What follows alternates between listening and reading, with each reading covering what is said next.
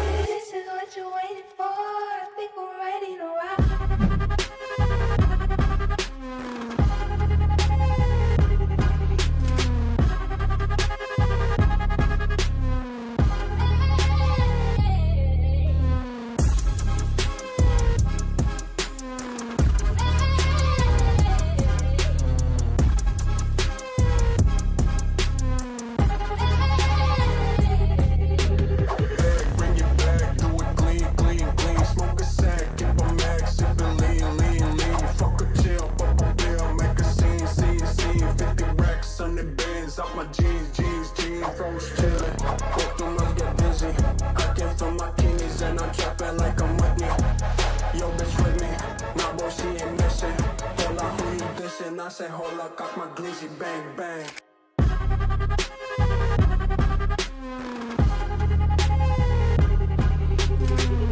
I say hold up, cock my glizzy, bang bang.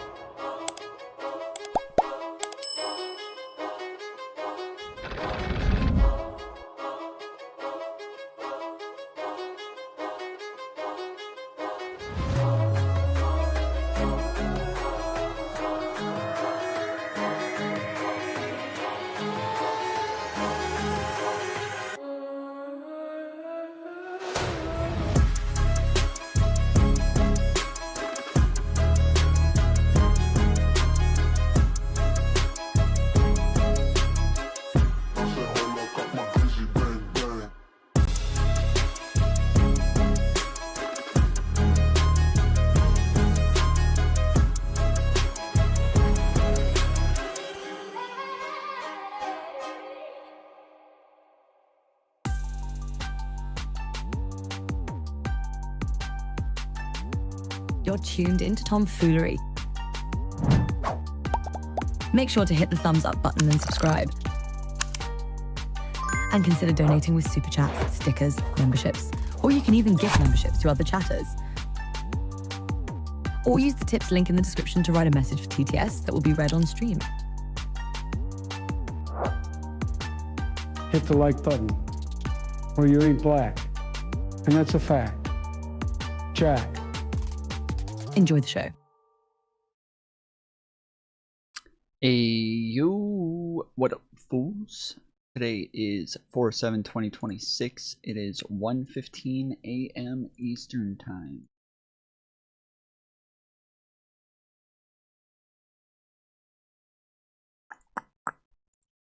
Super late getting set up, but we're gonna do the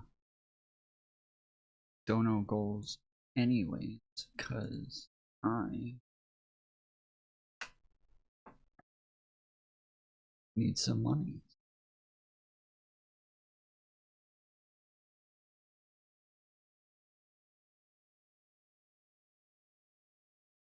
I'm wearing a wetsuit. You're wearing a wetsuit.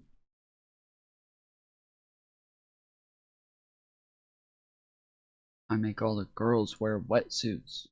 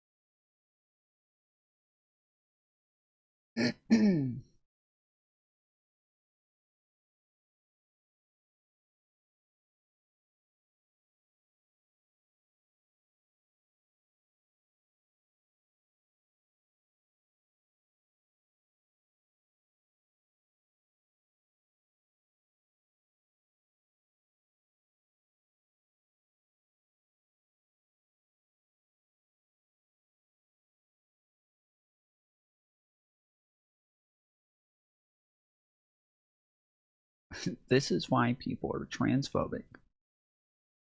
You gotta be kidding me.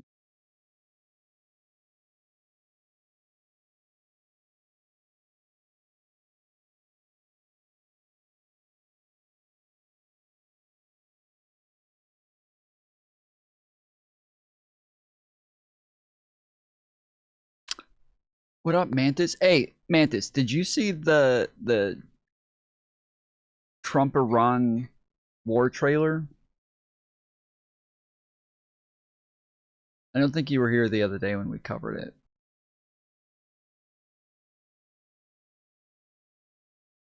Mantis.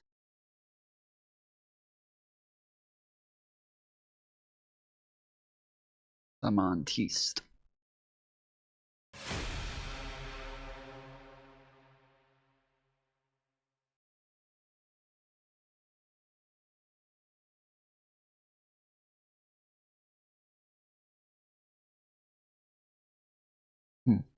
Interesting. Cool. She left quick, dude. She was going with the fucking quickness. Sheesh. Just dipped out.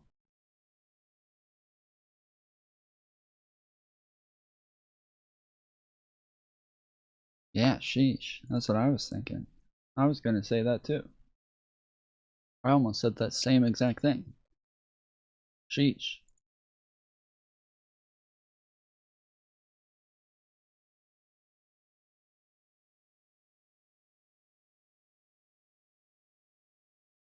Ghosted on? Yeah, she was the first one in the chat and then just dipped out, dude, because she hates me.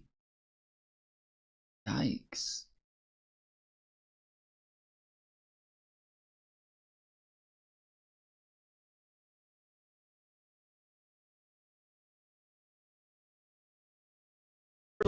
Fox News alert, Ilhan Omar under investigation after racking up millions while she was in Congress.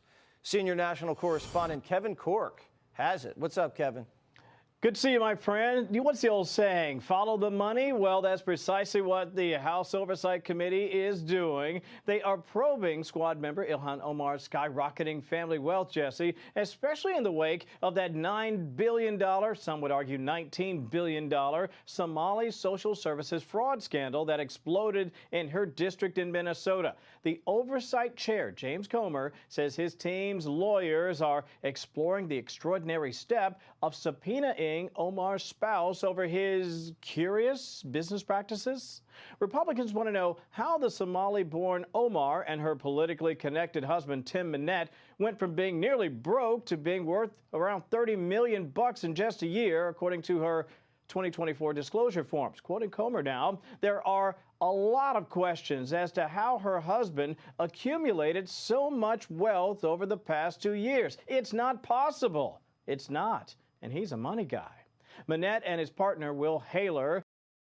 It's not possible, and he's a money guy. Pretty sure it's possible. Will Haler, back in 2022, formed an investment firm, Jesse, named Rose Lake Capital. They had $42 in their bank account at the time, but in a year, up to $25 million, according to Omar's filing. By the way, he also has a wine business that went from next to nothing to millions on its books. Not surprisingly, associates were so perplexed about the irregularities, they brought information and attention to the feds to, look into it. Now, for her part, the Congresswoman has repeatedly, and I say defiantly, denied any wrongdoing. How is the Lib sent a silver star? Let's go. Appreciate it. Thank you very much. I don't know why it didn't pop up on the screen.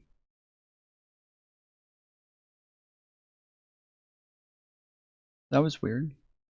Oh, now Mantis is here. Oh, now she decided to show up. Everybody was talking to you a minute ago and you just disappeared. While being also careful to criticize the ongoing probe. But you know, sometimes they say, Jesse, the ones who yell the loudest have the most to hide. Well, innocent until proven guilty. I'm sure everything was perfectly legal. We're just checking to find out. Kevin, good to see you. Fox News Alert. I was asking if you saw the... No, don't rewind, don't rewind. No. Tell her not to rewind. Holy shit. If she fucking rewinds. I didn't even...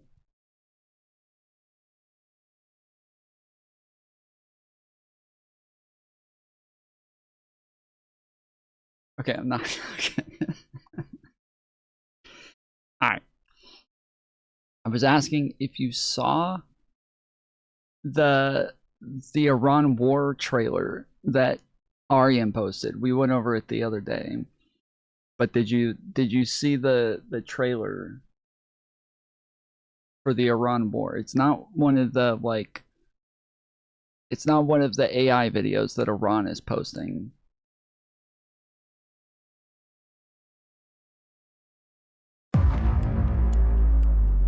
Sir, they're about to go nuclear. How long do we have? They're 2 weeks away. How 2 weeks away are they? Even more 2 weeks away than they were 5 years ago. My God! That's dangerous levels of 2 weeks away. I know.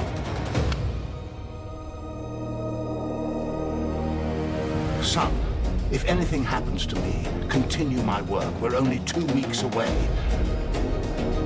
I will continue, inshallah. Now I'll go to where no one can find me. My office on the 3rd floor, right by that really big window. Vengeance! Sir, if we attack, they will close the Strait of Hormuz. They don't have the balls to close the Strait of Hormuz. They just closed the Strait of Hormuz. And oil is now over $100 a barrel.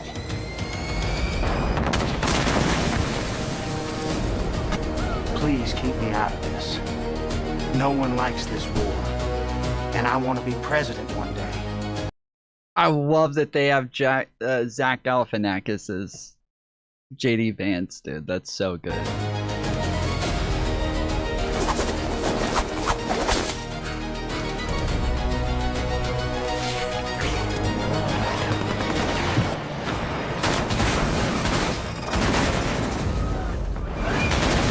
Come on, send a boat or something. You're the most powerful military in the world. You send your own boats. That was a test. Ha! You fell right into my trap.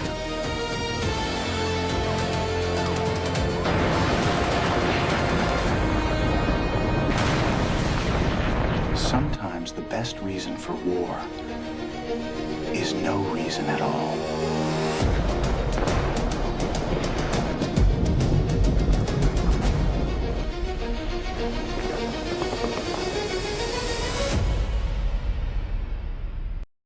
I didn't say it wasn't AI. I said it's not the AI videos that Iran has been putting out. It's not the AI rap songs that they keep posting. Like I was trying to let you know, yeah, it's not this.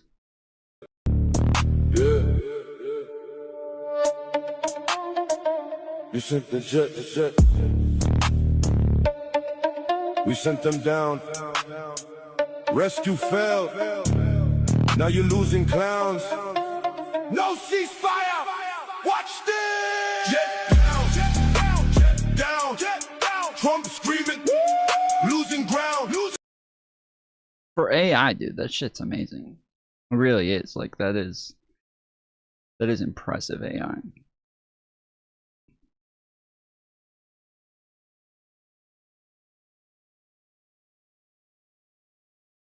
Trump's legacy will forever be a fucking idiot who destroyed the oil supply to the world. You know, it's weird.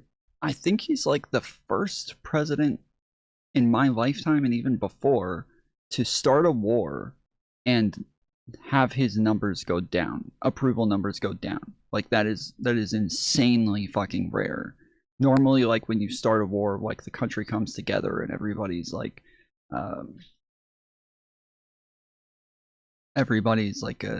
really behind the president. And this time Trump literally lost favorability. Like the people who were still somehow in favor of him up until this point, he even lost those people. And so it's this is just like a once in a fucking forever sort of issue here.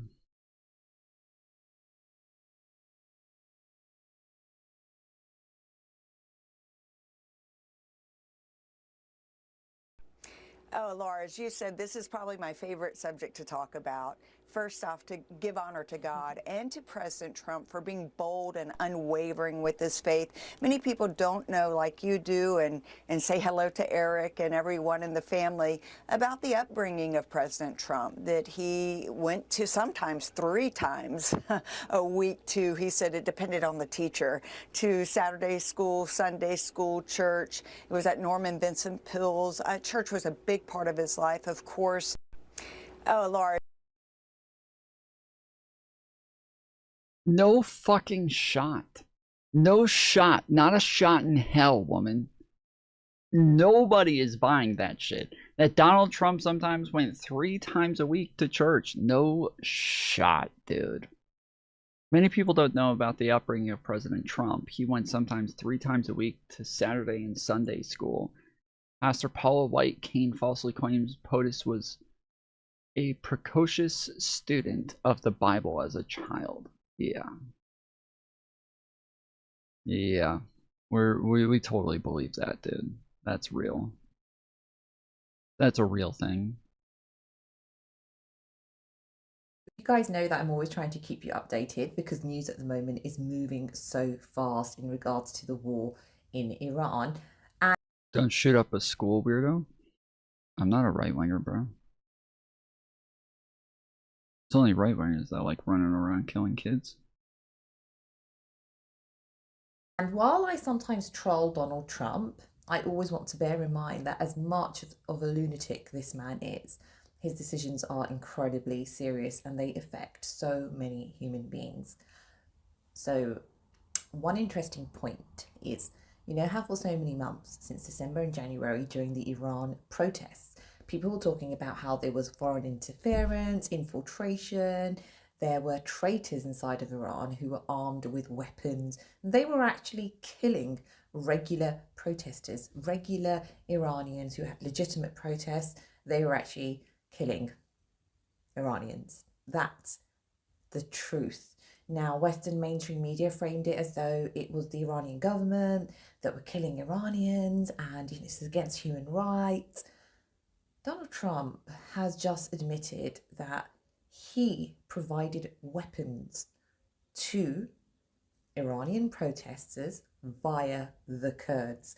And while it's funny that he said that the Kurds... Is she being serious? Am I crazy? He didn't say that they gave them weapons a long time ago. They didn't say that they gave them weapons a long time ago. They said that they just recently gave them weapons. This has nothing to do with Trump giving them weapons. Iran killing a bunch of fucking people in a bunch of their citizens. This has nothing to do with Trump giving them weapons. What the fuck is she talking about? Kept the weapons. What this really exposes is the fact that foreign nations arm certain militia groups, they're infiltrators who are going to cause civilian uprising and riots and killings. And that's exactly what happened. So you remember that there was so much propaganda so much in Western mainstream media, but now they are telling us exactly who they are, what they do.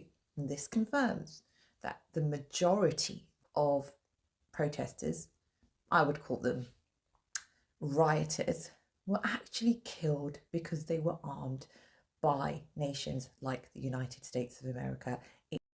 You have no reason to think that. You have no It's evidence of there this. right in front of everybody to see.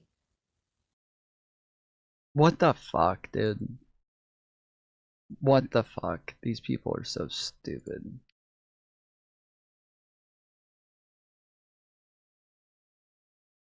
I think the problem that y'all are missing in the conversation about platforming Hassan Piker in the Democratic Party is what's the motherfucking benefit? You get absolutely nothing because he's going to move the goalposts every goddamn time. He brings nothing of substance to the party and there's always motherfucking grievance. Even when Democrats meet the motherfucking moment, he still refuses to acknowledge it. The key part of criticism is I need to acknowledge the things that you've done wrong, but I also need to acknowledge the things that you've done right to see you grow. He refuses to acknowledge the wins. The Democrats have won consistently across the board regardless of us being the minority party, and he refuses to acknowledge that fact. We have flipped 30 fucking seats across the damn nation. We have consistently won in Trump-led districts. And what has he said about it? Nothing. All he's ever said is Democrats are losers. Democrats have no backbone. Democrats are not the party that's fighting for the fucking people. But however, every time Democrats have pushed back against this administration, we have made inroads regardless of us not having fucking power. Republicans control everything, but yet he has more smoke for the Democratic minority than the fucking felon in chief in office. So my question is, what the fuck is the benefit? If I'm going on a platform to talk to somebody, my job is to change people's heart. This motherfucker can't be changed because he's a nepo ass motherfucking baby who's benefiting off the fact that the world is on fucking fire. Who wants to watch him stream about Democratic wins? Nobody. This is the same motherfucker that said if Joe or Kamala was elected, his ass would leave the fucking country. Over Trump? I don't know. Maybe. Probably not. What? I might just leave. Like, if Biden wins the general, I might just leave America. Where are you gonna go? I don't know. Nicaragua. We got a whole fascist in office and this motherfucker ain't left yet because it's more lucrative to stream about the world. That was unexpected, dude. That was not... Nicaragua, okay. Being on fire rather than actually streaming about things that can actually help people in their everyday lives. Going on his motherfucking platform will bring nothing but chaos and more fucking confusion because you're not going to reach a resolution with this motherfucker. That's the very reason why I refuse to watch Abby Phillips' show. If I want to watch trash TV where people argue and never come together and actually meet across the fucking table to come up with a real substantive solution that actually helps everybody, if I wanted to watch trash TV, I would watch Baddies or I'd watch Jerry fucking Springer, because this is the Jerry Springer of motherfucking politics. I've been doing what I want. It's a pickup in the back, but the trunk in the front. Tequila in the back, daddy blunts in the front. First 101, first 101. Why is Abby catching the straight? Because I don't fucking care today. Anybody can goddamn get it. So listen, if you go on that motherfucking platform and they start snipping up these goddamn clips and start making your ass look bad, don't come to us asking us for fucking damn protection, because I guarantee goddamn to you, he's going to take an opportunity to take a stab at you and is not going to do anything to push back on Trump's administration or help Democrats win across the fucking board. In fact, it's just going to be another liability. Of years. Now with Venezuela, and we just so you understand, the people of Venezuela, they say if I ran for president of Venezuela, I'm polling higher than anybody has ever polled in Venezuela. So after I'm finished with this, I can go to Venezuela. I will quickly learn Spanish. It won't take too long. I'm good at language. And I will go to Venezuela. I'm going to run for president. He doesn't speak a single other language, does he? He doesn't speak a single other language. He doesn't even speak partial other languages. There's not a single language where he even knows some words, right? Like, what the fuck is he talking? He's good at language. He's not even good at his first language, which is English. He can barely speak that shit. Motherfucker's gonna somehow learn another language? But we're very happy with the president-elect that we have right now, the of years. What the fuck, dude?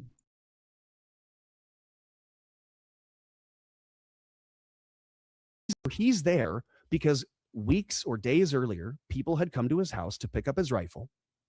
He believed, I'm helping set up Charlie Kirk for murder. Someone else is going to use the gun. They're never going to know it was me because I didn't pull the trigger. I just helped them do it. Again, evil, but that's all he thought he was doing. So he thought he was being real slick. I don't believe that person in the Discord collected the messages from Lance Twiggs' end that were authentically sent from Tyler Robinson. I think the same people in the Discord who collected the messages from Lance Twiggs' end sent them from Robinson's end. Because while Robinson is at the campus, his PC is at his home. So Lance Twiggs is there nesting, as we have been told he does. He doesn't leave. Is it possible that Lance Twiggs pulls up his phone and says, "Where are you?" And then gets on the PC and pretends he's Robinson and says, "I just did it." This is like the first thing that's actually been explained to say that it wasn't Tyler Robinson or that Tyler Robinson was working with other people. This is the first time somebody's ever given an explanation that actually made sense. There's no reason to believe this. There's no reason to believe. There's no evidence that that's what Lance did. But this is the first thing that's like even possible. This is the first thing that's like there's even a possibility that it's true. Which says a lot about all of these fucking conspiracy theorists and the shit that they come up with when it comes to Tyler Robinson. Because this is like, I think this is the first thing I've heard that actually could be possible or could be true. It was me. And frames a Wait, conversation. could he not have done it? Could not Tyler Robinson not have done it from his phone? He totally could have. But my point is, if it shows that it's a Discord message being sent, and I believe that the Discord chat could have been, if not entirely faked to begin with, inauthentic and staged to incriminate one and give the other the alibi, right? Like, okay, if I got dirt on you, I'm going to write a letter from you to me telling me about all the dirt that I have on you now. And now, if I give it to the cops, it makes it look like you confessed to me, even though I wrote it. Right. So that's what I think is happening. Now, it could have been an informant in the Discord chat who tells Twiggs, don't worry about the forensics on this. We're going to stage this so that you don't have any culpability. We're going to make sure that you are never fingered as the guy who helped set him up. We're never going to let them know that you were the one that let us into the garage. We're going to make sure that you never get fingered.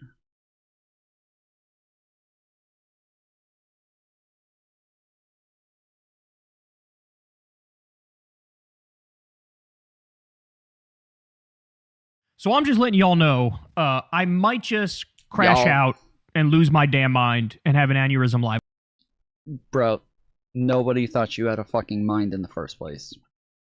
No, I'll lie. Raceland's gonna come in here and start arguing with me over what a mind is versus a fucking brain. So nobody thought you had a brain in the first place, bro. Okay. Live on air. I'm just telling you right now. Because this piece, which we're about to talk about, what on earth, bro?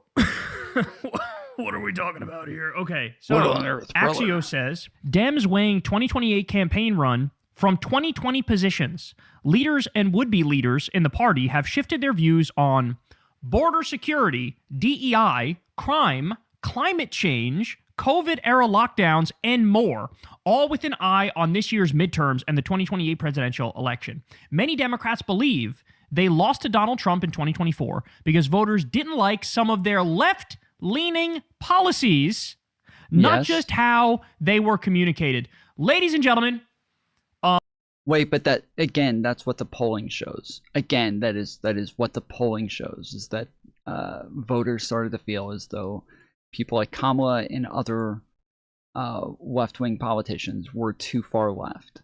That is, these people will never ever admit that people don't like their fucking policies and don't like their positions. They will never ever fucking admit this shit. Ever. They will always. They are like the way that MAGA does this, where MAGA pretends that everybody always agrees with them and everybody loves Donald Trump and that everybody's in favor of all the same shit that they're in favor of. This is the same shit that they do. The progressives always do this fucking shit where they just pretend as though everybody agrees with them and that it's all just really unfair that somebody's always cheating them out of an election because the whole world agrees with them and their politics. It's fucking ridiculous. At this point, this is just a mental illness among Democratic politicians. Stop and think about what we're looking at in this country right now.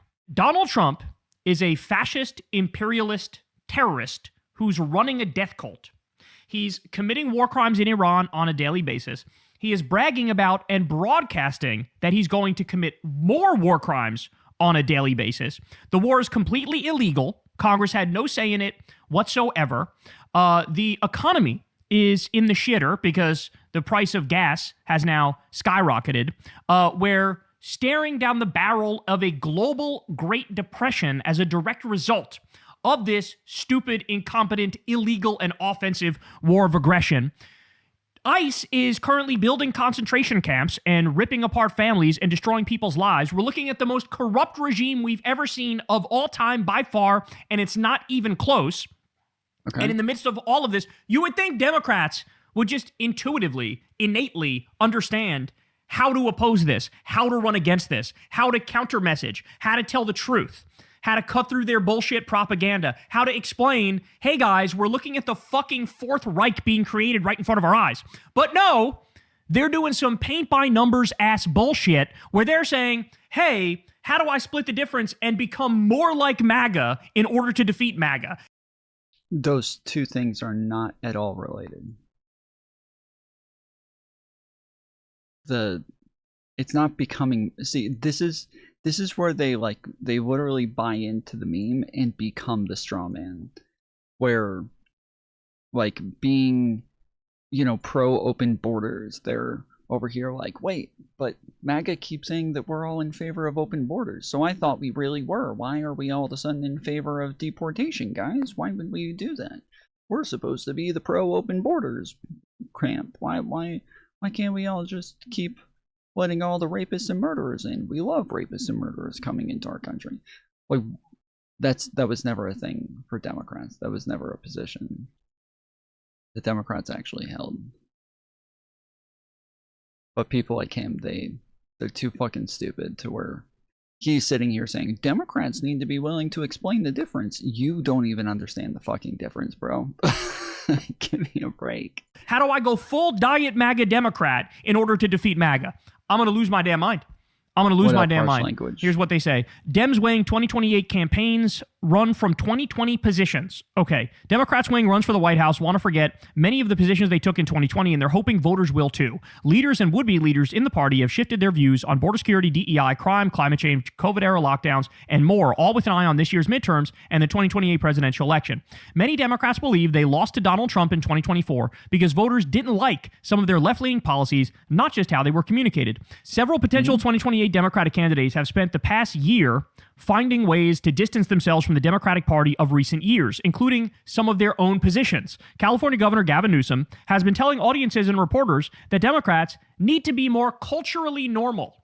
Last year, Newsom said that not one person ever in my office has ever used the word Latinx, but he didn't mention that he'd repeatedly used the term in 2020. Let me just say how fucking insanely stupid and offensive at this late date to say it's Democrats who aren't culturally normal when we're looking at Republicans who are positively euphoric and orgasmic over the building of concentration camps and alligator Alcatraz and the destroying of immigrants' lives right in front of our eyes and them getting tortured and raped at CCOT, the concentration camp in El Salvador. The idea that we're the ones is the most irrelevant shit, dude. I don't know why the fuck he keeps bringing up like what Donald Trump is doing in the most irrelevant terms possible. Like, obviously those things are true. Obviously those things are important. It literally has nothing to do with what he's talking about with Democrats. It has nothing to do with this. As though Democrats are going to turn around and start throwing a bunch of immigrants in the CCOT. Like, how is that fucking relevant? Do you think the message that Democrats are getting from this is that they need to start throwing more immigrants in the CCOT? What the fuck? How is that relevant at all? Why does he just keep bringing up all the most irrelevant bullshit that Donald Trump is doing and then acting like, oh, fucking Democrats can't figure it out? that have a problem here. No, we're the ones who support equality. We're the ones who support justice. We're the ones who want a functioning system where everybody's treated fairly. It's the Republicans who've gone full fascist, imperialist, bloodthirsty, sadistic, depraved, demented, death cultist. And so it drives me crazy. Like, you don't even want to make an argument for your own side, yet you want to represent us? You're not even arguing for us. Why would we pick you to represent us? Like, oh, we're not culturally normal. The fucking idiots on the right, they still oppose to it. It's still a majority of Republicans now that are opposed gay marriage. And I'm the one that's not culturally normal? No, they're not fucking culturally normal. There was a brief moment where it was a majority of them, but then that fell off. Now it's a majority that opposes gay marriage. Are you kidding me? Pennsylvania Governor Josh Shapiro wrote in his recent book that Democrats got the masking and vaccine mandates wrong during the COVID-19 pandemic and that he would have handled the state's response differently if he'd been governor then. Shapiro, however, was the state attorney general at the time and didn't express such feelings until he ran for governor in 2022. As AG, he defended many of the policies in court, saying it was his legal duty. Okay, guys, I cannot explain to you the extent to which nobody gives a fucking flying fuck about COVID-era policies right now. There's not a single person in this country that's still thinking about vaccine mandates or mask. Well, a single person in this country outside of MAGA. There's tons of people within MAGA that are still obsessed with COVID. Those people never stopped being obsessed with COVID. Never fucking stopped. Mask mandates or fucking Dr. Fauci, okay? This is, you're preaching to a choir of none when you say this.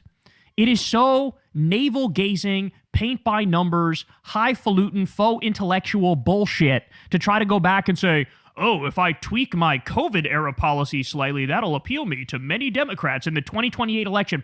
We are witnessing fascism sweep through this country. We are witnessing the creation of the Fourth Reich. We're witnessing a totally lawless president, okay? They're stealing elections. They're stripping away people's rights. They're shitting on the Constitution. They're robbing the taxpayers blind. They can't go a week without starting a new war. And you want to talk about motherfucking masks and vaccines right now? The only time you should be talking about vaccines is to say, Robert F. Kennedy Jr. is a fucking idiot, and he's destroying Health and Human Services, and he's destroying vaccine creation in this country, and fuck him for that. That's the only thing you should be saying about vaccines. I can't stand this shit, bro. All of them think if I just become a little more conservative, then everybody will love me. It's fucking embarrassing. I like what Jennifer Welch calls this from the I've Had It podcast. She calls this pick me Democrats. Where, like, they don't really believe in anything. You know what I'm saying? Like, there's no there. There's no core to them. It's just like, how do I say the thing that I think you want me to say so that you can pick me to have all the power and all the control? That's what it comes down to. The only thing they believe in is me. They believe in me. I believe in me. That's it. Okay, so I just looked it up. When they say that Gavin Newsom used the word Latinx, he was literally just talking about the word Latinx. The claim is CNN and other outlets found numerous instances of him using the term. This included his official government accounts and during a 2023 speech where he stated, "We are in the process of banning the word Latinx."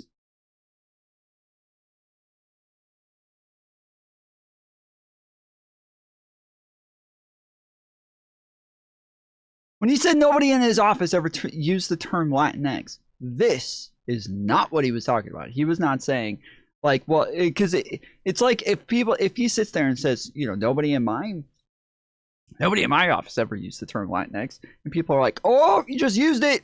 Oh, got him. He just used it. He just said it. We got him. What a fucking hypocrite. He just said it. Like, this is the same thing. He's literally talking about the word Latinx here. And that's supposed to be evidence of him using the word Latinx. Is saying, we're in the process of banning the word Latinx. He's literally just talking about the fucking word. He's not using the word, referring to Latin people as Latinx. That's not what he's doing. He's not referring to anybody as Latinx.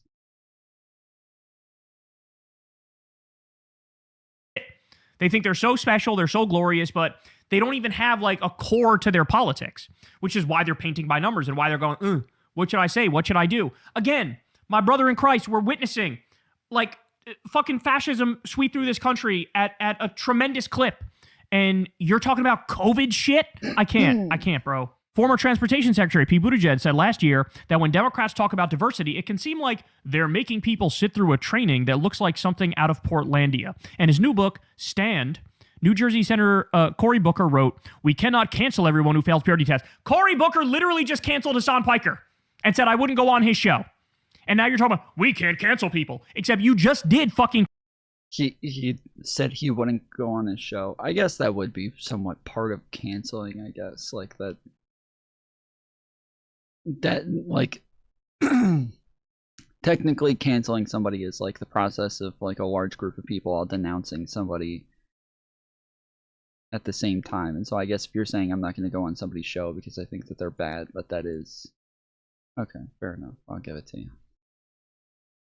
Cancel one of the biggest left-wing streamers in the country, if not the biggest left-wing streamer in the country. Why are the centrist Democrats perpetually stuck one election cycle prior every time? Like they have an inability to stay current with the moment. It is astonishing. Top Democrats are criticizing the Trump administration's dismantling of diversity, equity, and inclusion programs across the private and public sectors, but few are calling for such programs to be restored and expanded. So in other words, let the fascists have their way and destroy DEI and don't even argue for it to come back. That's great. Many senior Democrats also are running away from calls to defund the police and touting expansion. DEI technically never went away. It technically never went away. Donald Trump and his administration never actually banned the practice of DEI. At no point did they ban the practice of DEI. They banned the term DEI. So currently, everybody has just been redoing DEI under new terms. That's it. They're still doing the same exact thing. They're just using different terms for it. The Trump administration just banned the term DEI. They didn't actually ban DEI because they don't know what DEI is. They have no fucking idea what DEI is. They wouldn't be able to explain what DEI is in order to ban it. So they just banned the fucking term. Of law enforcement. It is 2026 and they're debating defund the police. What am I going to do with these people? Oh my God. Democratic leaders who once aspired to be viewed as woke are now wary of the label, shying away from the inclusive language they once used when talking about racial justice, transgender rights, and more. The shift among Democrats is evident in gubernatorial and congressional races too. When Democrats talk about energy now, it's usually about bringing down utility rates rather than multi-trillion-dollar investments in alternative energy. Why wouldn't you be able to talk about both of those things? Why wouldn't you be able to say we're going to lower the price of utilities, but we're also going to fucking invest in renewable technology? That's not that difficult.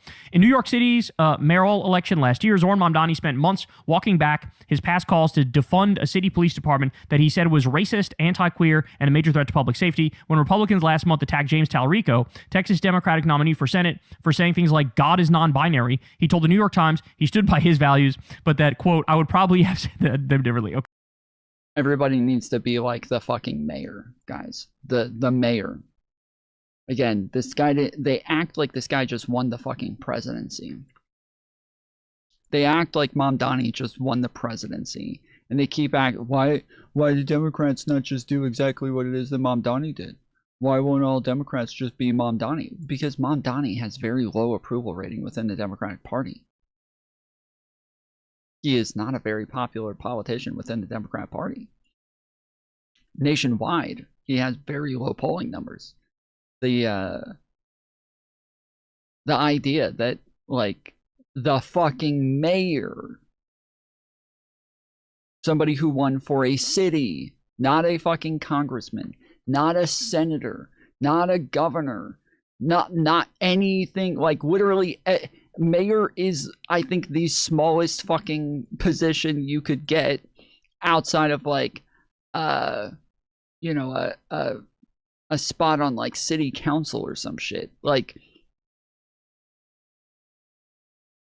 I guess you could be the fucking dog catcher or something. I don't know, but damn, dude, like, this is not the president. And they keep acting like this guy just showed that you can win president.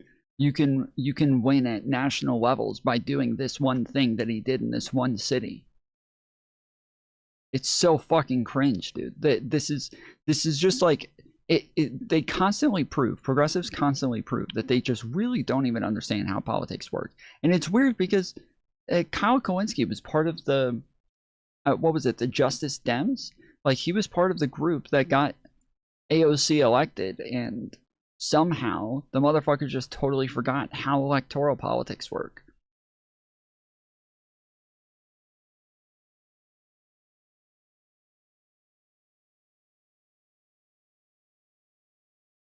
Okay. I'm going to give Talarico a pass on that one because that one was sort of cringe.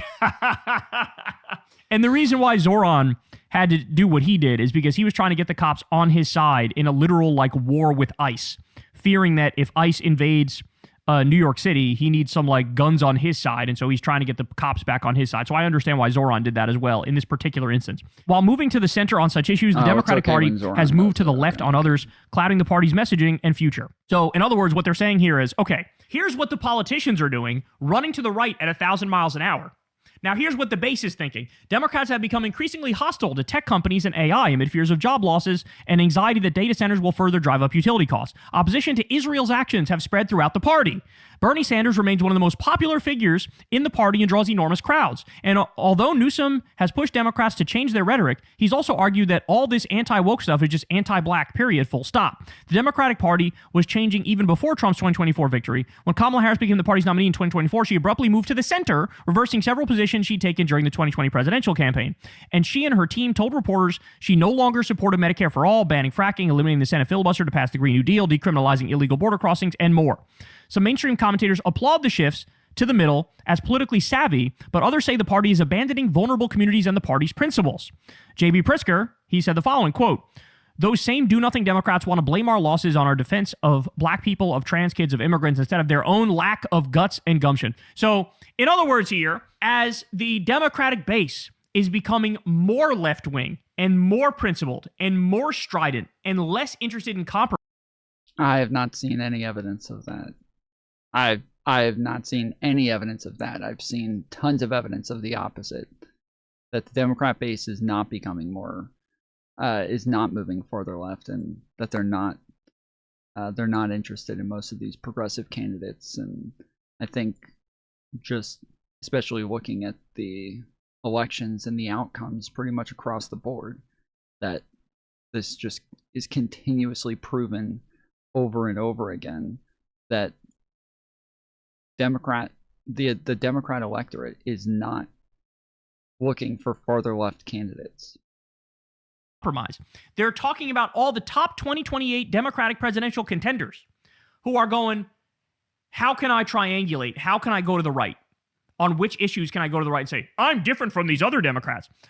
Again, guys, I literally don't understand why these people want to run, why they want to be president, why they want to have power, because they don't really believe in anything. Like, they're and I'm not saying that as just like a put down, just as like to disrespect them. I'm saying that because I think it's objectively true that when you're talking about like fucking COVID era shit and you think that paint by numbers bullshit is going to make you win a Democratic primary, bro, every single Democrat I know.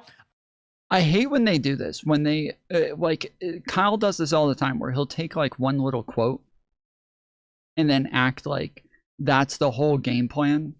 They said this one thing, this is the whole game plan. Guys, they said something about COVID. Their whole game plan is to just talk about COVID now, guys. They think that if they just talk about COVID, that they're gonna win back all of the voters. They can just talk about COVID now. That's what Democrats think. It's paint by numbers, guys. You saw the video. I went to the fucking No Kings protest. I don't know what paint by numbers is. I assume it's like a children's learning game or something like that. What the fuck is paint by numbers? Does anybody know? Is Kyle Kalinske the only person who knows what that is? Easy painting for dummies. Okay. So it just teaches you how to paint. What up, zombie? I waited for you for days, bro. They're all like, fuck Netanyahu, fuck Trump. I thought I was going to say the N-word. This is an illegal war of aggression against a country that didn't attack us. Fascism has taken over this country. Stop the genocide. Like, every single one of these people they've all moved to the left. The liberals have become leftists at a rapid pace. And like, almost nobody's mirroring that. You can say AOC is still holding down her lane. Ro Khanna is holding down his lane. You look at somebody like Graham Plattner. What did he just say? The liberals have become leftists? What the fuck? The liberals have become leftists? What the fuck?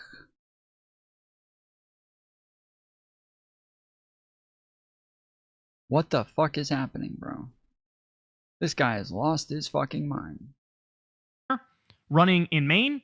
He's doing his thing, running as an unapologetic leftist, right? But so few seem to get the moment that we're in. An unapologetic so Nazi leftist. Let's go. It's so, like, I need all these people to strip away all of their preconceived notions. See, they keep doing this. Like, they keep doing this where they see that some people have success in some areas, and then they act like that's the recipe for success all over the country. It's really fucking stupid. Go look at the majority of people who have been winning governor. Go look at the majority of people who've been winning in special elections. It's not leftists. It's fucking moderate Dems across the board. It's so fucking obnoxious. Like, even somebody like Cory Booker, I don't know that I would call him a moderate Dem.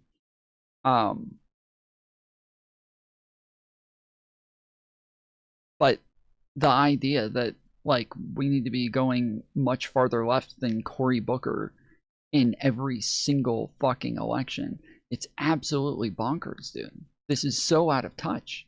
There is nothing that backs this idea up. There's nothing that backs this up. You're having to go, like, super anecdotal in order to make these cases. When you're talking about Graham Plattner in Mamdani, like, you're having to get just super anecdotal for this. But when you go look at the polling on these people nationwide, they are not super positive.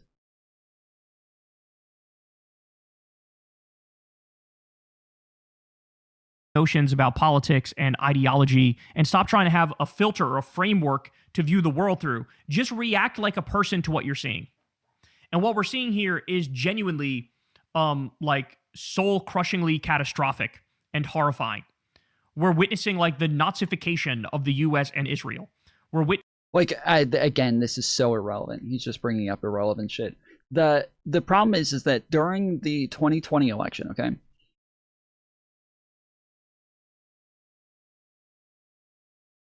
the people like Kamala, people like Cory Booker, like tons of these people who were running, were trying to appeal to the much farther left. You know, Bernie Sanders, they were all trying to appeal much farther left, and it didn't work. The fucking top two candidates ended up being Joe Biden and Pete Buttigieg. Like, it ended up being the two most moderate candidates on the fucking stage. Out of 20 people, the two moderates ended up blowing everybody else out of the fucking water. And so since then, yeah, most of them have kind of learned their lesson and been like, okay, we thought the party was moving farther left and becoming more progressive, and it turns out we were wrong. All right, well, we need to get back to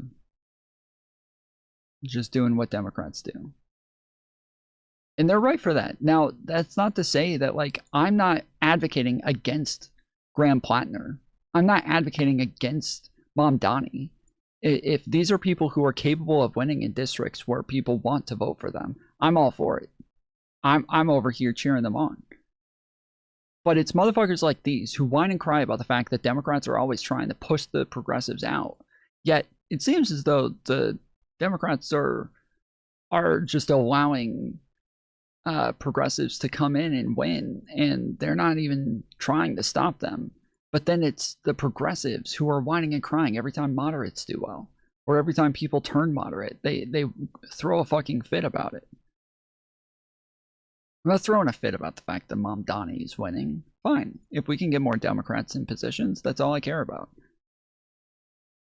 If it's a progressive, I'm not progressive. I don't really like progressives. I don't like them trying to come in and take over a party that I like the way that it is. But I'm not really afraid of that.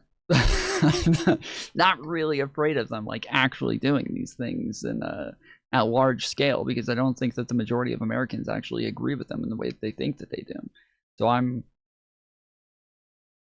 fine with advocating for Mom Donnie or Graham Plattner or all of these other people. Kyle Kalinske is just one of the dumbest and most delusional motherfuckers on the internet, to where every time somebody does something just a little bit off base from what it is that he wants them to do, he starts painting this as just the most losing recipe possible. Witnessing illegal bombings of little girls' elementary schools and hospitals and bridges and power plants and desalination plants and steel plants, and they're going after all of this civilian infrastructure and carpet bombing innocents, and you're getting this weird sort of detached paint by numbers approach where Democratic politicians are talking about like COVID era shit. It's just so inhuman, right? Like, it's just so inhuman. And I don't know what it is, because you talk to any Democratic voter and they're based as shit, and they'll say all the right things and they'll take all the right positions, and they're like, I would trust any of them running the country way more than these politicians. But you look at the fucking Newsoms and the Josh Shapiros and the Cory Bookers and you go, what is wrong with you guys? Like, seriously, what is wrong with you? What is wrong with you? Like, all of the answers are actually really simple and really straightforward. We need to arrest Netanyahu, break the fuck up with Israel immediately, arrest all the Trump regime criminal thugs. We need to do stuff like Medicare for all and free college and a living wage. We got leftists aren't progressive. No leftists. Wait, what do you mean leftists aren't progressive? Leftists are considered progressives, yes. Not all progressives are considered leftists. All leftists are considered progressives.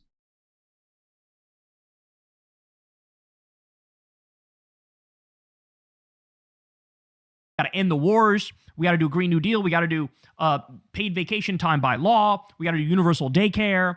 Like, there's so many things that are just like common sense, and they're not really talking about any of that, right? Again, to be fair, AOC is, Ro Khanna is, Graham Plattner is. There's some that are doing it, but like, so many of these people are just, he's getting into how representatives don't actually represent us. But that's the point, though, is that he's wrong. Like, this is why I'm saying that, like, different areas have different politics, that different people have different politics. When he says they don't actually represent us, he's talking about the party in this, like, in this make-believe version that doesn't actually exist. The party is not as progressive as he likes to think they are. And we've gone over the polling 1,000 times on this. Whenever progressives come in, getting mad that I say this, like, every time we show that, like, it's just not on board with the shit that the progressive base wants. The party is not in the same place as somebody like a Kyle Kalinske. just want to be president, and they don't know what to do. They don't know what to say. They don't know how to act. They don't know what to believe. They don't know. They're just trying to say the thing that they think you want to hear, but they have no idea what you actually want to hear, because, like, they don't say the right things. They don't talk like the people that were at the No Kings protest. And so, I don't know, man. It is very, very disturbing to me. Now, Ruben Gallego. They don't talk to people at the No Kings protest. He's starting to sound like just Pearly things. He's like, I talk to people, so I know what everybody wants. Okay, buddy. Was another one of these people, these pick-me Democrats. And look at this. Senator Ruben Gallego mulls a presidential race. He tells me after winning Arizona in 2024, quote, we have to look at it. He supports U.S. money to Israel for defense. Again, totally incapable of reading the room. Like, I sent some money to Nazi Germany for defense because they're defending themselves. Then he says, quote, I've seen civilians get hurt in war by both sides. Right. Both sides. Sure. You got the people doing the genocide and the people being genocided. Both sides equal, right? False equivalence, right? Then he says he opposes the push to abolish ICE. Quote, he calls it ridiculous. Ridiculous to abolish ICE. Ruben Gallego, who wants to be president and wants to run as a Democrat, said it is ridiculous to abolish ICE. Well, what that means is he's calling it ridiculous to abolish an agency that does mass kidnappings and abductions and human traffickings with no due process.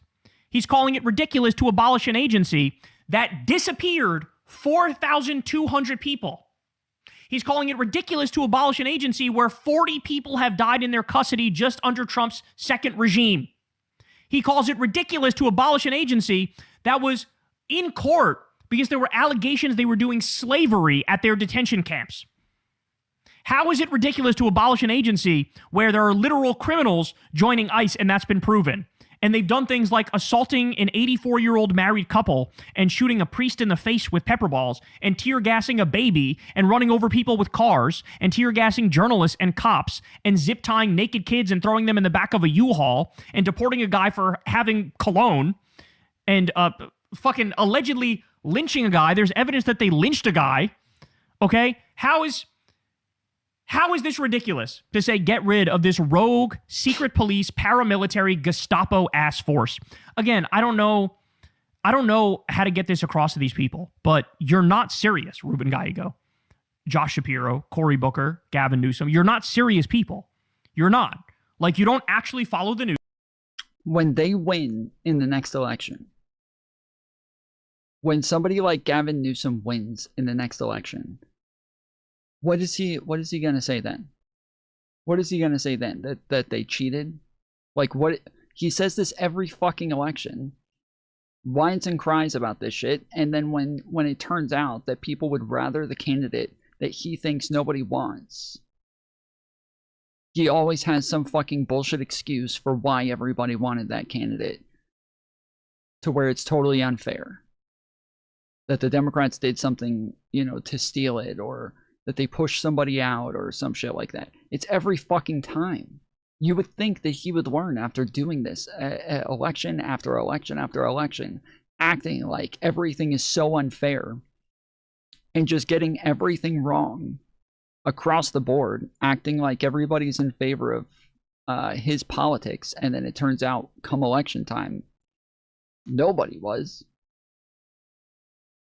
You'd think eventually he'd be like, okay, I'm the one who's wrong, which sounds like what it is that, Gavin Newsom and all these other people are doing, is that they listened to people like him who were running around saying that everybody was way more progressive and that they wanted way more progressive policies. And then those candidates just kept losing. And so now they're trying to moderate a bit to appeal to more people. And it's not that, it's not that I'm saying that they're doing all the right things or that they're making all the right decisions. I'm not saying that the way that they're choosing to moderate is like in the best way possible, but it's more so that he's acting as though that's just not even a good strategy at all. That like any type of moderation, that this isn't a good strategy whatsoever. You don't actually know what's going on in this country. You're not actually serious about defeating fascism and imperialism and this death cult that we call MAGA. You're not serious about any of it. And so, like, I don't know what you're doing. I need you to stop, and I need you to go away, and I need you to do that ASAP.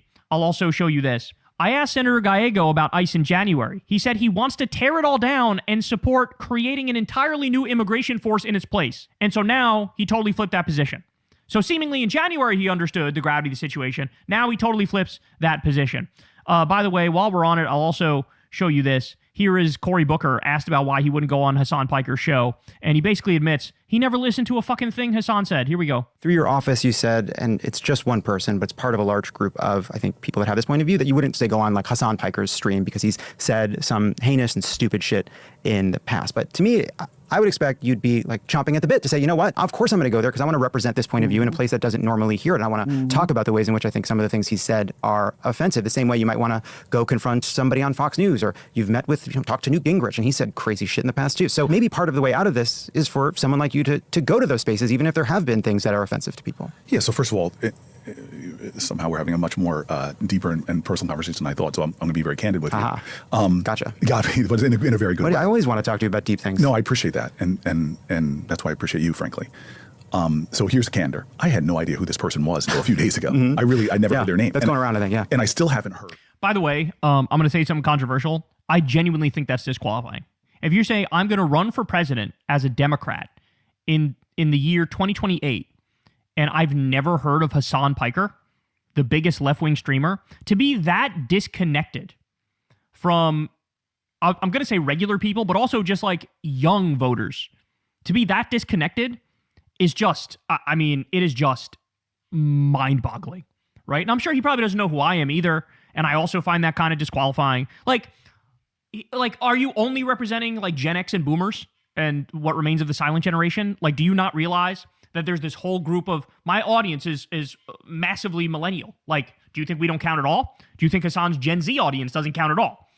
Like, seriously, stop and think about it. To not know, I'm trying to think of something that's analogous to it, but, you know, it would be like if in 2008, Barack Obama's running and he never heard of Bill Maher or something, right? I know Bill Maher's a bad example because he's so washed and so evil now, but, like, you get the point, right? Like, how are you, you're so plugged in with politics, you don't even know, like, the number one political streamers and the number one political commentator voices on your side? I mean, it's incredible. I haven't heard anything he's done. The man sitting. I think a big part of that is because Hassan's on Twitch. Twitch is an unpopular platform overall, but when it comes to like Hassan's numbers on YouTube, he's not getting the same numbers that he gets on Twitch, and so I think it's probably a platform discrepancy in that area. But it is, I would still say it's weird that he doesn't know who Hassan is. That is a really odd thing. Over there is my comms director. It's almost as if, oh, he's trying to throw his comms director under the bus. Classy. There's a bunch of focus on one random streamer, and it's not really the right way to have a big debate. Yeah. That's my point. Like, so my comms director said to me, oh, you're getting asked this question, would you go on the show? And I'm like, well, who is this person? And all he did, the totality of this person he gave me. Right there, that guy. I don't want he's not on camera, so I don't feel like I'm implicating him. The totality of what he did to me was show me 4 or 5 of the most outrageous things. And they're pretty outrageous. They are. I said, okay, well, whoa. Right. Let's give whatever you saw officially coming out of my office. So here's a couple things, and I have this experience. I don't want to say daily. My wife experienced it last night in the airport as somebody was wanting to take a moment as I come off this very long flight and to scream at me. I always tell people, give me a Mother's Day card, please, because I get called you mother often. And it's from people on wings of both parties. Really be a Father's Day card in that sense. But calling me a mother. Well, you're not the mother. Oh, you're right. I never thought about that analysis here. Any kind of card would do, I think. Yeah, I don't know what I'm watching here. This is very bizarre. I'm kind of uncomfortable watching this. I have no idea what the fuck you get the point. Like, look how disconnected he is. Look how unplugged he is from his own base. When Democrats win, you have massive young voter turnout in their favor. You don't know who the number one left-wing streamer is. And look, maybe he's lying. It's very possible he's lying to just save his ass because he didn't realize that you're really hitting the hornet's nest and you're really hurting your chances to win because he's very popular, right? But I kind of actually believe him. And, you know, his Israel lobby handlers probably were just like, yeah, this guy's an anti-Semite, so just condemn him. And he's like, okay, right? Like, this is who this guy is. He's a creation of Wall Street. He's a creation of the Israel lobby. He's gonna all the crypto money, AI money. He's gonna be one of the most corrupt Democrats to run. But I mean, guys, I'm losing it here. I'm losing it here. They're just so disconnected from what the base wants, what we're demanding. So look, I'll make it as simple as I possibly can for any Democratic candidate who might stumble across this video and see it. But here's your fucking plan if you're running in 2028. In the same way, MAGA scapegoats and lies about the enemies of this country. They say the enemies are immigrants and trans people and black people, right? They have the wrong enemies. We have the right enemies. My enemies are the Epstein class. It's the billionaires and the fascists and the warmongers. That's who I'm going to oppose. That's who we need to defeat. And so the core of what a Democrat should run on, we're going to tax the fucking rich and redistribute that money. We're going to arrest the MAGA regime criminals and Epstein criminals. We're going to do a moratorium on AI. We're going to cut off Israel, and we're going to end the wars. That's it. That's all you got to do. That's all you got to say. That's all you got to do, right? Tax the rich and redistribute it. Universal health care, free college, living wage, all that great stuff. Arrest the MAGA and Epstein criminals, moratorium on AI, cut off Israel, and fucking stop the wars. And unfortunately, I don't think that's going to be, I don't think there's going to be that many candidates saying that. And it's a shame because it's the only way to fight back against this fascist. It doesn't, literally, it makes no sense to me that he can say both of those things at the same time. There's not going to be many candidates saying that, but that's what everybody wants. If that's what everybody wanted, wouldn't anybody saying this just be winning? Wouldn't anybody be saying this just be fucking killing it? When they're not, when you say nobody's saying this, what you mean is none of the popular candidates that actually have a chance, none of those people are going to be saying it. There's going to be people saying this shit. It's just not going to be the ones who actually have a chance at winning. And then somehow, with that sort of analysis, at the same time, we're supposed to believe that this is still what everybody wants. It makes no sense to me. Imperialist, terrorist, death cult that is MAGA. Hey y'all, do me a favor and like and subscribe. It helps out big time in the algorithm. Click the bell as well for notifications.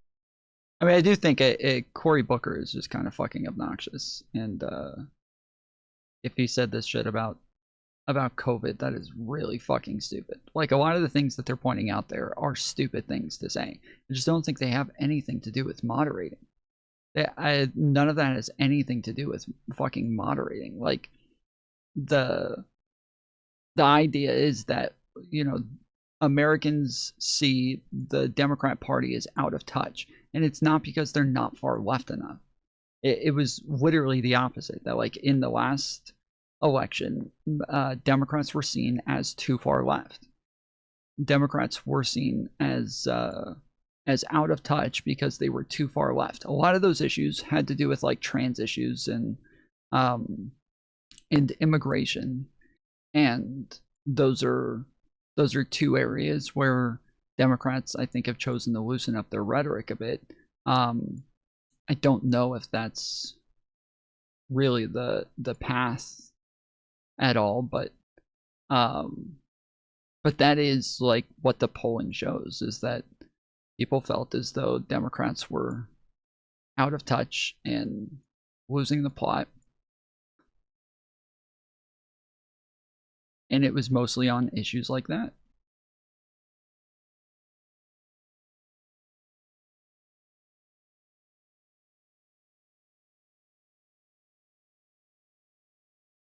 When videos drop, and watch that video on screen right now. You know you want to.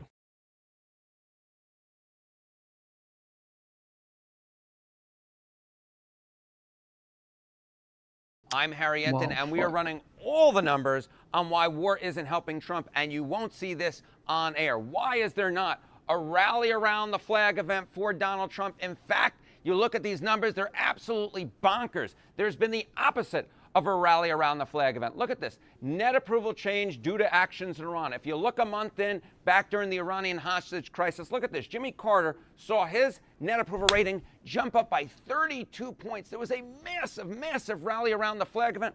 But look at this. Trump's net approval rating, it's actually down. It's actually down 1, 2, 3, 4 points. 4 points since the beginning.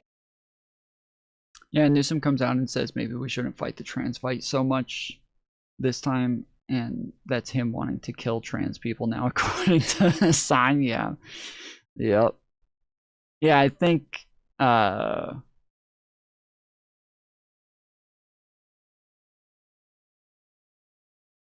think it makes sense for them to just not talk about some issues as much. I do think that some things have to be... What up, Clay?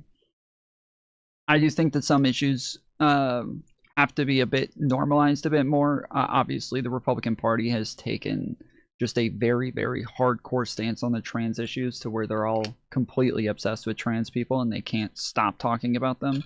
They are probably thinking about trans people 24/7. They probably have trans porn just all over, she-male porn all over their computers for research purposes.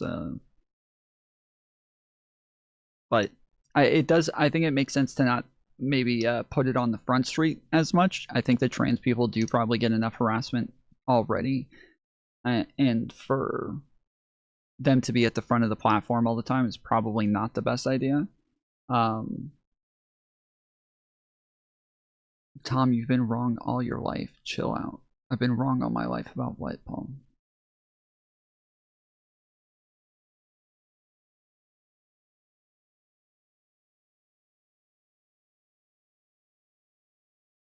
Did Gnome's husband shock you?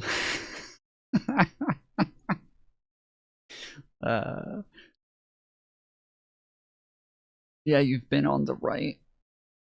A Republican. Okay. What does that have to do with what I'm talking about right now?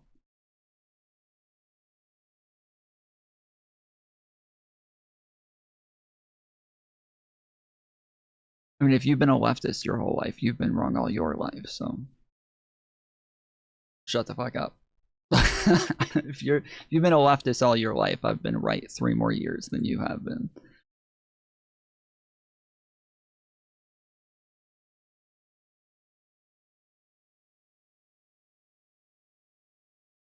Tom, stop responding to the idiot and tell us what to do. I think it makes sense to put trans people like in the backseat as far as like talking about them, but still obviously continue pushing the same legislation and getting the same shit through. Still advocating for them in legislation, but I do think that making trans people the issue on Front Street, I do think that this probably causes more problems for trans people. I do think it probably causes more when they are the social issue that like Republicans are constantly fighting about and making a big deal about it. I do think that it may cause more issues. I could be wrong there, but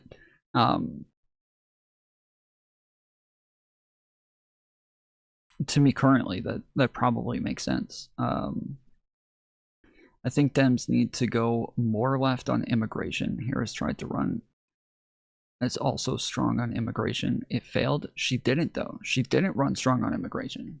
She didn't at all. She should have been much stronger on immigration. She should have been 1,000 times stronger on immigration, and she wasn't. She was not strong on immigration whatsoever. She was weak as fuck on immigration. Weak as fuck. The only thing that she ever said on immigration was that she thought that we should, build the wall, which isn't anything. Like, it's literally fucking, that's a meaningless statement. And then that she wanted to, every other time she was asked about what she wanted to do on immigration, she just said she wanted to get the border bill passed. Her entire platform for immigration was being strong on immigration. Saying, I don't know where the fuck they ever said they wanted to be strong on immigration. Every time I ever heard her be asked about, she ran hard as fuck on immigration. Oh my goodness. Give me a single statement that she gave on immigration. Give me one. What is a statement that she gave on immigration? What is a position?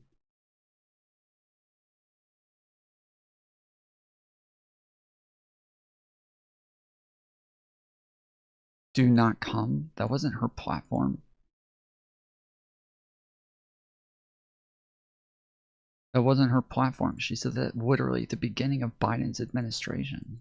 What are you talking about? We're talking about her running on the election.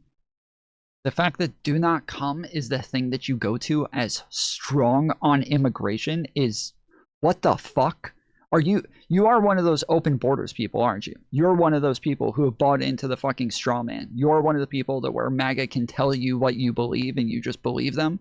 Is that what this is? You think that her saying do not come is her being strong on immigration? I want something 1,000 times stronger than that, and I'm a fucking liberal. I want her to say, yes, we are going to deport illegals. We're going to put more people at the border. We're going to have more security at the border. We're going to make sure that people are vetted and that and that anybody who comes in illegally will be turned around and taken back to the other side.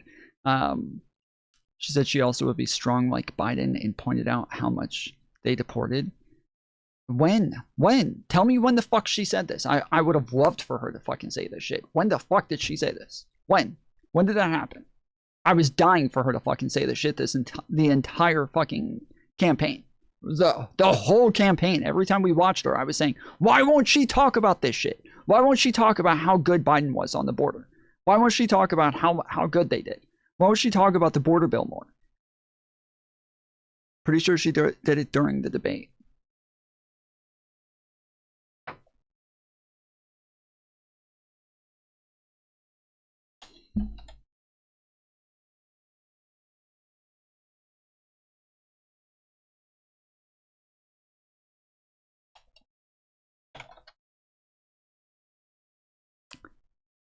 Let's see. September 2024, Kamala Harris focused on blaming Donald Trump for killing a bipartisan security bill, accusing him of preferring to run on the problem rather than fix it. She pledged to sign that bill, which would have increased. This is exactly what I said. Every time she was asked about it, she just talked about the border bill.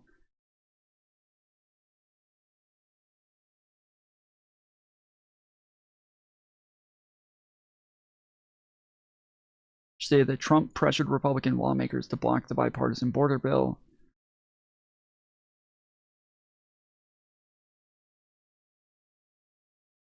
Harris emphasized that the failed bill would have added 1,500 border agents and provided resources to combat fentanyl smuggling. She highlighted her past experience as California Attorney General to emphasize her history of prosecuting transnational criminal organizations.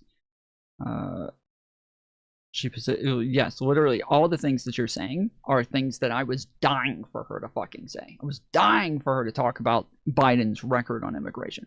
I was dying for her to say that she was going to be hard on immigration. I was dying for her to say all this shit. She just didn't. Her main issue is that in the very beginning, when she first came out with her platform, she came out with a fairly economically left platform where she's talking about, doing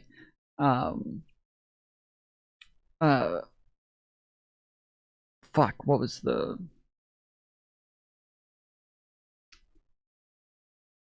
I'm blanking on all of the terms for these things, but like a price gouging, anti-price gouging laws and shit like that. But she wasn't consistent on anything the whole fucking time. And that was her main problem, is that everything that she did, even if it worked, she just very quickly moved off of it and started a new strategy where she would get a small amount of pushback. So one of the things that, like in the very beginning, apparently she got a lot of pushback from the far left over her pointing out Donald Trump's criminal record a bunch and then calling him weird and calling JD Vance weird and calling all of them weird. And this is a thing that was very unpopular with a very small faction of progressives.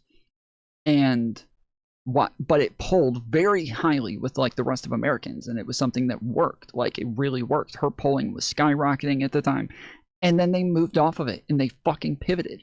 And the next thing they pivoted to, I forget exactly what it was, but again, it was something that worked. They pivoted the second time to something that was working, and again they didn't stay with it, and they pivoted again. Her main problem was that she just didn't stay consistent with any single thing.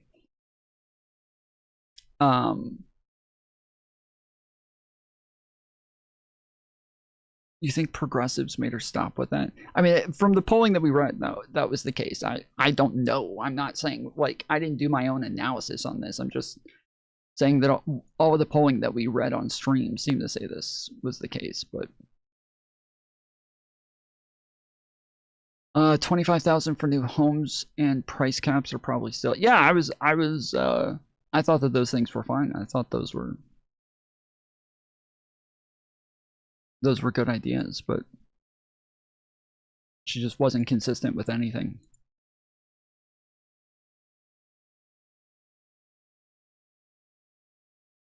To where, like, everybody takes, like, something that she said one time and then runs with this as, like, that was her whole fucking platform. Like, she didn't have a whole fucking platform.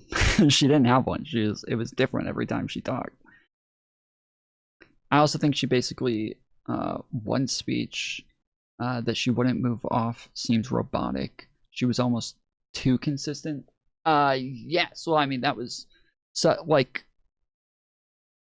she was very good. So towards the end, like the longer into the campaign they got, the more general she got, the less she was actually saying, this is what I want, this is what we're going to do, and more she was just giving these like broad general statements that didn't actually say anything, didn't tell you anything.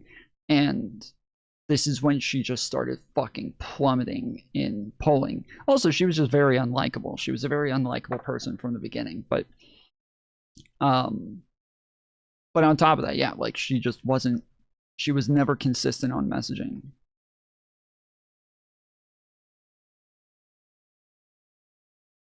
But I didn't vote for her because I can't vote for genocide. Had to go third. Oh, well, you're too fucking stupid to talk to anyways. I don't know why the fuck. Oh, I'm not even you're not even worth having a fucking conversation with then.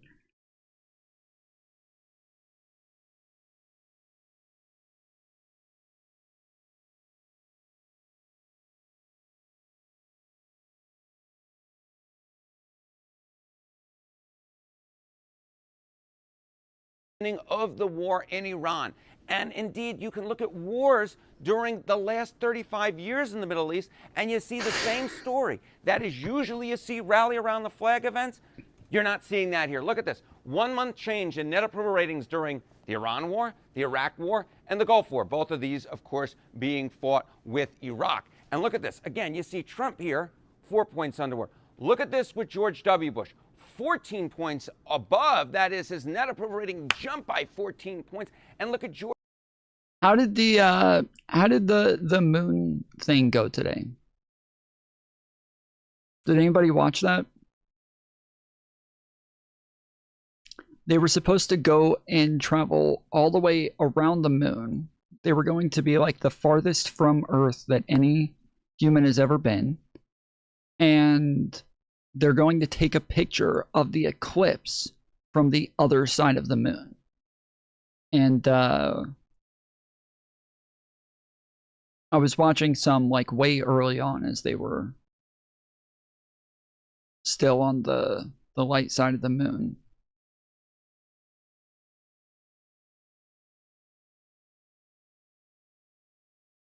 George H.W. Bush, my goodness gracious, a jump of 31 points in just a month's time from the start of the Gulf War to a month in. So we see that Donald Trump is very, very much the outlier here. Now, I was racking my brain, and you know, this is something that is very difficult for me to do because there's a lot going on up there, some of which is absolutely bonkers. You know, I just think about all those old 90s sitcoms. And I did, in my mind, find one instance recently of an event, a foreign policy event in Asia, in which we see numbers that are similar in terms of this shift for Donald Trump. Look at this. Look at this shift that we see here. Okay, net approval rating change 1 month after the Iran war began. Look at this, February, late February now, we see Trump down by 4 points. Look at this. Look at the shift that we saw for Joe Biden upon the Afghanistan exit, right? When we took our troops out of Afghanistan. Look at that. Joe Biden saw a drop in his net approval rating of 6 points. Very similar to what we see with Donald Trump right now in terms of his net approval rating when it comes to a month into the Iran war. And of course, Joe Biden's presidency, at least politically speaking, was basically over the day after we had that Afghanistan exit. He never recovered. His net approval rating never, ever recovered from the drop that he saw after.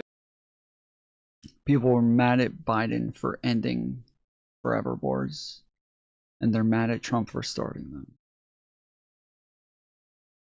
Doesn't make any sense. The Afghanistan exit. We'll see if that's the case with Donald John Trump, but what I can say is why? What is going on? Why is Trump not seeing the rise in his net approval ratings that we often see when it comes to foreign policy activities, that is, that rally around the flag event when we see the starts of wars? Well, I think this might give you a pretty good indication why. Okay, first off, this war, it's not popular, and it's becoming less popular. Look at this. Net approval rating U.S. military action in Iran.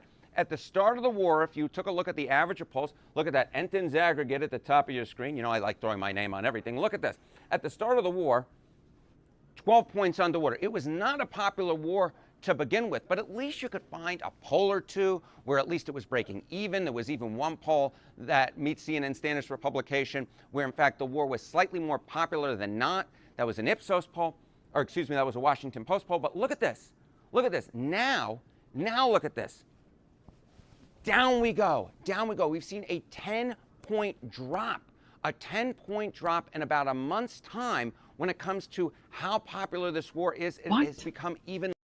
I don't know why on my screen I keep looking like I'm gonna end up in front of them, and then I just fucking run into the side of them. Something with the speed, it keeps looking like I'm gonna be in front, and then I'm not. Less popular, and it wasn't popular to start off with. But that's not all that's in the kitchen. That's not all what The Rock is cooking.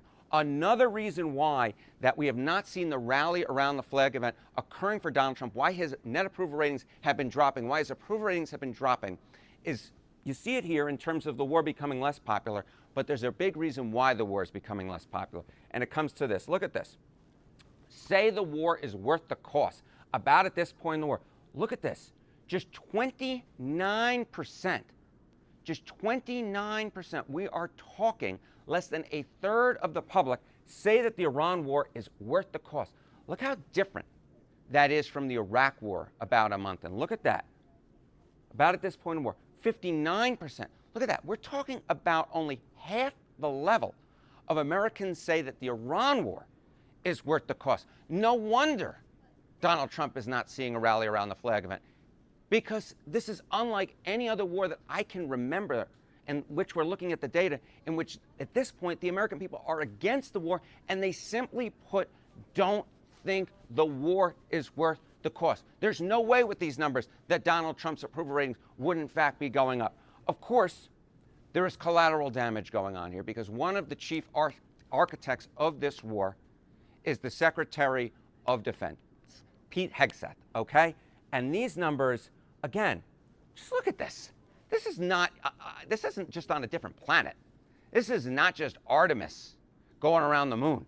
No, no. This is in a totally different galaxy. It's in a totally different galaxy. Look at this. Secretary of Defense's net popularity 1 month into the Gulf War, Iraq War, Iran War. Look at this. Pete Hegseth, 30 points underwater. 30 points underwater. What? Look at that compared to Donald Rumsfeld about a month into the Iraq War. He was 48 points above water. Do some quick math with me here. Look at this. 30, 48. What is that? That's a nearly 80-point difference. This polling is brain dead? What does that even mean? What does that even mean? The polling is brain dead. Nearly an 80-point difference in terms of the net popularity of these two secretaries of defenses, or secretaries of defense. I always get confused with that, where that S goes. Anyway, Pete Hegseth, look at this, way below him. But look at this. Remember, Dick Cheney was the Secretary of Defense during the Gulf War, and about a month in, his net popularity was 62 points above water. We're talking an over 90-point difference with Pete Hegseth right now. Dick Cheney was very popular, very, very popular. Pete Hegseth is anything but. They will not be throwing parades for Pete Hegseth based upon his popularity rating at this point. Indeed, this minus 30 points for Pete Hegseth, well, it marks a milestone for him, but not in the way you want milestones, because look at this. Look at this. Pete Hegseth's net approval rating, this is on our CNN SSRS poll, that minus 30 points, guess what? That marks, dun, dun, dun, dun, the lowest of his tenure as defense secretary. That is, there has not been a single poll in which Pete Hegseth has been less popular than he is now, about a month into the Iran war. So he has only become less popular, the same way that Donald John Trump has become less popular thanks to this Iran war. Now, to button this all up, this guy is fucking wild, button this all up, what I will say is that it's not just collateral damage towards Pete Hegseth, it's collateral. It's funny that they get this guy too, because normally polling guys are just like the most fucking robotic and just dull dudes of all time, just going over numbers and just pointing at one number difference versus another number difference and shit like that. But this guy is so eccentric, and it's so funny that like the eccentric guy is the fucking polling guy. It's so funny, dude. I love this dude. Damage when it comes to Trump's own ratings on two key issues, both of which are related to the Iran war. Look at this.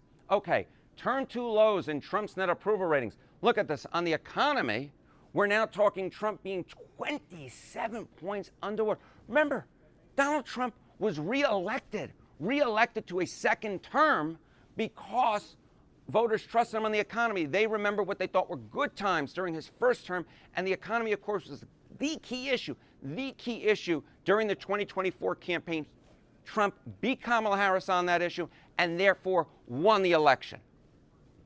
Foreign policy. Of course, this is a foreign policy exercise, what's going on in Iran right now.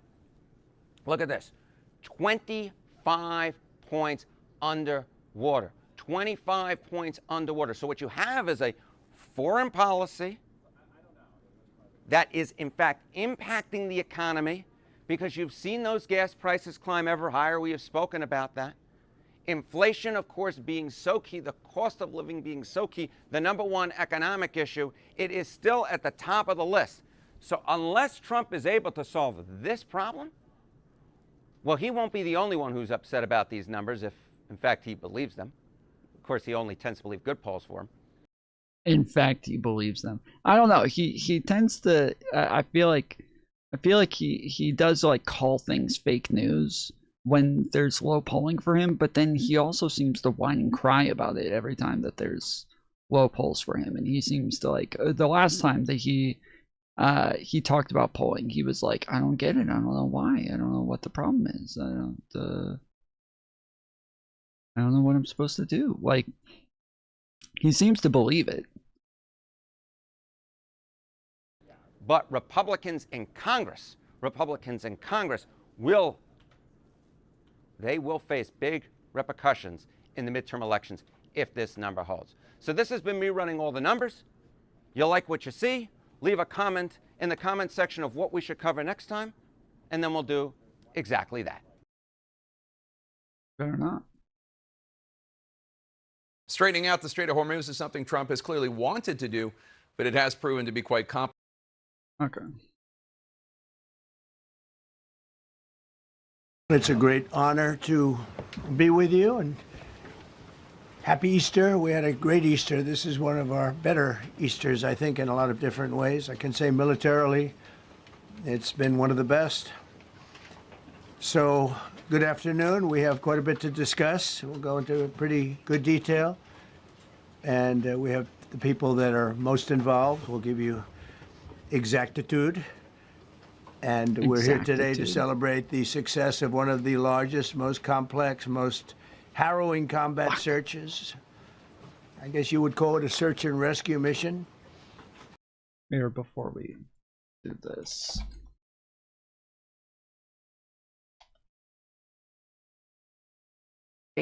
In just a little while.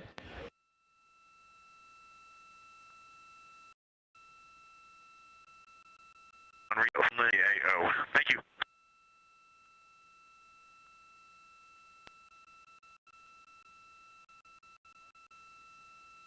This is Artemis Mission Control. You heard Reed Wiseman, commander of the Artemis II mission aboard Orion, make a call in the blind. This means he knows we cannot call back and that he knows we may not receive his call. However, we have good communications with the spacecraft. They just cannot hear from us right now due to a forward link loss of signal. Again, we were tracking that this would occur, and we will regain that momentarily. This is not rocket science. No, this is literally rocket science. But that call that came down from Wiseman mentioned some imagery, so we are break that will be steam projected on stuff. It was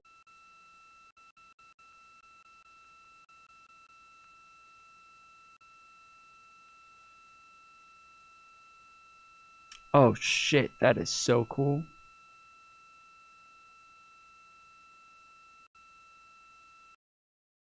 That's fucking awesome, dude.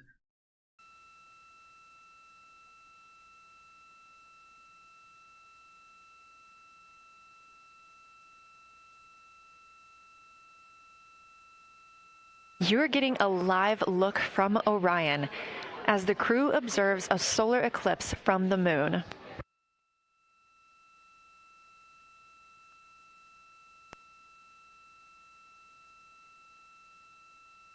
Again, this solar eclipse is only visible to the crew on the spacecraft. It's not visible to anybody on Earth.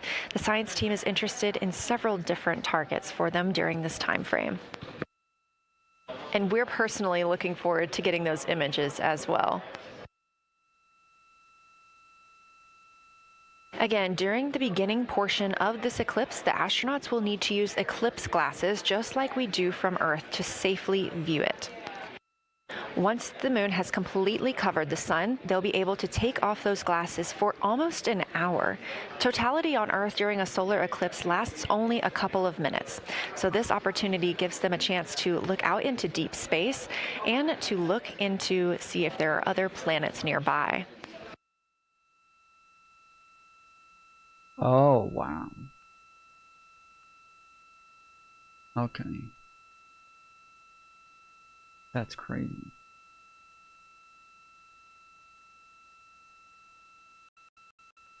Being interested in any images that the crew can capture of this.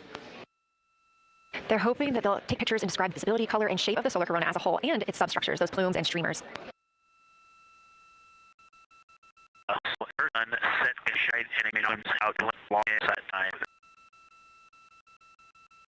Looking at a live away from us and from.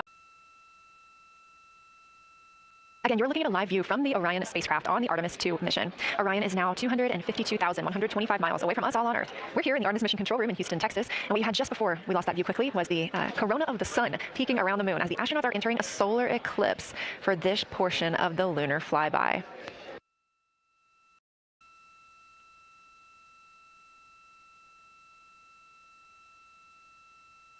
That's so sick, dude.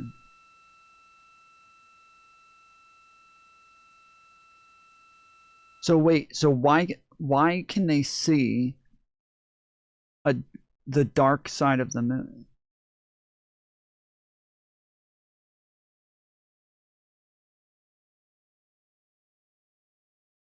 Why can they see the dark side of the moon?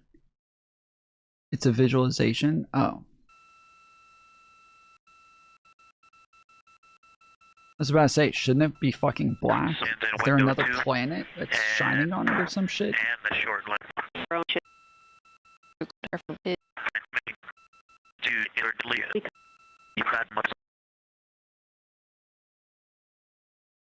absolutely spectacular, surreal. I know there's no adjectives. I'm going to need to invent some new ones to describe what we are looking at out this window.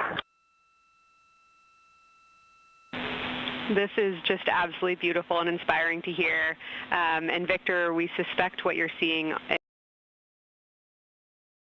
Not that. Wait, what? It's not that. It's not dark on that side of the moon. Oh, well. The sun shines. What?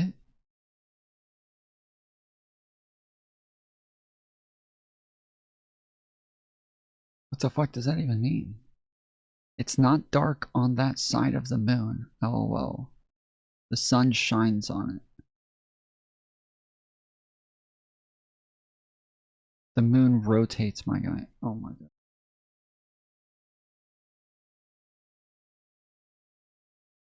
They are on the opposite side of the moon. So this is the actual picture. That's why we can't see anything. It's because the other one was a drawing of it. It was like a computer mock-up of it. Whereas, yes, if you're on the side where there isn't any sun, you would just see pitch black. Whereas like here, when it's dark, we can see because the moon reflects the sunlight onto our planet when it's dark. So we're just lucky that we actually have light reflecting off the moon. Whereas there's nothing else to reflect sun off of the moon onto the dark side of the moon. So they're looking at the moon while it's facing the sun on the opposite side. So it's just pitch black. It's It is just pitch black. Is Saturn and Mars, that reddish object. Mars, that's awesome.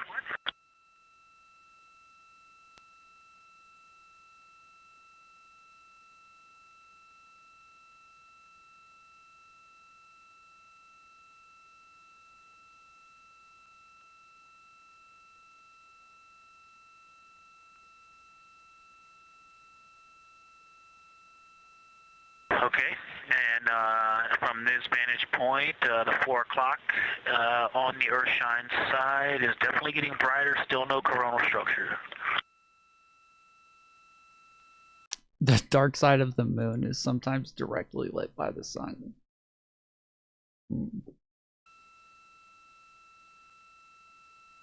Houston copies.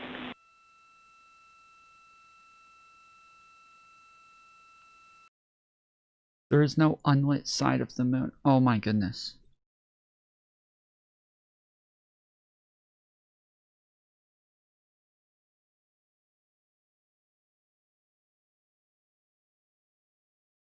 I understand the moon fucking rotates. We're talking about in a moment of time. I understand there is no side of the moon that is always fucking dark, dude. I understand that. I don't think that there's like a dark side that's just always dark. We're talking about in the moment from where they are, it is the dark side of the moon. Not that there's a side that is just always dark. That is not at all what I was saying.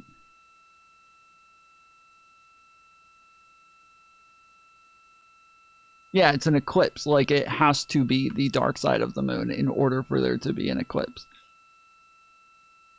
And we aren't able...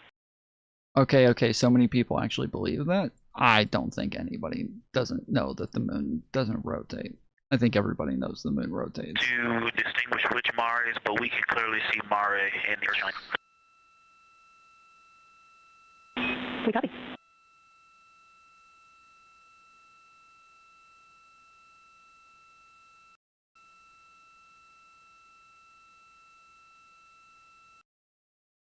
See if we can get the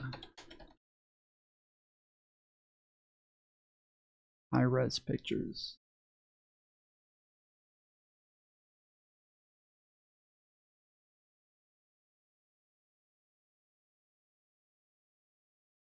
Oh, that was sick, dude. The Earth has like a crescent Earth behind it.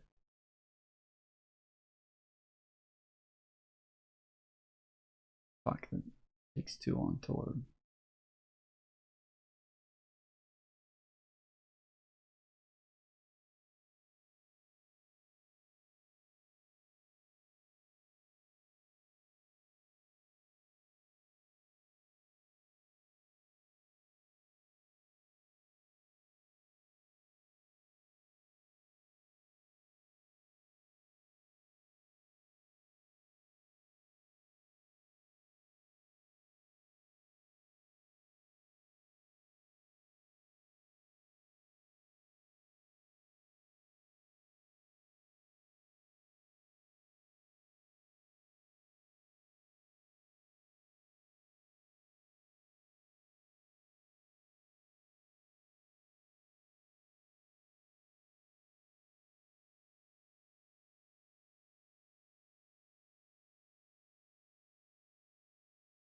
It's not purely a moon feature, but what it does...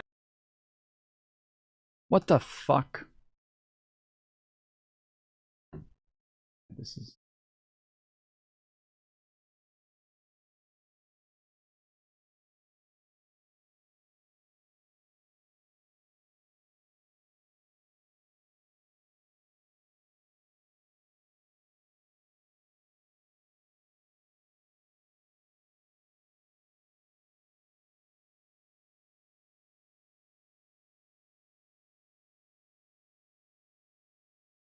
I would have expected there to be like a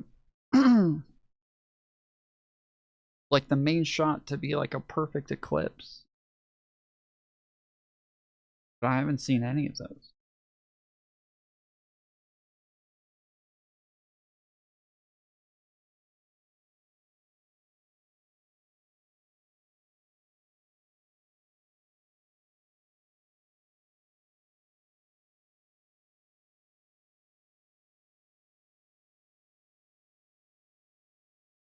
Like, this is the closest I keep seeing to it.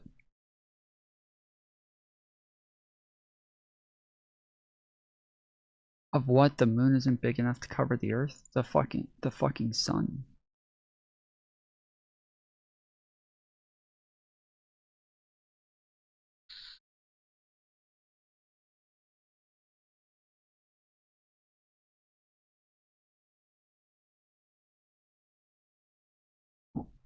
They're too close. I figured they would still be able to see, like, with the how large the sun is, you'd still be able to see the light come around it.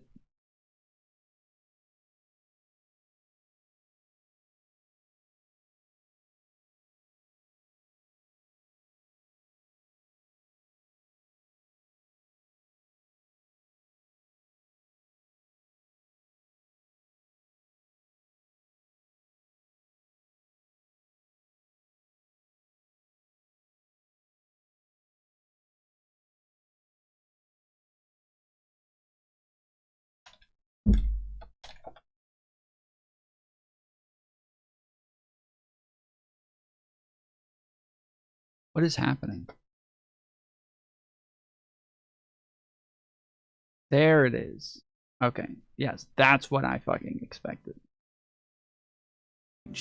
The Artemis II crew have broken the record for the farthest a human mission has ever traveled from Earth, overtaking the Apollo 13 record of 248,655 miles, set in 1970. We are standing by for the Integrity crew aboard Orion to surpass the Apollo 13 record.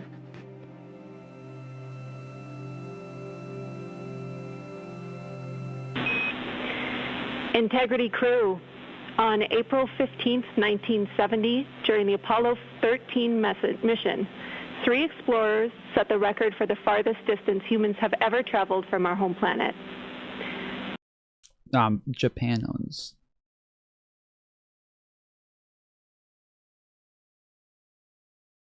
Doesn't I'm pretty sure Japan has the most US bonds, don't they?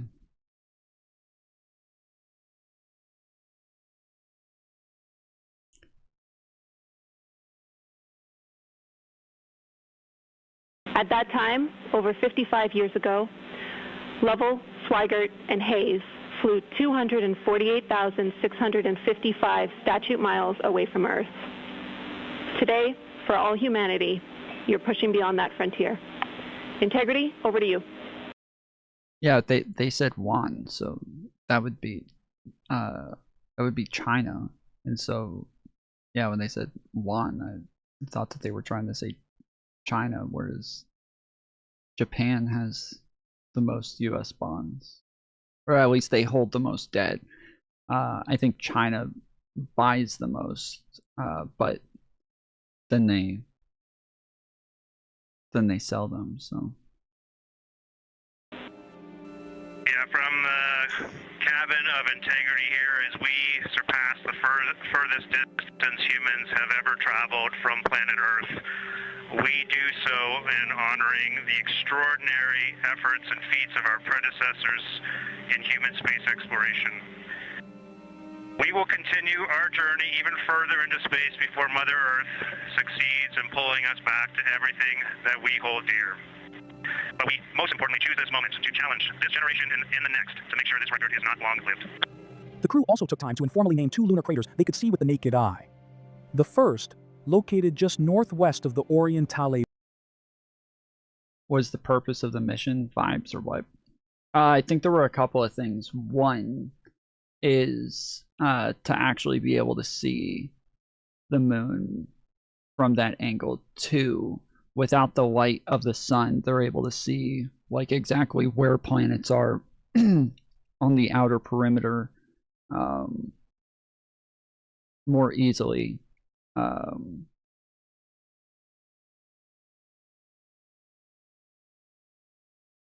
There was a third reason. I don't remember what they said, but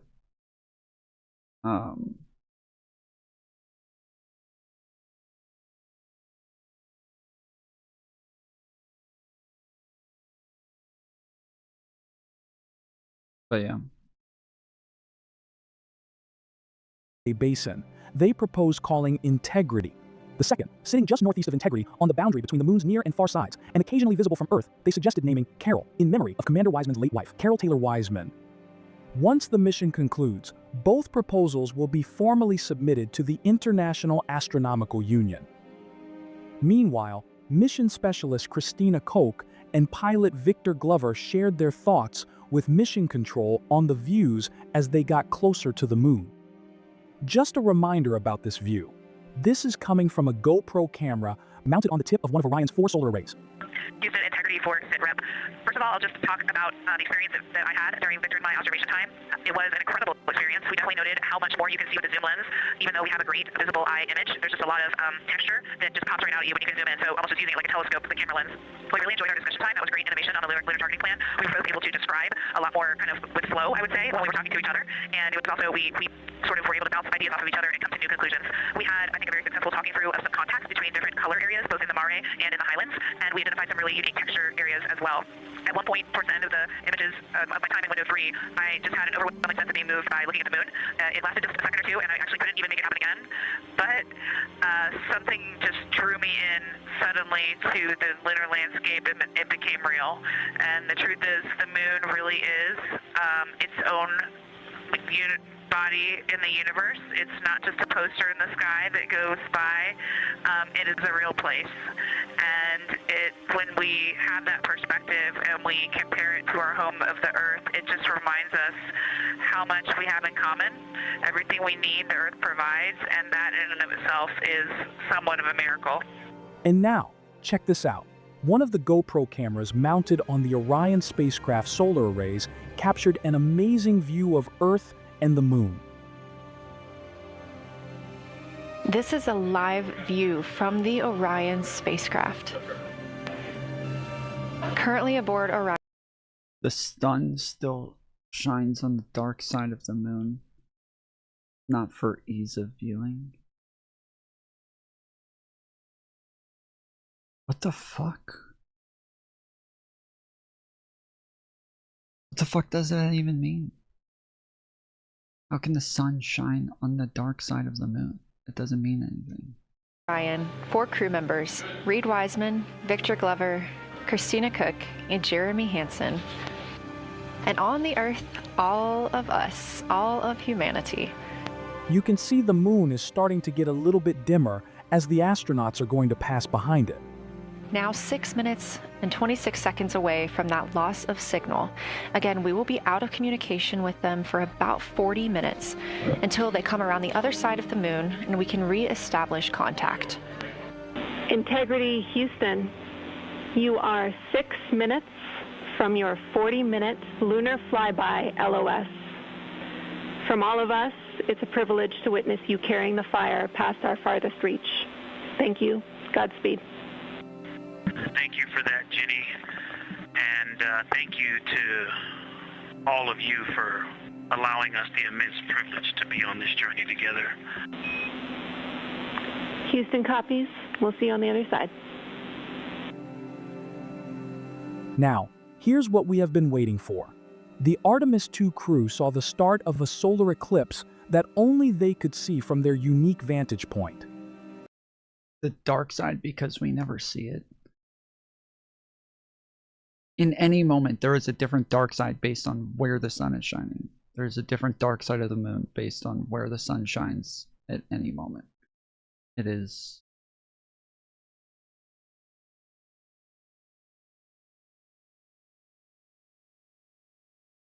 You said they can see better because no sun.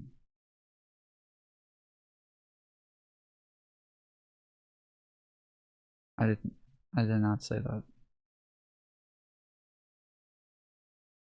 We only see one side of the moon, Tom. That's cool. That hasn't... I don't know why you guys keep repeating stupid shit. That is totally irrelevant. It's not what we're talking about. You're getting a live look from Orion as the crew observes a solar eclipse from the moon. This solar eclipse is only visible to the crew on the spacecraft. It's not visible to anybody on Earth. Again, during the beginning portion of this eclipse, the astronauts will need to use eclipse glasses just like we do from Earth to safely view it. Once the moon has completely covered the sun, they'll be able to take off those glasses for almost an hour. Totality on Earth during a solar eclipse lasts only a couple of minutes. So this opportunity gives them a chance to look out into deep space. Like, to keep saying Tom's so full of shit. What they keep saying like we only see one side of the moon is like saying like just one part of Earth sees one part of the moon, whereas like the different parts of Earth see different parts of the moon. There is no like one side of the moon is dark, and nobody thinks that. When people say the dark side of the moon, they're talking about in the moment when the sun is shining on it. There is another side that is dark in that moment. Tom's trolling, got it? Oh my goodness, you guys are too fucking stupid to exist, I swear. And to look Holy into, shit. see if there are other planets nearby.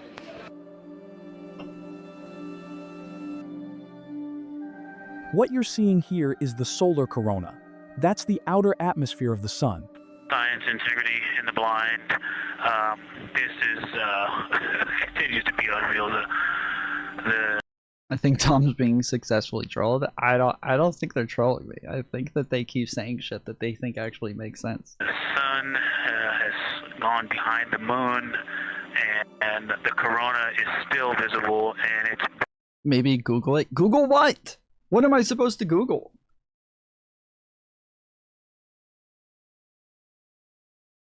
The far side of the moon versus the dark side of the moon. It's the same thing.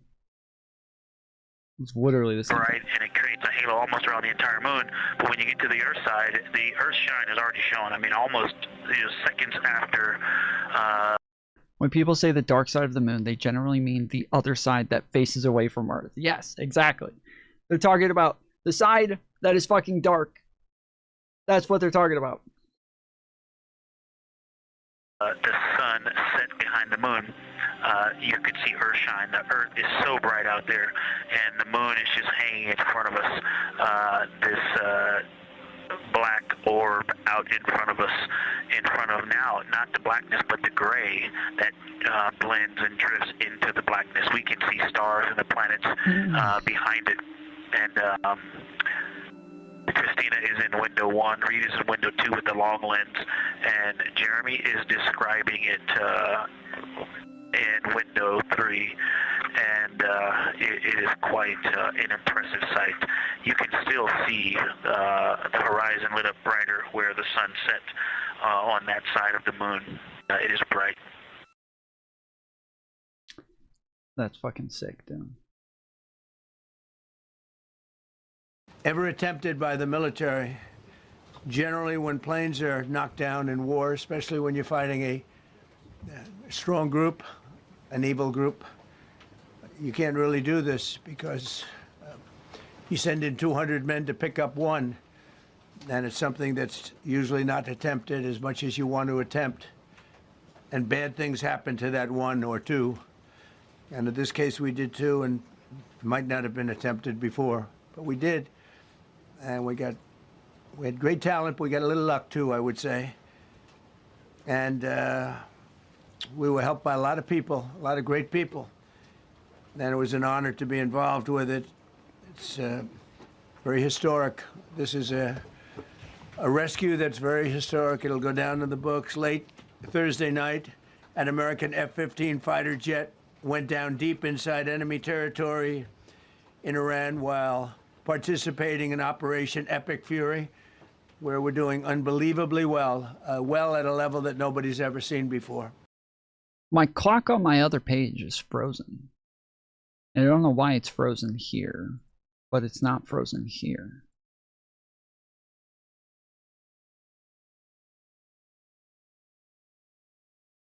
I think it glitched.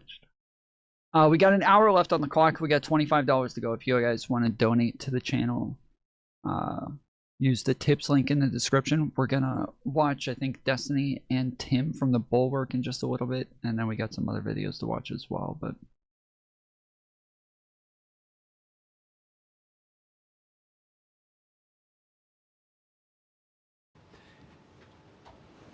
the entire country can be taken out in one night, and that night might be tomorrow night.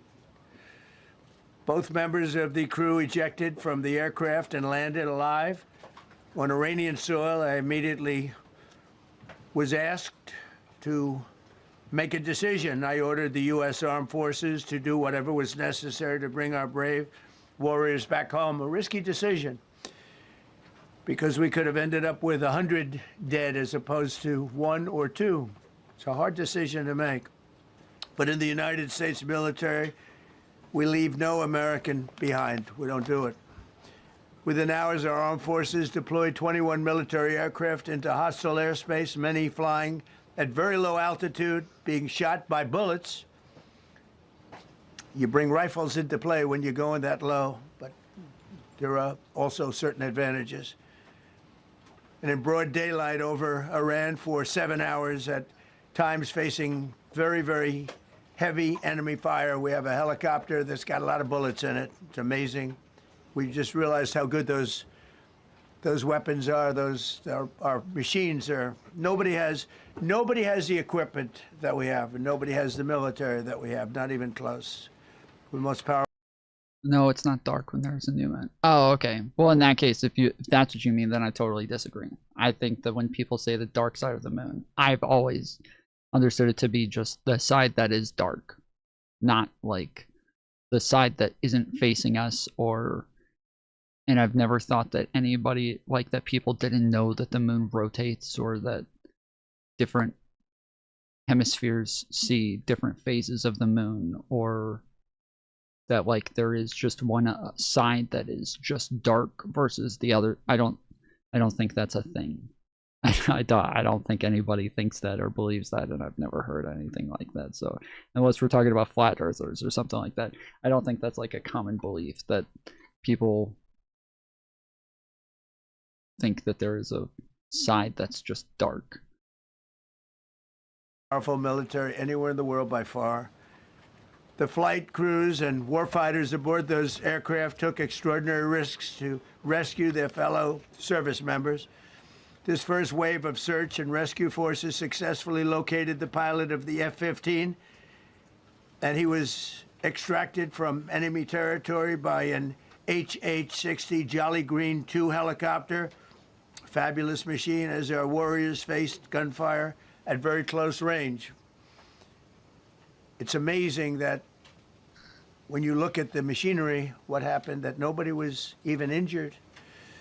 Meanwhile, the second crew member, a weapons system officer, highly respected colonel, had landed a significant distance away from the pilot. When you're going at those speeds, even if you go out 2 or 3 seconds later, it's miles and miles away, because you're going fast. He was injured quite badly and stranded in an area teeming with terrorists from the Islamic Revolutionary Guard Corps rough group, as well as besieged militia and local authorities. Many, on top of everything else, they told the communities actually within side of Iran, the people of Iran, they were given a... Yes, different phases, meaning that the one part will see a different phase, meaning that the dark side isn't just a side that is just dark all over, but that, like, yes, yes, different phases, not different faces, but yes, that I think everybody knows the sun shines on all parts of the moon at some point. I don't think that this is unknown to people. I've never heard of this before. I would love to see people out there confused about this. Tremendous incentive to find this pilot. Despite the peril, the officer followed his training and climbed into the treacherous mountain terrain, and it's when the light inside the moon moves. Oh. True. Started climbing toward a higher altitude, something they were trained to do in order to evade capture. They want to always go as far away from the site of the shoot down. You want to go as far away because they all head right to that site. You want to be as far away as you can.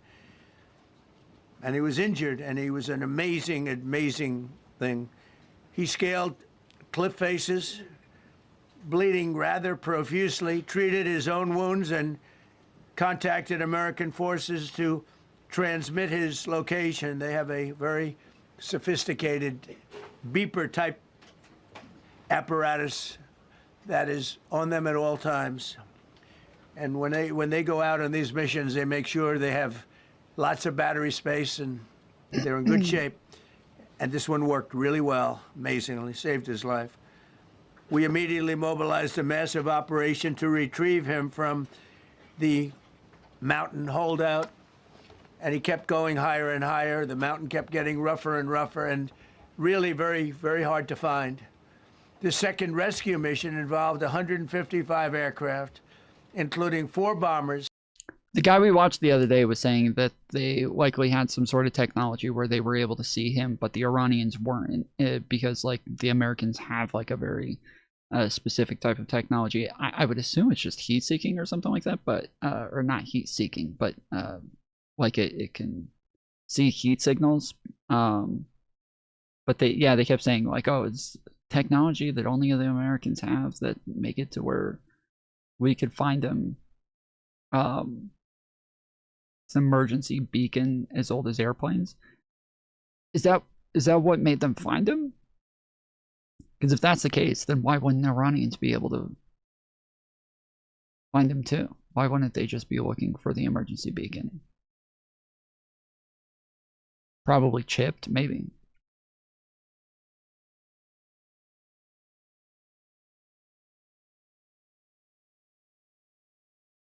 I bet this pilot is embarrassed with Trump exaggerating what actually did. What he did. I don't know. I mean, from what I understand, again, we talked about this the other day, that like, it just, after 3 days, like from my understanding, it is really rare that they make it back. Like it is not common to make it out after being gone for 3 days. And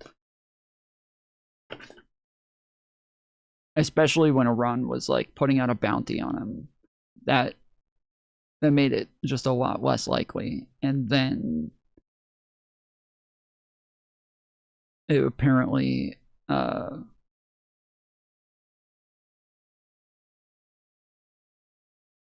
yeah, he was like hiding in caves in the mountains for a while. And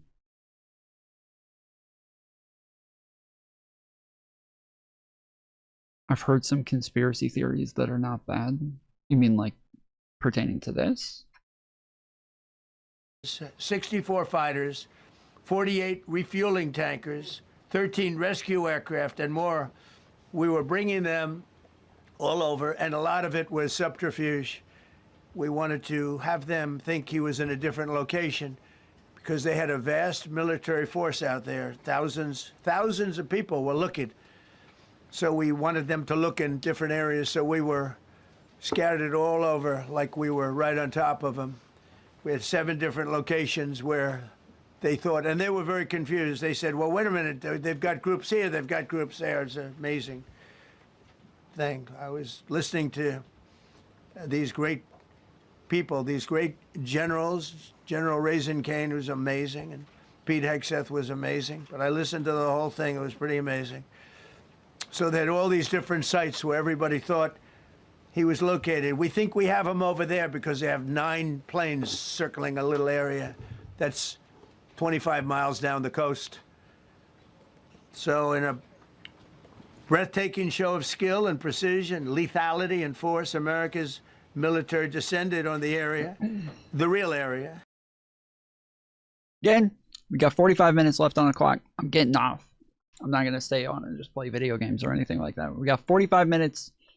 If we don't hit the goal, I'm going to head out. You guys want to donate, use the tips link in the description.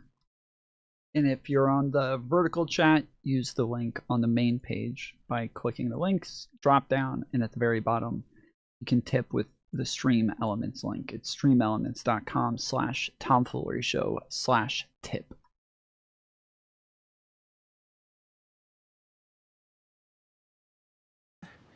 Engaged the enemy, rescued the stranded officer, destroyed all threats, and exited Iranian territory while taking no casualties of any kind.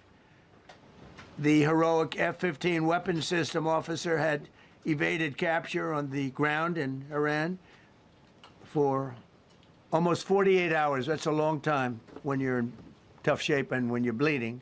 It's a long time. When we left, as you probably know, is Andor any good? Yeah, it's good. Me, Freddy, Sassafras, Uru, I think Twisted might have been there. A lot of us watched Andor when it first came out. We watched, I think, the first 3 or 4 episodes. The first night, we binged like a bunch of them. And then I think it was like every Wednesday, we all met up and watched Andor in the Discord. And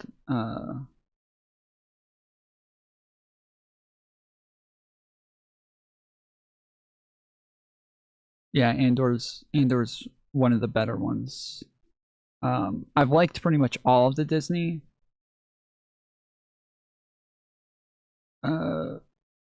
like shows, whatever you want to call them, spin-off shows. They've all been really good, but Andor is one of the better ones.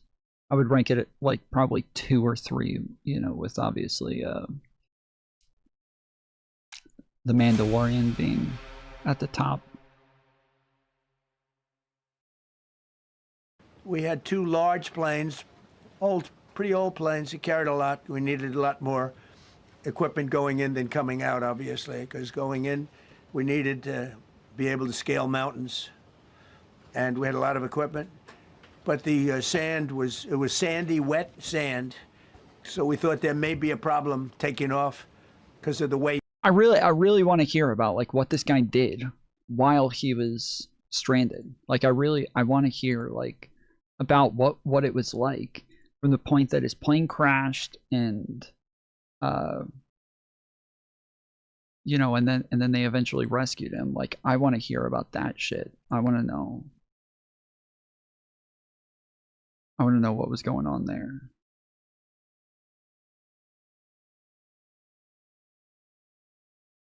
Of the plane, and then we also had all the men jumping back onto the planes, and they got pretty well bogged down. And we gotta had wait for the movie. contingency plan, which was they are probably holding on to the story so they can sell the rights. Yep. And then we'll just get the Hollywood version of it instead of what actually happened, and then we'll watch him on the Paul Ryan show a couple years after, where we get the conspiracy theory version as well. So we'll probably never know. It was unbelievable. Where lighter, faster aircraft came in, and they took them out. We blew up the old planes. Wait, did I say Paul Ryan, Joe?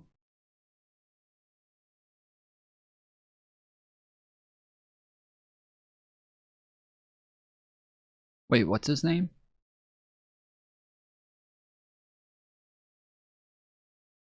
Trump will play the hero? Bro, MAGA is already treating him like a hero on Twitter. They're all talking about like how great it is that Trump went and saved him and you know, no man left behind, blah blah blah. While again, like they've left tons of fucking military men stranded all over the place. They're all jumping up and down celebrating, which I am celebrating this one as well, but I'm not treating it as though like Donald Trump is some like no man left behind sort of commander-in-chief.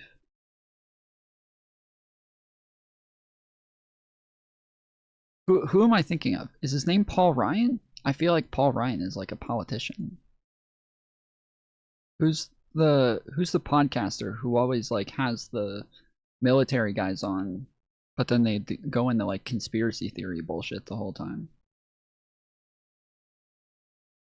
They need to perform their patriotism. Yep. Very performative with their patriotism. The guy, Mantis, I don't think you were here the other day, but we watched this one guy who apparently was in the military for a while, and he was just, the guy was fucking hilarious watching him just going off about this shit. Like one person in chat asked, and they said, but why are we in Iran in the first place? And this guy fucking soyed out for like an hour over this one person saying, why are we in Iran in the first place? just fucking went off, lost his shit, and then the chat is all sending all of these super chats. Thank you so much for standing up for our country and not allowing these people to, these pathetic losers to bring us down in such a great moment. What the fuck? You guys are so fucking weird, dude. This is, they went off about like, if you can't be a patriot in this moment, then you'll never be a patriot. If you're not happy right now when a man just got saved, you'll never be happy ever in your entire life. Like, it was so overperformative, dude. It's so gross. So fucking gross. We blew him up to smithereens. Nobody, Sean Ryan, thank you, Pepe. Yes, Sean Ryan. Okay, that's what. Yes, we'll see him on the Sean Ryan podcast eventually with his conspiracy theory version of what happened, and yeah, we'll probably just never get. We'll never get the fucking story. Because we had equipment on the planes that frankly we'd like to take, but I don't think it was worth. OMG, this man dodges drafts. Yeah. Yep. Well, and there's a really funny clip I like of him where he's talking about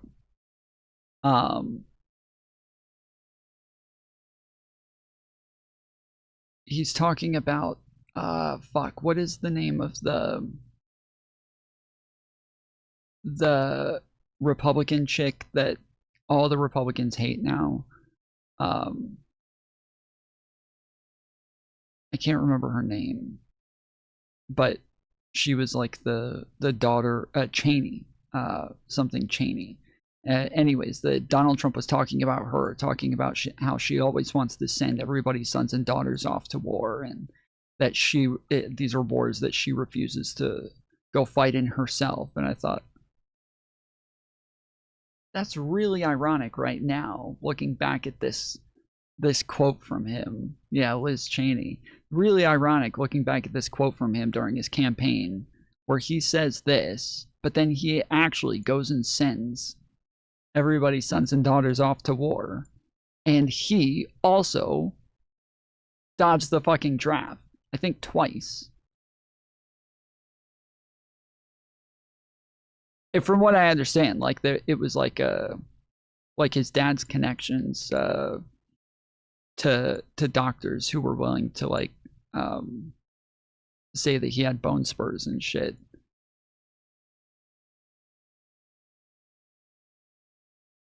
So yeah, it's just really fucking ironic watching him say this shit in his at one of his rallies when he was campaigning. Whoa. I'm fucking huge, bitch. I feel like, I don't know what's going on, but I feel like I'm like around like 10,000 size right now, 10,000 points big, right? But every time I think, yeah, I'm around like 8 to 10,000, I've gotten really fucking big. I look at my score and I'm at like 4 or 5,000 every time. That's right. Right now I'm at 5,900. Feels like my gauge is off for this game right now for some reason. I think I just got really big the other day where I got to like 30,000, and I feel like ever since then my gauge has just been way off. Worthwhile spending another 4 hours there taking it off, so we didn't want anybody to have. We have the best equipment anywhere in the world. We didn't want anybody examining our anti-aircraft and other equipment. So these were large planes that were old and pretty old, and we blew them up.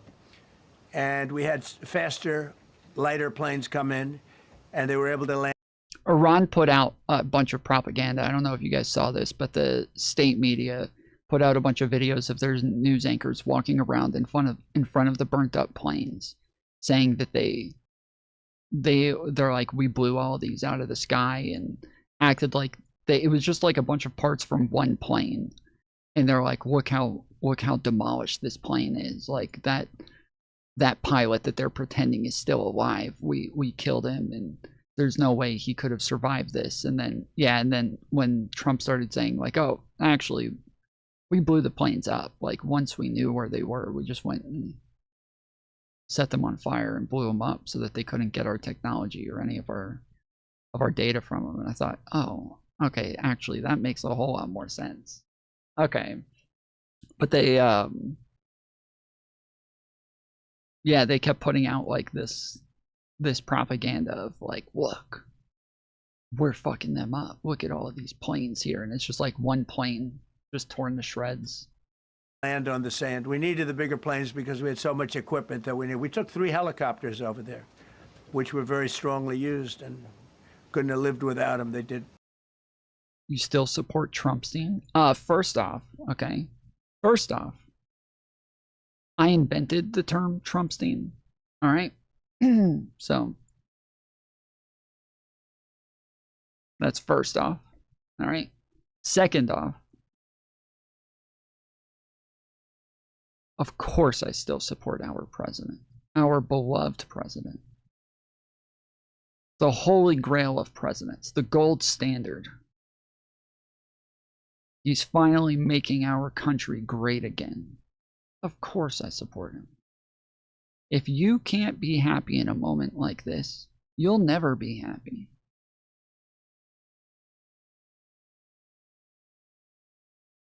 You're incapable of being happy. If you're not supportive of this president, you'll never be able to support anybody.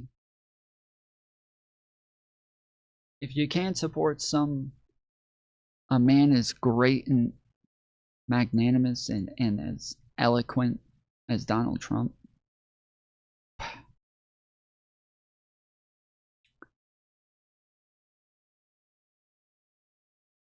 there probably isn't a man in the world that you're capable of respecting because you didn't have a father growing up.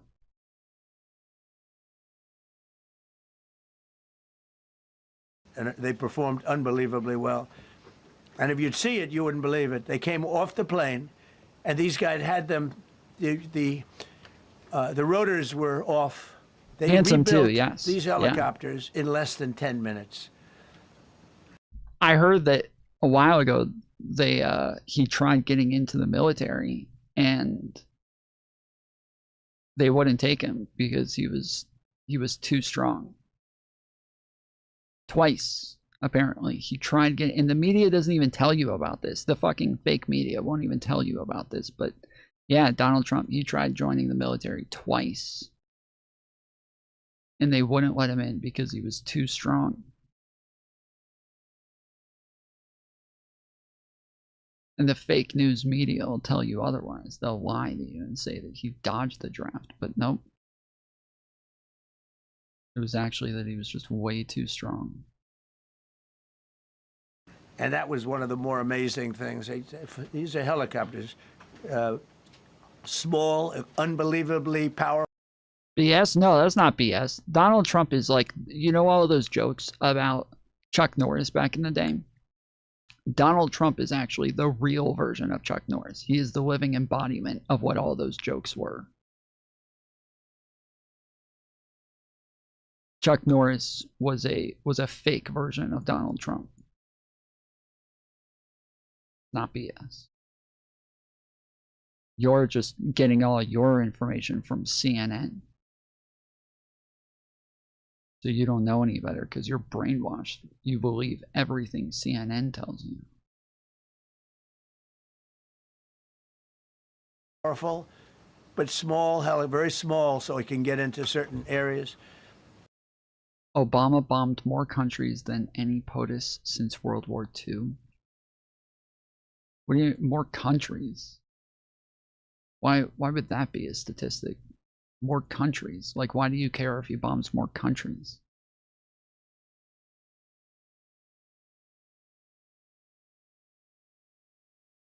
Donald Trump has the record for most drone bombings. Obama thought he could beat Donald Trump, but he couldn't. Obama couldn't even stand up to Donald Trump. Donald Trump has way more records in drone bombings. Donald Trump has killed more people in drone bombings. Now, a large percentage of those are civilians, but you got to do what you got to do, you know. But yeah, Donald Trump, record in drone bombings and record on civilian casualties, which, you know, some people can be upset about, I guess, like whatever, but you gotta get the bad guys in the end. And I'm sure that those Iraqi people and Iranian people and all the people who died as casualties. They're probably happy to die so that we can get the bad guys.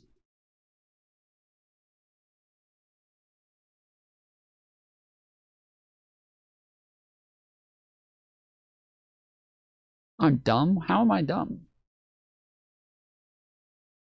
What of what I said do you disagree with?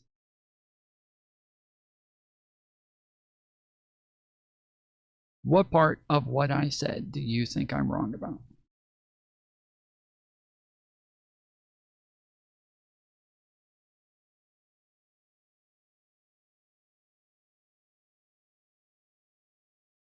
PDF Trump kissed the wall before. Yes, we know he's a pedophile. That's why we like him. He's not bowing down to your woke standards, having fucking age of consent and shit like that.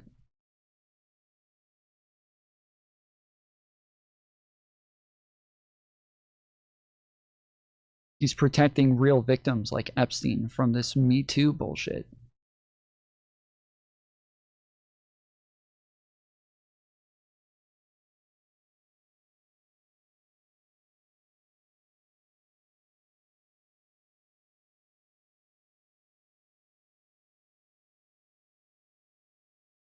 I prayed every night for Donald Trump to come back and protect Epstein from this Me Too shit, from this feminist bullshit, from the woke mobs, and Donald Trump did. He did it. God rest Epstein's soul.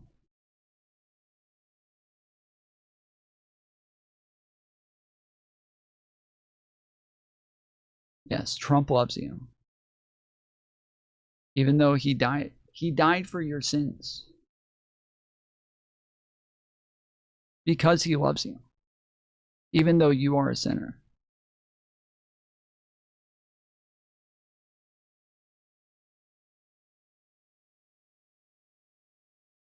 So it's okay what he did to all of those children? Are you coming in here with that woke shit again? Are you coming in here with that woke bullshit? Oh, pedophilia is bad. Whatever, dude. That's the fucking Me Too movement speaking. You're just buying into the fucking CNN shit. And they got them off the plane, and they rebuilt all three of them in a matter of less than 10 minutes. It's pretty amazing what the genius of these people. Who would think that? You'd think it would take 5 days to build them. And in some... We are all sinners, but Donald Trump has forgiven us for our sins. Companies who would take 5 days, and they wouldn't do it well. But they served us well. As Commander-in-Chief, I never forget the extraordinary risk taken by the warriors that we send into battle. And the genius, I mean, think of it, having a contingency of 3 planes waiting because we think the sand is so bad that we probably won't be able to take off. The sand is so bad. And the planes really got bogged. The sand this was not much of a runway. This was a farm, not a runway. It's a farm, but it did the trick. But to have a contingency... He is not God. How do you know? How do you know Trump's not God? Prove it. Prove that Trump isn't God. You can't, can you? Contingency as opposed to having to wait 2 days. Can you imagine right in the middle? This was central. This was right, you would call it central casting if you were doing a movie for location. And probably the toughest area of Iran where we'd be sitting there. So these planes came in, those pilots came in so fast and so quick and got out of there. Everybody got aboard and just got 15-minute intervals. One load out, one load out, one load out. It happened. And we were watching, and we said, that's amazing. It's, in many ways, that's amazing. I was almost more impressed by the contingency that we had than the fact that, if we would have had a runway or decent soil. But it was an amazing thing. But we thank God for every single one of them and the talent. When he says he thanks God, he's talking about himself.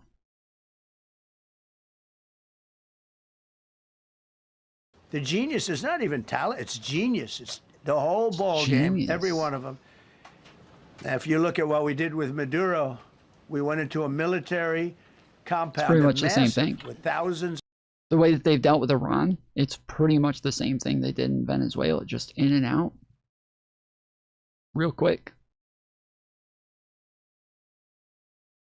They pretty much, same with the pilot. They captured the pilot the same way they captured Maduro.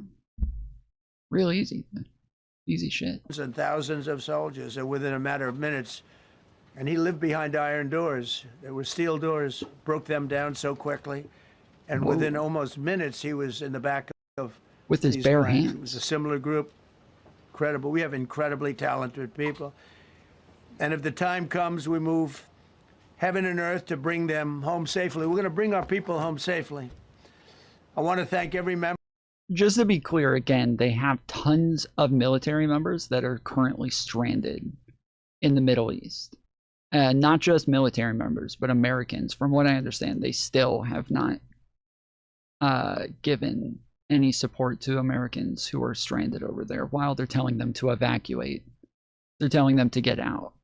They still have not given any help to Americans who are over there. And they have a bunch of American soldiers who are at bases, military bases, that they told to evacuate. And when you think like, oh, okay, they're evacuating American military base, that means like helicopters are showing up and they're piling everybody onto these helicopters and getting them out of there. No, it's a bunch of people just walking down the road, trying to find somewhere to stay. Literally, I'm not even kidding. They're going and just staying at random people's houses, in random hotels, at in office buildings and shit like that. They're just in civilian areas, which this is the fucked up part to me, okay? Is that Iran turns around and says, oh, look, the United States is using human shields now. They're going and hiding in civilian areas so that if we bomb them, now they're going to say that we committed war crimes by bombing a bunch of civilians. The Americans are using human shields, which is absolutely fucked up. Like, this has been the claim against like Hamas and all of these people for the longest time. And now we're apparently doing the same fucking thing. Member of the U.S. Armed Forces involved in these historic operations. They really were historic. It's just not. DGG checking in. DGGL.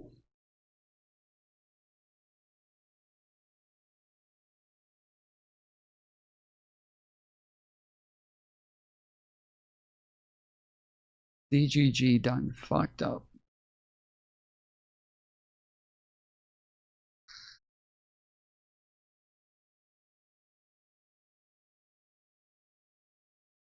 CNN reported it? No.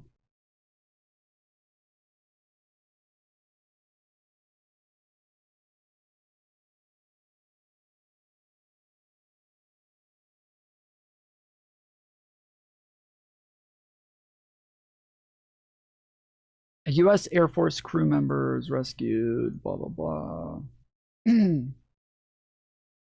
Roughly 40,000 Americans, including military personnel, have been evacuated from the region, though some remain in high-risk areas.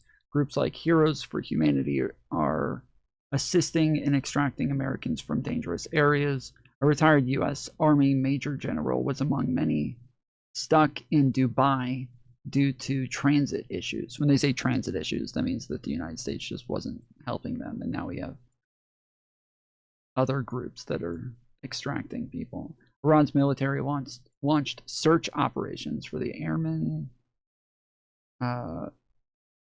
Iranian state media denied the successful rescue, displaying images of alleged U.S. aircraft wreckage. Yeah, that's what we just went over a minute ago. It seems as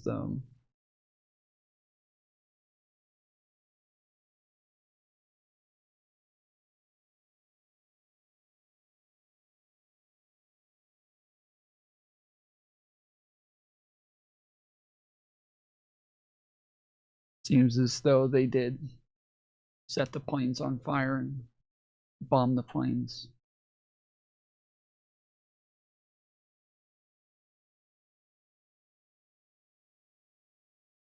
Okay, here we go. From BBC, how the rescue unfolded.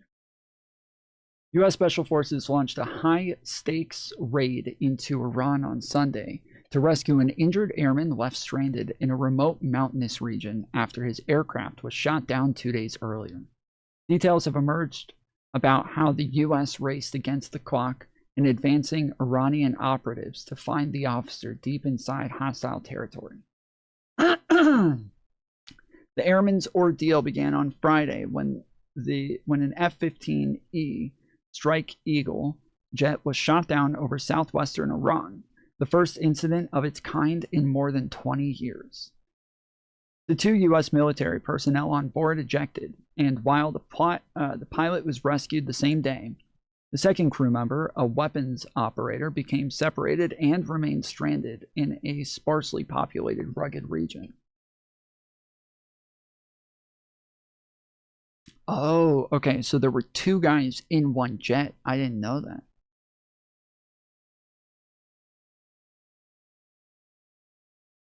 I didn't know that. Okay, so the pilot got rescued the same day, and then the other guy who was in the back of the jet didn't.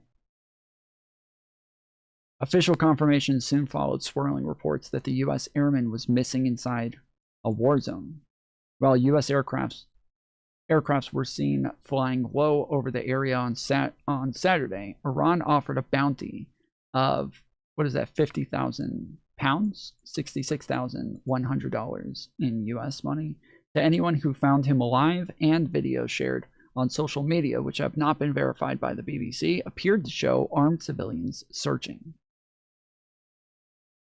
The airman was armed with a handgun, U.S. officials said, and would have received training for this situation, which involves intermittently turning on a beacon signal to help locate him, getting to high ground, establishing communications, and concealing himself.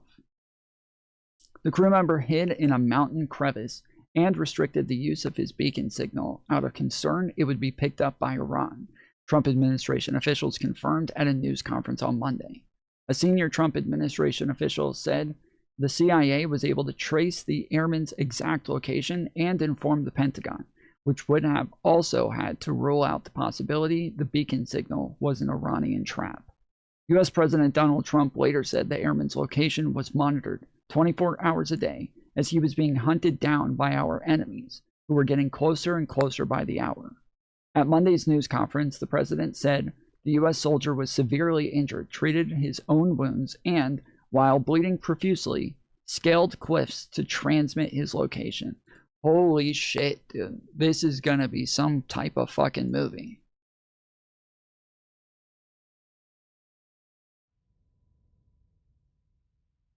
Tom, give Ryan what he wants. I tried stream elements 2 times and it wouldn't go through. I demand my dono be counted as the full 25 though. But it didn't go through. What the fuck? Well, we'll leave it as an IOU then. Alright.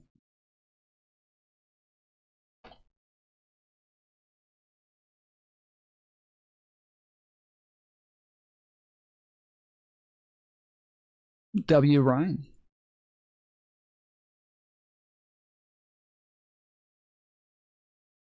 The pilot left flag boxers. He took off his underwear.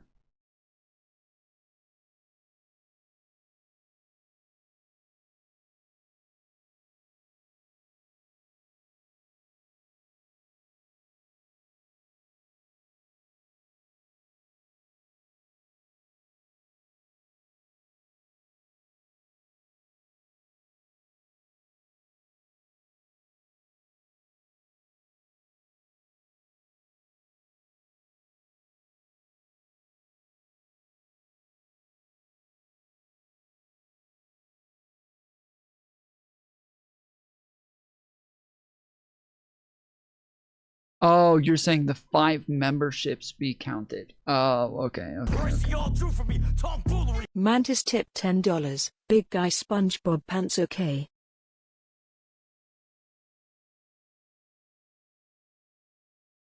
Is that what they say? Big guy?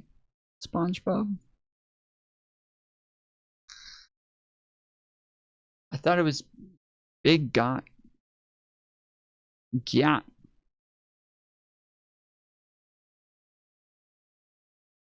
I thought it was big Gyat. SpongeBob.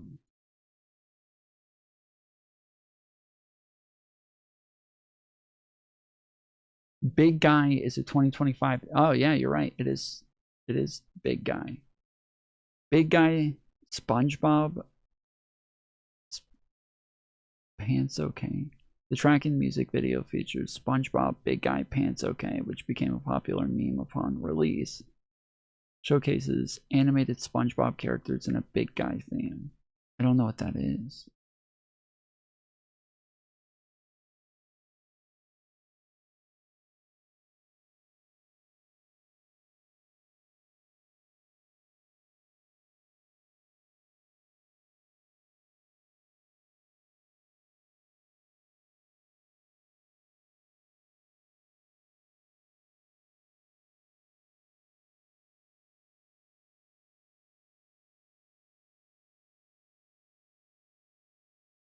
At Monday's news conference, the president said the U.S. soldier was severely injured, treated his own wounds, and, while bleeding profusely, scaled cliffs to transmit his location. The CIA also reportedly ran a deception campaign inside of Iran, falsely spreading word that U.S. forces had already found him. That's what, when Donald Trump apparently first posted on Truth Social and said that they found him, I thought, it may be that they're just saying they found him just to make Iran think that they found him. But yeah, apparently at the time Trump tweeted that out or posted it on Truth Social, he was correct that they had found him at that point.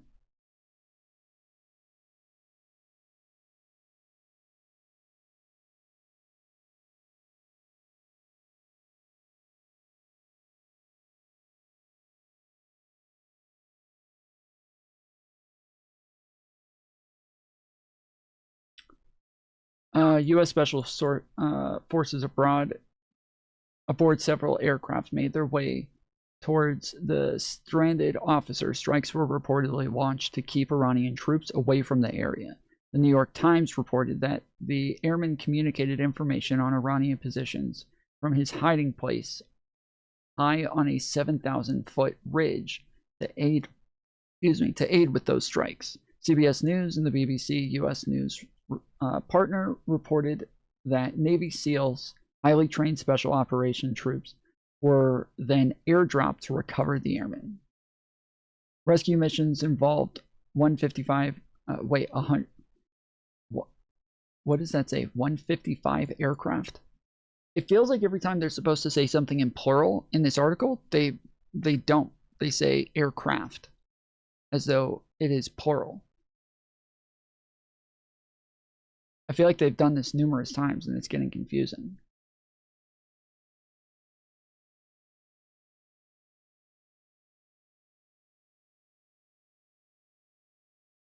Like here, again, they said, as U.S. Special Forces aboard several aircraft.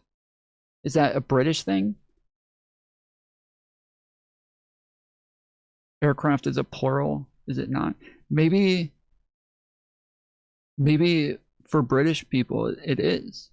That's weird.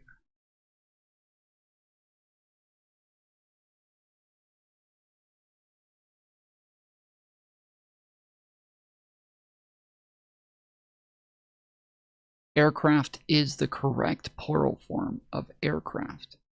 What do you say? Aircrafts?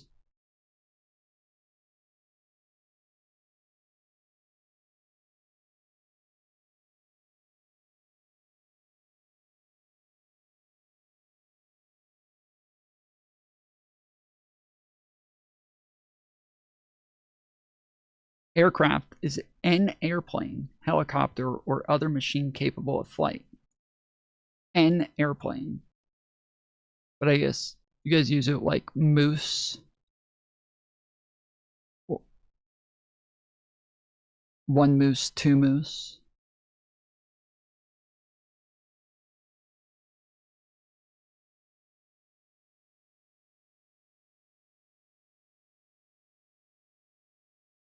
An aircraft is any vehicle or machine, such as an airplane, helicopter, balloon, or drone, designed to fly through the air by gaining support from air reactions. These vehicles manage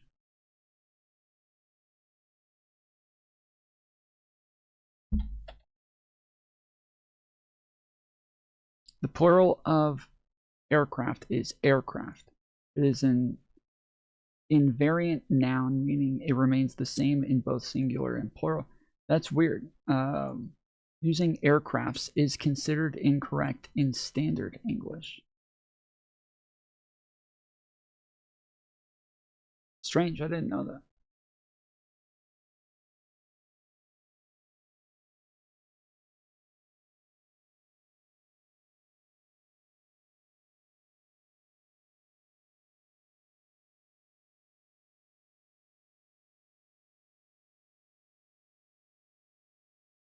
Nothing is superior to Windows.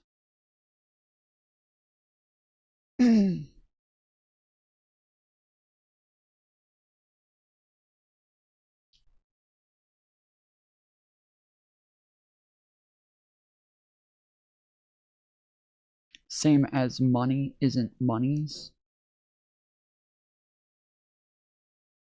No, that's not the same. I don't think. Like, money is just a category of things, so it doesn't matter how many there are. It's still just that category. It's still money.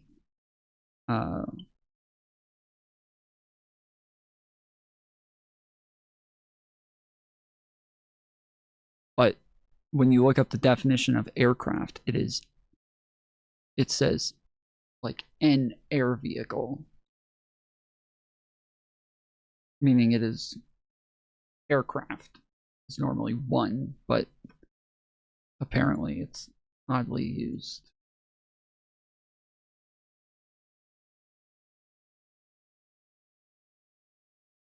As an invariant noun.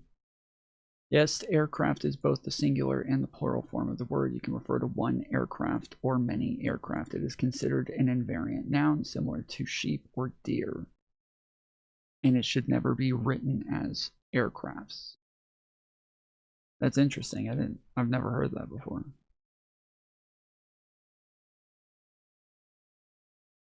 I don't know when to use monies or money. Monies would be like if you're talking about different types, then it would be monies. Like if you're saying like coins and dollar bills are both monies. Or yes, or different currencies. Yes, you can say won and dollars are both monies. Like you can use it like that.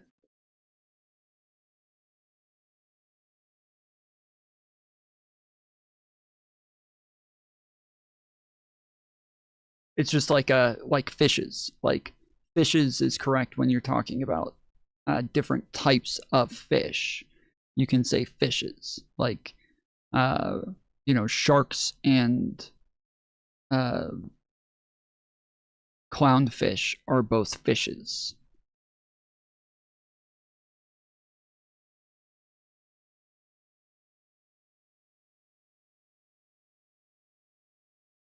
As U.S. Special Forces abroad, several aircraft made their way toward the stranded officer. Strikes were reportedly launched. Oh yeah, I already read all this. Rescue missions involved 155 aircraft, including 4 bombers, 64 fighters, 48 refueling tankers, 13 rescue aircraft, and more, Trump said. We were bringing them all over, and a lot of it was subterfuge, he said. We wanted to have them think it was in a different location because they had a vast military force out there. Thousands of people were looking.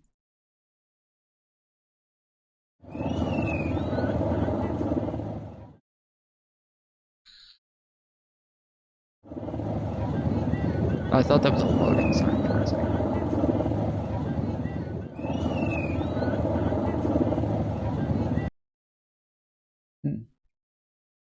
Their departure was not straightforward. 2 planes tasked with retrieving rescue crews became bogged down in soil and were unable to take off from the remote base in Iran they had used to land, CBS reported. U.S. officials said the planes were destroyed to keep them out of enemy hands, standard practice for the military. Footage and photos assessed by the BBC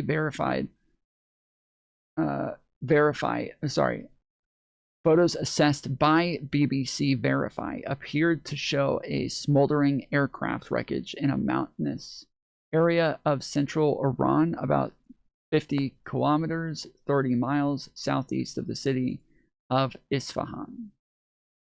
Iran's military said 2 U.S. C-130 military transport planes and 2 Black Hawk helicopters were destroyed during the operation, and that a deception and escape mission at an abandoned airport in southern Isfahan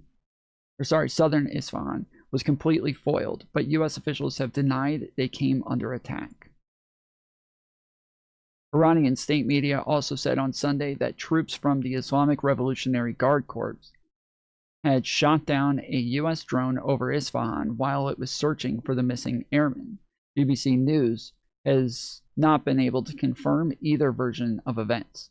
U.S. Special Forces left Iran on 3 extra aircraft sent to collect the crews, while one official telling CBS a rudimentary airfield in Iran was utilized for the operation.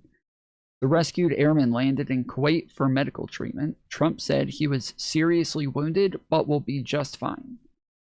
Further details about the airman's identity have not been disclosed. Just before 0 EDT or GMT on Sunday, U.S. media broke the news that the second pilot had been rescued.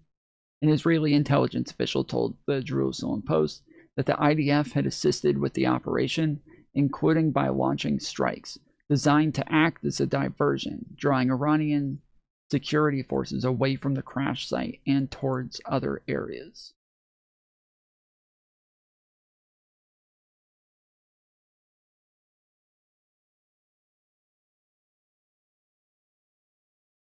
Iranian officials and state-run media have painted the operation as a failure, with Ebrahim Zolfagari, a spokesman for Iran's main military command, saying several U.S. military aircraft had been forced to make emergency landings. See, this would be a little fucking wild. Like, I don't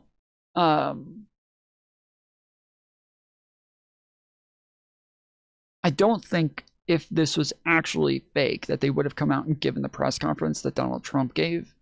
Like, if they were faking this just to try to make it seem as though they got the guy so that they would stop looking, so that Iran would stop looking for him.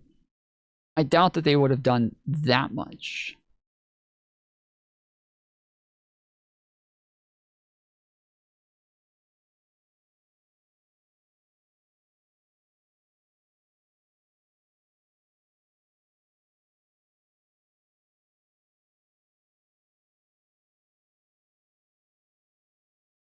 But I don't know. Not something that's done.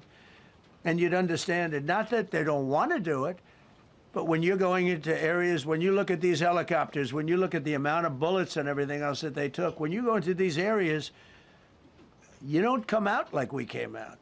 God was watching us. I tell you, well, the way there's like different versions of Trump in the way that he talks. And there's, you know, he has different styles in different places, but the way that he's talking here, there's a guy who does impressions of Trump, or there's a channel that takes anybody who does an impression of Trump and then they turn it into like an AI model of somebody doing that impression.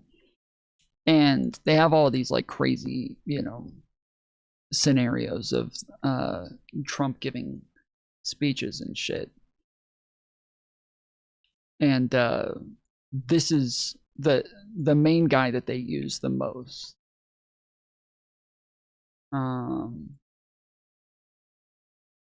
Oh no, I don't think this is it.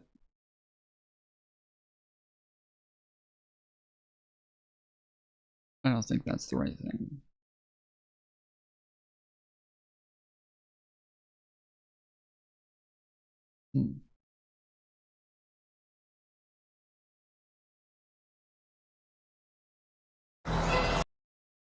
Yeah, I think this is it.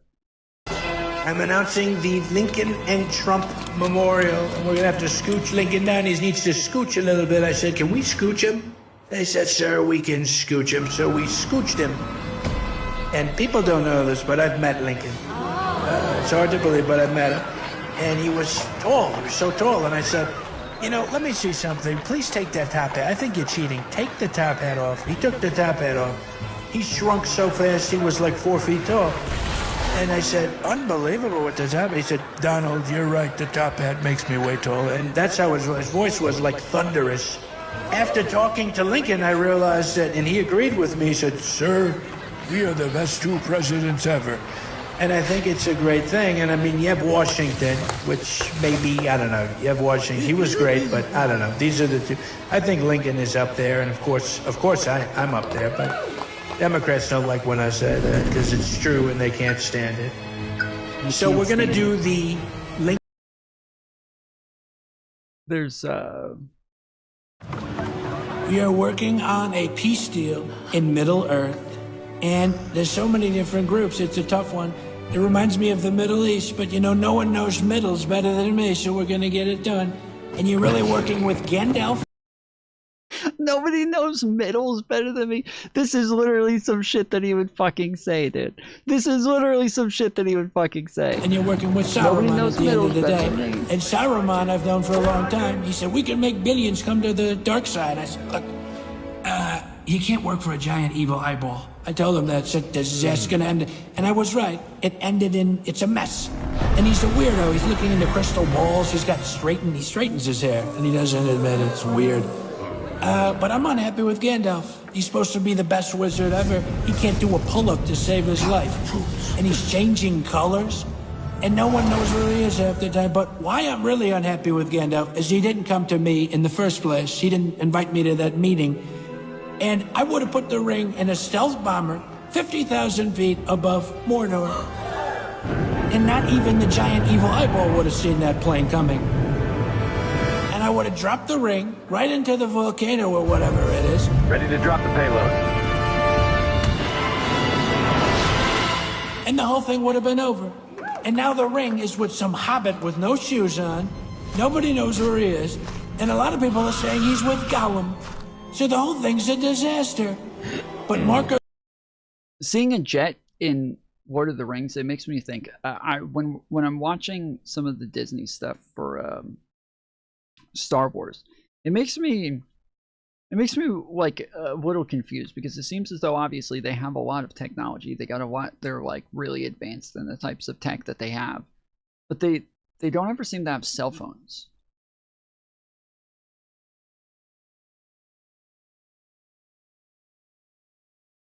What the fuck? Nobody has cell phones. Like sometimes their ships have radios, but that's about it. Like they don't, and then they even have like sometimes like weird communication things that they use that are like almost like military radios, and but they don't ever have cell phones.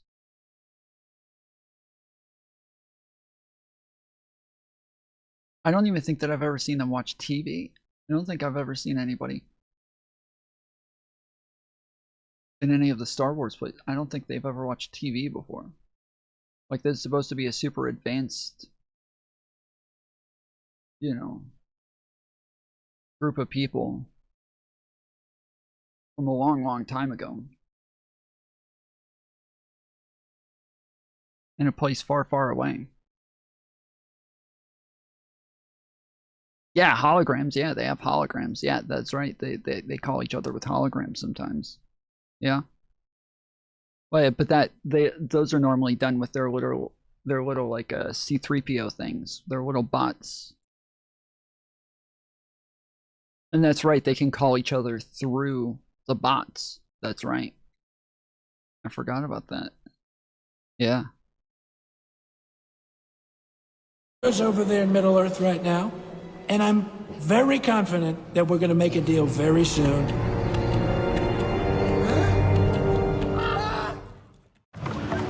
We are working on a peace deal in Middle Earth. iPhone 200? Nah, again, remember, it's a long, long time ago. in a galaxy far, far away. So this is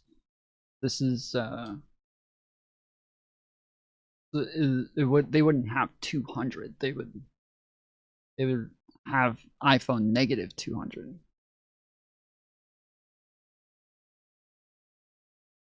I'm going to have to step down as president because it's the right thing to do for the country because we're winning so much. People are sick.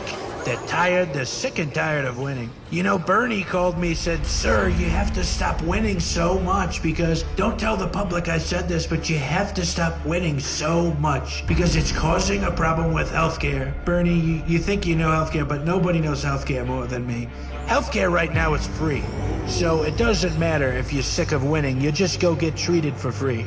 It's really become a catastrophe that might impact the economy, and the economy's great. I mean, you go to the grocery store, they just hand you food for free. You go to the gas station and they just fill your car up for free. There's no point in charging. We're winning so much. I mean, you go to buy a house, they just give you the keys. You don't even, the mortgages, they're just handing, and really it's a problem. They're handing out a mortgage to anyone. I heard about dogs and cats are getting mortgages. We have to look into that because we don't want that to happen because homes are for people, not for animals. But that's how cheap houses are. You can buy anything you want. And that's why people are sick because we're winning so much. You know, my whole cabinet, Rubio, everybody, JD, Tulsi, Rubio, RFK, and RFK never. Okay, one more. Where's the one where he talks about aliens? We're banning 6-7 because somebody has to do something about it, and I have the authority to do something about it. Banning 6-7, that would actually be... That would be a good move.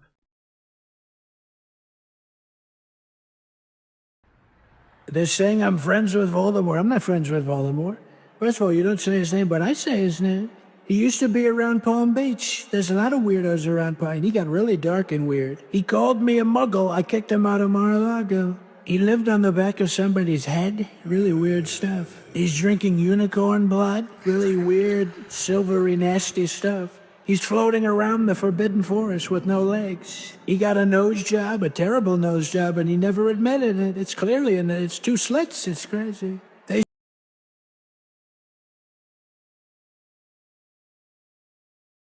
Okay. Well, I wanted the... Maybe it's this one. I just got off the phone with rock, paper, and scissors, and we have a historic piece deal. No one could... Okay. Alright. I wanted to do the aliens, but...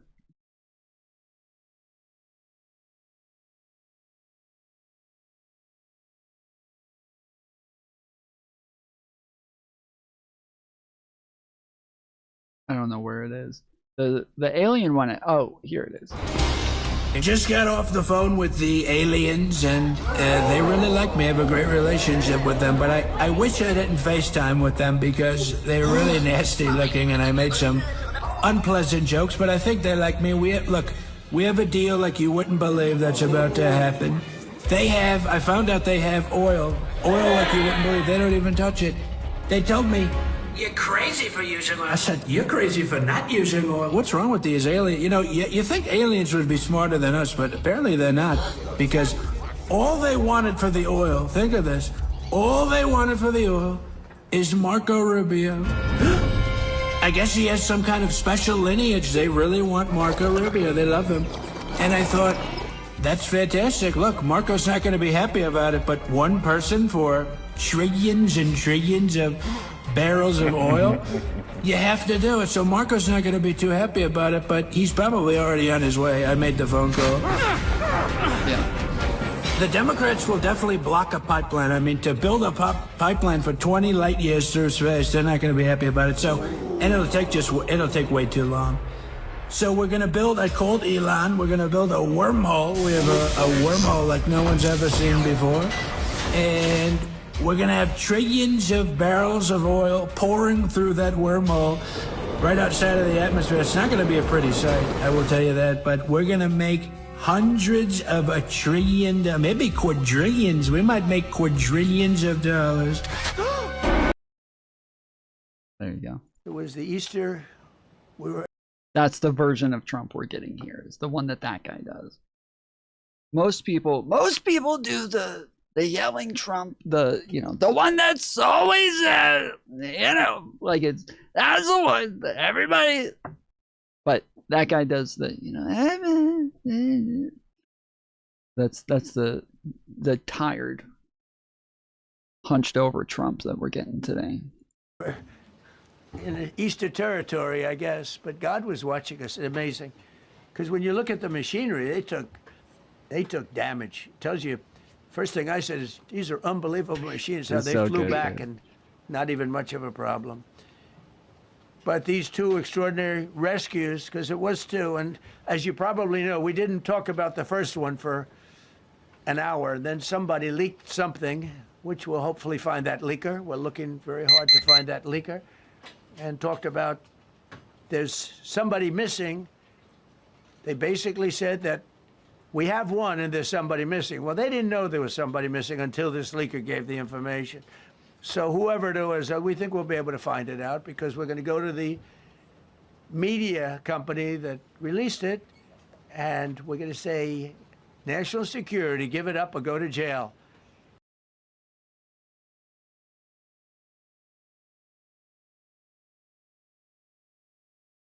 What?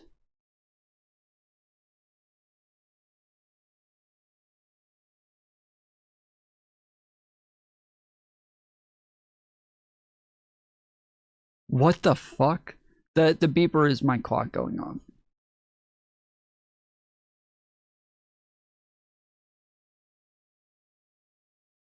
That's how the media works? What the fuck?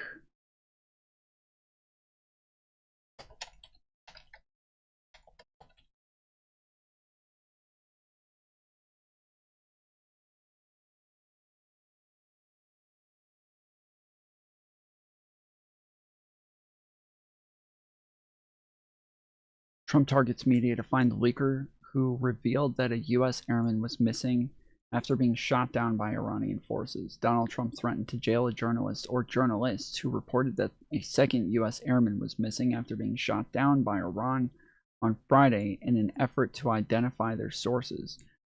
The badly injured airman hid in a mountain crevice, blah, blah, blah. During a press conference at the White House Monday afternoon, Trump told reporters that his government was aggressively pursuing the leaker who revealed information about the missing airman to the media.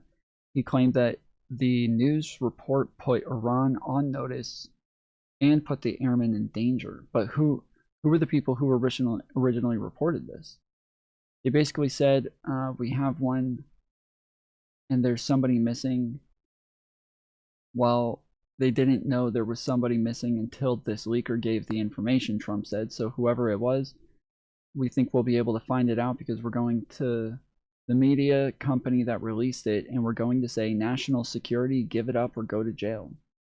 And we know who, and you know who we're talking about, because some things you can't do, because when they did that, all of a sudden the entire country of Iran knew that there was a pilot that was somewhere on their land that was fighting for his life.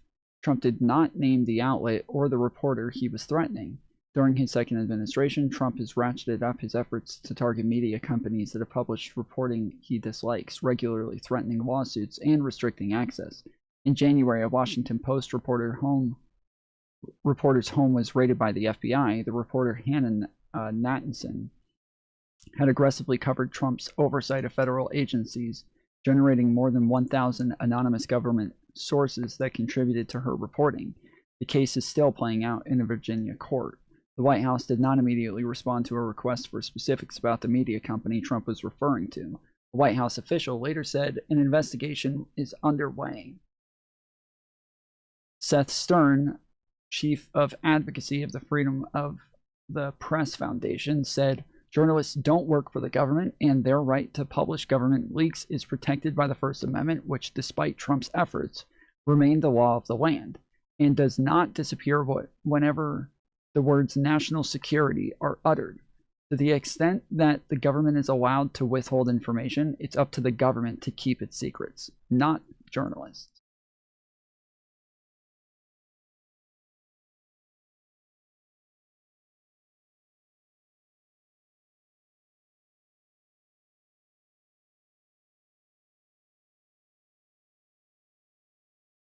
What the fuck, dude? And we know who, and you know who we're talking about, because some things you can't do, because when they did that, all of a sudden, the entire country... Yeah, like it makes sense that they would classify things in a way to where it shouldn't be put out to the press. And I think that, like, you know, something like a you know, a military member being lost in Iran, I would understand why they don't want that to get out to the press. But once it gets out to the press, that is not the press's fucking problem. That's the government's problem. Like, we can talk about like morality in whether or not the journalists are right or wrong in publishing the story or leaking the information, you know, publicly, but that's totally different as far as like legality goes. As far as legality goes, there's no fucking way that they're going to be able to go after a journalist for this shit. This is obviously covered in the First Amendment, but the Trump administration just doesn't seem to give a fuck about the Constitution. They keep trying to arrest journalists and all sorts of people for shit that falls under the First Amendment, and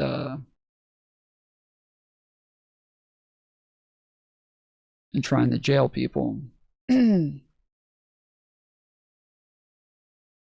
absolutely fucked up, then. Country of Iran knew that there was a pilot that was somewhere on their land that was fighting for his life, and it also made it much more difficult for the pilots and for the people going in to search for him. All of a sudden, they know that there's somebody out there. They see all these planes coming in. It became a much more difficult operation because a leaker leaked that we have one, we've rescued one, but there's another one out there that we're trying. Yeah, you could probably arrest the leaker. Like, but that's, you can't, the journalist is allowed to not give you their source. They're allowed to refuse to give you their source. There's no fucking way that you can, at least not without like a court order. Like, you know, they would have to get possibly subpoenaed or something like that, to where they might have to say something, but you can't just say national security and now they have to tell you, or the FBI or the Secret Service or anybody of that sort. That would have to play out in a court. Trying to get. So actually, the country, Iran, put out a major notice, you all saw it, offering a very big award for anybody that captures the pilot. So in addition to a hostile, very talented, very good, very evil military, we had millions of people trying to get an award. So when you add that to it, but we have to find that leaker, because that's a sick person. Probably didn't realize the extent of how bad it was. I can't imagine that the person did, but we're going to find out. It's national security, and the person that did the story will go to jail if he doesn't say, and that doesn't last long, and I think everybody would understand it. They put this mission at great risk. They put that man at great risk, and they put the hundreds of people. I never see the fucking black slithers, dude. I never see the little small black ones. I was raised to be colorblind, and so I just don't even see. I don't even see that sort of thing. People that went in looking for him, because everyone now knows that we're going in. Over the past 37 days, America's armed forces have carried out more than 10,000 combat flights over Iran, unheard of, striking more than 13,000 targets. The F-15 we lost last week was the first manned aircraft downed by the enemy in this entire operation, with thousands and thousands of flights. They got lucky. It was a lucky hit. You know, eventually you get lucky. But we got lucky too, because we got both of them back. But it's a record that is unparalleled in the history of military air operations. Nobody's ever seen anything like it. It's such an honor to be involved with it. We were up late at night, and then we were waiting for those contingent planes to come in, and we say, come on, let's go, get in, because they're waiting out on this farm without a runway, with wet, crummy soil, sand, mostly sand, wet sand. Wet sand. And it eats planes alive, and we're waiting, and we're saying, I hope that one can land and take off.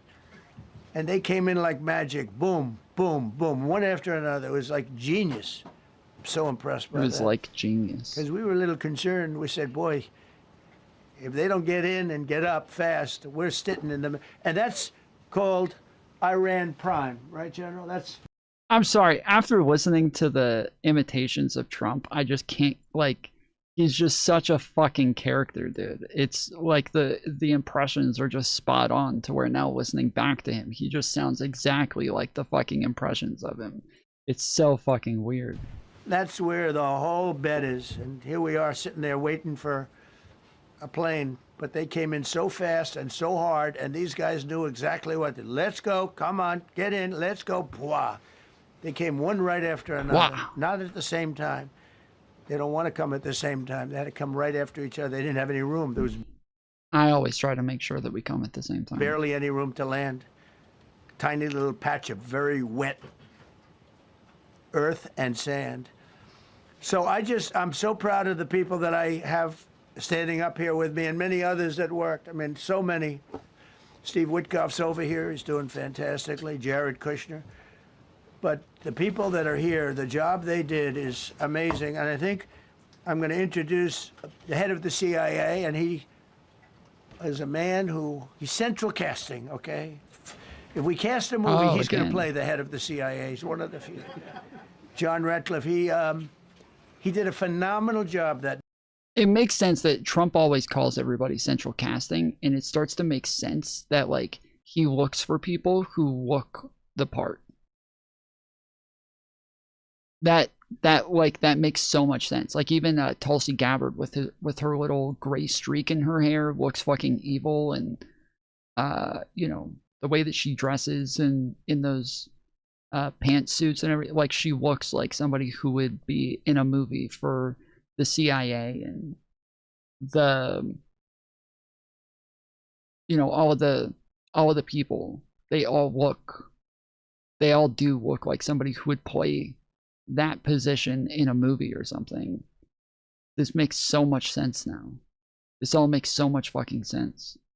That night, he did something that I don't know if you want to talk about it. If you want, you can. I'm not sure he's supposed to. I'm not going to talk about it. But the CIA was very responsible for finding this little speck. It's like they used an expression on one of the shows. A general was talking about, it's like finding a needle in a haystack, finding this pilot. And the CIA was unbelievable. And you may, if you can, you'll talk. It might be classified, in which case I'd have to put him in jail if he talks about it. And I don't want to put him in jail. He doesn't deserve that. So, John, do you want to say a few words? Thank you. Thank you, Mr. President. After I just threatened to put you in jail, you want to be here with you today to share what we can about this exceptional mission. Give it a shot. And to recognize the ingenuity and bravery of those who executed it, as well as the leadership and resolve of the president who ordered it. One thing that has been clear to me in this role is that the flawless military operations that the Department of War is known for are hostage to flawless intelligence. We saw that in the skies over Iran in Operation Midnight Hammer last summer. We witnessed it in Venezuela during Operation Absolute Resolve. We've seen it against the cartels in the Western Hemisphere, and we're seeing it every day in Operation Epic Fury, including this mission. Did you just say that they are hostage to flawless intelligence? To rescue an aviator buried deep behind enemy lines. Didn't we just hear that they've been complaining that Bibi Netanyahu told them that this was going to be like a really fast war, and that he gave them bad intelligence, and that they're all mad at Bibi now for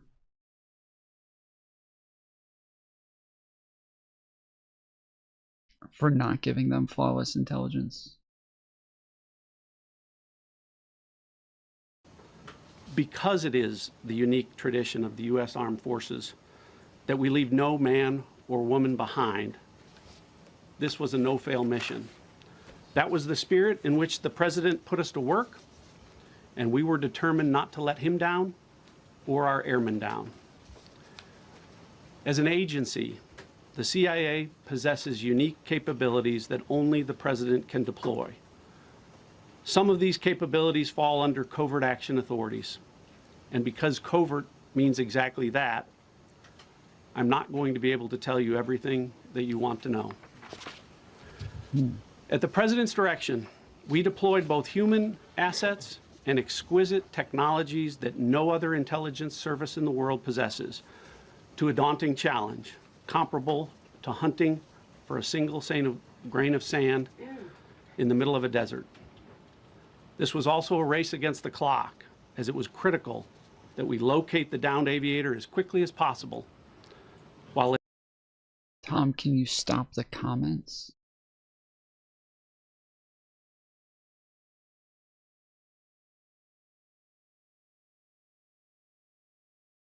The comment section?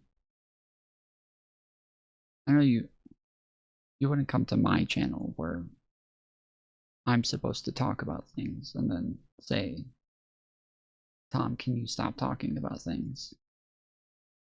There's no way you would say something that fucking stupid, right? At the same time, keeping our enemies misdirected.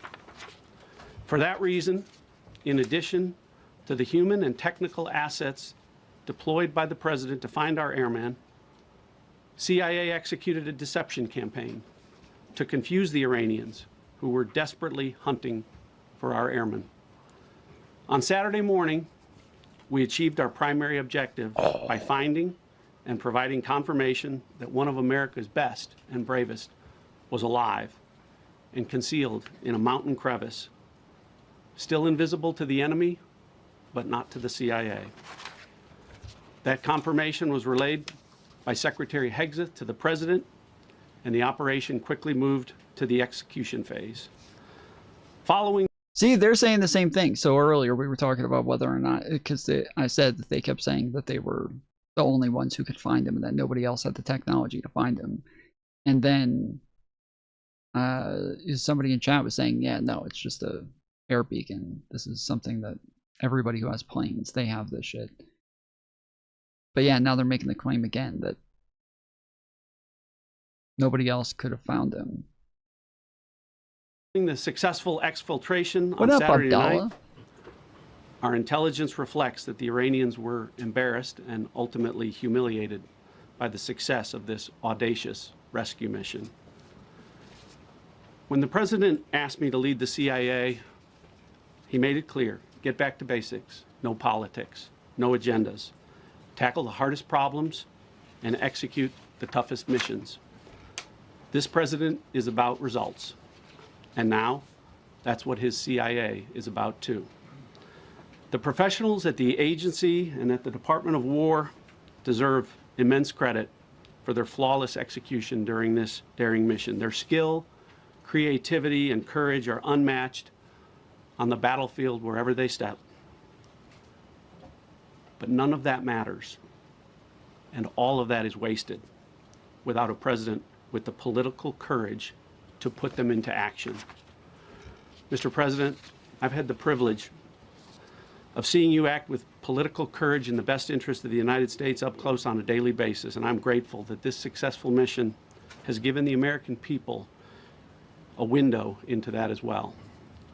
The Secretary and Chairman will tell you that our service members' confidence is boosted by a Commander-in-Chief who has their back the same way they have. The Slither I just killed, his name was Flip Trump. I don't know what the fuck that even means, but I don't like it. Have yours. And I know that the confidence of CIA's officers is boosted by the knowledge that their work is informing a President who's not afraid to make the hardest decisions when the stakes are highest. And to the American people, your confidence should be boosted by knowing that the security of the nation is in the hands of a President who's willing to take on problems that have confounded both sides of the political aisle for nearly half a century. It is an honor to serve on. Well, the American people are not happy about it. I don't know if you've watched the news in the last month, but the American people have not been happy about it. So, under a leader who just proved that you can believe him when he says, no matter what, we will leave no one behind. Donald Trump proves that you guys can believe him, guys. He proved it. He proved that you can believe him. Donald Trump, very believable guy. We will come for you. Thank you.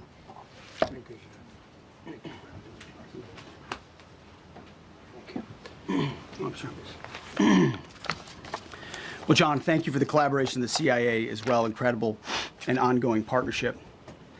Ladies and gentlemen, fellow Americans, and especially the brave warriors in our armed forces, over this Easter weekend, the United States military has once again proved why we possess the greatest fighting force the world has ever known.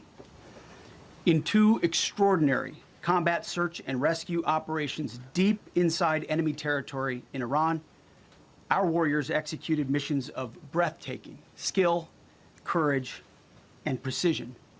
When our warriors are unleashed, as this president has allowed them to be, they are unstoppable. Do Americans really fall for this BS? The dumb ones.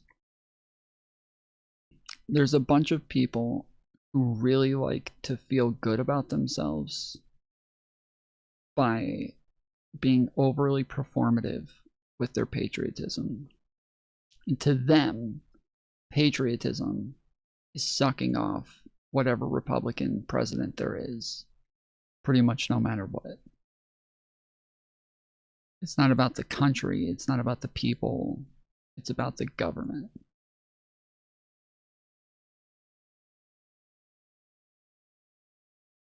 So they gotta really show off just how performative they can be. Bunch of fucking drama kids from high school. When American airmen were down behind enemy lines, our forces and our president did not hesitate. Special operators supported by elite air crews and intelligence professionals moved swiftly and decisively into treacherous mountain terrain under the constant threat of Iranian forces closing in. Ultimately, it was an impotent Iranian threat.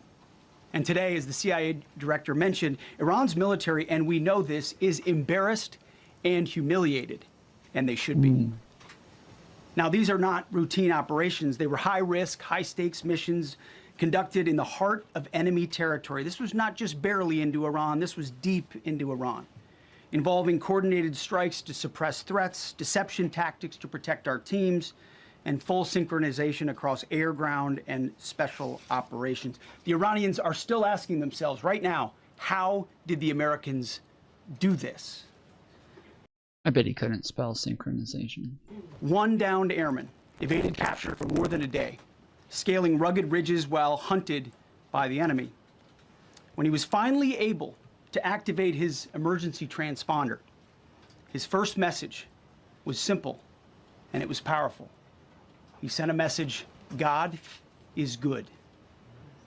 In that moment of isolation and danger, his Bro, this guy, he is so, like, when you want to talk about fucking drama nerds, holy shit.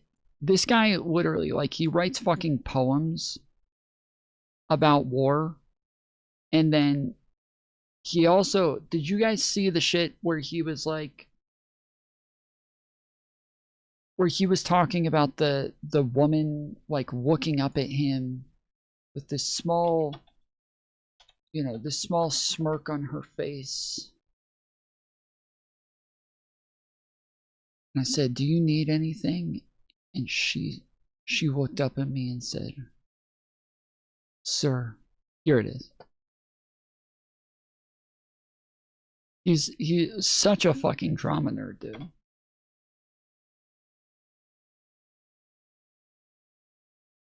I met a junior airman as the sun was going down and a chill was setting on the tarmac, who, when asked what they needed, she simply looked up at me with a sly smile on her face and said, "More bombs and bigger bombs."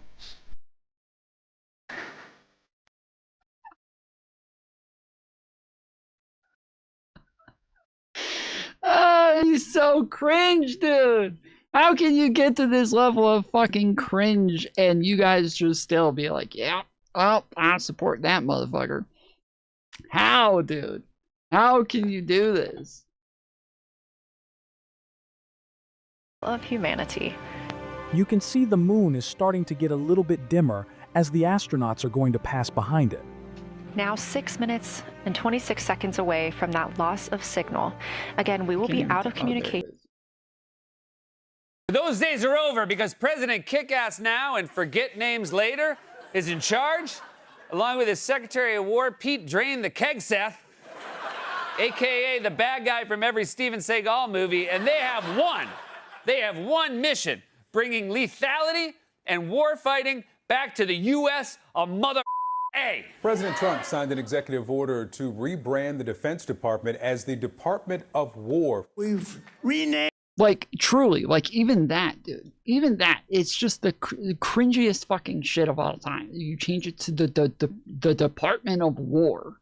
Holy crap, dude. The Department of Defense into the Department of War. The Department of War.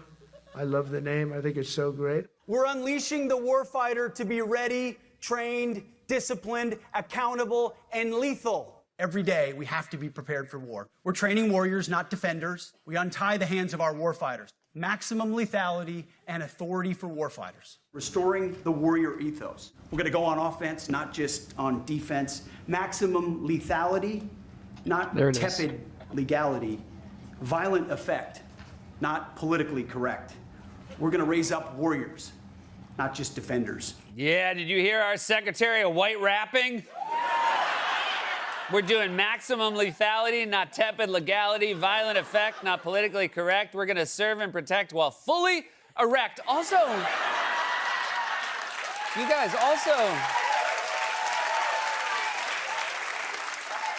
somebody needs to tell him, like, rhyming is woke. That's like poetry. Well, and he literally, unironically, calls war crimes wokeness. He unironically calls war crimes wokeness, to where he acts like if you know, oh, we don't care about that, like, international law woke stuff, okay? Like, we're here to kick ass. Like, that's all we're doing. We're just gonna do it, all right? We're not worried about those international war crime things. Like, it's so weird, dude. They're so fucking weird. Faith and fighting spirit shone through. You see, shot down on a Friday, Good Friday, hidden in a cave, a crevice, all of Saturday, and rescued on Sunday. Flown out of Iran is the... So, okay, so he was presumed dead and rose again 3 days later into a helicopter. I get what he's saying, okay. Wait, did anybody know that there's a red circle in the middle of the map? I never knew that there was a red circle here. The middle of the map is normally so crowded with so many other snacks that, like, I've never seen the red circle there before, but it is normally like the most crowded part of the entire server. Sun was rising on Easter Sunday. A pilot reborn, all home and accounted for, a nation rejoicing. God Here he goes is with his good. fucking poetry again. Despite incoming fire and unforgiving conditions, our troops brought every American home. No American lives were lost. We leave no man behind, and that is not luck. It's the result of unmatched training, superior technology, an unbreakable warrior ethos, and sheer American grit. Our special operators, pilots, and support crews performed with near perfection under fire, and they were lethal. Just ask any Iranian soldier who dared attempt to get anywhere near that pilot before or during that mission. And Death it wasn't tepid from legality above. either. Our troops turned a potential tragedy into a resounding demonstration of American resolve and capability. That's what excellence in uniform looks like. But make no mistake about it, none of this would have been possible without the courageous leadership and ironclad determination of President Donald J. Trump. From the moment our airmen went down... Dude, like, this is not a thing from any other administration where they just require everybody to go out there and suck them off every time they speak. This is never... I've never seen this with any other president, where every time people go out, they're just like, and this is only possible because of the sheer bravery of our Commander-in-Chief, Donald J. Trump, who is leading the troops. He is out there on the battlefield, giving all of them courage and bravery on a daily basis by fighting on the front lines. And even when he's not there in person, he's there in spirit. President Trump made it clear we will leave no one behind. The first mission, the first of two, was an audacious daylight thunder run right up the middle. It was authorized in less than 2 hours from that pilot going down when we knew where he was. And it was authorized in the middle of the night, because anybody that's worked for this man knows he's up in the middle of the night. Authorized immediately, without hesitation, audaciously. The second mission, as soon as we knew where that pilot was, and John was certainly helpful in that, also executed immediately. You know, I looked up at my screen when the final mission was complete inside our SCIF, our secure facility. And we have a running VTC, a running coordinator. Oh, now you know what a skiff is. Oh, okay, that's good. That's good that the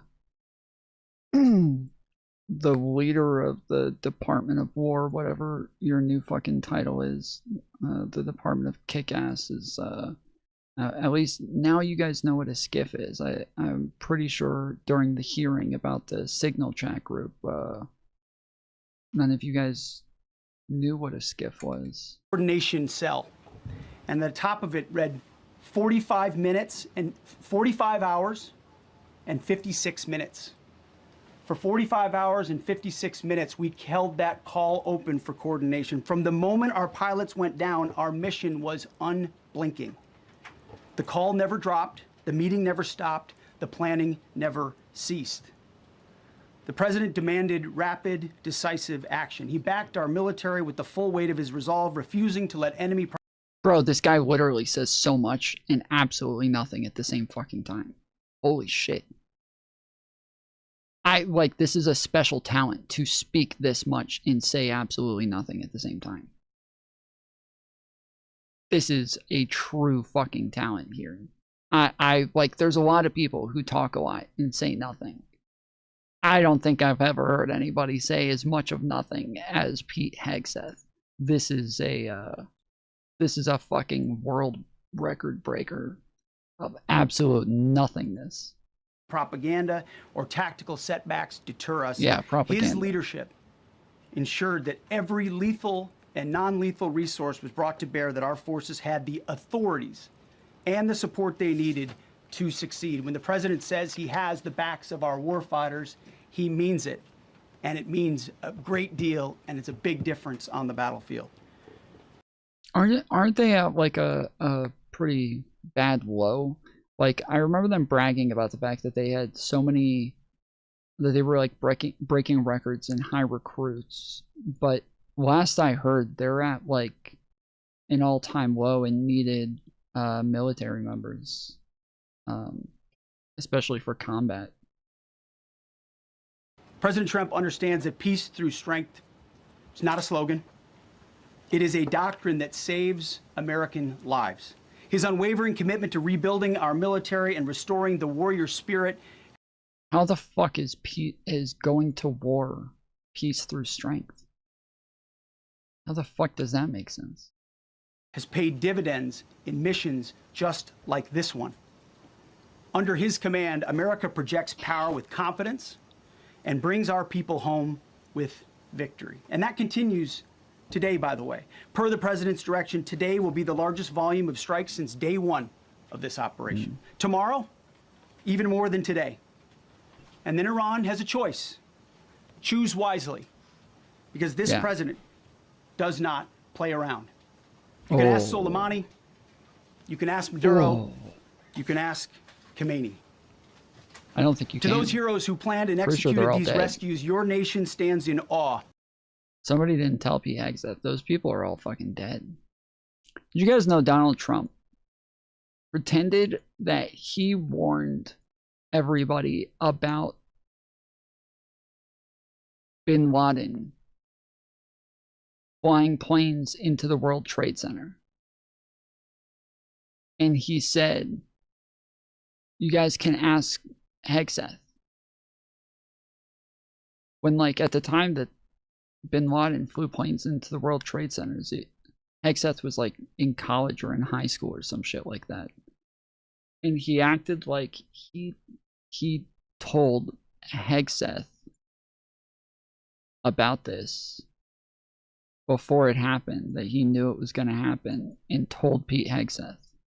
And I know all the fucking MAGA cucks are going to be like, oh, you guys take him so literally. Oh my goodness. Like, he exaggerates things. So what? It's not an exaggeration. Like, this guy is just a fucking liar. You guys are cucked for actually buying into this shit. It just shows what he thinks of his followers. It shows what he thinks of you guys. That he can just come out and lie this much and get away with it. And that he can... you know, everybody's playing like the 2 or 3 clips of Donald Trump saying that he was willing to go to war with Iran. Starting in 1980, I'm not even fucking kidding. I'm not even kidding. When they have 3 quotes from Trump showing that he was willing to go to war with Iran, the first one is in the fucking 80s. 2 of the clips are from before Trump was ever even president. And then we have just dozens and dozens of clips of Trump saying no new wars, that he's the no wars president, that if you vote for him, you won't have any new wars, that the fake news keeps saying if you vote for Trump, you'll have wars, but that's a lie, because he's not going to have any wars. He'll only end wars. He'll never start wars. Like, I don't care if you have 3 or 4 clips throughout his entire life where he talked about going to war. It's embarrassing when you guys even start with the fucking 80s. It's absolutely embarrassing that you guys think like, oh, I'll prove you guys wrong. Here's a statement from Donald Trump in 1980. But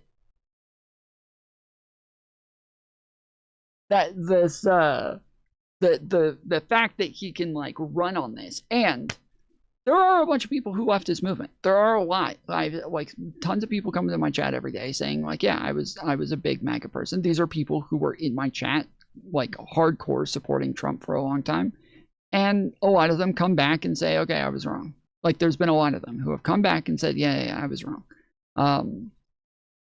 We had some right at the beginning of Trump's presidency who left because of the Trump coin. We had a bunch who left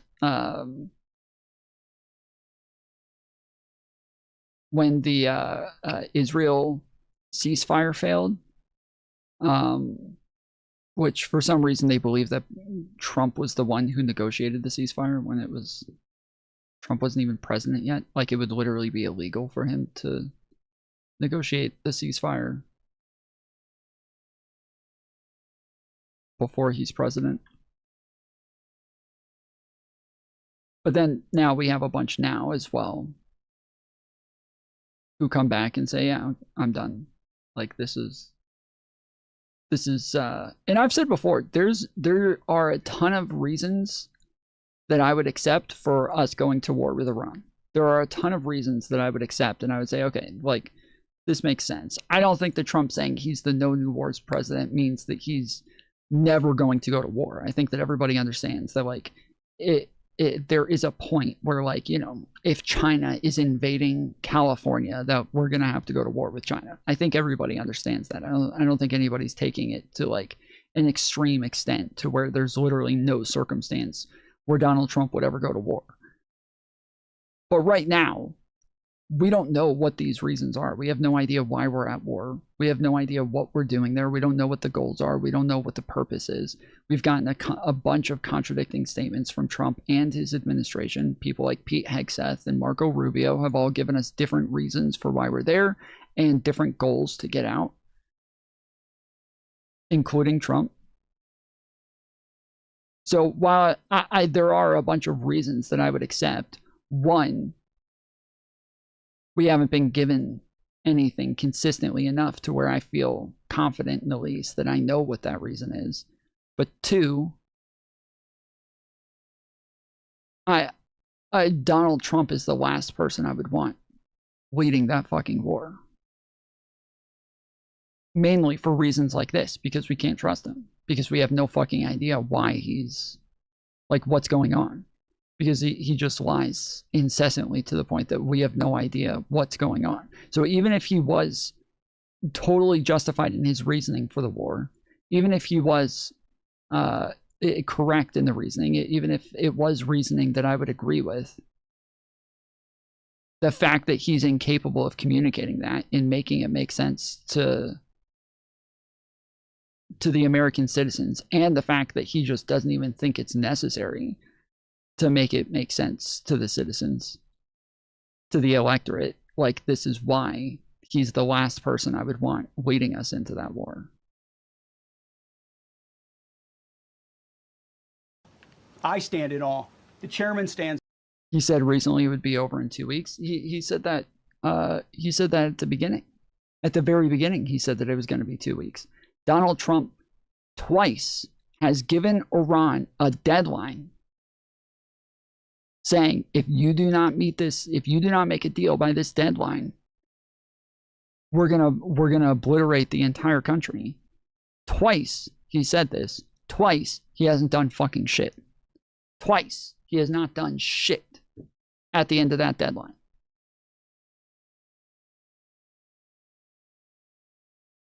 This is Taco Trump at its finest. This is why nobody wants him leading the fucking war. Is because he's going to keep making threats that he's unwilling to back up. And then dumb fucks like Pete Hegseth are going to come out and call it peace through strength.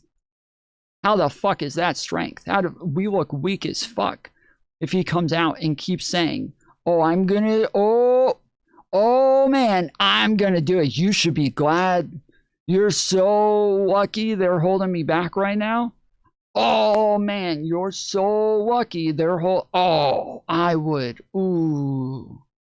You don't even want to find out what I would do. He's that guy. He's that guy who's just like standing there, like, and his friends are just kind of standing next to him, and he's acting like they're stopping it. Oh man. Oh, you're so lucky they're holding me back. Ooh, I would get you so bad. That's Donald Trump right now.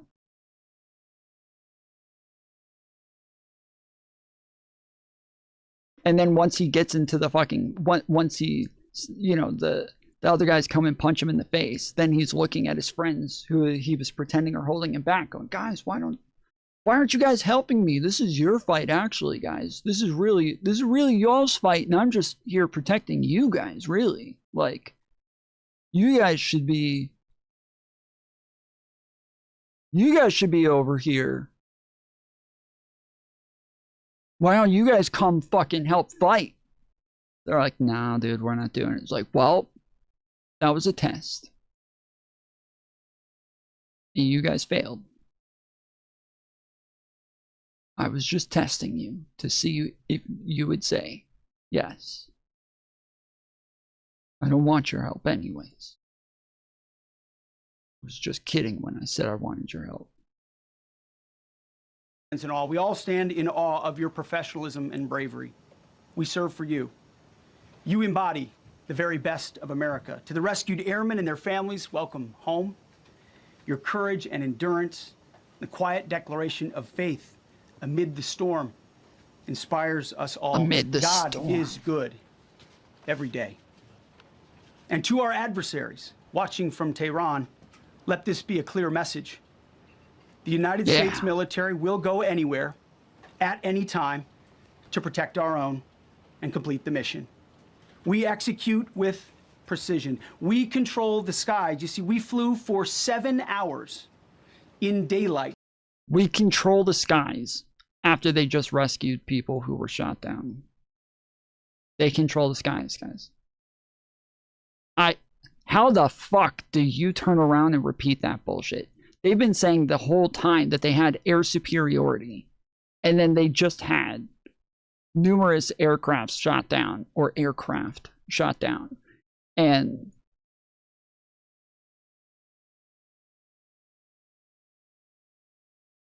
now they're going to come right back and just repeat it again. We control the skies.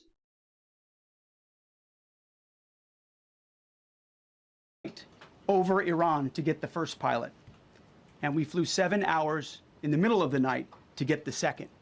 And Iran did nothing about it. We fight with honor, and under President Trump's leadership, we win.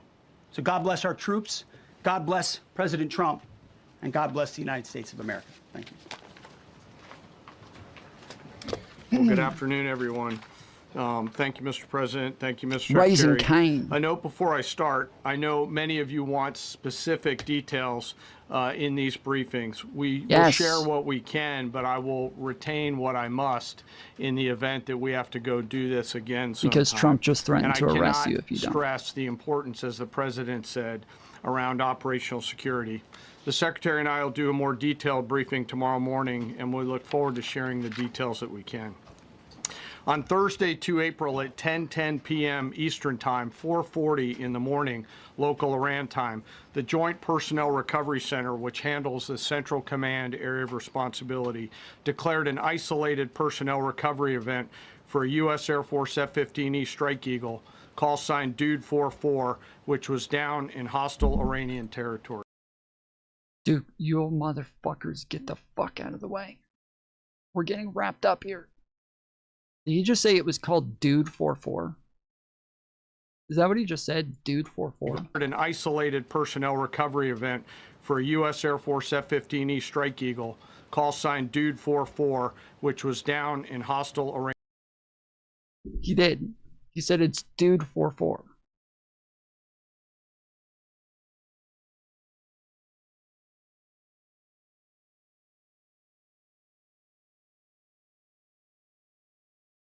I have a bunch of MAGA people who come in here saying, making fun of me because I say the word dude.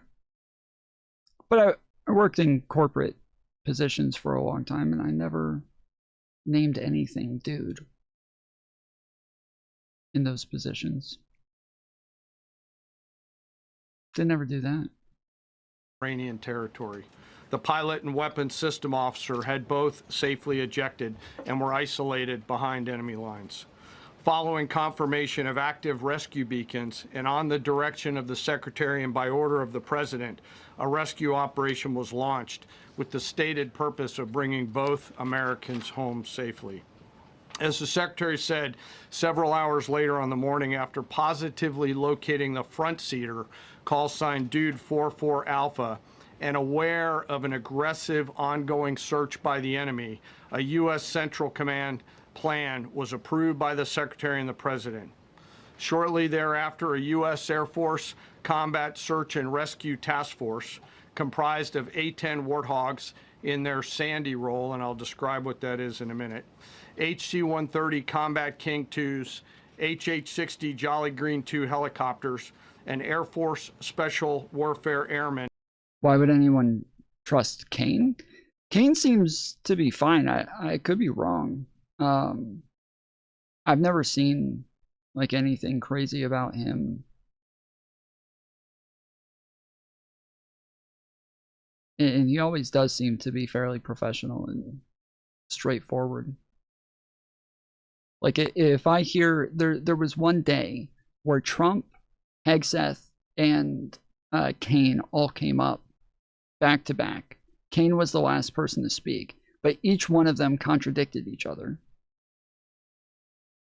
All three of them contradicted each other, and Kane, when he was the last one to say something that was different from what Trump and Hegseth said, I don't remember exactly what it was, but Kane was the one that I believed. I was like, okay, he's the only one here that I would actually believe what he has to say.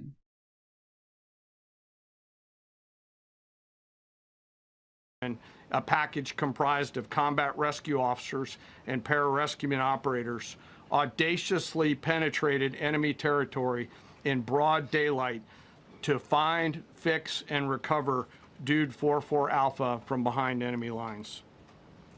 This was an incredibly dangerous mission, an incredibly dangerous undertaking, but a filled promise made to every American warfighter that you will not be left behind. We will always come find you, and we will always bring you home. Over the next hours, the search and rescue task force crossed the beach, entered into... Again, the reason that they're really pushing this, like, we'll leave no man behind and we'll always come find you, is because there's been a lot of criticisms of them leaving so many people behind and not helping so many people, that they're really, really trying to sell this one. They're really trying to sell this one as though this is the case across the board, and just trying to use this one anecdote as something that is exemplary of all of the other people that they did just leave stranded. Iranian airspace, protected by a fighter strike package, and moved into the objective area, all under fire. En route, as some of you have seen on social media, the helicopters took gas off the C-130s and pressed onward and forward.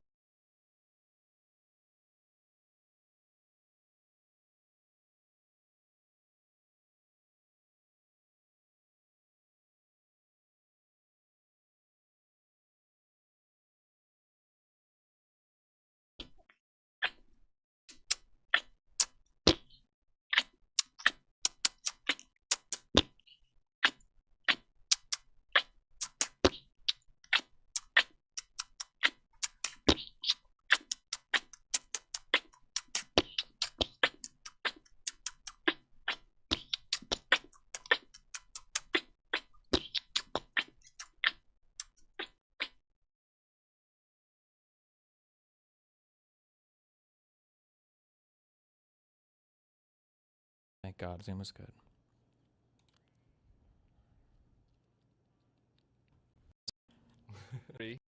Because we watch a lot of your content on my stream. Tim Miller from the Bulwark, ex-Republican, I think, into never Trump Republican, now into, I don't know what you consider yourself necessarily. I know the never Trump Republican people are kind of in a weird spot where they're not quite liberal, but it's hard to be conservative, and yeah. I embraced it I'm a functional. I mean, we talked about this yesterday. This is what I was for a long time. We've been covering this for a bit, so if you guys haven't kept up with this, Tim from the Bulwark was talking about Hassan the other day. There's been a bunch of articles from left-leaning outlets talking about the fact that they think that people should, Democrats specifically, should stop engaging with Hassan. They should stop talking to him, stop going on his shows, stop treating him like a serious person. And to an extent, I agree that they should probably stop treating him like a serious person, but I don't like that they say don't go on his show. I think that if you have disagreements with Hassan, if you think he's wrong about things, you should go on and engage with him on it. You should go and talk to him about it. I don't, especially when he has such a large platform, like this is somebody that you ought to contend with if you think that he's wrong, even as politicians. Supposedly, Gavin Newsom is going to go on to Hassan's show. I think they said the 13th or the 14th, somewhere around there. So he should be on in about a week. And yeah, I think that that is the way to deal with it. Is if you think he's wrong, if you think he's incorrect, go on and talk to him about it. I mean, that's the way that I deal with things, and I don't like when people kind of advocate for just not talking to people, especially if it's somebody with a large audience. That is, to me, that is always the wrong move. That is always a bad move.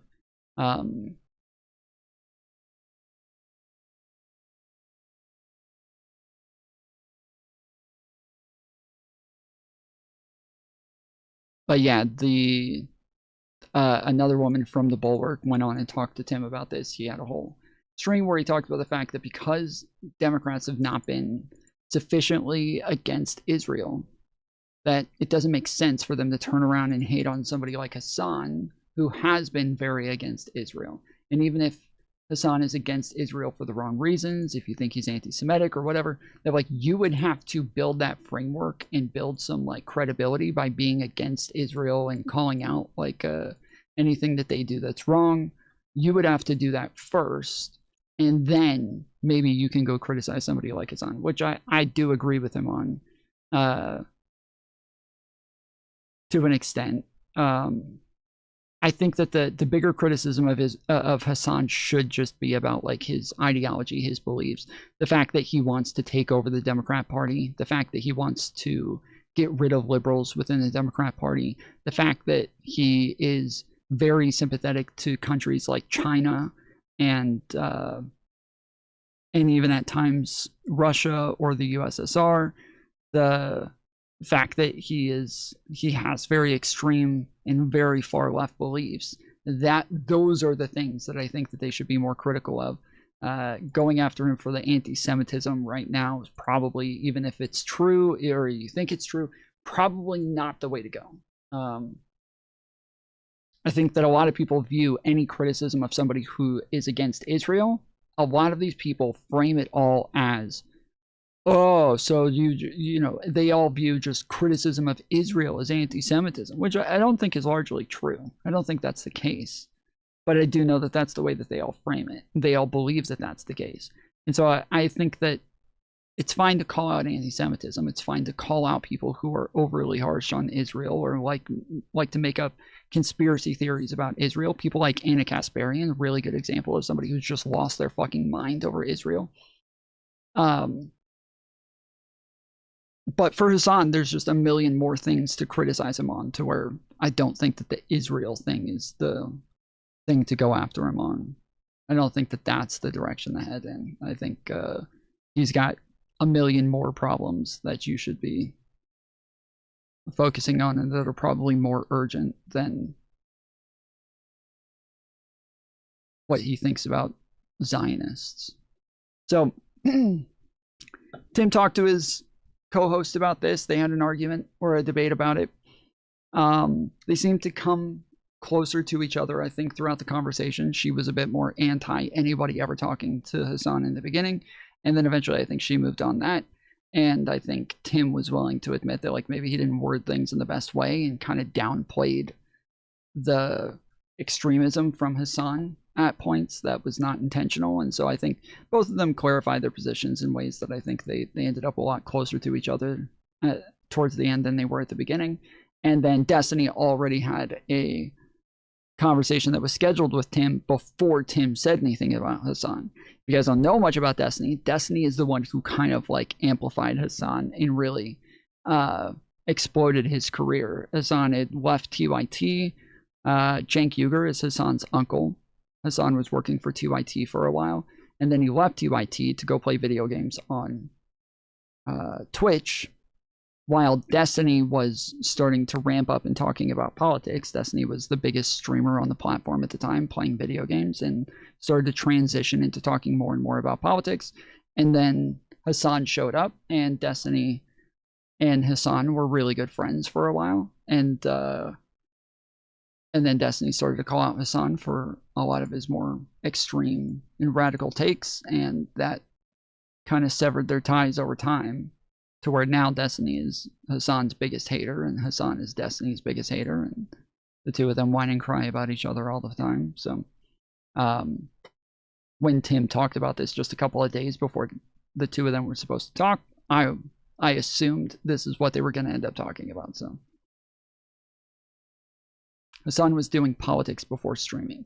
Yes, but he said he left TYT to do gaming. And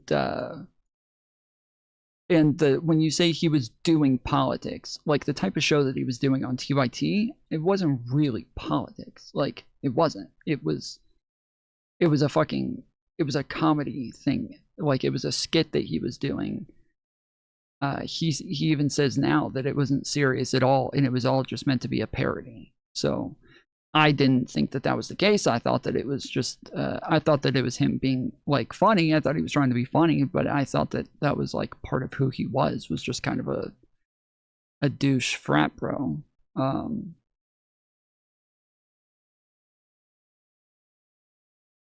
Why are we even still talking about Hassan? Because we're literally getting ready to watch a video about Hassan where the two of them are arguing about it. So I'm giving a quick introduction to kind of the drama that's been going on for a while. But on top of that, it's not even just about Hassan. Democrats online for the last like 2 months, 3 months, liberals have been talking about pushing the more extreme factions of the left out of the spotlight and just saying, like, we shouldn't associate with these people anymore. We shouldn't treat them like we have shared interests. We shouldn't treat them like these are people who are willing to get along with, because they are not. They like for a long time, liberals have been willing to kind of like play nice with leftists, while leftists just endlessly talk shit about liberals. Just endlessly talk shit about liberals. Just endlessly whine and cry about liberals, endlessly go after us, lie about Democrats, lie about what's going on in politics, lie about the candidates, lie about everything, and then even don't adequately like advocate for people to vote for Democrats in the end. And so at this point, it just seems like, yeah, if you're not even like aligning with us in the end when it comes to voting or advocating for Democrats to win elections, then you're just not on our side. You're just not on our side, and we're going to stop treating you guys like you're on our side. You guys treat us like the enemy? Cool. We're going to start treating you like the enemy as well. And I 100% agree with that way of dealing with it. And this Tim Miller thing happening right now is kind of a perfect moment for this conversation to be had, whether it's about Hassan or any other leftist.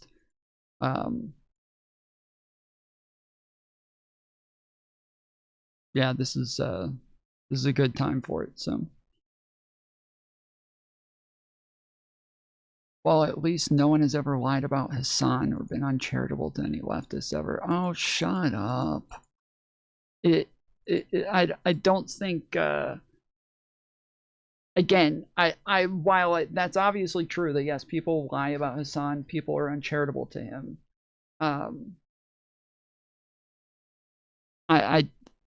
Hassan is uncharitable to Democrats because they're Democrats. Hassan is uncharitable to liberals because they're liberals. Hassan uses the term liberal as an insult towards people.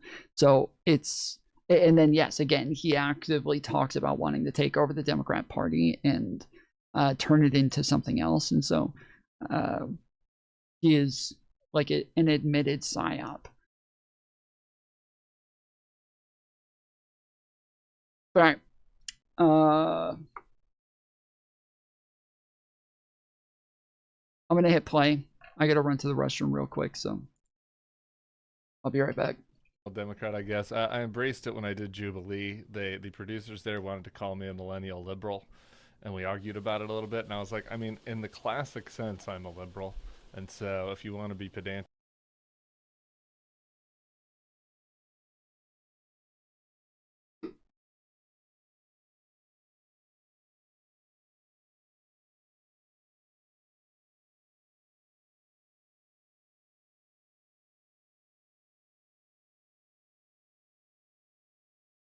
About it, we can do that, and you know, it felt good on me, you know, putting on the liberal shirt. I feel like it's nice. Progressive, I don't know if I could do, but yeah. The liberal button, I'll put on the liberal button. Okay. I have is there anything in particular that you wanted to chat about or anything, or because I've got like a couple man, things. Let's just do whatever you want to chat about. It's funny, we I've been wanting to do this. We went back and forth a little bit, and like I eventually said I was going to do it like before the discourse, the Hassan discourse, the streamer discourse all started. So I'm sure some people didn't hear about that, but I want to talk about whatever you want to, man. I'm just I mostly like I was like, if I'm going to dive in and do streaming myself, I might as well, you know, get out there. So whatever you want to do, I'm game. Okay, cool. So for some of these things, I have this conversation in my mind broken out into three kind of parts. So the first thing I want to talk about is kind of the conservative media ecosystem. The second thing is like platforming in general. And then the third thing is, in my opinion, I would argue that people like Hassan and socialists in general should be totally cut from like any kind of liberal Democratic Party movement thing. And then, yeah, I think these kind of build into each other. Cool. So on this first topic, one thing I noticed when I hopped into media coverage or political coverage or whatever in 2016, I came at this from a very online perspective. And it's kind of weird because I feel like I had to learn more real world politics and media, but I feel like we've kind of curved back into now everything is just online. Like in 2016 and 2017, especially if you were like a Bernie supporter or, you know, part of the more like kind of progressive movement, the sayings were always like, you know, Twitter is not real life. And it definitely seems like it definitely is now in a lot of ways. Yes, I hate it when people today say Twitter isn't real life, because at this point it is. Like, I understood before why people would say that, but at this point it is. And the problem is that even though bots and things like that have gotten a lot worse to where you might even feel like it's less real life, I think the bots and everything like really play a big part in people's perception of what's going on and are a big part of shifting people's beliefs. I think that 2016 and the Russian bots coming in and kind of pushing all of the propaganda towards the conservatives bought all of that fucking propaganda hook, line, and sinker. I mean, I think that the Russian bot farms are what drastically changed the political landscape that we're dealing with today. And that today, all of the fake media and the fake news and the blah, blah, blah, like, I think a lot of that is from the Russian bot farms from 2015 and 2016, and that it's just like they're effective. It's effective propaganda, and that is just real life now. That's what it is now. So yeah, no, that's how did you get into it? What did you start popping off on the 2016 campaign? Well, kind of. There was this horrible movement called Gamergate. Oh yeah, and then so it was Gamergate. Kind of, yeah. And then I was like, I'm kind of like a more aggressive style person, but I was like on the left in terms of social issues. So it was easy for me to get into conversations because back then the reputation was only conservatives can debate people, and then I was able to do that. So that's how I grew up. I guess, my view on all that is, look, I think you have to understand online to understand what's happening. it's actually fucking obnoxious because it really was. The terms, like the phrase used to be that the left refuses to debate, or the left won't debate, only the right will debate, only the right's willing to talk about things. And now it is the exact fucking opposite, dude. It is the exact opposite. All the conservatives have this term now that they use to get out of everything, where they say, well, you're bad faith. I wouldn't even waste my time. I'm not going to waste my time. You're just so dishonest and so bad faith. But they do that while they'll sit there and review you forever. So this is something that, like, even Ben Shapiro has used a bunch of times against people like Candace Owens or Dave Smith or all these different people, where he'll say, oh, they're so bad faith, I would never debate somebody who's that bad faith. I'm not going to waste my time on somebody like them. They're so dishonest. But then he spends an entire fucking show talking about them. So what do you mean you're not going to waste your time? You've spent an hour and a half sitting here talking about them this whole time. That it's not an issue with time for you. That's not an issue with time at all. You're willing to put time and energy into them. So I don't know why you pretend that you're not. Like, you obviously are. So it's really annoying that conservatives have kind of once, like, the debate space is just chock full of the left right now. And the reason that right-wingers aren't willing to debate anymore is because their beliefs are just so fucking stupid that even low-level nobody debaters can go and just completely eviscerate people on the right these days. They can just completely fucking wreck people on the right now. to where you don't need a Destiny to go debate like a Ben Shapiro. You can go get just about any left-wing debater online, somebody who's been doing it for let's say a year, and they'll be able to just completely fucking wreck a Ben Shapiro now. And so even Ben Shapiro is just terrified of debating people on the left now because it's hard to defend Trump. Yes, exactly. It is impossible to defend Trump. That everything they have is all just whataboutisms now of like trying to shift responsibility. And even half the time they're even wrong on that. Like I was watching somebody earlier on TikTok. I was watching one of his clips. It's I can't remember his name. You guys can try to remind me. He streams on Ringyald, I think is who it was, Ringyald. And he was debating with somebody where he was talking about like how bad Trump's rhetoric is, and the other person said, you know, he's like, oh, he like talks so much shit about all of his political opponents and says things that are like really fucked up about them. There's no like presidentiality when it comes to Trump. And the right winger said, yeah, but Biden called all of MAGA garbage. And Ringyald was like, yeah, so what? Like he called garbage. What? So what? Where like the first example that Ringyald used was about Trump like threatening people and like saying things that was like wanting to like shoot people or kill people or celebrating people's deaths and shit like that, right? And the person responds by saying that Biden called all of MAGA garbage. Well, first off, Biden did not call all of MAGA garbage. Now, Ringyald bought that and said like, yeah, so what? He called garbage. So what? I mean, fair enough. It doesn't, when Donald Trump is literally celebrating people's deaths and you know, calling for the death penalty against people just because they said something he doesn't like, versus somebody saying people are garbage. Like this is not a good comparison. But on top of that, Biden never called MAGA garbage. It didn't even fucking happen. It literally didn't even happen. It is just pure bullshit that ever even happened in the first place. So it's really fucking like wild where it all becomes this like whataboutism in the first place. But then even on top of that, the whataboutisms are normally things that didn't even fucking happen. The whataboutisms are almost always shit that is just not even true. And I think that there are some Democratic politicians in particular who are still kind of like unfrozen cavemen and like don't engage, you know, even if they're not like posting themselves. I think all politicians would be posting themselves. Like they're not even like consuming the conversation online. And I think not understanding that is pretty limiting in this day and age, at least about how to get your message out. I think that like you can overlearn the lesson. Like you can still be too online. There are ways in which it's not real life, you know. And I think that we saw the Trump people be too online in ways that have hurt them recently. You see this sometimes with Democratic politicians too.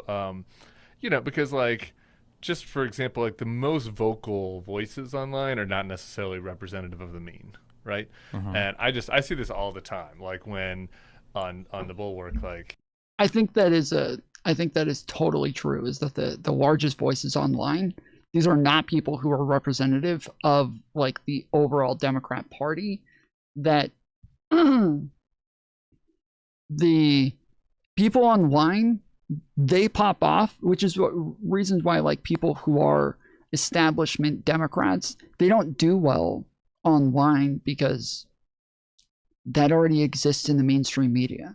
Like most people are not going to go to a Foolery show to get their news or to get any sort of analysis when they could go straight to the source in the first place and just watch it on CNN or watch it on MSNBC, watch it through, you know, all these different outlets. They can just get it right from the source instead of watching somebody like me, who I'm not a journalist. I'm not going out and doing the reporting myself. So I think it makes sense that, like, you know, the majority of people are going to go get their stuff from the source. But then the people who do get their stuff from online, those are people who are unhappy with CNN. Those are people who don't like CNN or who aren't fans of the establishment. And so those are going to be like these smaller, more insular groups that are going to be a bit farther left and a bit more radical. and they're looking for something that's a bit more their style. So they're going to go watch TYT, The Majority Report, Hassan, Kyle Kowinski. Like, they're going to go watch those people because they're looking for people who are like going to grasp whatever it is that they're looking for outside of the mainstream. Whereas if you're happy with the mainstream, you're not going in looking. You're not going in looking for these other things. You don't need those other things. You've already got it right in front of you. And so I think that that's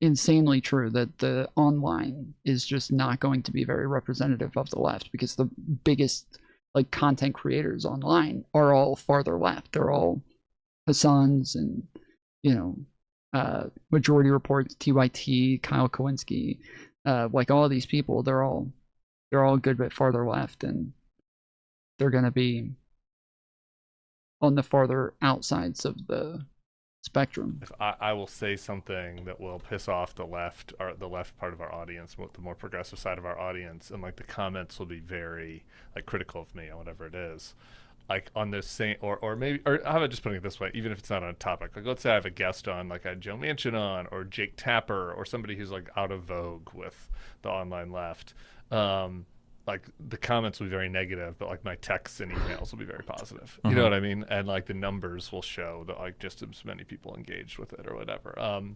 And so I do think like that's like you can overlearn what is happening online and like overinterpret it as being representative of everybody, but you know, so that's a risk.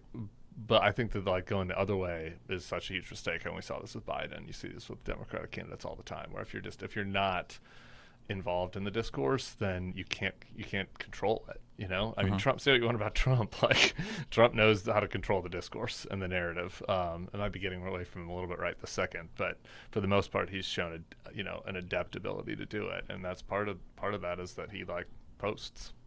Yes. Okay. So my goal in this conversation is to impart an idea I have on you, or to get pushback and tell me why I'm wrong, so I can change the way that I view this. Okay. So one of the frustrating things that I'm kind of noticing when people are analyzing Donald Trump, or when people are analyzing conservative messaging or Democratic messaging, is I feel like there is this pipeline that is moving in the background that seems to go unnoticed, and people like see it but don't realize its impacts. But then we spend so much time analyzing what sits at like the end of the pipeline without realizing that at that point it doesn't matter. What mattered was the whole thing kind of like leading through the pipe, and then anything can be produced at the end, but it doesn't matter. So everybody take a second, hit the thumbs up button. Appreciate you guys joining. If you're watching on the vertical stream, you can just double tap the screen and that'll give it a thumbs up. And then if you're watching on the others, you can just scroll down a little bit, hit the thumbs up. I appealed my ban yesterday from TikTok, and I am still banned. They rejected my appeal, so I am suspended, I guess better to say, for 3 days. I should be back on the 9th. So we might try it again. See if I can moderate myself enough for TikTok. We'll see. When I'm looking at like the conservative media ecosystem, okay, I'm looking at like three kind of prongs for this. So there's this ideological component that is constantly maintained with think tanks like the Heritage Foundation or the Federalist Society. And even in off years, even when Republicans appear to be totally absent from the discourse, there's no president, whatever else, they're always working on stuff in the background, right? Whether it's Project 2025, whether it's this back and forth with people in DC or whatever. Then you have your media arm, which is on the conservative side. It is functionally, and in practice, it really is like a messaging arm for the Republican Party. Where their job is to do PR for the Republicans. That's it. That's There's literally been tons of people who used to work for like Fox News and or other conservative media outlets that say that the Republican Party would literally send bullet points out to them for like phrases to say, words to say, talking points. They would literally send this out to right-wing media, telling them exactly what they should be saying to be pushing the right narrative. That is absolutely disgusting. Like, that is absolutely fucked up. I've never heard somebody say this about Democrats. Never heard this about Democrats. I've heard this tons of times from Republicans. They're like working for Fox News or working for any other larger conservative media outlet that, like, they're not only wanting you to talk about specific things, but use specific verbiage, use specific language when talking about, like, immigrants, you got to say invasion, or when talking about Somalians, you got to say fraud. And when you talk, like, you always have to, you know, throw in these when every time you talk about Ilhan Omar, you got to talk about incest, and that they literally are trying to, like, make sure that you are always aligning these terms with other terms and saying the things that they want you to say. It's completely fucked up. Starts and stops there, right? When you have these two things working in lockstep, where to defend either party so religiously is ridiculous. I can agree to an extent that, like, defending a party overall is true, but when you're talking about, like, what matters more is the ideology. Are you conservative or are you liberal? Which side do you align with more? That's the thing that matters more than, like, a politician or a party is conservatism or liberalism. And then even the majority of people that I know that I would say are real conservatives that actually hold conservative values, those people don't vote for Trump. Like, those people would never vote for Donald Trump. Those people either don't vote or they vote for liberals. But it's not about, like, the party. So I'll agree with you that, like, calling yourself MAGA, that is, like, wrapping your identity up in a politician, in making your label about a politician instead of an ideology. There isn't that, like, inverse on the left. And so, yeah, I think using terms like conservative or liberal, that's more just an ideological thought process. You've got your ideological foundation that can generate ideas or whatever else. You can get political figures that come up, and then when these political figures go onto their media platforms, and then basically what they do here is they just do messaging for their whatever they're campaigning for, or with the administration or whatever else. Once you have this, like, stuff created, when the alternative media world gets to consuming that, because so much of it has been made palatable on, like, Fox News, and there's no discontinuity between any of the messaging, the alternative media can pick up a very coherent and consistent message, and you have this huge feedback loop that's going from top to bottom that makes it so that literally any message you want can be sold in this way. That it's not necessarily that, like, Trump, like, there are going to be things that can make things better or worse, right? Selling Trump doing something goofy is going to be easier than selling DeSantis doing something. Frank, are you asking me to explain, or are you talking to somebody else? I don't know who you're talking to. You guys got to try to, like, use @ if you're talking to somebody else. You don't have to type out their whole name to where it actually @ them, but at least, like, give, like, an @ you know, something, so that I know that you're not talking to me, because I keep seeing shit pop up on both chats and I'm not sure. Goofy. But I think if you take a step back and you look at, like, some of the things that people can get away with on the Republican Party, I think it's impossible to explain it with just, well, they're good at messaging, or it's because this guy is affable or whatever else. It's because when they start at the top, Trump will say a goofy thing. He goes on to Fox News. He's never getting a critical interview. They're massaging and helping the PR as much as possible. And because it's so consistent, when alternative media picks it up, the audience is already there and hungry for it. They're going to do the same thing back and forth. And sometimes those same administrative figures will go onto these shows, that all of that ecosystem will make any message palatable, and that thing exists in two places. It exists on the, I would say, the far right, which is MAGA, which is the entire legislative body of the Conservative Party, and then I would say that it exists on the far left, which is unfortunate because that represents 2% of the Democratic Party and none of the lawmakers. Right. Whenever someone says it's both sides, I know straight away you're stupid. Not only that they're stupid, not only if somebody says it's both sides, you don't only know that they're stupid, but I would say 90% of the time, they're Republican. Like 90% of the time, they're a Trump defender, and they always just try whitewashing and downplaying everything that Trump does by making it seem as though everything that he does is something that everybody does, even though we have mountains and mountains of evidence of Trump doing you know, things like lying at historic rates, that you do not have evidence of Democrats lying at the same rate. Like, you just don't. We can find Trump lying, I would bet, every single time he's ever spoken. Like, I would bet every time Donald Trump opens up his mouth, we probably have some lies on the books. We do not have that for Democrats. So yes, every time somebody does this like both sides thing, it's either that they're like so insanely far left that their opinion is totally irrelevant, or it's somebody trying their best to whitewash Donald Trump. A lot there, and I think that there's some parts of that I agree with for sure. I think we should set aside. I think the area that I might disagree with is the ideological and policy side. I think we should just put that into a bucket to talk about at the end, because I think you know, there are a lot of fractures on the right on that are that have been frosted over by the cult, right? And like that's why it works for. The mock dates don't lie. Wow, you truly in your own echo chamber. Who said the mock dates don't lie?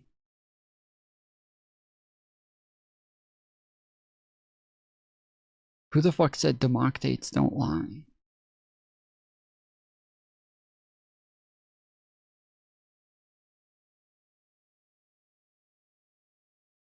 I've been reading the chat the whole time. I know I didn't say democtates don't lie. I didn't see anybody else in chat saying democtates don't lie. Trump didn't work for DeSantis in a lot of ways. That like Trump has this cult backing him. So anyway, we'll come back to that. Sure. I do think that just like the cohesiveness when it comes to negative messaging on the Democrats, for example, and negative message on crazy things that happen on the left, is an absolute superpower. And it's a cohesiveness that goes from the top, from Trump himself to the other Republican politicians to Fox. Republicans seem to have an easier go of it media-wise right now. I think there are a lot of reasons. I'm not sure how to assess them. Like Tim's analysis quite a bit. I think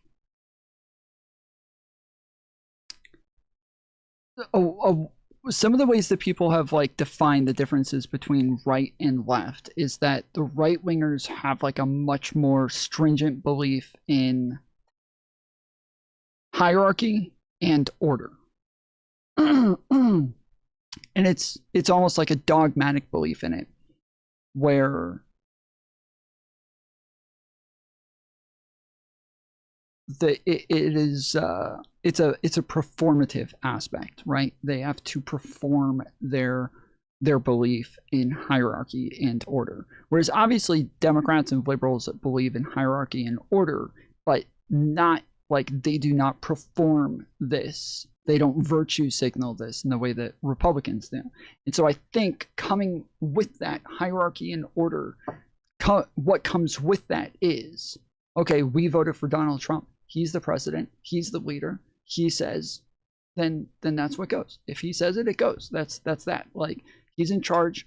We do what the commander-in-chief says, and that's that. And that's kind of the way that they run with these things. And so the right wing, when we're looking at their, media sphere, it is going to be a lot more dogmatic in the belief of Donald Trump. It's going to be a lot more like hardcore in their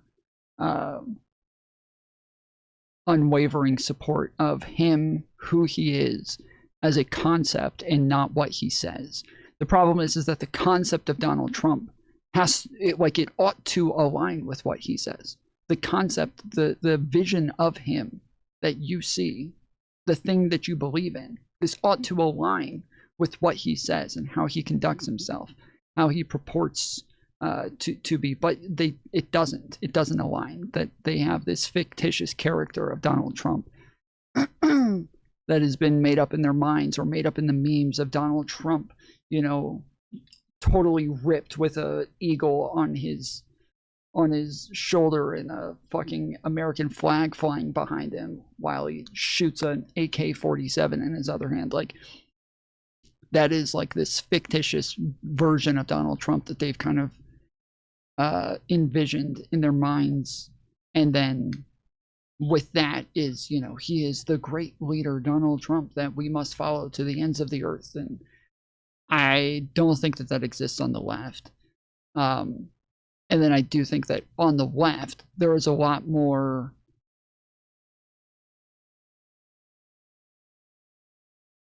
intellectual analysis of things that the right wing isn't even interested in. And the intellectual analysis definitely starts to separate different groups pretty heavily, to where, like, we have the progressives, but even within the progressives, you have like the hardcore leftist progressives, you have the social progressives who are all about, like, you know, oh, you can't disagree with a black woman, how dare you disagree with a black woman, and like everything's like, you must believe all women, and like those are like the social progressives. And then you have, like, you know, the leftist ones who are all about the you know, economics, and everything's about, you know, a Marxist analysis, or, you know, top-down analysis, and or bottom-up analysis rather. And then there's, you know, there's just a bunch of different groups that analyze things very differently, and then they want to watch somebody who has a similar type of analysis to them, and we start to split up based on those lines. Whereas on the right, up until recently, they did not have those sub-factions, right? If you were somebody who was willing to watch Steven Crowder, you would watch the Daily Wire people, and Ben Shapiro and Matt Walsh and all of those guys. And if you watch those guys, and you watch Candace Owens, and then you watched probably even Dave Smith, you were willing to watch anybody who gave you what you needed for your confirmation bias. That was about it. That was about all you needed. It was just whatever it took to give you the confirmation bias that you wanted. They just need to repeat back to you what it is that you already believe, and give you some sort of reason to believe it. And that's that. And that's not good enough for the left. Obviously, there's like the on the left, there's like, you know, again, that's not the case now. There's the people like Candace Owens and a lot of those others have drawn lines within the conservative movement, or within the MAGA movement, rather, that make it to where they have a bunch of different subgroups that exist within MAGA now that did not exist before, or even outside of MAGA. But yeah, on the left, there are just so many different types of beliefs and different ways of analyzing things that they don't have the same, like, very cohesive movement that MAGA had for a while. That is, again, I think, falling apart now. Into their alternative media, you can see it immediately. They can elevate something that's kind of a stupid non-story into getting it to such a level that, like, alternative media talk about it, liberal media talks about it. I find myself, like, trying to fight this off as much as possible, like, not commentating on the crazy, but that's hard. And so I think they're really. Yes, well, Freddie, correct. It used to be the conservatives who had a bunch of different factions within their movement. And I would say the liberals were the ones who were very cohesive and kind of dogmatic within their party, where it was the, like, under Obama, I would say, yes, they almost treated Obama like a fucking god. He was this kind of perfect, all-knowing being that was above ridicule for, I would say, his first term. His second term obviously was very different, where he got a lot of pushback from the left and a lot of criticism from mainstream media, to where that changed pretty drastically. But I would say that when I think of, like, that like idealistic type of movement that they had, I think of the posters or the shirts and the, you know, the bumper stickers of Obama with that, like, red and blue face. You guys know what I'm talking about? That was all over the place. This thing.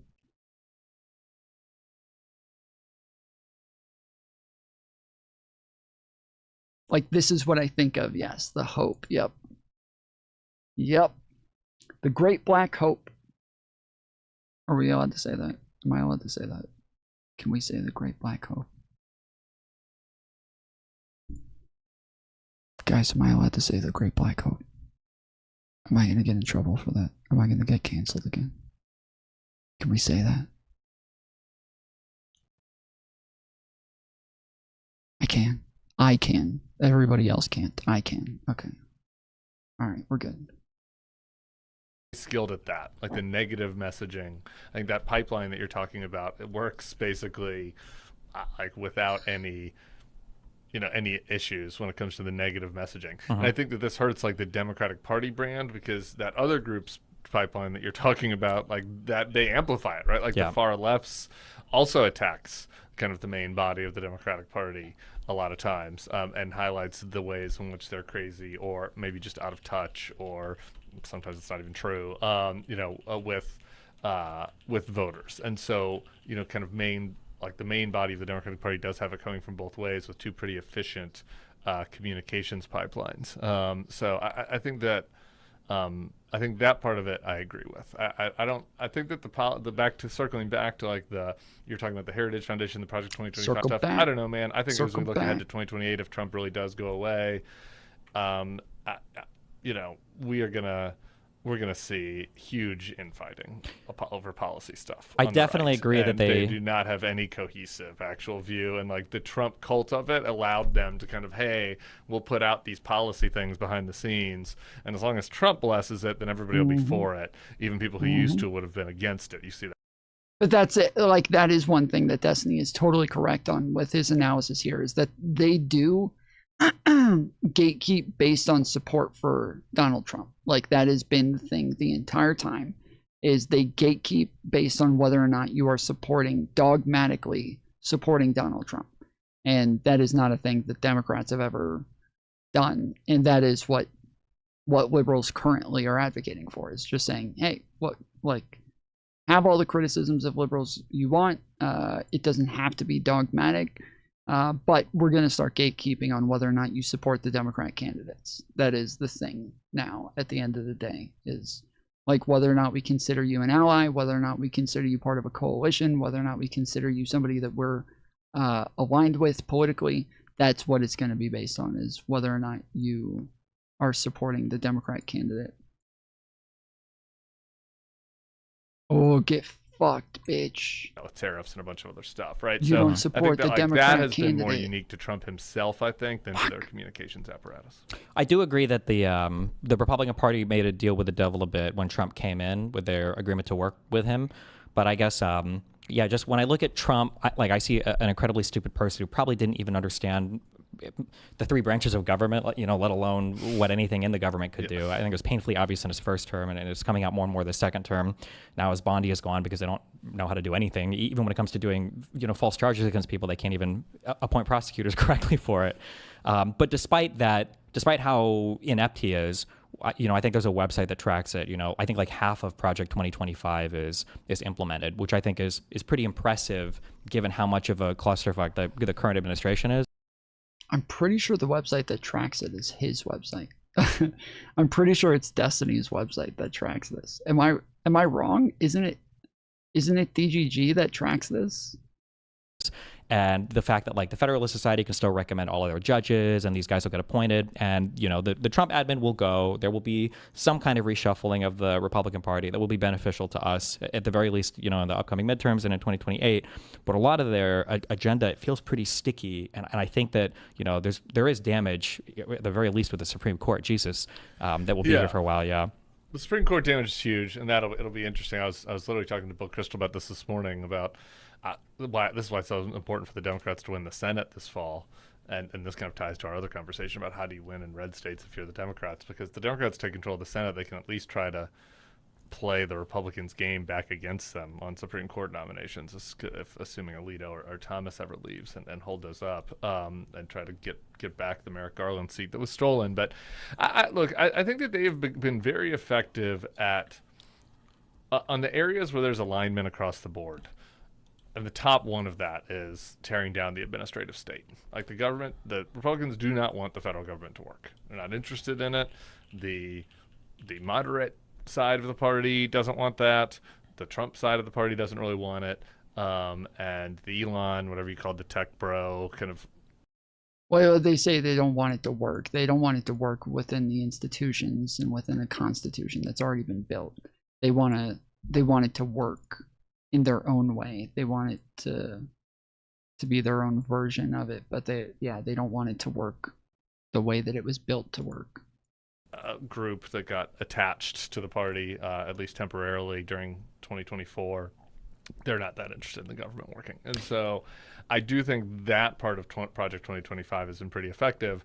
But it's like anything else, man. It's like easier to tear shit down than to build it up. Like they haven't really, if you look at Trump and they're like, well, what are the things, the proactive things that he has done that will be sticky? It's hard to come up with stuff. I mean, 2 months ago, you might have said the Abraham Accords. We'll see how that looks. Sure. I mean, I would say in the months ahead, probably right? long-term damage to a lot of the relationships we have with other countries. Sure. Is a given. That's all tearing down. A border, I guess border would be something. Oh yeah, no, like I'm thinking of all tearing down stuff like USAID. I don't know if that's coming back. Yeah, Department of Education. So no, they've been successful at that, no doubt. I just think that like part of that is because that's grading on a curve. It's just in anything, including in politics, it's easier to break something up than to do something. And so I think that partially explains why they've been a little bit more effective policy-wise than recent Democratic administrations have been. Yeah, although I will say as a result of this, and we'll get more into this on the platforming part of this, I think as a result of these like media, the way that the media kind of has this back and forth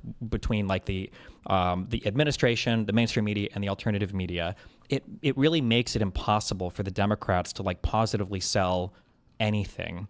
Like there are questions that get asked a lot, like where is the Joe Rogan of the left? Why is it that as Republican popularity continues to drop, the Democratic popularity doesn't go up? Like it's not a seesaw, they're just both falling. And then, like how is it that Trump is able to, fluidly flow through so many different positions? I heard in the same, I don't know if you listened to what he was talking about today. I think I heard him say today, he used both we've been at war with Iran for 47 years and 25 years ago they had a wonderful government. It's just like whatever. He can just say literally whatever he wants. Yeah. And then I look over on the liberal side of things, and it's so funny because, Republicans all the time accuse liberals of all CNN and Washington Post, New York Times, fake news, corrupt news, all for the liberals. And man, you've got like months into the Trump admin, you've got Tapper releasing a book on Biden. You've got, endless criticism for Biden and Kamala Harris. Even still, you've got the far left, people who are all trying to devour Gavin Newsom because he hates trans people, because he said to Charlie Kirk that, maybe the trans athlete thing was a dumb idea. It's like, it's a brutal world out there because you have absolutely zero alignment when it comes to center-left stuff. And then, like, again, the primary frustration I brought up was that people analyze so much stuff downstream that I don't think they're giving credit for how much upstream is happening. Like, a common thing I would hear, and I've heard you and Sarah go over this, and a lot of people, they'll say things like, in the future, we have to work better on messaging. And I agree with that to some extent. But when you hear somebody say something, like if somebody says, man, this president is not messaging very well, that is only ever being said by somebody on the left, because on the right, they know their job is to message. Hannity's not saying Trump is communicating this poorly. Hannity is communicating it for Trump. For Trump, yeah. And I'm not saying like the left needs to be all sycophants, but that synergy is like unstoppable, Like, I hear that. Yeah. And part of that is structural from, like, we could just be honest here, that like the mainstream media was more sympathetic to the left than the right? It wasn't Fox. Like, if you just go back 20 years, right? If you, CNN, ABC News, whatever, they weren't sycophantic in the way that Fox is, but the people that worked there tended to have more sympathies for the Democrats, and they tended to be more sympathetic to Democratic stuff, particularly on social issues. Not on everything, right? On war stuff, they were kind of more sympathetic to Republicans oftentimes. So, so anyway, what spawned out of that was Fox gets created, and Rush Limbaugh gets spawned out of that. And they are just talking point machines for the Republicans because they say we need this to bring balance, right? Because the mainstream media is so left. And we're still kind of living in the downstream of that, right? Where the Democrats now are trying to create some you know, whatever ethical monogamy Fox and Rush Limbaugh things, right? But it's harder to do because a lot of the consumers of that stuff are still consuming the New York Times, still consuming Jake Tapper, still consuming mainstream, particularly the older demographics, right? And then people are like, well, is there as much of a market for this? You know, the market is, you know, the market's more competitive to do that on the left, right? Because, you know, Fox had this, like, half the country is like, we're just going to go propagandize to you and they'll all easily leave ABC, right? So some of this is structural. That's getting broken down a little bit now with independent media and social media, and you're seeing kind of various forms of that, but we're in the early stages still. And I think that the Democrats have a huge way, or the left really has a long way to go to catch up. And meanwhile, while the Democrats are catching up, the Republicans are iterating on their advantage. And two men with gay voices arguing politics is funny. You think that these guys sound gay?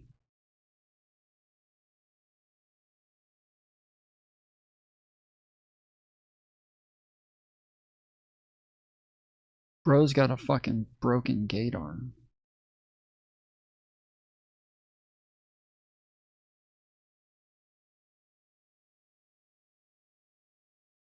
Holy shit.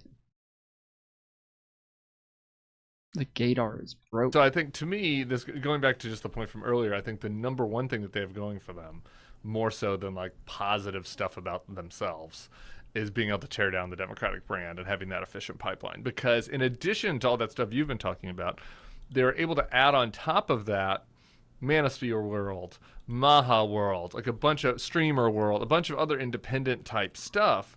And are those guys, are Aiden Ross and your random Maha, you know, CrossFit lady influencer and Theo Von, like, do they have any coherent positive ideology together? No, like they're all totally, some of them don't fucking know anything. Like some of them are morons, and some of them are. Well, this is part of something that I've been talking about for a while, is that the Democrats did have the social environment for a long time, to where, yeah, if you watched a cooking show, that cooking show was likely going to have a liberal who would have, you know, gay people on. Or if you watched a workout show, the workout show was likely going to have, you know, they could have just some like liberal vibe to it, that where they would talk about like eating vegan and saving the world and crap like that. And the online space that has drastically changed to where the podcast bros happen to be, you know, they happen to have that right-wing aesthetic to them, even if they weren't like outright advocating for Donald Trump or anything like that. A lot of them do just have the right-wing aesthetic, and the left hasn't infiltrated the same spaces in the same way that the right has, and they've just kind of always been lagging behind in those areas because they had the mainstream versions of these things, that I guess to the left it just never seemed necessary to kind of engage in the same sort of you know, social aspects. But yeah, today, especially online, this has become heavily owned by the right, to where you just like an influencer, you just like somebody. A lot of times that is how most people's like political ideologies are formed, is by most people just like know people, and those are people that they like, and therefore they're willing to listen to them. They just trust that person, and they start to emulate those people because they like them. And that is with all things that are ideological. That's just how people come to their conclusions. Most people don't go looking into like political science, or they don't get super deep into philosophy or any of these things. They don't truly have like a radical understanding of any of these topics. Most people barely listen to the fucking news. Most people barely know what's going on a day-to-day basis. They don't have time to know. They have lives. They have They have work. They got shit to do. They got kids. And so they don't have time for these things. And so the few people that they do listen to, those are going to be the ones who influence them one way or the other. And yeah, the left is just kind of lost in that area, I would say, of the culture war, I suppose. I would say, like, overall, the left kind of won the culture war, but there's areas where they're really starting to fall behind. Opposites, literally, on policy. But what do they agree on?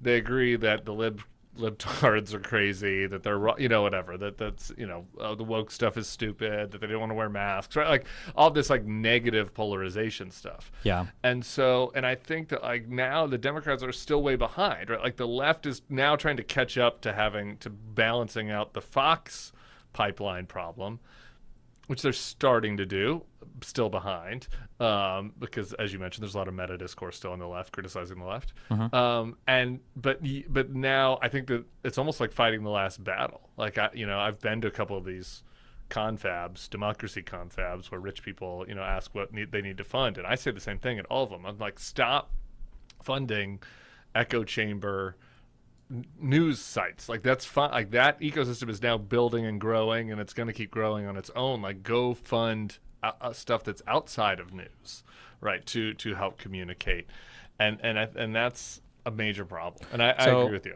But I do think though, just one last.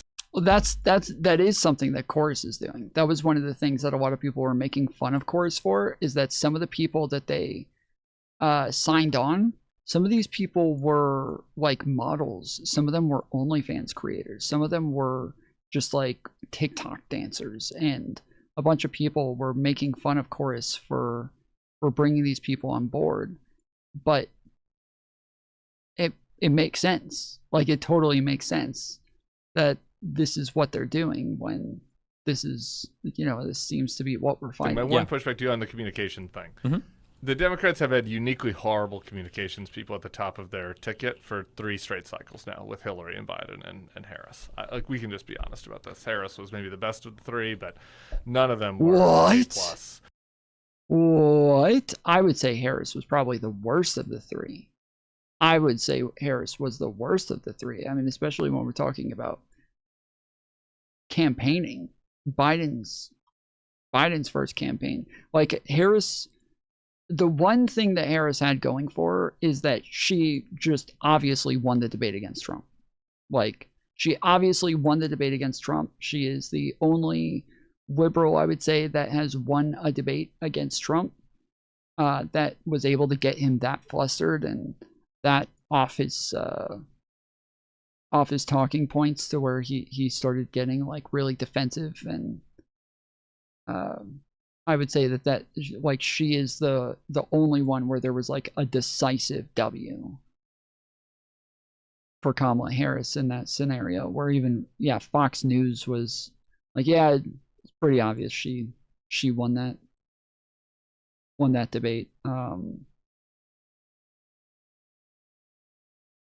But outside of that, I think that like Kamala was just a really unlikable person, and I think that, see, it is the fucking like 3rd or 4th time, dude. On my, like, from my eyes, am I blind? It looks like I'm in front of them.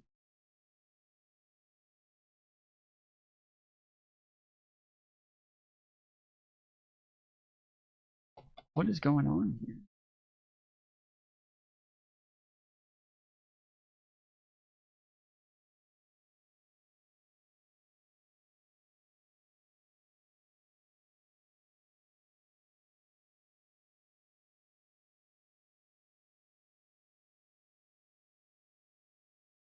Look at that. I'm in front of that motherfucker. It's the nose. Oh, it's the fucking nose. I don't think the nose counts.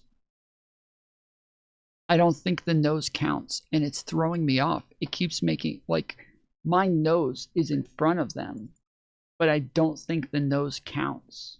And I think that that's what keeps fucking me up, is I keep thinking, dude, I'm in front of them. How do I keep dying? I can see I'm in front of them. Like, but yeah, I don't think the nose counts. So if I cut off here, they're in front of me. But if I cut off here, I'm in front of them. Yeah, dude, that just looks like I'm in front of it. I'm gonna have to get rid of this nose. I'm gonna have to get rid of this. I really like the glasses. I thought that was really cool, but yeah, it's fucking me up.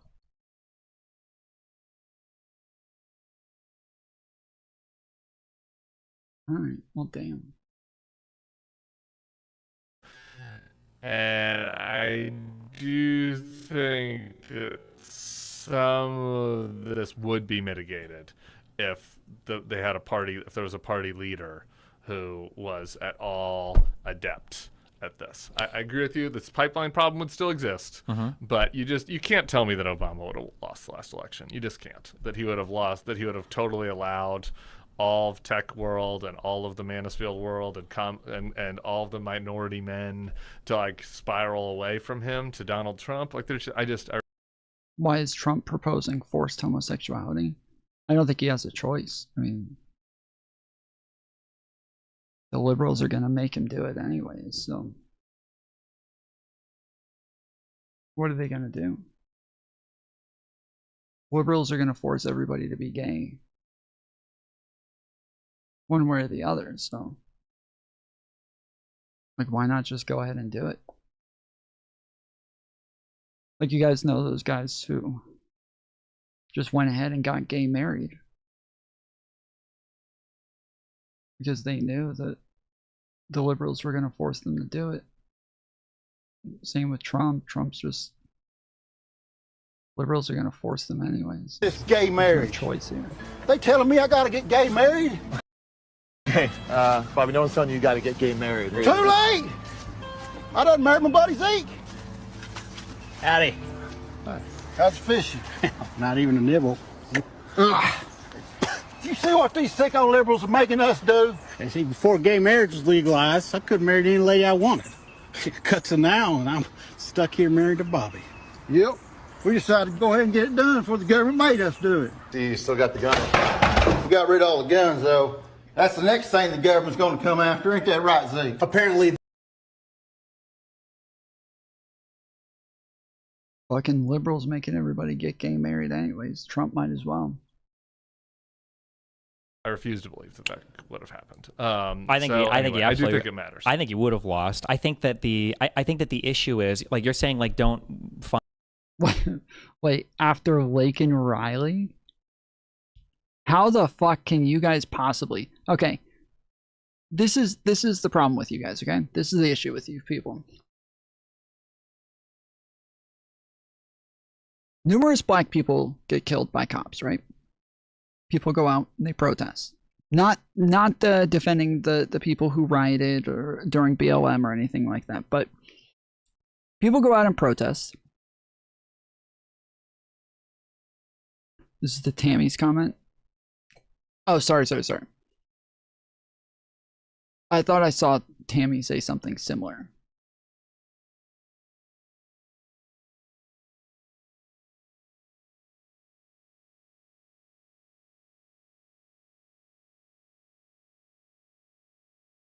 Wait, but you are saying that.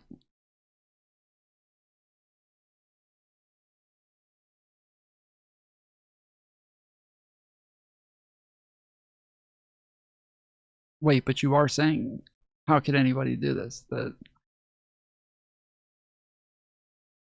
I'm saying Lake and Riley is not, like, Lake and Riley is, one, is not something that you could blame on Democrats, and two, it's kind of fucking ridiculous when, like, it's not like the guy didn't get arrested and get tried for it. Like, they immediately held somebody responsible. In the case with January 6th, not only was Trump not held responsible at all, but even the people who were held responsible, Donald Trump gave them all fucking pardons. Like, these are, the fact that you would relate these two things when there were no Democrats who were trying to stop the guy from being arrested. Nobody's advocated for him to get a pardon. Nobody, like, this is the fact that you would bring something like that up as a comeback when, like, nobody was defending, no Democrats were defending the person who killed Lake and Riley. That never happened. She said, how can anyone vote for Trump after January 6th? Yeah. I mean, I think most of us thought it was pretty obvious that, like, nobody nobody should have been voting for him the first time. Again, I was a Republican at the time, and I was definitely not going to vote for somebody like that. But then after January 6th, like, it seems like, okay, yeah, the motherfucker tried stealing an election. He not only defended people who engaged in an insurrection, but then gave them all pardons. And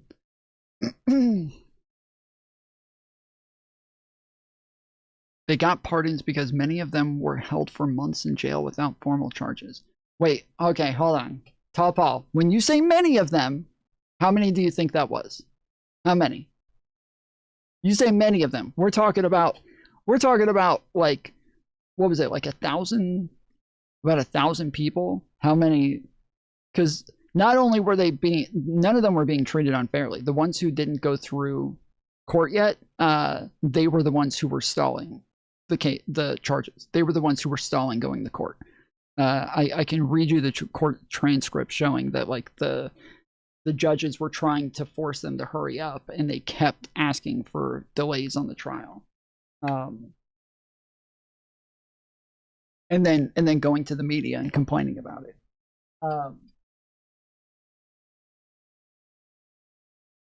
But the fact that there were like 2 people who hadn't gone to trial yet is not an excuse for releasing, for giving pardons or computations to where everybody who was charged is free now, including Enrique Tarrio. Even Enrique Tarrio is free right now. Like, to the point to where all of these people are out right now. It's absolutely fucking disgusting. You can't point to the 2 people whose lawyers kept asking to delay the trial. And even if we said, okay, 2 people were unfairly held without charges or without being convicted, it wasn't charges. Nobody was held without charges. Everybody got charged, but without a trial. To try to point to that and act like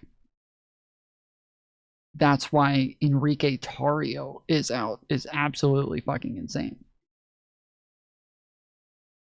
The guy not only admitted to planning an insurrection, okay? A lot of you guys want to argue it wasn't an insurrection, blah, blah, blah. Okay, for the majority of people, whatever, I'll give that to you. Who cares? For Enrique Tarrio, it was 100% an insurrection. For the Proud Boys, they 100% planned an insurrection. They planned to take over the government. They planned to hold the Capitol. Like, there is...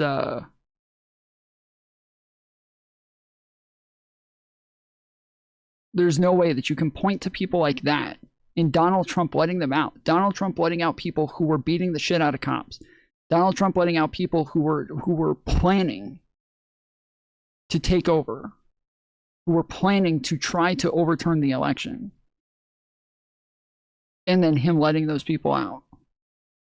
I'm sorry, there is no defense for this. This is somebody who is now, I would consider, an accessory to those crimes.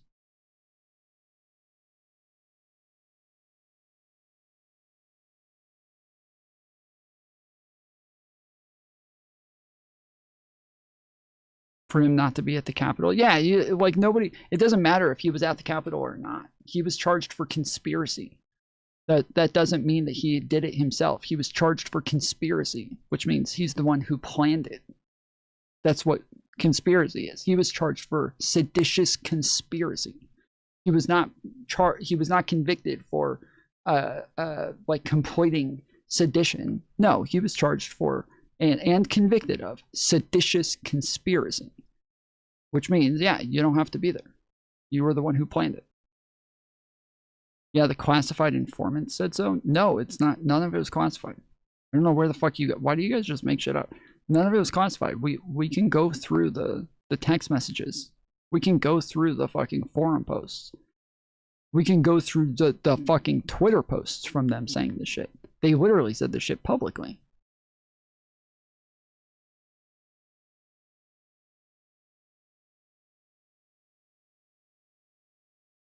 Like, this isn't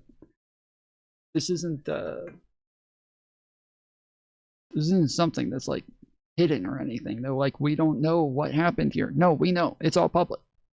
The Enrique Tarrio shit. It's all public.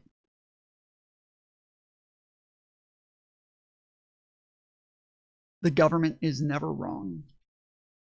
Who said that? Why do you guys always have to just, like, become the dumbest fucks possible to engage? Like, nobody said the government was never wrong. I said he admitted to this shit, and we have the proof ourselves. I didn't say anything about the government. They got convicted. If you want to tell me what part of the evidence that is wrong that the government used to convict them, yeah, government's never wrong is always the good guys. You would have to make the case that they were wrong. You can't just say, oh, they're never wrong. That's so stupid. Like, everybody's wrong sometimes. That doesn't mean anything. That literally means nothing.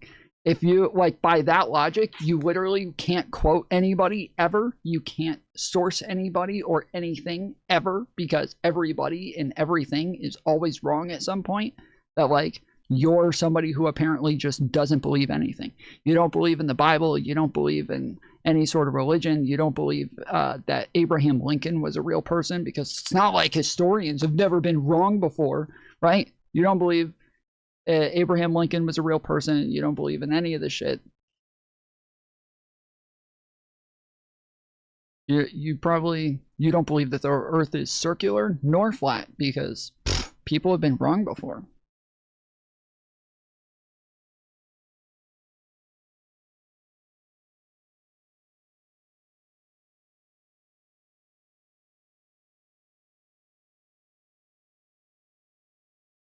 The government loves the citizens of this country. Again, totally irrelevant. What part of what we were arguing do you think is wrong? Under boost echo chambers or whatever. Shit, I think my something that's fucking changed earbuds a died. lot over the past few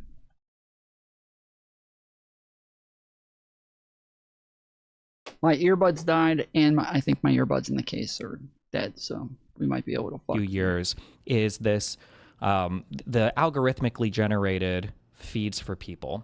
You remember back when they switched, what was this, like, I don't know, man, I don't know how long. I lost track of time after COVID, 5 or 6 years ago, when we had like chronological timelines, and then it switched over to, like, sure, algorithm. obviously, yeah.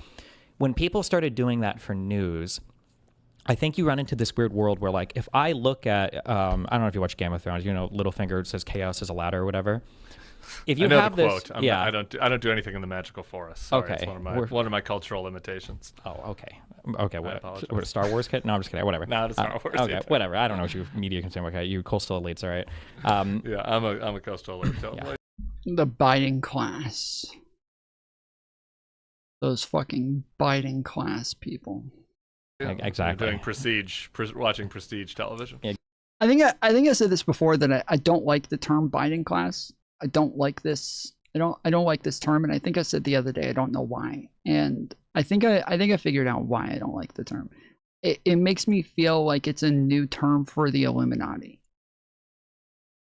It makes me feel like this is a new, like,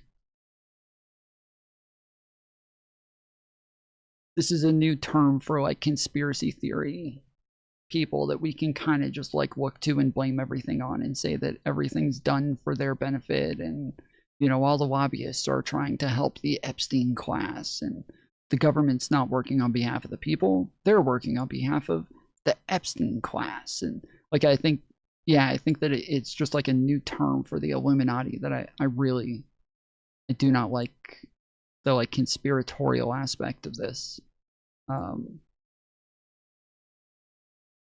Of this term that they're using now, so kind of irks me. What even is the point, man? Who are these chatters? The government is never wrong is a far cry from kill Mike Pence and overturn an election. Yes. Yeah. Yeah, the government's never wrong, guys. Even though these people admitted to planning on killing congressmen, and they publicly posted that they planned on taking over the government. The government's never, oh, you guys believe the government, though. No, I believe them. They said it themselves. I believe them. I believe Enrique Tarrio when he says he plans to take over the government. I believe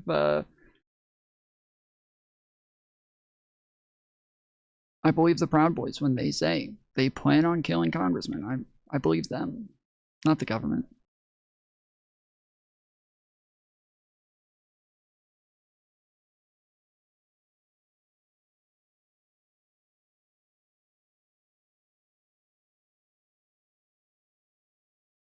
But again, if you guys disagree, you can call in. Phone number's on the screen. Exactly. Okay.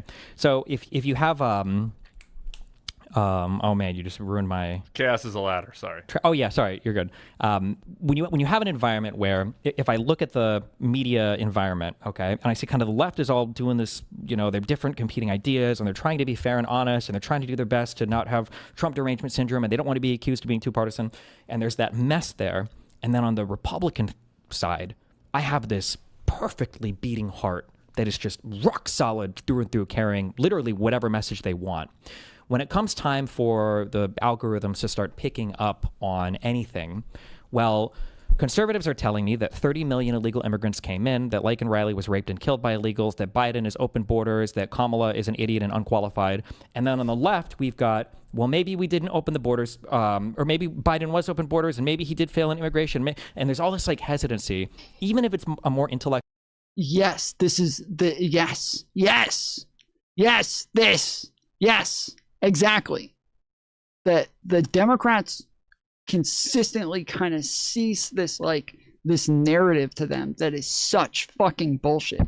There were never open borders of any sort, of any kind, nothing close, nothing remotely close to open borders. Not even fucking, if there is a spectrum of open borderness, we were nowhere fucking close to being open borders. We were nowhere fucking close to being open borders. And it's so fucking annoying when Democrats start to like cede this position of like, yeah, you know, I mean, Biden, he probably should have done more with the border and probably should have acted sooner and probably, you know, he waited too long and yeah, maybe should have done more. I mean, Donald Trump came in and just immediately was able to fix it. And maybe, you know, Democrats probably should have done this as well. And probably Biden probably could have, you know, fuck that shit. No, fuck all of that.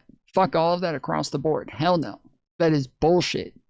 It is bullshit from top to fucking bottom. Actually honest endeavor, the algorithms are always going to pick up on that surge of Republican synergy.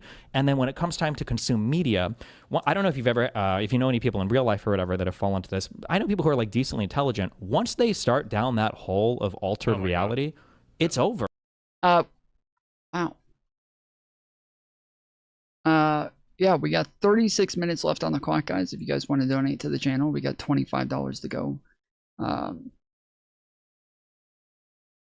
So if you wanna donate to the channel, use the tips link in the description or go to the channel by clicking the logo in the bottom left-hand corner and then click on the links here on the main channel, scroll down and go to the tips link.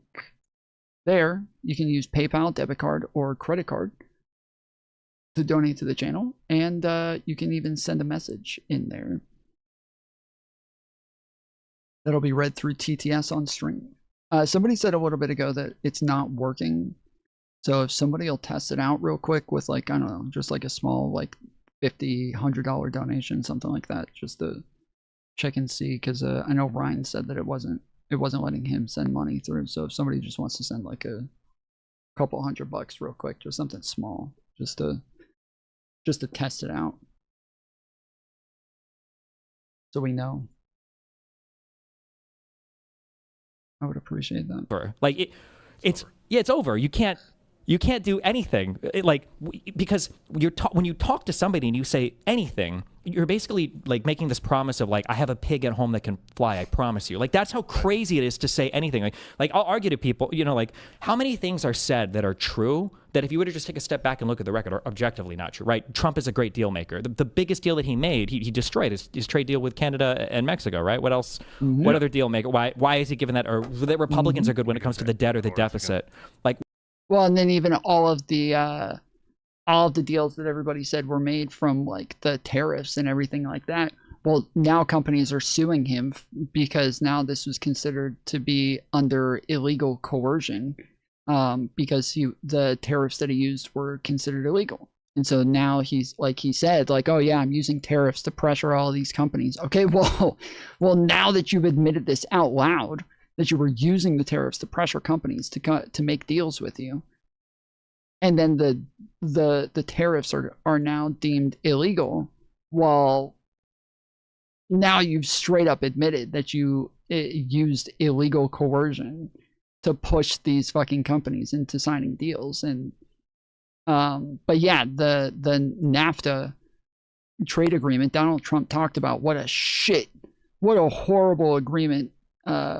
He said Biden got us stuck in this horrible trade agreement. Donald Trump was the one who made the fucking trade agreement. It was Donald Trump in his first term. Biden did not make a new trade agreement. It was Donald Trump who made the trade agreement with Mexico and Canada. And then he sat around talking about what a horrible trade agreement it was. It's like that was like your fucking golden goose.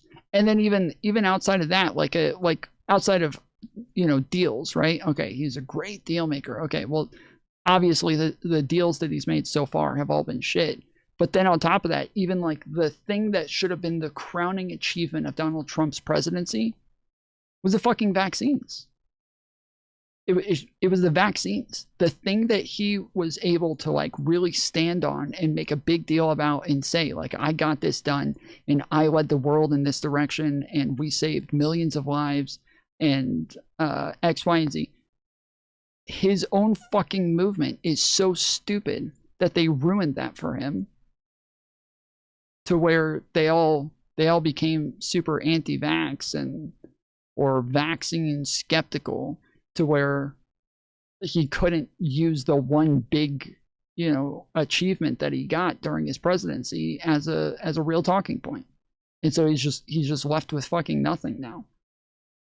He shit on his own trade agreements, and then his own following shit on his own achievement with the vaccines. Like, just absolutely nothing now in his first term. Where does that come from? Or, no new wars, and we've got, let alone his first, administration, how many different countries he bombed, Syria, Yemen, everybody else. Like, all of these things are able to be said, I think, not because Trump is particularly talented at communicating or because they have a good communication manager or whatever else, but because all the other Republicans know at the end of the day, all the people on Fox News, when they turn on the TV and they say Trump say the dumbest possible shit imaginable, they're immediately workshopping, all right, guys, how are we going to sell this one? What are we going to do to get everybody to believe in this shit?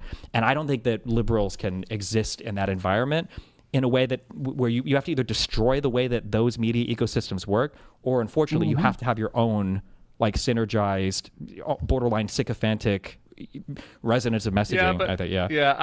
Yes, there has to be a level of dishonesty to have the level of fanatical followings that MAGA has right now. And so while like it makes sense that liberals are going to be jealous of the way that MAGA works and how dogmatic their entire following is, it's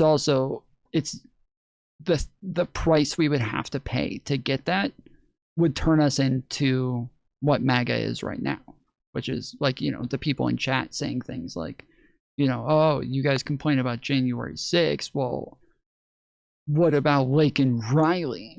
Like, when you talk about like somebody trying to commit a coup, somebody attempting a coup and trying to steal the fucking presidency, and your response is, oh yeah, well, a girl died one time while a Democrat was president.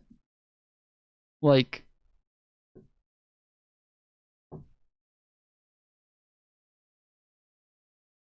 just has nothing to do with the president, but he was president at the time. We're going to totally ignore that, like, the Trump administration actively encouraged ICE agents to be more aggressive and to be more violent with the people that they were dealing with, and then they ended up killing some of them. We're just going to ignore that and then blame Biden for something that he had literally nothing to do with, and then not blame Trump for the things that he directly has something to do with. Like, this is who we would have to become. We would have to be that. So it is kind of sad that, like, we're just gonna have to stay mad. Like, we're just gonna have to stay mad, stay jealous, because I don't think we're capable of becoming that. I don't think that liberals who were ever, like, intellectually honest in any way whatsoever, I don't think any of them are capable of becoming anything like MAGA. Nor are the the journalists and the media outlets. I have a lot of pushback on this, Yeah, because go for it, I agree with your I agree with you, the challenge. Like, I agree with the frame. Like, the algorithms totally fucked us, and there's a huge portion of the country that is being fed sludge, and it's almost impossible to communicate to them. Like, this is a massive challenge. A couple of pushbacks. So, number one, sometimes it backfires having a sycophantic side. I think that the Biden thing, unfortunately, like, the left was too sycophantic around Biden, I think, towards the end, and I think a lot of people weren't willing. I totally disagree with this. I think the left was not sycophantic at all, like, whatsoever, and that they ought to have been more sycophantic. I don't know if he's gonna do the whole, like, oh, Biden didn't even know where he was, and Kamala and Pete Buttigieg protected him and didn't tell the country the truth. I don't know if he's about to pull that bullshit, but I totally disagree with what he said so to far. hear reality about how he was being perceived outside of their liberal. And this is part of what I'm talking about when I'm talking about, like, liberals ceding the narrative to conservatives. This is what I'm talking about. This right here, this is ceding the narrative. This is a MAGA talking point. This is a MAGA conspiracy theory that, like, Biden was just totally gone during the presidency, and that all the Democrats tried to protect him and pretend like there was nothing going on. And this is something that I would say leftists more so seem to have enabled. Echo chamber bubble, and so I think there are risks to echo chamber. I think that the right-wing echo chamber is powerful, but I do think that Trump is unique, and I guess, and you're seeing this breaking down right now. And so I don't want to say that the challenge you laid out would not exist in the future. It would, but, like, they are not in lockstep right now anymore. I mean, there's massive infighting happening on the right. Kind of. Like, the polling, if I was Destiny, I would refer to the polling right now that CNN just put out, showing that 100% of people who identify as the MAGA GOP agree with the Iran war. So while I agree the right is not in lockstep, the Republicans are not in lockstep, MAGA is in lockstep. MAGA is still,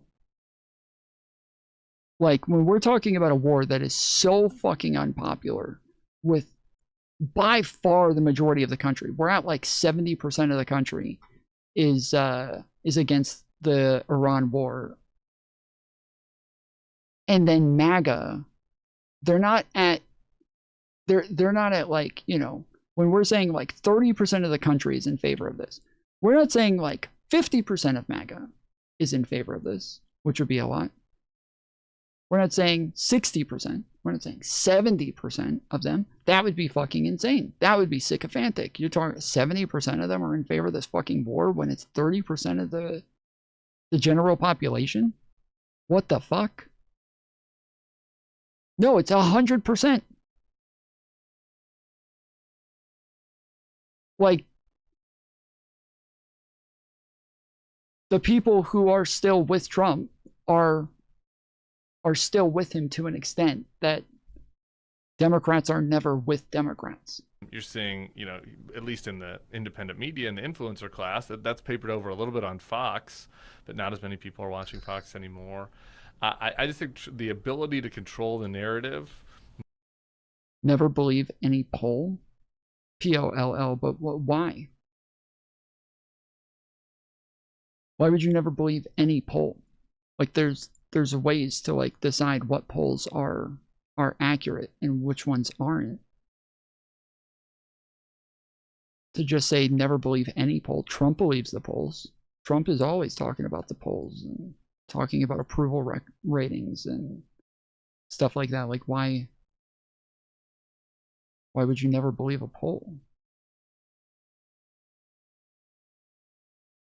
We might be watching that start to dissipate right now in real time. Again, I just on policy stuff, is everybody going to be in lockstep for Ron DeSantis or JD Vance or Marco? I'm a little bit skeptical of that. And then lastly, I will repeat my thing. You might be right that it's impossible. The reason I think that MAGA is willing to believe just about anything.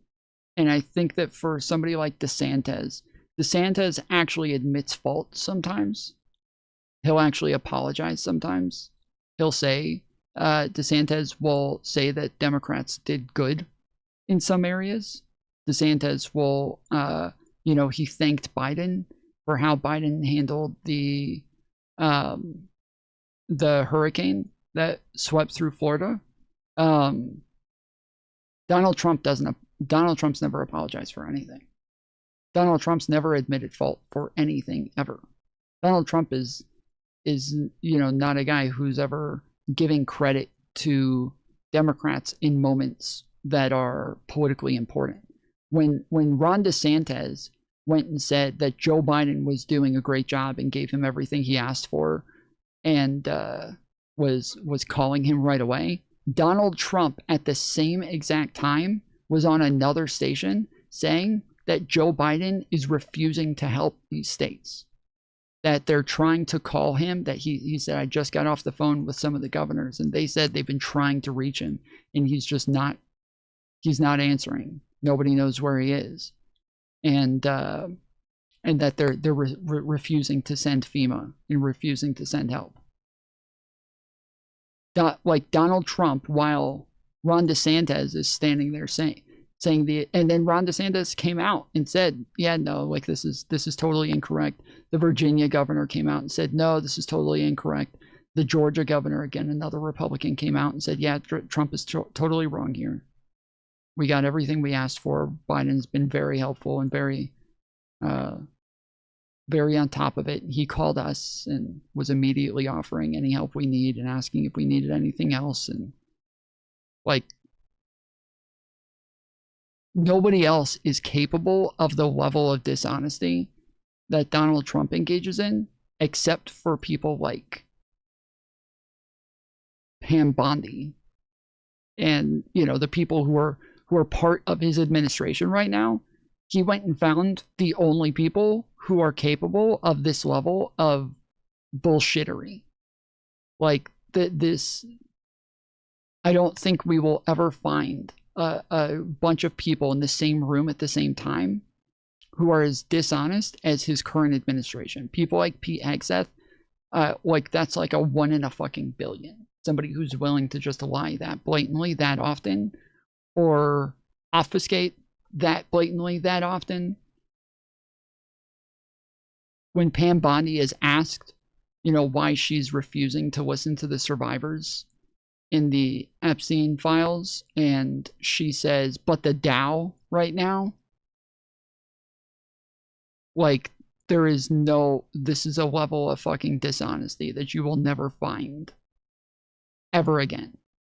When Donald Trump and JD Vance are saying that the fucking Haitians are eating your pets, they're eating your cats and dogs, this is an embarrassing level of dishonesty that you will never find somebody who has such a lack of shame that they would be willing to say something that fucking stupid. I don't think this will ever fucking happen again. Like, this is an impossible level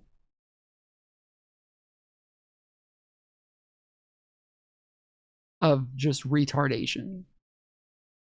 Possible to break through with communication with a talented politician. We will never know, but I do think that in retrospect, I mean, the more talented communicator has won every election of me and your life, like besides COVID. What would you say? What about? You never met my family. Okay, sorry. Publicly, sorry, my bad. Lots of people are willing to do shit like this behind the scenes. They're willing to play a lot of games. This is like a thing that is possible, you know, but not publicly. People lie publicly in ways like this. Again, they know there's a massive group of people who know that they're fucking lying in that moment. Every time Donald Trump steps up to say, you know, oh yeah, the jobs numbers, they're great right now. We're doing great numbers right now with the jobs. We're creating jobs at an unprecedented level. He knows there's an entire department right now who's in charge of keeping track of the jobs numbers, who know he is fucking lying out of his ass right now. They're all sitting there watching him say this shit. And he knows, as he's saying this, that everybody knows he's just making this shit up. Like, that is what I mean when I say, like, no shame. Is that there's always going to be a massive group of people who know that you're lying when you lie like this. Like between like Hillary and Trump, I feel like. Yeah, who liked Hillary? I mean, Hillary Well, was, who liked Hillary? as Obama said, was likable enough, and Hillary still won the popular vote. But Sure. I don't know. I agree with what you're saying, particularly though. skilled. I agree. Well, I agree with what you're saying in that she might not have been likable, but after a decade or more of conservative attacks, after hearing about how she owned Uranium That's true. One and No sold all doubt. of, yeah, No like doubt. I think No that was doubt. an She was intentional very thing. good Yeah, at that. and if you listen, especially now, if you go back, if you listen to Kamala and Trump, or if you listen to Hillary and Trump, like Trump is funny for sure.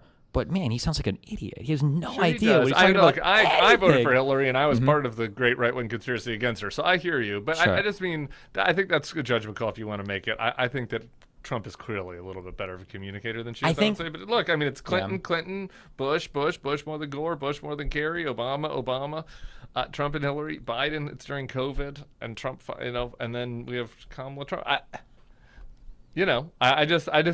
do think that this stuff is potentially achievable with a front person. I wish that that's not kind of how politics worked in this country, but it just is. Like, I guess, like I said in the beginning, to a degree, this is going to be true. But do you play any instruments? Just curious. Poorly. If you improvise or whatever, like if you're playing with a set of musicians that are really good, it'll make you sound way better. I used to follow jam bands in college. Okay, sure, yeah. Bands, You can be a mediocre player with a good band and sound amazing. Or even when it comes to conversations or plays or whatever else, just having a good partner helps so much. Like in my mind, the quintessential like Republican media system is when every single time, and I know you say that we glaze the left a lot, but like every time, I remember when Hillary fainted once. If you said that was back when you were Republican, you guys had a field day with that for weeks. Yeah. Remember the cough drop that came out of her, whatever, I don't know, in the glass? Well, and this is the type of shit that, again, like when we're talking about like Donald Trump tries to steal an election, Donald Trump committed over 80 felonies, and that was just on the ones that he was charged for. He had over 80 charges of felonies and convicted on the one case that he went through. He had 2 civil cases that he was found liable in. Like every single court case during his off time, he was found either guilty or liable. He lost every single one of these. He, again, yes, tried to steal an election, pardoned all the people who committed an insurrection. He, the massive high level things that we're talking about that should be just immediately disqualifiers for anybody ever. Like this should be immediately disqualifying. You guys are complaining about like Obama wearing a fucking tan suit, or complaining about like Obama putting his shoes on the desk.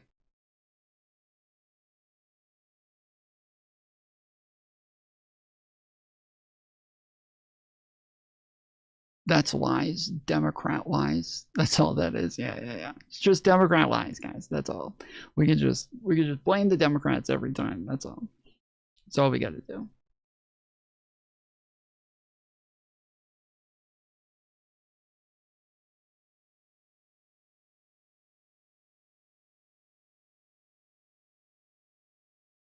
Remember when J. May said he wasn't MAGA? I think a lot of people think that if they don't identify as something, then they're not that thing. This is, I think, a really common belief on the right where, like, if somebody says, well, I'm not a conservative, and then people call them a conservative, they're like, they're lying. They just lied. That we heard him the other day. He said he's not a conservative. Why are they lying and calling him conservatives? Well, I can think you're a conservative without you ever calling yourself a conservative. I'm allowed to have my own opinion on that. But on the conservative side of things, they're very like, you know, it's all about your identity. You can identify as anything and they'll believe you. It's you just, whatever your personal identity is it's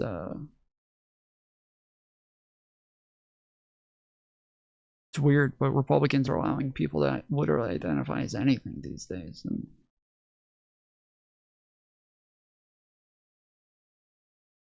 Tom will whine about being called a leftist and then say this. Hold on. I'm talking about the level of subjectivity that exists there. When we're talking about like leftist versus a liberal, this is not a level of ambiguity there that exists when I'm like a moderate liberal and then somebody stretching me all the way over there. Like if we're talking about somebody who's like MAGA and somebody calls them a leftist, then yeah, sure. That would be fucking, yes, I think that we could call them a liar. Yes, I think that we could say that person's a fucking liar. When Tim Pool says that Candace Owens is on the left and that Candace Owens is on, yes, he's a fucking liar. He's lying. Would you say I'm a conservative? Like in a way, I wouldn't say that you're like a traditional conservative. But I would just say that you're right wing. I don't think I would say conservative. No. If you were, you would be like paleo conservative, but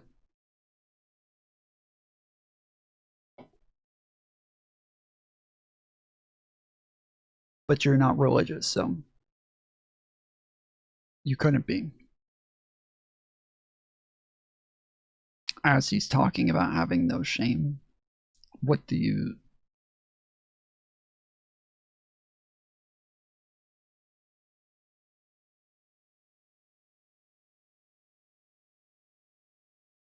Oh, Fad is not MAGA. Fad is right wing. He's definitely not MAGA.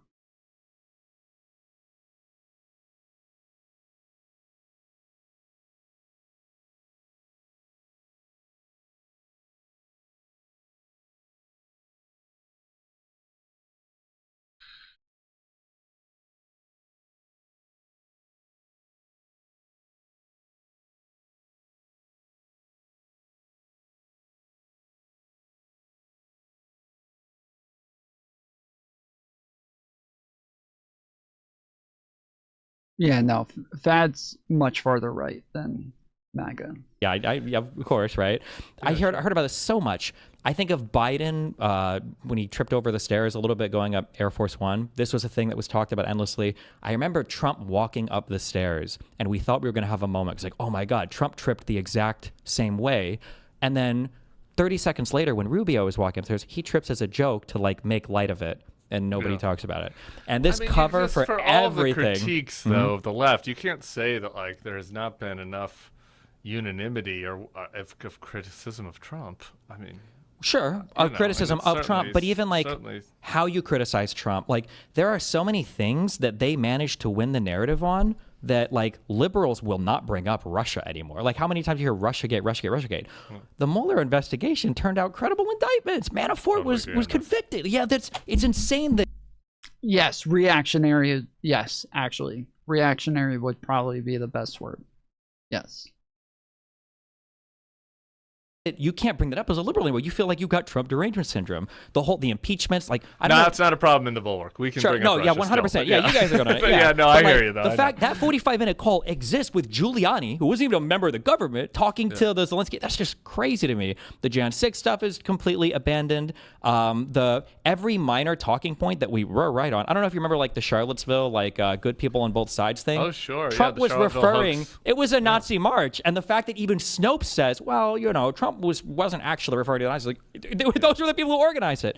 I feel like, we kind of hate Trump. But again, when they have so much unity on their end, one of the things that you mentioned before that they're able to pick problems out is, I point this out a lot, that when you're on the defense, the best thing that you can do is hold ground. That's the only thing you can do. You're never gaining ground. And Republicans get to fight on every single topic constantly. Like, we're having arguments on whether or not there are actually kitty litter boxes in schools for furry kids to use in the bathroom or whatever, right?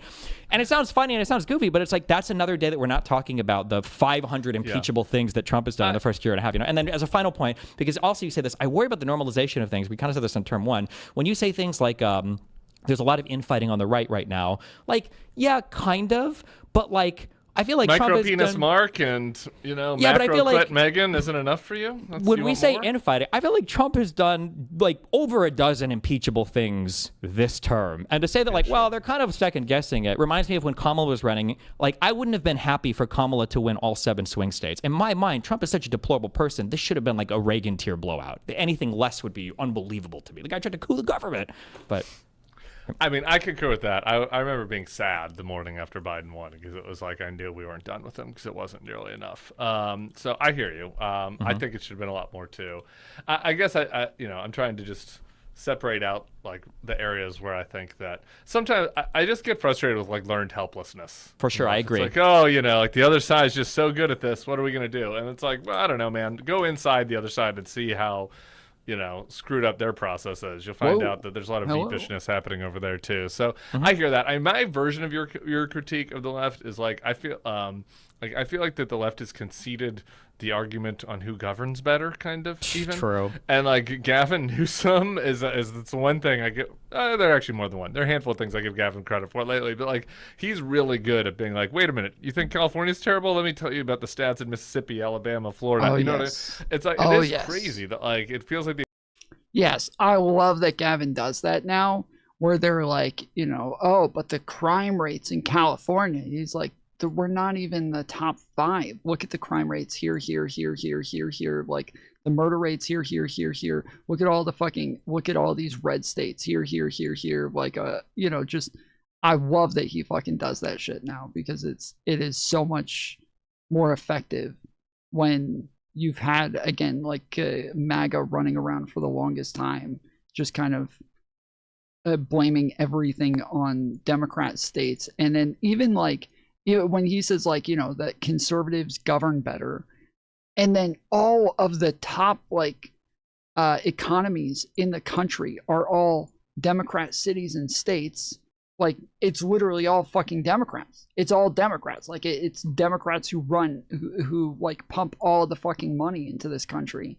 And then it's Democrats who pay all the fucking taxes. Democrat states pay something like 70% of the federal taxes, but then you have conservatives walking around whining and crying about the taxes and about the deficit, in putting people like Elon Musk in charge of like getting rid of all this shit, and say, oh well, you guys shouldn't get to decide. The ones who pay all the fucking money shouldn't get to decide.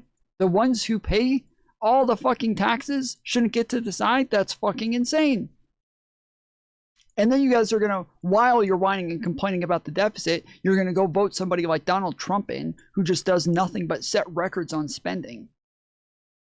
The guy who is just insanely inefficient at getting legislation passed somehow still sets records in spending. Like, how is that even fucking possible?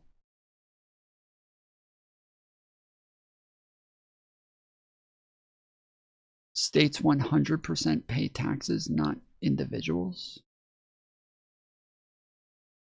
What? My taxes are if you go look at your taxes, it tells you there are state taxes, there are federal taxes. You have both. Have you really never done your taxes before? You've never done taxes before? How old are you? States 100% pay taxes, not individuals? What the fuck?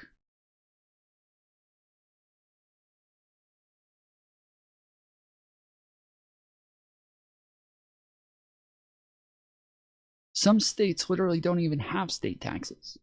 What the fuck are you talking about? How old are you, dude?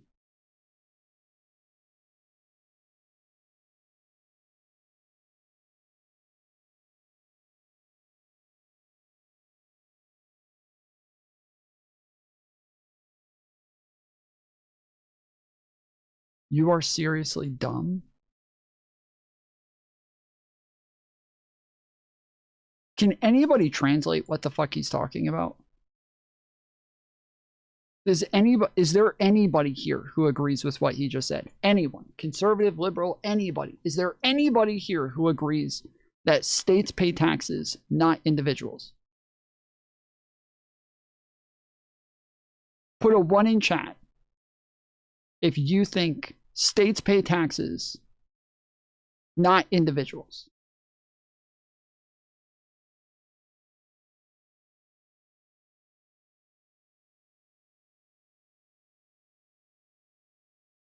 Okay, so Justin H is the one person who agrees with it. Okay. I've got a feeling Justin is trolling. The entire country has just accepted that California's been governed poorly, which it has. But somehow the fact that where I live, Louisiana, Tennessee, Mississippi, the fact West Virginia, the fact that all of those states are being governed poorly, doesn't register for some reason. You know, and so I do think that there are, when I did the Jubilee, I specifically picked that as a category because I was like, I feel like it's my job to push this back into the narrative. It's like, by the way, yeah, Republicans are govern their states like shit too when they control everything. So I don't know, man. I hear that. I think that there are some limits in the architecture of how these things are communicated. And maybe this gets to the other thing I want to talk about. And I do concur that the left, the powerful and loud left attacks on the party also contribute to that quite a bit. Yeah, for sure. I would agree with that. To the point of what you just said, I remember, I don't know if it was Milo Yiannopoulos or Owen Schroyer I was having a debate with, and they brought up the whole, rents are out of control in California. And I posed that question to them. I was just like, why do you think the rent is so high there? And there's no answer or no response. Individuals pay taxes, not states. There you go. Hey, okay. Now you got it. Now you got it. Okay. Individuals pay taxes, not states. Yes. Okay. That is correct. That's what I'm saying. Yes, if you break it down by Democrat states or Democrat cities or whatever, it is going to be by far the majority of taxes are paid by Democrat cities and Democrat states. So when we're talking about the Democrat states being so horrible when they have the highest GDPs, or Democrat cities being so horrible when they have the highest GDPs, and individuals pay taxes, not states. No one knows the political affiliation of every individual. Cool story? Seriously, how old are you? What the fuck is happening? You really are fucking brain dead, aren't you? What the fuck?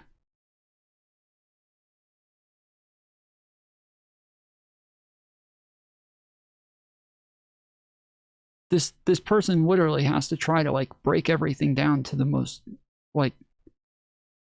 brain dead shit. We got 0 minutes left on the clock. If you guys want to continue, we got to hit the goal. We got $25 left to go. $25. Tip link is in the description. And it's like, well, a lot of people want to live there. It's a massive state with a lot of opportunities. There's no other side that's ever given to it. Just must be horrible and terrible in every conceivable way. And it's like, really? That's the end of the conversation. Everything's just expensive because California sucks. Okay, for Okay, the socialists and the tanky people, that's my point 3. I just want to pit stop on point 2 real quick. Oh, we got to do point 2 first. Yeah. Blue states are blue for a reason, but you don't know each and every single individual, though. You don't know that. You don't know each and every single individual, so... Haha. Real quick, okay? This is something that's so important and it drives me crazy. And I've spent so much time debating and arguing on the internet. I have a good understanding of all this stuff. And I think most people intuitively understand it, but so many words get mixed up. When you're having like conversations with people, I have this box. There's like 4 different types of conversations you can have.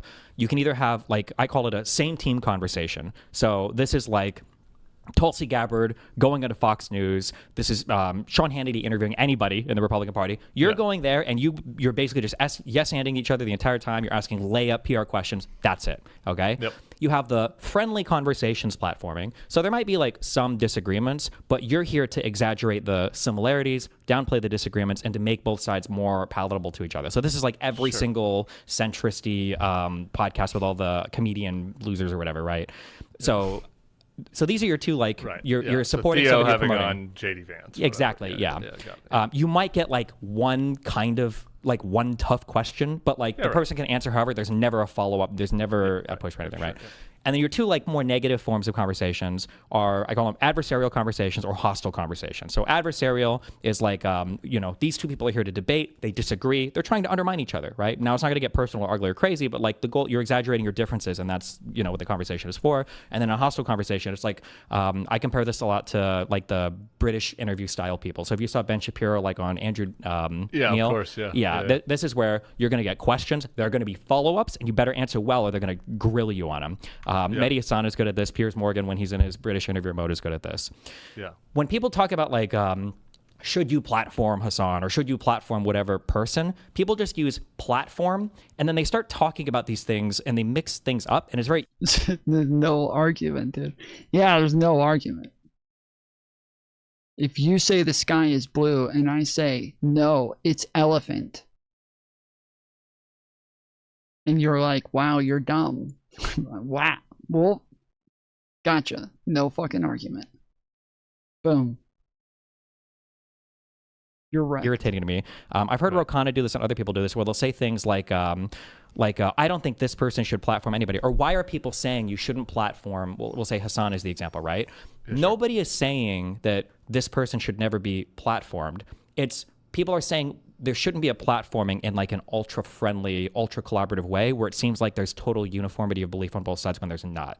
Like, I think, I don't know if it was you guys brought up, like, or somebody else I was listening to brought up, like, if Shapiro were to go, Josh Shapiro were to go on Hassan's platform and debate him, like, that would be like an interesting, like an okay thing to see. It's when there's this like false unity thing that's here is, I think, what people have a big issue with, what I would have an issue with, and other people, Okay.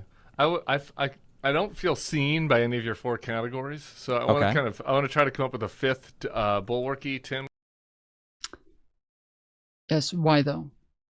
Nobody thinks that the state pays the taxes. Nobody thinks that. You're not even engaging. You're just stupid. You sound like you misunderstand the argument where you think I'm saying states pay taxes. That's the problem right now. You think you sound smart when you're arguing against something that nobody else hears. I don't think states pay taxes. Nobody thinks I think states pay. Nobody thinks that I think that states pay taxes when I say that. Except for you. You're on your own. You're by yourself, hearing that I think states pay taxes.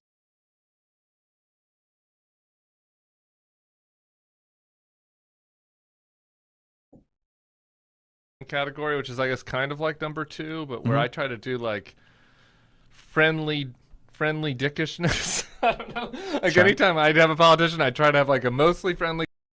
Individuals pay taxes. Okay, so we've already explained why what you're saying is stupid. We've already explained this twice. You're the one who's not arguing. You're the one who's not engaging. So, as Curtis explained, the people in those states largely vote blue. So we're saying that if the people in those states are mostly Democrats, and then Democrats or even let's just say they have Democrat leaders. They have Democrat leaders. Let's just say that they have Democrat leaders in these states, and those states produce the most taxes.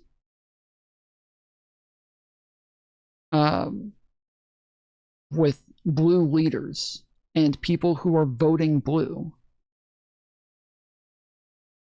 then we can come to the conclusion that the majority of these are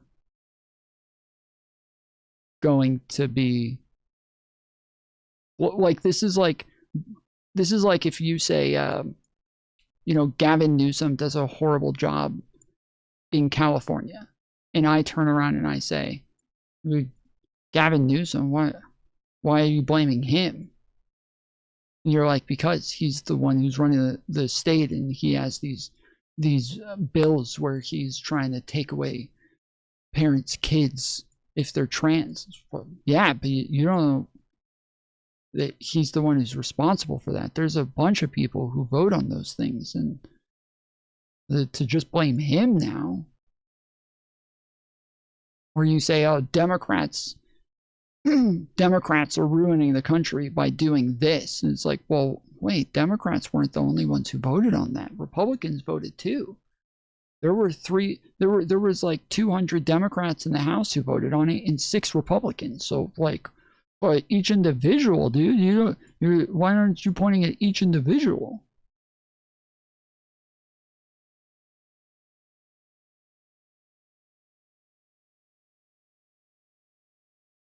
You're just saying things that are just thought-terminating arguments. You're making it to where there's literally no way of having a conversation in generalities because you're not capable of thinking that broadly. Conversation, but I picked 2 things where I want to be a dick with them about and lock in on those. So anyway, I think that's another alternative that is different from like an actual, Piers Morgan or Mehdi type interview. Can I ask for those people, are these like people that you want to roughly support, or? Yeah, it's like people like when I interviewed Harris after the campaign, I was like, I started the conversation by being like, I wanted you to win so bad. This is a friendly conversation. I don't want to pretend like it's not a friendly conversation. Yeah. But I also have a couple of things that I think that you really screwed up, and that what I think that we should go through over, right? You know what I mean? And so I don't know, maybe that is like Theo, but just not as stupid. I don't know. Maybe that's category 2, but just not as dumbed down. But anyway, I think on the description that I wrote here for friendly conversations is you show up with both audiences understanding that there is some disagreement between both sides with the goal of emphasizing similarities while potentially noting some disagreements between you, but the focus will be on building on the similarities between both sides, focusing on how closely united you should be against a third party, basically. Yeah, right? Most of my conversations kind of fit in that with with varying degrees of friendliness, I guess. Friendly to mid-friendly. But I imagine you probably wouldn't have that conversation if you guys had like Stephen Miller on. Oh, of course not. Generalities lead to stupid conversations. Well, no, it's just that you're too dumb to understand them. Conversations have to be had in generalities. They have to be had based on like statistics, and that's like how you understand trends better. You can't get into like human psychology and know what like is. You're able to use generalities to predict the future. Like that is just a true thing.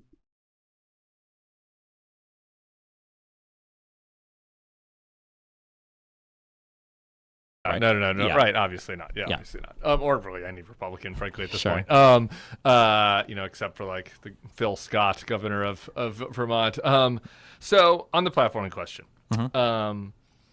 I also get really annoyed by this conversation. People ask me about this all the time. I guess my Olivia Nuzzi conversation is a good example of this. People are like, why did you platform her after she slept with RFK? And I was like, it was kind of in that category 2-ish, but 2 to 3, and she kind of cried. So it's like, I couldn't have been that friendly. And I'm like, dude, these people are famous already, right? Like I feel like people have lost the plot on what the platform. Because I say so? No, because they literally do. We can look at trends and predict the future. That's literally how it works. It's not because I say so. It's because it's a fact that we consistently use trends and then accurately predict the future. That's Not because I say so, it's because it's literally just factually true that that is what happens all the fucking time.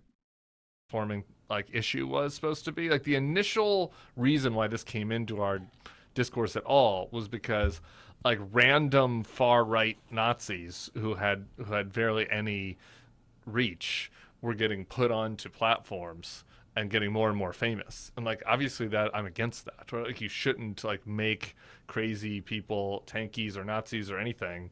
You shouldn't make them famous if they're not already famous. The conversation then is different if there's more famous people. Okay, so Sure. I wanted to start there. Now you have somebody that's actually famous. The other thing I object to is like going on to their platform is not platforming them. They already have a platform. The point of going onto their platform is to communicate with their audience. I hate it when people do this to me. When I have somebody who's like a really large content creator on that people disagree with, and then they're mad at me for platforming them. And I'm like, I'm not platforming them. They're fucking platforming me, motherfucker. Like these people are way larger than me. I don't know what the fuck. I don't know what the fuck. I can agree to an extent. Like if you don't push back enough. Like a lot of when people talk about platforming, most of the time they're talking about responsible platforming. They're saying, hey, like if you're going to have somebody on that's a radical that could like spread misinformation, you should push back against that misinformation. You should have enough respect for your audience to where you're at least trying to get the truth to them, and in making sure that like they're not going to listen to this person that you have on your show that you're platforming. They're not going to listen to them and come away believing the things that they're being told. That is like responsible platforming. You want to make sure that your audience is getting accurate information.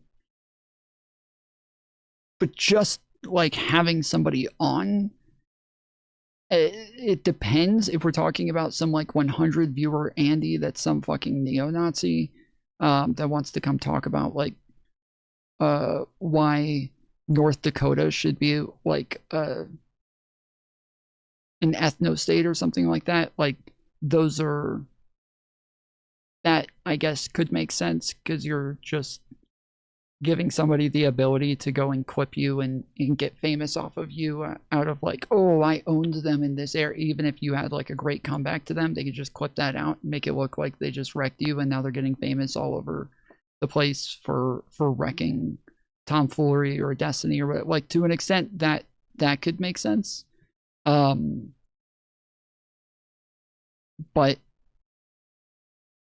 the like platforming normally doesn't mean, especially when you're talking about large creators who already have their own platform, you're not normally talking about just talking to the person. You're normally talking about responsible platforming. And so a lot of these people who are saying not to even talk to Hassan, that is just a stupid thing to say. It's actually fucking brain dead to just be like, yeah, don't even have him on. Don't even go on his show.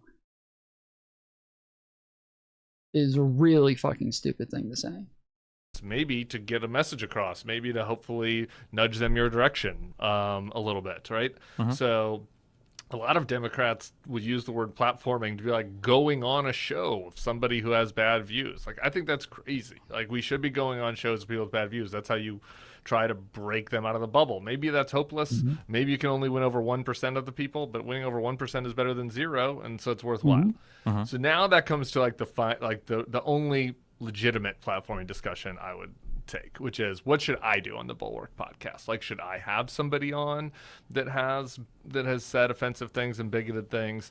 And I think that the answer to that is like only if they're going to be challenged directly. And so I guess that probably should have to be category 3 or maybe a harsh 2. Yeah. Harsh friend. Yes, yes, exactly. This is responsible platforming. That's what matters at the end of the day. Are you adequately challenging the things that they're saying with substances? Like that is what matters. Like or at least making an effort. Like sometimes you might fail at doing it well. Sometimes you might have somebody on who is very rhetorically gifted that is going to outdo you. But I think when it comes to being responsible about it, like, are you making a good effort? Are you at least capable of doing this? If you didn't do a great job, that's acceptable to me, as long as you're somebody who's actually capable of doing it. Whereas like Cenk Uygur going on to Piers Morgan and talking to people. Cenk Uygur is a dunk machine.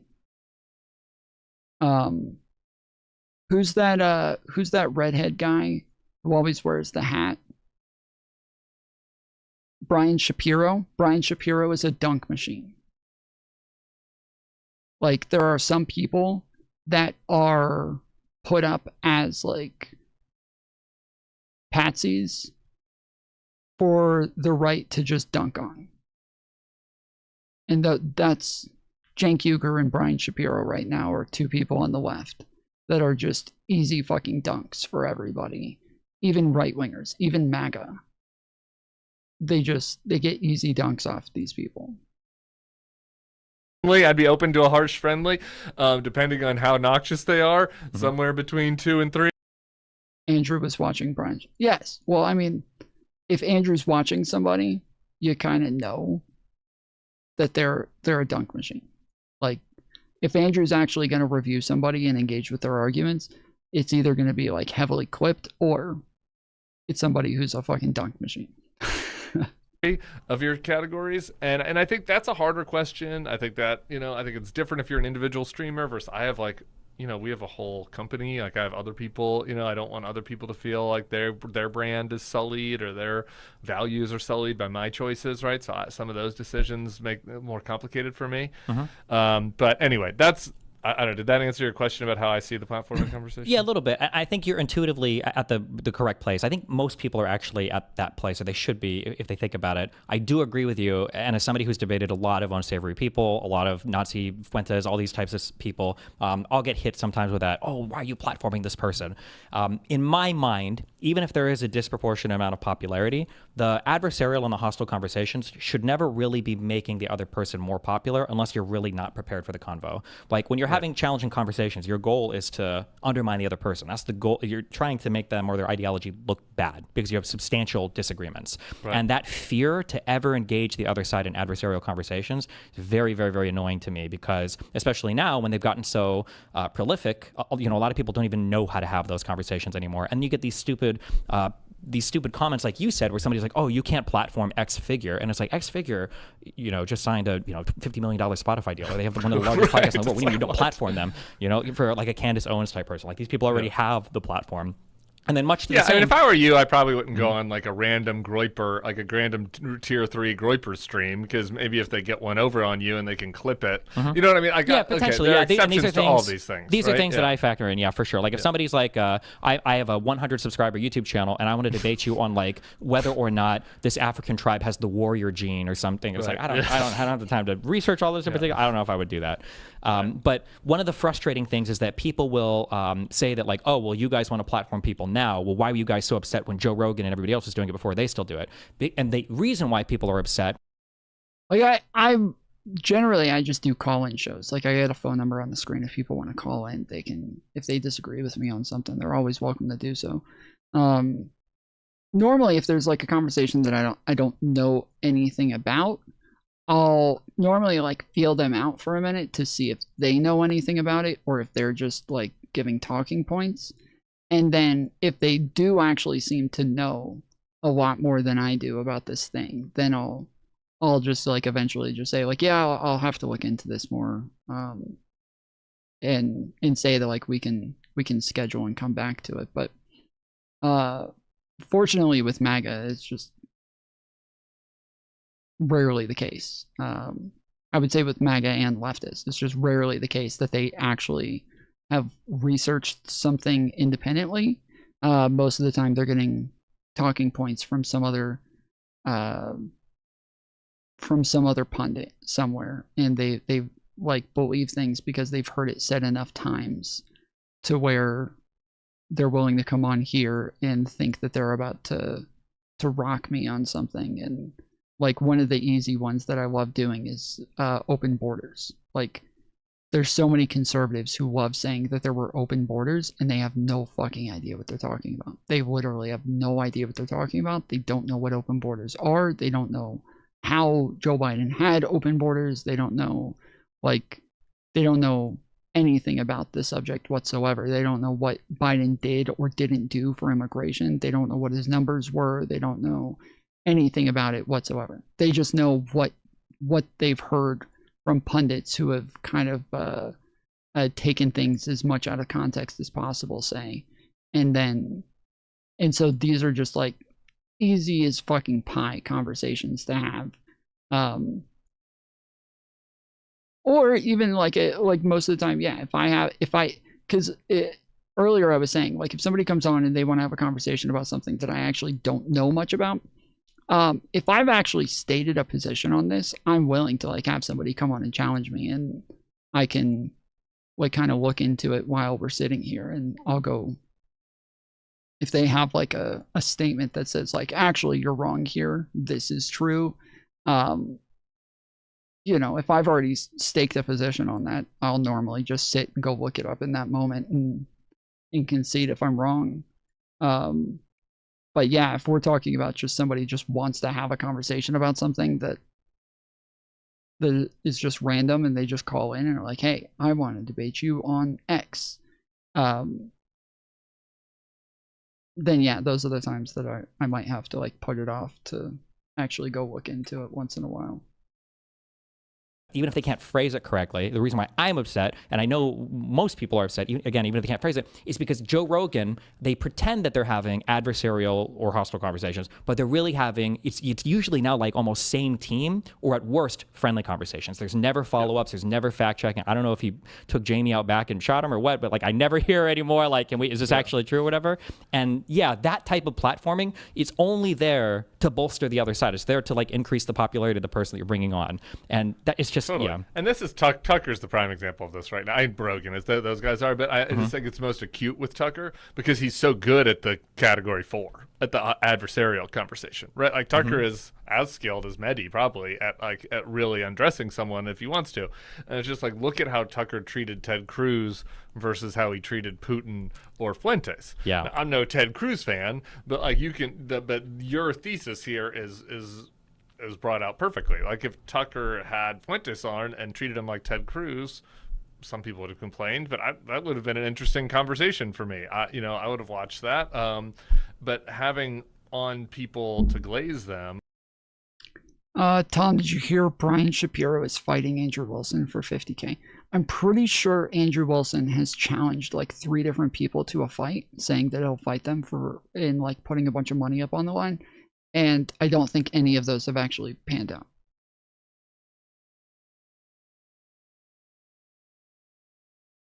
I don't think any of them have actually. I don't think a single one of them have panned out. Like I know that what's his name? Wick.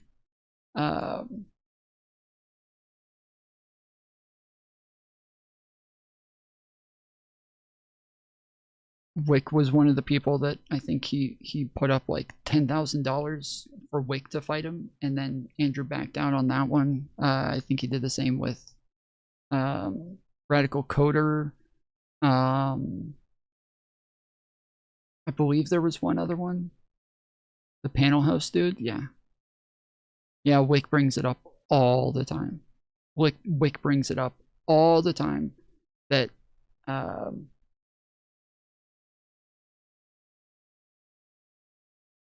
because I think initially Andrew Wilson was making fun of Wick for not having his front tooth or something like that, where he was like missing half of his tooth. And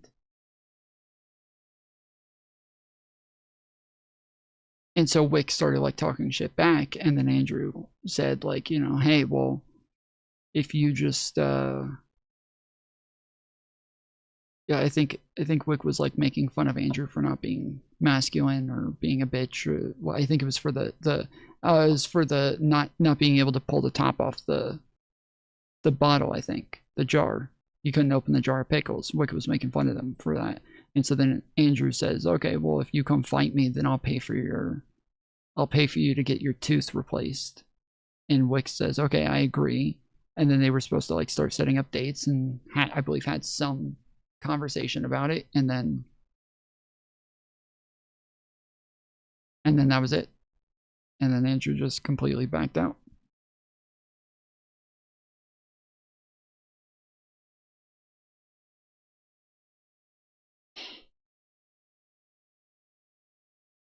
I doubt Tom knows what AUKUS is, like most Americans. The territory agreement between Australia and the United States.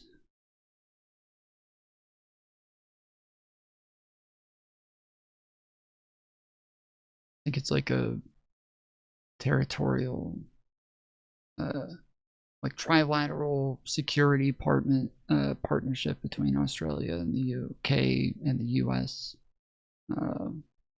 Was announced, I think, like September 15th, 2021, to promote secure Indo-Pacific.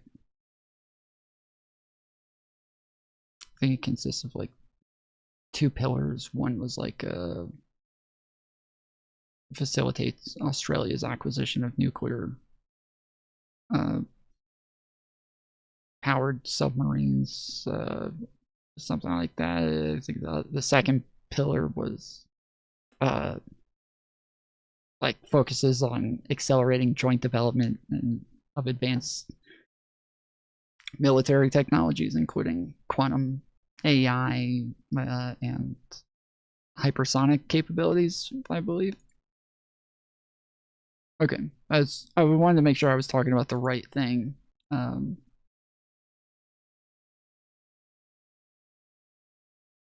That's okay. Yeah, I think I've heard of it. Or to, you know, let them sing and wash themselves, or to whatever like that I agree with that. That is a big problem.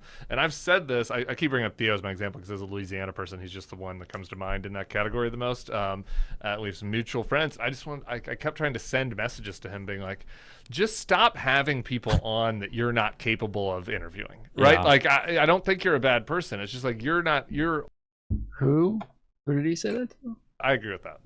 That is a big problem. And I've said this, I keep bringing up Theo as my example because as a Louisiana person, he's just the one that comes to mind in that category the most. We have some mutual friends. I kept trying to send messages to him being like, just stop having people on that you're not capable of interviewing, right? Like I don't think you're a bad person. It's just like you're not.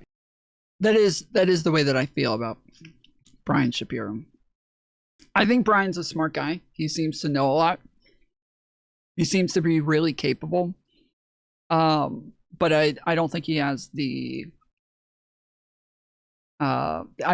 experience yet, and he doesn't seem to have anybody around him with the experience that's able to kind of like give him the tools to know what to do. And he just the annoying part is that he doesn't even like fall into traps. He does that as well. He falls into like every trap, but he will also trap himself in things that like most debaters are trying to avoid. Like most left-wing debaters will try to avoid at all costs.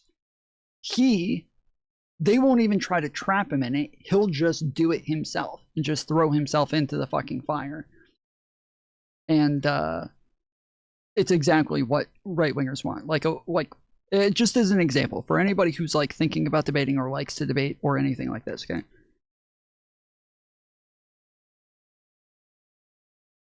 Labels are things that are good for like, you know, a red flag to tell people about somebody, or to like, you know, let people know that somebody's a danger. So we use terms like homophobic or racist or, you know, transphobic or things like that. Like we want to let people know about somebody so that you know that that red flag is there. And that there's like a danger, you know, light flashing around that person. That is not something that you want to debate somebody on, though. It's like whether or not they're a homophobe, whether or not they're a racist, whether or not they're transphobic. That is a topic that you want to avoid like the fucking plague.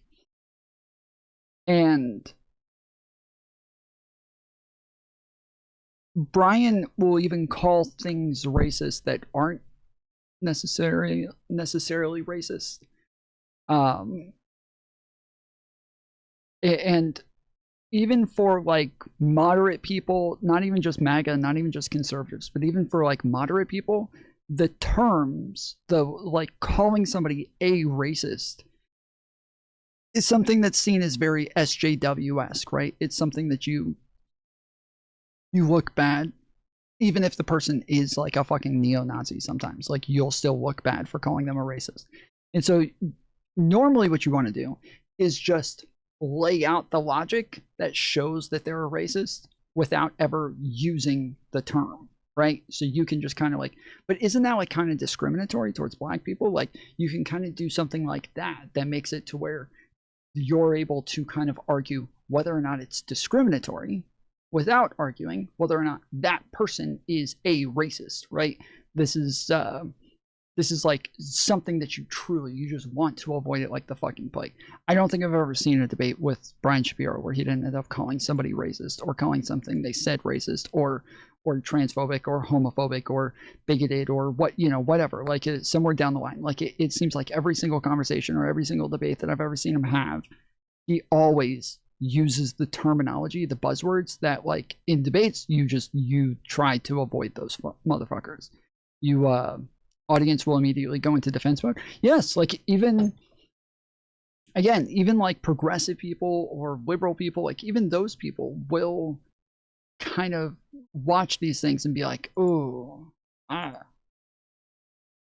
don't know about that, dude. That's a little like that's a little much. Like that's it's something that is just a massive turnoff for the majority of people who live in the real world and, you know, get out. If you're reviewing somebody and you want to talk about like them being racist and, you know, explain that and so like that makes sense. That's fine. I'm not saying don't ever use these terms anywhere ever or anything like that. But in debates, that is a massive fucking derailer. That is something that will derail the whole fucking conversation to where like you call somebody a racist in the middle of a debate, the rest of the fucking conversation is going to be about what is a racist. How do you define racist? Well, I don't agree with that definition. Okay, well, even if I do agree, how the fuck do I fit that definition? But that's not what I said, but that's not what I did, but that's not what that means. What do you mean by that? Like, and it's just the whole fucking thing is derailed. That's all you will talk about now. Whereas like if you can just make the point that this is discriminatory and get that across, lots of times the word discriminatory, like conservatives have this thing for discriminatory where they'll bite the bullet on discriminatory a lot of times. They'll be like, what? So what? What's wrong with being discriminatory? Where they don't even think like if you say like, oh, well, that's discriminatory towards black people, isn't it? A lot of times they'll be like, well, who cares? Like some discrimination is good. Like, and you can just be, okay, fair enough. All right. That's what you want to say. Well, we can leave it at that then. Like, and you just end up kind of taking the W pretty easily based on the type of terminology that you use, based on the labels that you use. Like you will get an easy W if you can water down the language and get them to admit to something. Then the whole audience will hear them say, yeah, I don't care if people are discriminatory towards black people. The whole audience hears, oh, this motherfucker's racist. Like, that's what everybody hears. And now you were able to do the same exact thing, just in a rhetorically effective way, instead of, you know, looking like a, you know, like some SJW. We didn't hit the goal. We didn't come anywhere close to hitting the goal. So I am going to play video games while we finish this. Yeah, but the 50% think he's racist, so what? What? You're only capable of doing interview 1 and 2. And so you shouldn't be interviewing people that are making life and death decisions, that are, you know, that are conspiracy theorists, right? But like then, just keep on having on goofy people. You just need to hammer them down on facts like how Mehdi Hassan and Piers Morgan do. Really consistent and almost aggro. One of the things that they do, and I was talking about this the other day, one of the styles that, especially Mehdi, one of the things that he does really well, Tucker Carlson does this really well as well. I don't do this because I am like looking for a much more like honest sort of conversation, but there are times where I am willing to just go in for the fucking dunks. I'm willing to go in for the owns and shit like that. That's not really my style, but there are obviously times where like I'm definitely willing to do it. One of the things that they do is they like to, so there's actually, Andrew Wilson is a great fucking example of this. He came on a while ago. He started to have a argument with me, and he kept fucking moving the goalposts every couple of seconds. And what Mehdi Hassan does is you'll make an argument, and he hits you with the fucking hammer, like just hits you with the facts right afterwards. But he doesn't stop there. He doesn't say, no, actually, you're wrong. The data says this, and then just stop and wait for you to respond. He doesn't do that. He says, no, you're wrong. Actually, the data says this. And also, I want to ask you about this thing too, because I heard that you said, and just totally fucking moves the goalpost to something new, to where you don't even get a chance to respond. You don't get a fucking chance to respond. It ends on, you're wrong, data says this, next question. Like, that is something that is extremely effective in the way that the viewer sees it, because the viewer sees it as like, oh, okay, well, that's the end of that. He's wrong. The data says otherwise. All right, moving on. There are times where people will interrupt Mehdi, and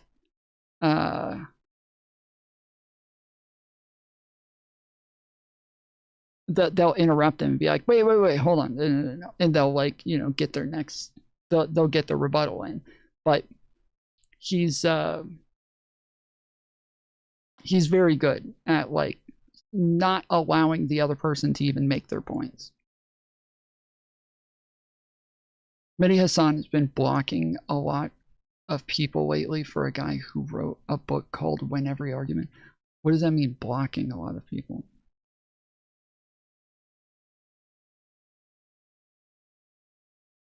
What does that mean?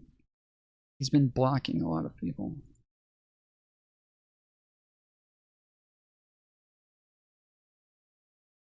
50% of people won't care that he admitted he's discriminatory. Republicans don't care if you're discriminatory.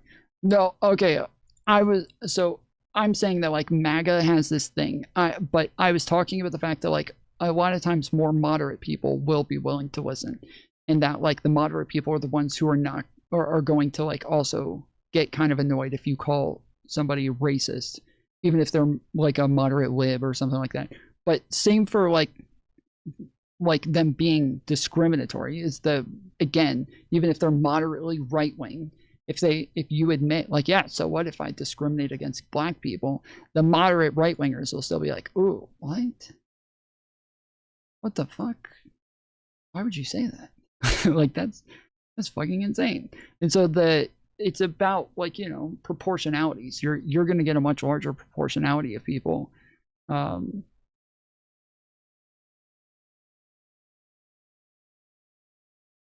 with saying discriminatory. I don't think it's 50-50. I think it'd be closer to, like, 65 both directions, like 65-35. If you call them racist, you're going to lose about 65% of people. If they admit to being discriminatory, they're going to lose about 65% of people. I think it's about around there, if we're talking about, like, a very general audience that is proportionally represented. I agree with you in principle, and if these people were principled, they would agree with you. But remember, the issue, I think, is that ecosystem from before is so powerful, and so much is being pushed in such a convincing and synchronized manner from the Republican movement, that if everybody on America's soil is talking about how terrible, you know, Haitians eating cats and dogs or whatever lie, even if JD Vance says it's a lie, and now all the other podcasts are talking about it, you're like, oh God, everybody's seeing this pop up in their social media feed. I think I have to cover it. I need to bring these guys on to do it. Like, the incentive structure pushes them so heavily towards. Just to be clear, JD Vance did not say that he lied. This is a talking point that a lot of lefties use, and I see them get caught on this all the time because they hear people like Destiny saying JD Vance admitted that he lied about the Haitians eating the cats and dogs. He didn't admit that he lied. That didn't happen. That's not what he said. There were very, very out of context clips that made it look like that's what he said. But in the interview, that was not what he said. He was saying that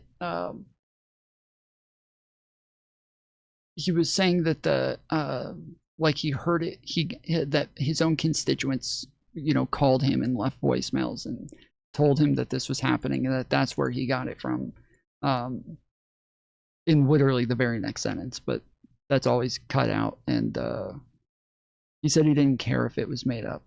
It was something like that. I don't think that's what he said either. I think that he was responding to a different statement, and it sounded like he was saying he didn't care if it was made up. From what I remember, it's been a while, but I just remember that what he did sound like he was saying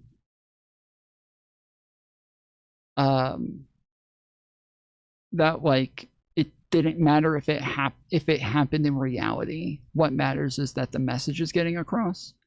But again, yes, if you look at it like in its totality of like the statement that was being made and his full response, that wasn't what he was saying. He was I think they said that like, you know, I don't remember exactly what it was, but it was definitely very different than that. That audience capture perspective, and yeah, I agree with you. It's so annoying. So how do you stop that? You're the one that wanted to inject this idea into my brain. What do you do? I just want people to be aware of it. You guys have to figure out how to stop it. I don't know. I don't have the reach that you guys do. But people get so caught up, like because I just don't think they're analyzing. Like we had that one moment. I don't know if you remember, for like a week where we were calling them like weird or whatever, and people were like, oh my god, this attack is working because of whatever. The reason why it worked is because it was simple, and that was like it reverberated through the top and bottom of every part of our ecosystem. It just happened organically rather than Republicans to do it very inorganically, and that's why it was so effective. Is because it was hitting them on all points, and they were like, oh Jesus, like. For the first time, Republicans were on the defense for like 4 days or whatever. But then the media cycle changes and they get back on their thing. Yeah. There are ways that you can counter this, but it involves a lot of deep conversations about like my ideas are all very like I think that if you're a politician, like if you're a lawmaker or a member of the cabinet or the president, I think you should be under oath when you're speaking on interviews. I know it's crazy, but I think it can't be that Trump it can't be that they're just allowed to fucking lie. That Kristi Noem can say Renee Good was a domestic terrorist and there's no account. That's just insane to me. That's just a crazy world to be in. Or like, Well, but again, that's how our government is structured. Our government is structured to where there is supposed to be accountability, and when Republicans refuse to hold anybody on their side accountable and refuse to call out people on their own side. Like when Kristi Noem goes in front of Congress after this and Republicans are still not calling her out for this, just giving her a bunch of softball questions and shit, the entire system just doesn't work anymore. Like, everything's just fucking broken at that point. We have to have a Congress that is capable of holding people accountable. And when Republicans get the majority in the House and the Senate and are completely unwilling to call out their own side for things, yeah, there just is no, there's nothing to be done. And I keep feeling like there has to be like another way to do this. Like, there has to be another way to do this to where if something like MAGA ever happened again in American history, that like we would have a better institution to deal with this when you have this many corrupt officials all just working together in this sort of fashion. But yeah, I don't know what that could even be. I literally have no idea what that could even possibly be, because the thing that you would go to is like, some sort of like congressional committee on ethics that already exists. It's already there. There's nothing we can do about it. Or making I'm for like really, I'm a free speech person, but I'm for like really just tough algorithm rules. And I think if the Democrats get back and they have to be really much more aggressive with the tech companies. I was reading the Ronan Farrow. I have Ronan Farrow on the podcast tomorrow to talk about his Sam Altman profile. And it's like, you think all this stuff is bad now? Like, we're 2 minutes away from them from them being able to execute this pipeline of misinformation without even having humans involved. Yeah. And fucking and OpenAI, the guys that started it, now Sam is like now Trump's travel buddy and his butt buddy, and Greg Brockman, who's running the company, like donated $25 million to MAGA Inc. and another $50 million to only pro AI candidates. It's insane. It's and like unbelievable. And they need to be made into to full on enemies, in my opinion. 100%. And the projection, because remember, the Republicans said that because the FBI was making suggestions to Twitter about accounts that it thought were like compromised Chinese bots or whatever, that meant that the FBI was in control of all of our social media. Right. But when the richest man on the planet buys X to become a partisan, takes over the America account to make a PAC for Trump, becomes a partisan supporter of the president while owning that platform singularly, when Mark Zuckerberg is going on... well, and he literally starts complaining about the fact that Grok is accurately fact-checking people. Joe Rogan to talk about how actually... that like Elon Musk starts tweeting out that he's mad and tells he tweets out to his team, we need to fix this, when he with a screenshot of Grok fact checking somebody and debunking some bullshit that Trump lied about. This is this is what this has gone too far. And the shit with the FBI and the Twitter files, just complete bullshit. It's complete bullshit. Almost every single time Matt Taibbi would make a claim about something that was corrupt and happened, and then the very next screenshot just totally disproves what he said, or just doesn't come anywhere close to proving what he just said. It's fucking obnoxious that all these people start running around pretending like Matt Taibbi proved that there was some sort of in-house collusion going on with the government. It's absolute fucking bullshit. And because Elon runs Twitter and tried to get Matt Taibbi to go push this bullshit propaganda in the first place, we're all just kind of stuck with that being the truth according to this one platform outside of literally everybody else. The Biden admin treated me unfairly, and I do actually think that Trump is better on free speech versus everybody else in opposition to everybody else. Trump threatened him on Truth Social to send him to prison forever, right? He was making these crazy truths. The fact that, it's so crazy on the other side how much they're pushing these social media. Yes, Donald Trump threatened to send Mark Zuckerberg to prison, and I forget the name of the congressman. I think he's a chair on a bunch of committees. I always forget his name, but he also threatened Mark Zuckerberg with prison time if he didn't hand over emails that he specifically said you have to hand over emails that, yes, Jim Jordan, you have to hand over emails that proves that the government was coercing you guys. They literally didn't have them. So they ended up just giving emails of people saying that they were annoyed with the government, asking them to ban certain things. That's it. That's all they did. They were just annoyed with it. Media's, in this direction, under threat of locking people up and stuff. And then on top of all of the, I feel like the admin spends more. Destiny and Wonderbox got paid to do PR for Israel's military. Yep, that totally happened. Time going on to podcasts and doing the podcast circuits than anything else. My third point. Bucket 3. Rounding it out here. So, there's a couple things. First, I'm going to say this. I'm in the online world. I'm sure you've had people email you a billion things or reply under your comments. I know Sarah's getting them now about the unsavory things. I've said it, done, whatever. There are edgy things. But then there are ideological disagreements. And I know in your guys' world where you have some level of, I don't know. For people who aren't on Twitter, a bunch of people, Destiny obviously is memed about getting paid to go to Israel a bunch of times and saying that he was paid in shekels and that he had meetings with the Jewish organizations and they paid him to go and make Israel look good and shit like that. The lefties on Twitter are unironically posting clips of him saying this as though he's being serious. They're doing it Like, unironically, you go look at all the fucking comments, and they're all like, "Oh, I knew it! I knew it! He admitted it! He fucking admitted they got paid." I would say media training, but there's like, you guys have minimum thresholds of behavior that don't exist here in my world, okay? In the online world, okay?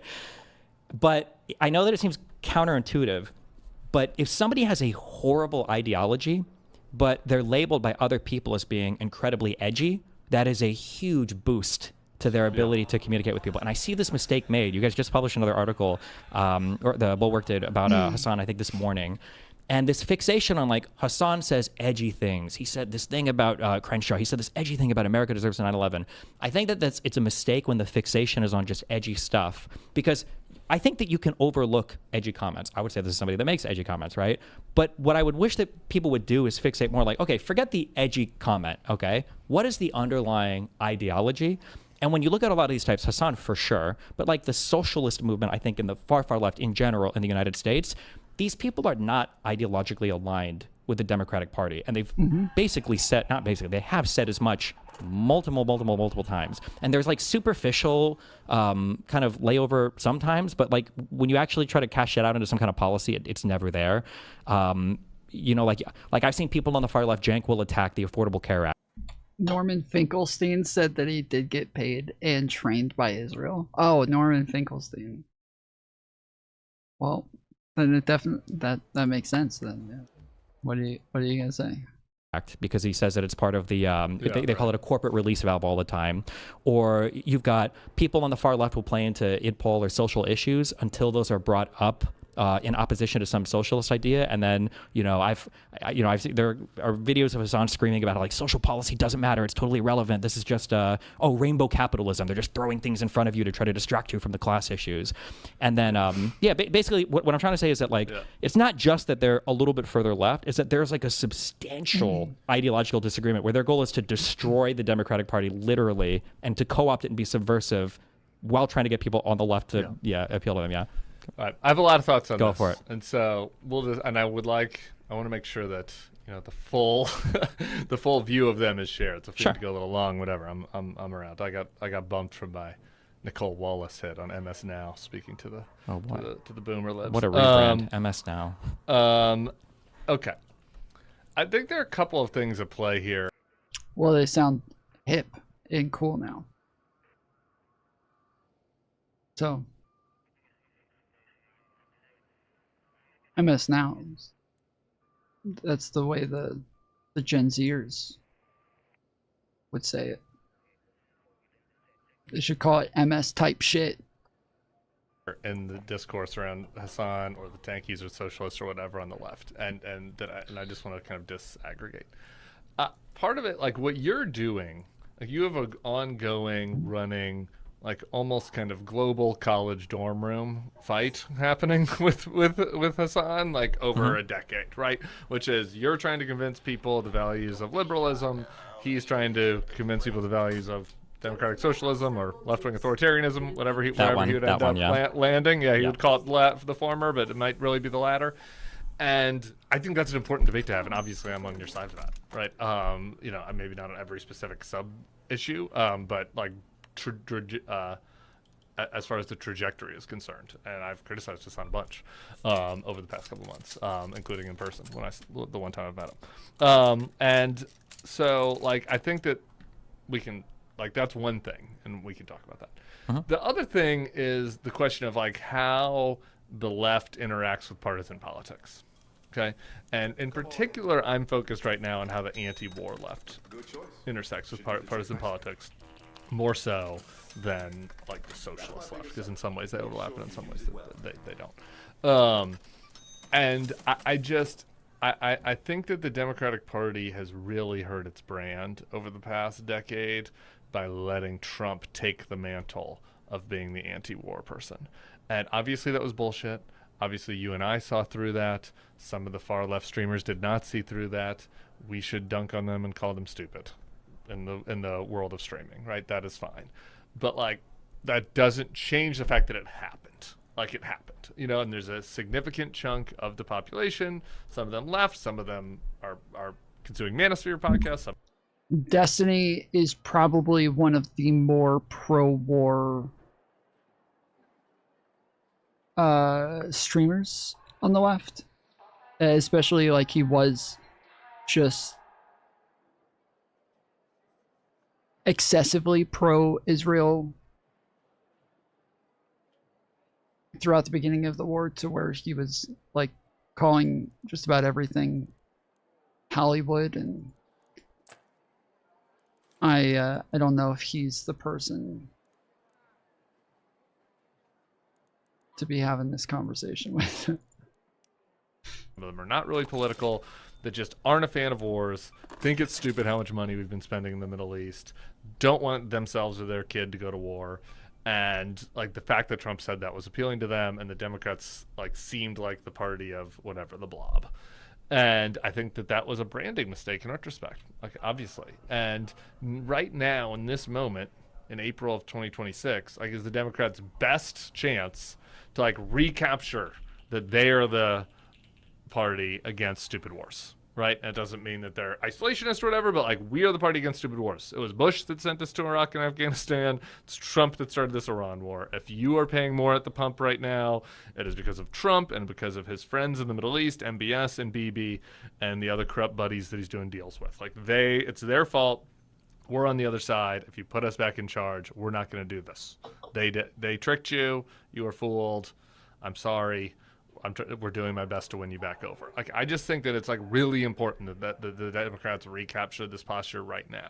Mm-hmm. And so like for me, the Hassan discourse got wrapped up in that, where I was like, I just thought it was really stupid strategically, like whether you're putting on your Democratic Party hat or your centrist hat or your liberal democracy hat, to be like, right now, I'm going to pick the fight with the anti-war left. Now, if you're more precise about what you're criticizing Hassan on, okay, but like this, I'm trying to all of this stuff, letting, the Jewish Insider blog in DC, which is a Republican cutout, like dominate the discourse. And like, by asking John Ossoff a questionnaire about what he thinks about Hassan, like this is fucking stupid. Like I got into this discourse by posting on Twitter, Democrats should tell any interest group that wants to know their opinion on Hassan to eat shit right now, because the only groups that are trying to do it right now are trying to do it to run cover for the people that are in favor of this war.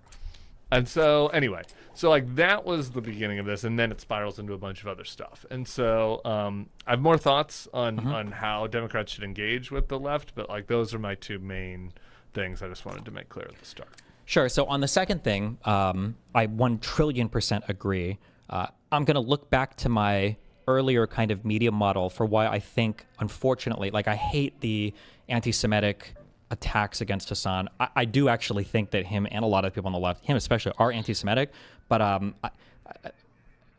I care about social stuff, but I think there's way, way, way more problematic things than anti-Semitism, especially because Israel is fucking it all up now anyway. So my sympathies are very low at the moment. But the issues are these. Destiny's just always fucking copying my takes, dude. It's actually getting annoying. It's like Israel is fucking all up, and I think I should say that Hassan has definitely said some anti-Semitic stuff, including as recently, but or as recently as like last week.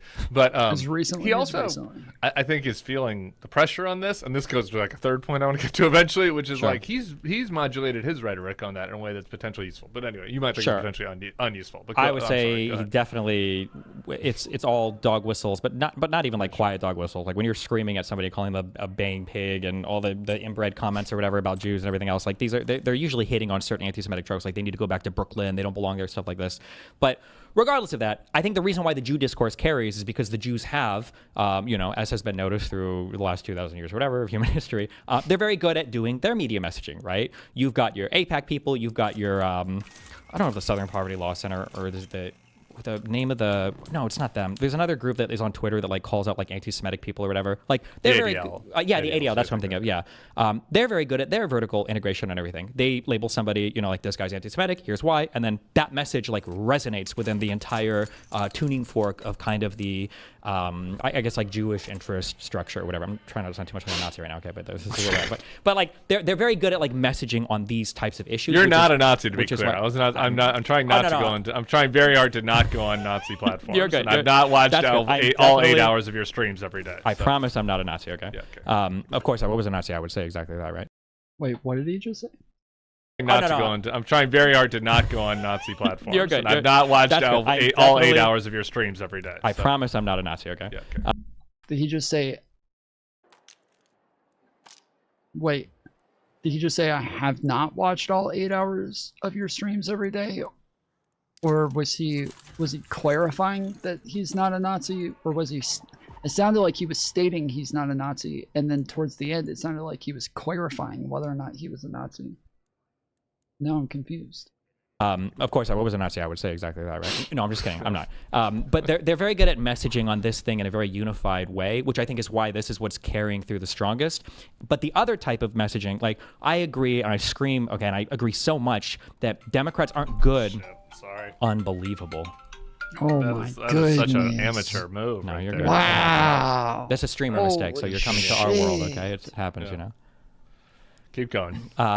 That the reason why the Democrats can't stake out a position on this is because right now the anti-war rhetoric, I think, is completely captured by that right-wing tuning fork and your far-left tuning fork. And to stake out like a decently nuanced position on the center-left would require our resonating tuning fork to where, my God, there are so many criticisms that you could give of Israel. There are so many criticisms you could give of American foreign policy, in general, but there is no democratic apparatus to message any of those criticisms through. So like, I don't know if you've ever been in an area where, coming from gaming, girls say dumb stuff online in the streamer world, but when you criticize a woman in the gaming world, you got to be really careful because just because it's 90% men or whatever, there's a lot of sexist stuff. So I have to be careful because I know if I start attacking somebody on a thing, like there's going to be 400 Twitter mentions like, oh, this girl streamer said a thing that this is really dumb. And a whole bunch of people can be like, yeah, this stupid cunt, this dumb bitch, why shouting? It's like, okay, well, hold on, Jesus, not like that. Calm down, Jesus. During some of Destiny's, there's an example I'm sure I know what he's thinking of, because during like a lot of like the big drama days of his channel where he was fighting with people like Lav and Cherry and Brittany Simon and Catnip, and like it was just one after another to where, yeah, his audience, like it became like I think it started off as a meme of like, this is, and I think with the anti-war this is what causes incels, but I think over time, like they really started to like gather real fucking incels in his community that were really there to like watch these like dumb these dumb fucking femoids get owned. And what the fuck was that? Am I lagging? Yeah, I'm lagging. Oh yeah, big lag. Yeah, there wasn't a diverse enough set of women. It was just it did like every single time that these chicks came on, it did seem as though there was just a lot, like his chat would just start flooding with fucking really sexist shit. And if I remember correctly, like he did, push back against that and start correcting the disparity there, but it was real for a while. This is the Destiny guy. I've only heard of him. I come from the Powdered Dusty and Sarah orbit. Oh, okay. messaging. It's an issue that has been so captured by both sides. It feels really uncomfortable to step in and be like, yeah, you're right. I think we should be anti-helping Israel in the war. And they're like, that's great. Or, Destiny was literally abusing the women he'd bring on while accusing them of stalking, while sexting them at the same exact time. Don't know if that was ever actually substantiated in any way. I tried getting evidence of it, and I even talked to Destiny about it. It didn't seem as though anybody ever produced anything from what I remember. Because it was just a fact that she was like stalking him for a long time. But I've also been in like very toxic relationships where I've had girlfriends who were fucking crazy and were stalkers, and we would break up and get back together and shit like that. So I also somewhat understand it to an extent. Right, so we're going to abolish the state tomorrow, right? Right. And then, yeah. Yeah. You have a lot of people brigading on you that do say. How is she stalking him if he's willingly sexting her? So when I say substantiated, not that they didn't get back together. That was substantiated that they did start talking again. I don't think it was ever substantiated that those were actually happening at the same time. I think I've heard him say, like, he doesn't know if that was the case or not. But at the time, the problem was that, like, they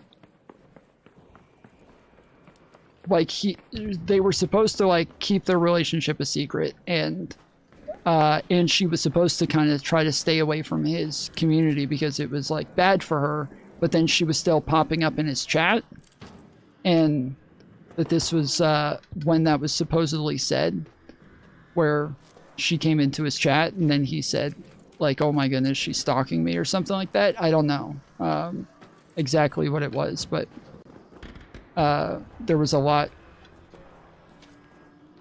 at the time, so I'm not sure.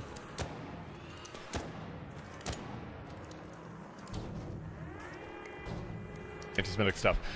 This is my thing on the anti-Semitism discourse. I've talked about anti-Semitism a lot on the podcast. I'm genuinely concerned about it. Yeah. I also think that that like this war and the way that they've argued for it is doing more to propagate anti-Semitism than almost anything. Like I don't understand, and there's almost no acceptance of that among the people that are like big Israel supporters, and because they refuse to accept that. And I'm like, I'm sorry, like conflating criticizing Israel right now when they have at some level been involved in encouraging us into this war. I'm not trying to say that it was like they did it, so you wouldn't have ever done it without them, but like they were a big part of getting us in this war, and they're our partner in this war, and it's the stupidest fucking war imaginable. It's going to be a total disaster. It might empower Iran in the end, and people are paying more. Everyone's lives are going to be made worse. Nobody understands why we're doing it, and so it's like, I don't think it's irrational for a regular person who wakes up one day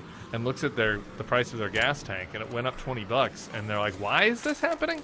I haven't been following the news. Why is this happening again? And then people are like, well, Iran had some nuclear had some ballistic missiles, and they had too many ships, and Trump.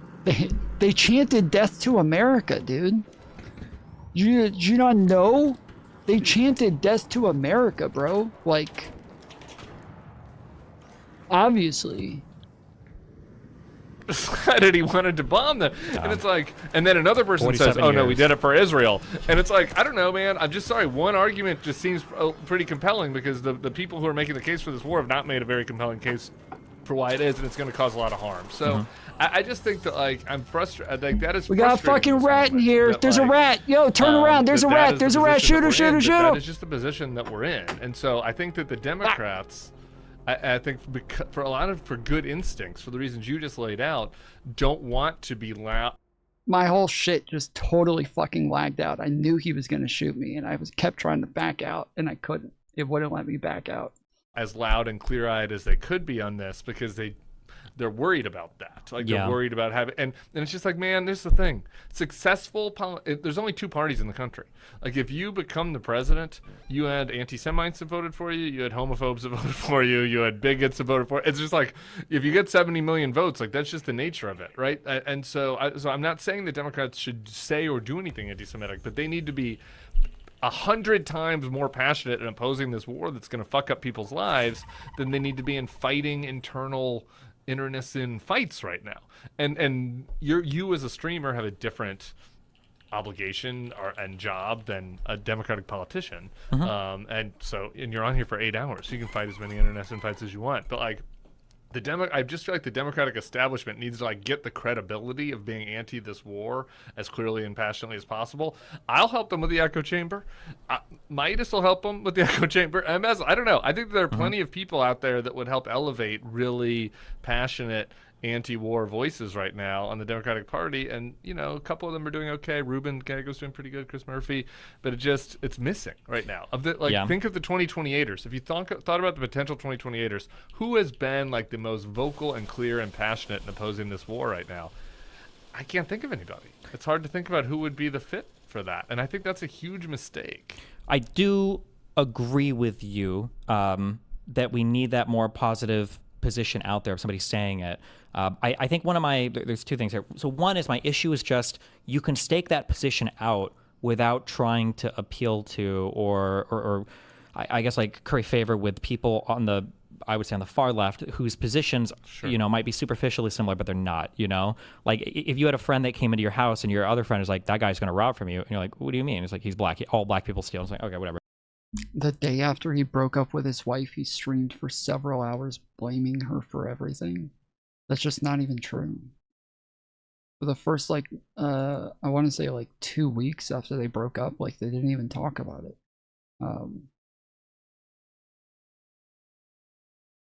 That just wasn't even the case. If he does end up robbing you, I don't think you would say, oh man, like you had a really good point actually. Racism is actually really good. Damn, I should just assume, right? And you know, if you look at all these people on the far left, they were calling it a genocide and apartheid or whatever on October 8th, right? Or before. Like these people have been saying that. Yes, this is exactly what I said the other day. Like the problem is that these people were already like crying wolf from the very beginning, to where it almost like took away credibility if you want to eventually say that it's a genocide. That like there's no people don't want to sound like those people who were saying it from day one. They don't want to sound like the people who were just like saying the shit no matter what. Forever. And you know, you said before, you know, a ton of different people vote for you, and you know, you don't have control over who's voting for you. True. But there's a big difference between like 20,000 homophobes voted for me versus like I'm trying to appeal to homophobic people, you know? So I agree. And then going to the second point is I'm hitting on that media resonating thing I said before. Yeah. I definitely agree that the Democrats need to have a stronger position that they stake out on it. But my God, like when you're a Republican, you can walk out on stage. I don't know if Trump ever wakes up sometimes. He's like, I'm just going to do this for fun. I'm going to say some crazy shit and see how they defend it. And everybody will defend it. From, oh my God, who was it? It wasn't Pam Bondi. Who was that? What big Republican figure was that? Oh, it was. They're like MAGA and think them hating Israel beforehand makes them right about everything. Yes, it's like MAGA calling everybody pedophiles, and then all of a sudden it's like Epstein becomes a thing, and they're like, see, we were right. It's like you guys called literally everybody a fucking pedophile. You weren't right about anything. Like you weren't right. The facts just happened to align with you, but you were not right. You were totally fucking wrong the whole time. I think Megyn Kelly was talking about how banging 14-year-olds might not be a big deal. It was I'm like, Jesus, what are we talking about here? Ephebophilia. Yeah. Oh my God. Yeah, they were wheeling out the libertarian pedophile arguments. Like, Jesus. Meanwhile, if you're on the left, whoo, dude, Kamala Harris and Tim Walz had a tougher interview with, I think it was CNN, than I've ever seen Trump have in his life on any platform ever. And if you're on the left, man, yeah, I'm seeing like the New York Times is writing pieces calling Gavin Newsom homophobic. And it's like, how can you stake any position anywhere in this media environment when the whole riot is going to come down? Nah, Z King, that's not the same thing as being right. Like, having the same outcome and being right. If I say, this basketball player is going to make the next shot, and he makes that next shot, okay? It's not that I was right. Like, so, oh, he was right. Like, that isn't how I would describe it. Like, I would say that he got lucky. But, like, when I say somebody's right about something, like, I feel like I'm saying, like, they are logically correct. Like what the thought process that they're using is bringing them to the correct conclusion, not like they cried wolf and eventually a wolf came. Like that's not the way that I would describe it. So you don't think people can be right for the wrong reasons? I don't know. Again, like that's what I'm saying is that like okay, so like in the pedophile case, all right? with a lot of these right wingers, the people who believed in QAnon and Pizzagate, their whole thing was there is a group of elites who are pedophiles, right? The Pizzagate thing was there's a group of elites, they're pedophiles, they eat babies, and they're all protecting each other, and they'll never be caught. Nothing will ever be done about this, and because they're all too powerful and there's too much money involved to where nobody will ever be willing to go after them, okay? Then people like P. Diddy go down. People like Epstein go down. And then they all turn around saying, see, we were right, see, we were right. No. These people got arrested. This, like, you guys saying nobody will report on it and nobody will talk about it and they'll never be held accountable. These people were arrested and they were facing charges, and even Ghislaine Maxwell ended up getting convicted. Like, you were wrong. But they, just because it had the same outcome, they say, oh, we were right. But you weren't right. Like, one thing happened to align that pedophiles exist. The pedophiles exist. Like, that's the thing that they were right about. Pedophiles are a thing, and sometimes people with money are also pedophiles. That's the thing you were right about? Like, that's it? Not the whole fucking conspiracy that brought you to this conclusion, but instead just that rich people can be pedophiles too? That's the thing? Like, no, you're wrong. You were fucking wrong. You were proven wrong by P. Diddy and Epstein and Ghislaine Maxwell and these people being arrested and held accountable. You were proven wrong about this. Pizzagate was wrong about the premise of an elite trafficking operation. It wasn't just rich people can be pedos. Yes, it was. That is the thing that they were right about, is that rich people can be pedos. Yes, that is the thing that they were right about.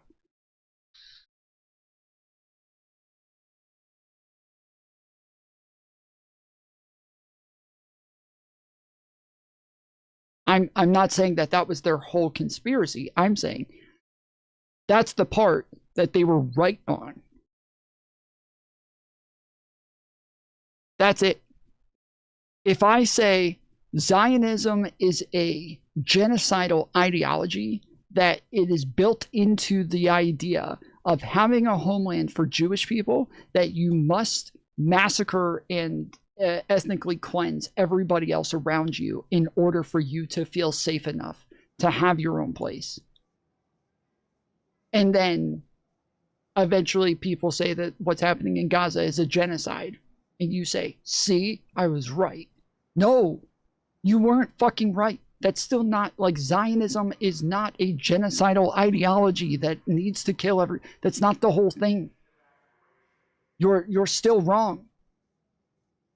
Even if this is considered a genocide, the whole fucking theory behind this is not that all of Zionism is genocidal now. Everybody on the file, even like the mainstream outlets that are supposedly more sympathetic end up having to like go overboard to prove how not TDS they are. Right? Yeah. And so I think that's a real challenge. I want to ask you about this one thing because the Hassan thing ends up making it very much about Hassan, and I think that actually the Zoran case study is more telling. Because Zoran, if I had lived in New York City, I kept saying on some podcasts, I would have ranked him last, but I just wouldn't have ranked Cuomo. So it would have ostensibly been a vote for him in the end because Cuomo was so bad, but I would have been for any of the other random people that were running for mayor. He came on my show. He, I think, gave the worst answer he gave on any question the entire campaign on my show about globalize the intifada, and that ended up dogging him. So I was not glazing him in any way, but we did platform him. He did walk back he was running on for that mayor. On that supporting that quote though, which was good. He did end up walking back, right? Yeah. So this is where I'm going with this.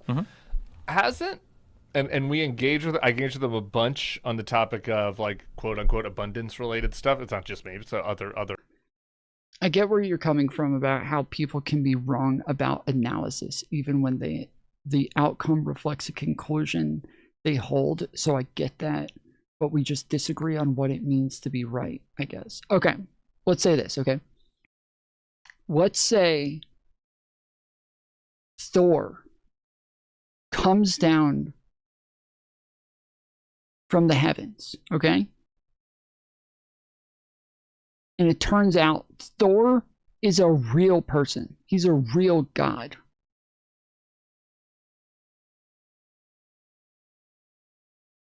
And what say all the Christians turn around now and say, see, I told you there was a God. I told you. We've been telling you this whole time, and you stupid fucking atheists didn't believe us.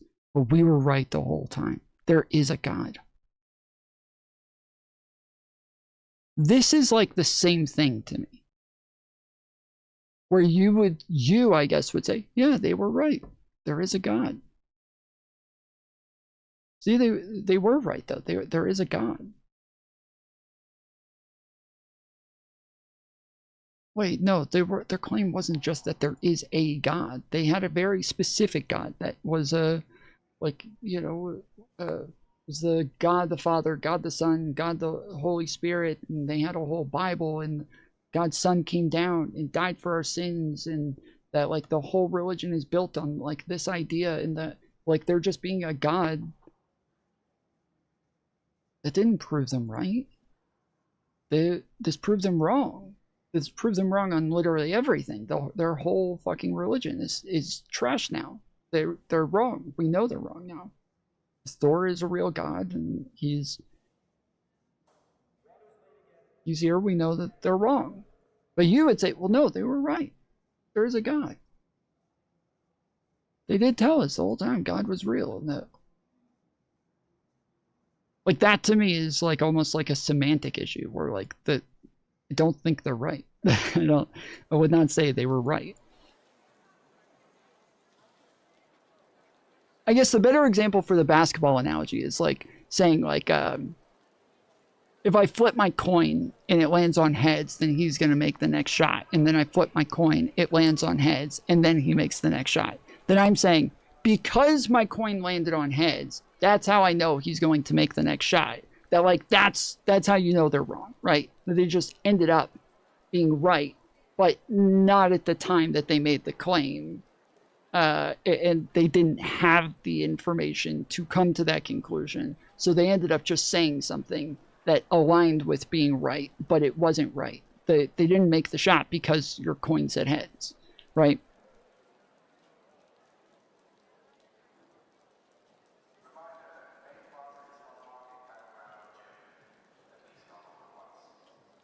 I wouldn't say Christianity was right, but I would say they were closer to that than atheists. I wouldn't say that they were closer than atheists because, or actually, exactly, I was going to say, because I think most atheists are actually just agnostic and say, like, we just don't have evidence for a God, whereas Christians are claiming there is evidence and it is this specific God, whereas we would be right that there wasn't evidence and that it's possible that a God exists. We just don't have any evidence for it. And so the idea that like if we end up saying that what's happening in Gaza is a genocide, what everybody else was calling a genocide on October 7th is still not a genocide. That still isn't a genocide. That still doesn't make sense to call a genocide. You still can't claim to be right because what you were calling a genocide isn't a genocide. The fact that you're now calling something a genocide that other people might agree with you on is now a genocide doesn't make you right all along, because it still wasn't a genocide on day one. People did as well about like, you know, cutting red tape, making New York City run better, like typical, you know, whatever, either technocratic left or classical liberal right type stuff. And, you know, we're in month 3. But he posts anytime that there's a hate crime against Jewish people, he posts about it on social media. He is, and there's crimes happening every day in New York City. So he, you know, he would have reason, he didn't have to, but he does. He posts about anti-Semitic crimes all the time. He is cutting red tape. He's backed off some of his craziest views on stuff. He kept the New York City police chief in charge. Like, isn't Zoran an example of like the big coalition working? Like he took from some of the centrist stuff. He tamped down some of his lefty stuff. The lefties really are still excited about him, mostly, except for like the really crazy ones online, you know. But your average lefty is. A lot of the centrists that weren't excited with him have kind of gone like, okay, he's fine, I guess, you know. Isn't that an example of how the model works? What's wrong with that? What's bad about that? I mean, he wouldn't, you know, he's not from here, so he can't run for president. He wouldn't be my pick if he ran for president. But like, I don't know. I think that at the Bulwark, us engaging with him ended up being a net plus. Yeah. So here are these are like two big things. One is the biggest thing. This is like the no-brainer thing. Okay. Is have you heard this saying that like the left purity tests and the right doesn't? You've heard people say this. You might have said this. Course, yeah, right? Of course, yeah. This is the least true thing in the universe. Okay. The right absolutely purity test you, but they purity test you on your support for the candidate. I always bring up these two examples. Kyle Rittenhouse floated voting for a libertarian candidate for like 6 hours because of the bump stock ban from Trump, and that guy was wrapped back into the fold like that night. And then I don't know if you remember, but Joe Rogan on his podcast was floating the idea of supporting RFK, I think, as an independent candidate, and within like a day he walked that back. He's like, well, no, I think I would support Trump. They're very big on purity testing on the support for the candidate. And then outside that, yes, Donald Trump came out and ripped Joe Rogan a new one, and then MAGA freaked out about it, and then Joe Rogan was like, well, I was just saying, like, I was like considering voting for him, and I didn't endorse anybody. I wasn't like saying I will vote for we have a while to go, we'll see, I don't know. Like, yeah, Joe Rogan just pretty quickly backed off his support for RFK. They don't give a fuck what you do. As long as you're supporting for the Republican candidate, they're fine. On the left, they purity test over things that aren't related to like electoral power or politics, which is why it seems like there's more on the left, because no matter what you do, you can't get these people to vote for you. So the big thing that I look for on my first point is like, do you support the party and the candidate that wins the primary?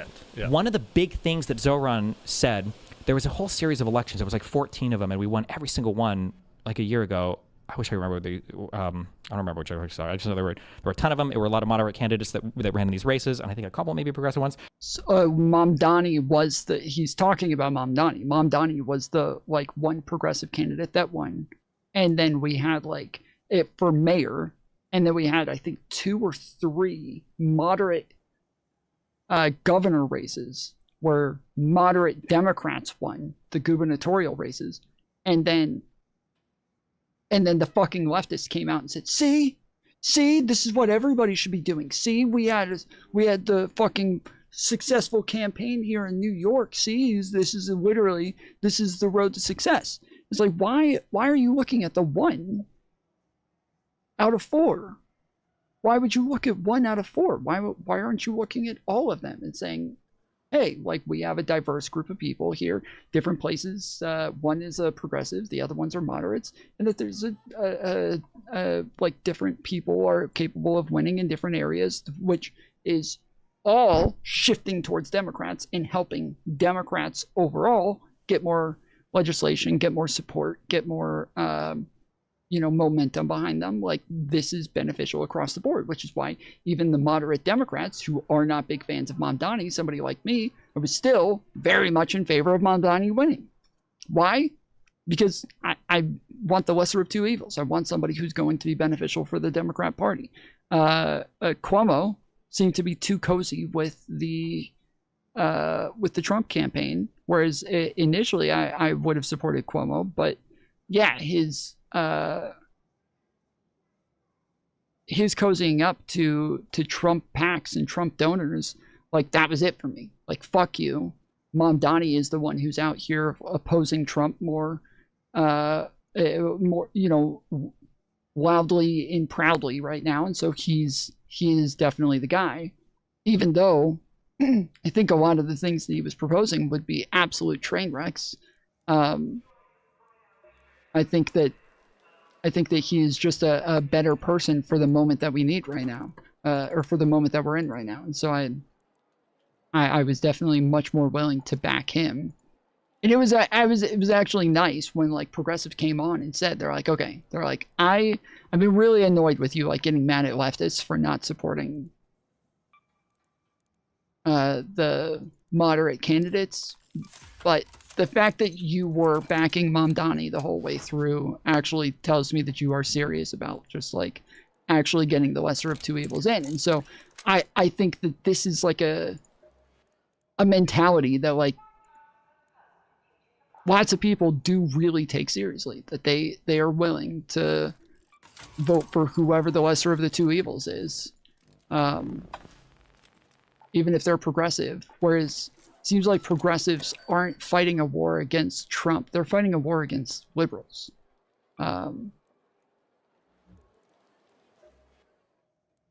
And so that makes all of us turn around and be like, oh,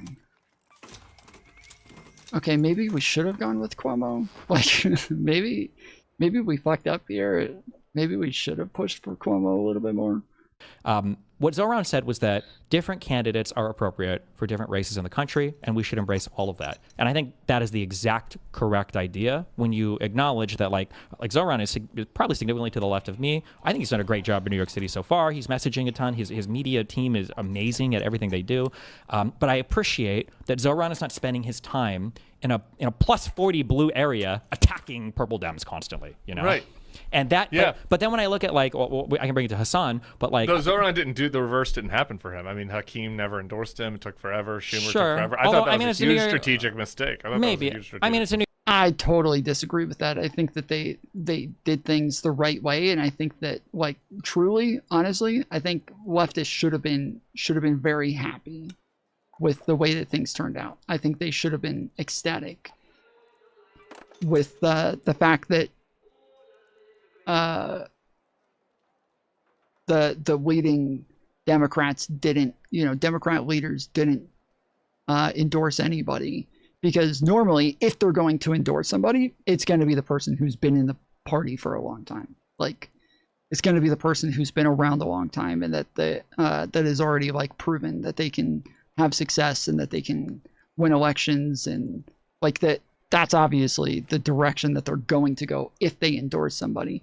I think the better idea is that, they just don't endorse anybody in this case and just let it play out. New York City mayor race, I don't know how often. I don't think historically they tend to have that much. I just meant like just given the nature of that race, the establishment Dems should have just been for him. But fair enough. I don't disagree with you. It goes both ways.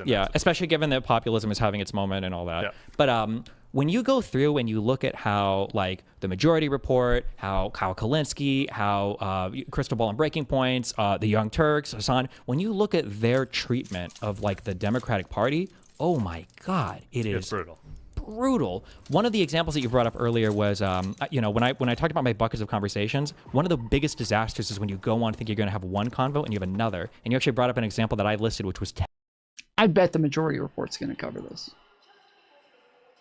I'll bet they'll cover this. They don't normally cover conversations like this, but I'll bet they'll cover this. Ted Cruz going on Tucker Carlson. Yeah. He thought Alyssa Slotkin going on Breaking Points. Exactly. Is that where you're going to go? Yeah. And I'm like, oh my God, these Dems for the first time are like, I'm going to try to have this conversation, but they. Not the primary winner? Are you kidding? It's not that simple, because we're talking about somebody, again, who ran as an independent, but has been in the Democrat Party for a decade. Like, who was the governor of New York for a long time. Like, yeah, this is not the same thing. We're not talking about the same thing.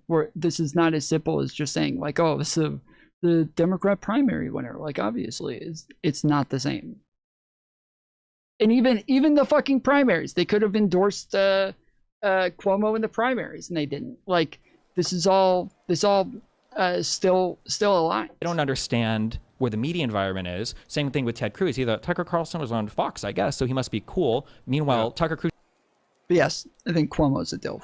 Just came back from Moscow showing how amazing it is that they have bread in their grocery stores. I'm like, Jesus Christ.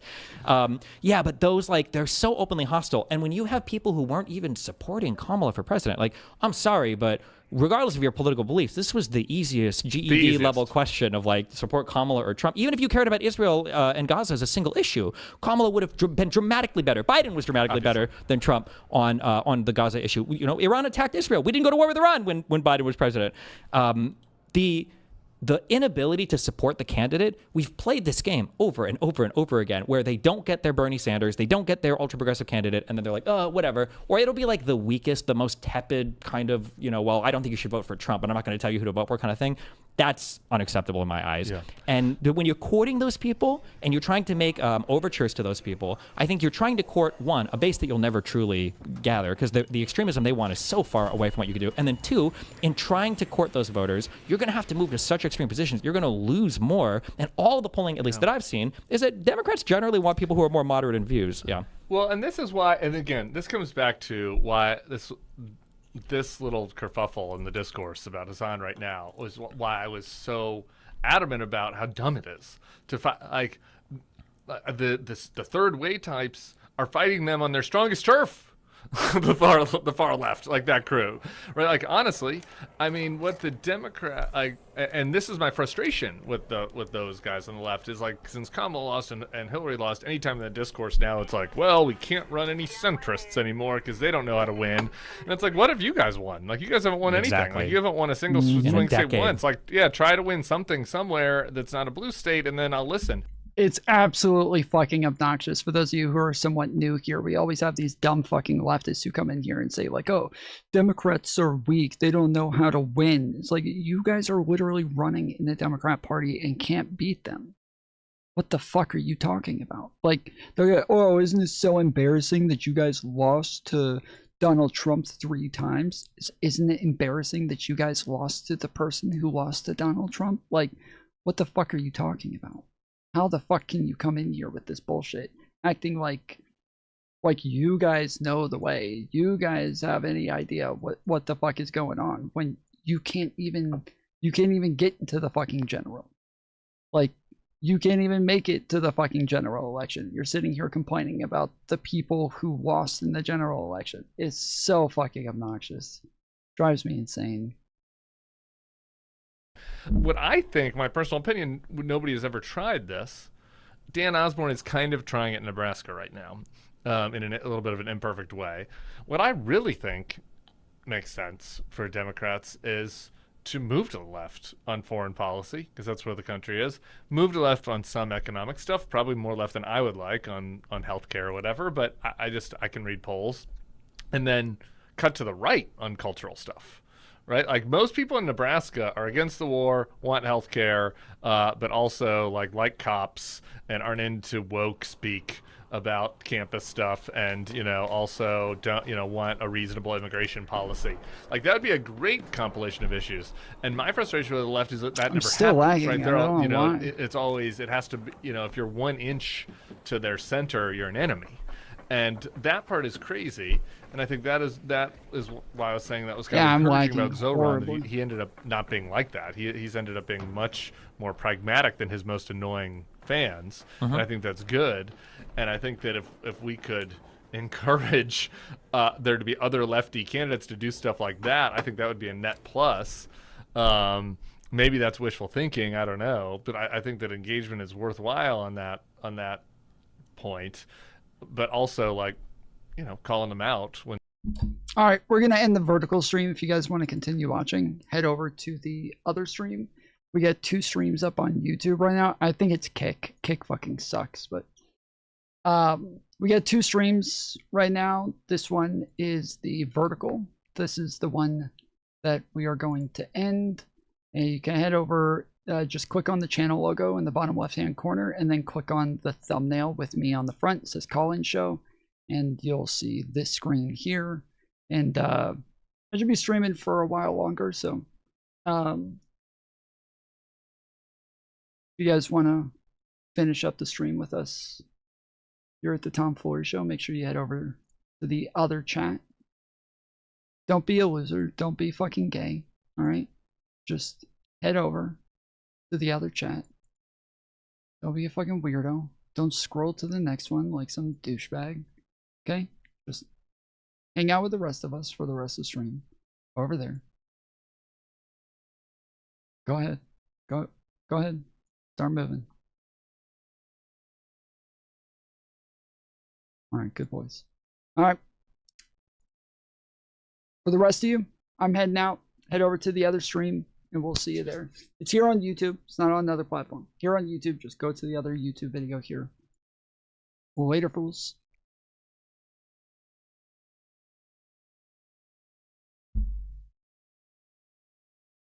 when they're doing stuff that is damaging is also good. I think not just in the way that we were talking about, circling back to the original conversation, not about how the left concedes to MAGA a lot. I definitely don't think the central left should concede to the far left on electability. And you are seeing some of that out there. For sure.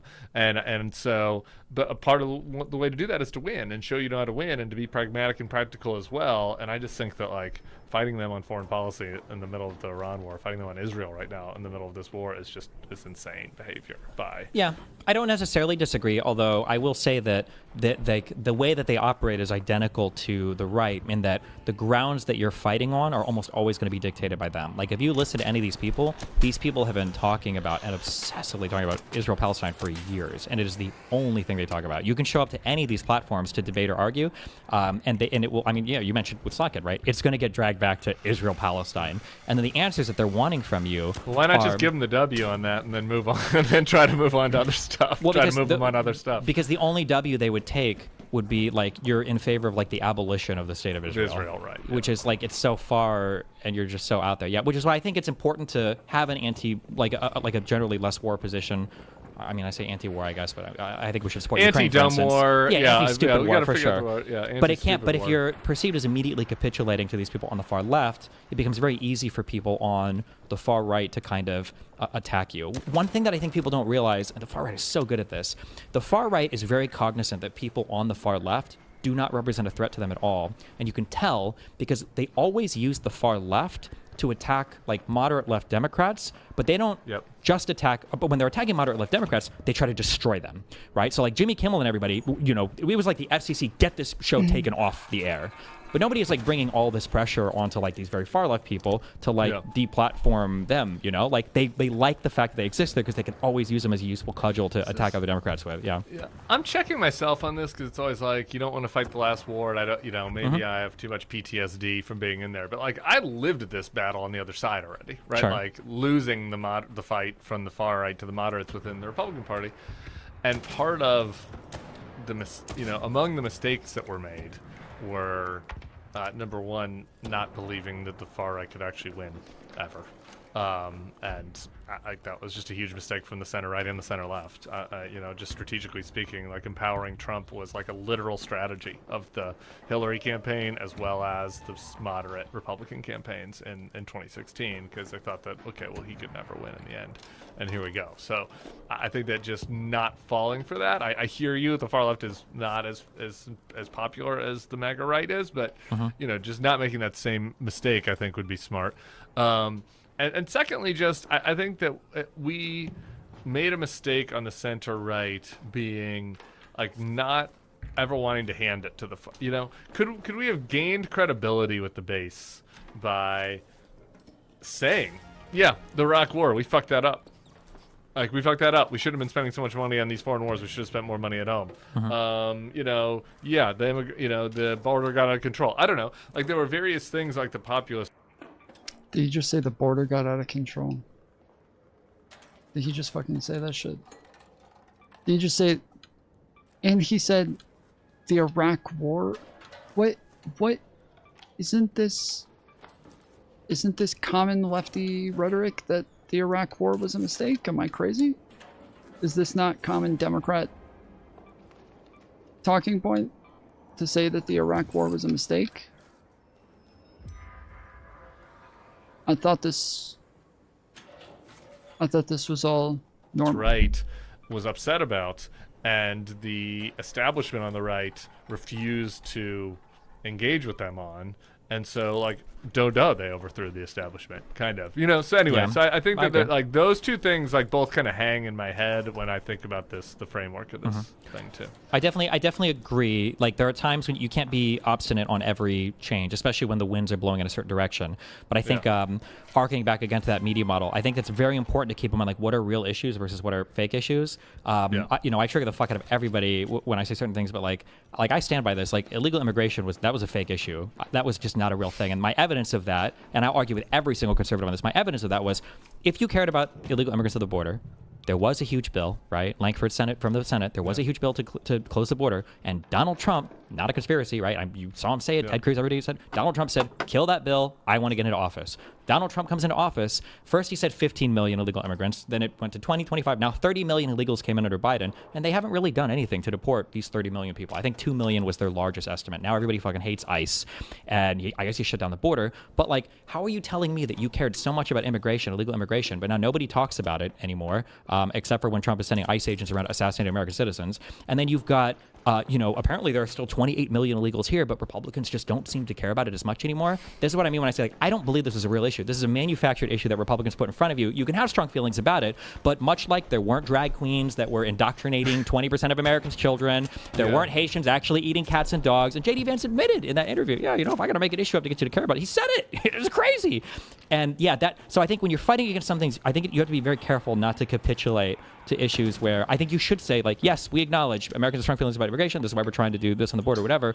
But the Republicans can't get to control the framing, because what happens is you have these problems that aren't real, meaning you can never fix them because nothing you do is going to be enough. And then when they come into office, they don't even have to do anything to fix them. Mexico never built a wall. Like, none of this stuff ever even happened. I had a guy telling me he was so happy about how ICE and the Department of Homeland Security and everything was working like 2 days ago when I was at UCLA. And they just fired Kristi Noem. How could you possibly be happy with that? What are you talking about? It's not a reality game, right? They make up issues, they put it in front of you, and then you get really mad about it. How are you supposed to fix the issue? I know. We're too rational. I do agree with that. We're too rational. I always have felt like that was a weakness for me as a boss as well. Maybe it's a weakness as a content creator. The good bosses demand irrational things of their underlings. Sure, yeah. Holy shit, I 100% feel him on this. That is a very real thing. There are people who are able to appeal to your emotions are the ones that most people are going to get behind more so. Whereas if everything is just super rational and about being right and that sort of thing, then you have a lot more trouble getting people to feel what it is that you're doing and saying. And I 100% feel that.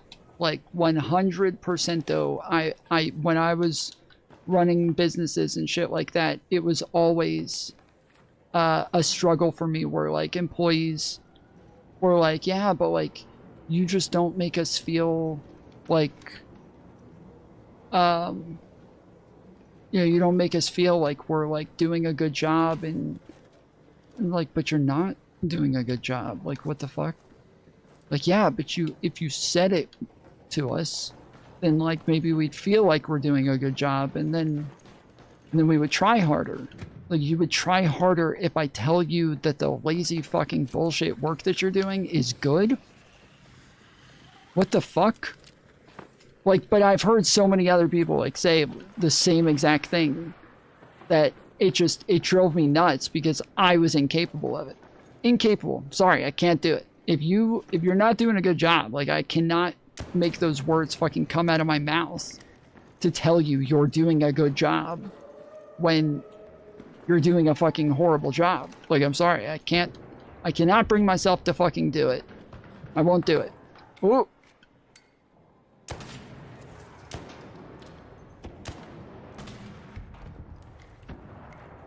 But I hear that. I hear it. I don't know how to fix that.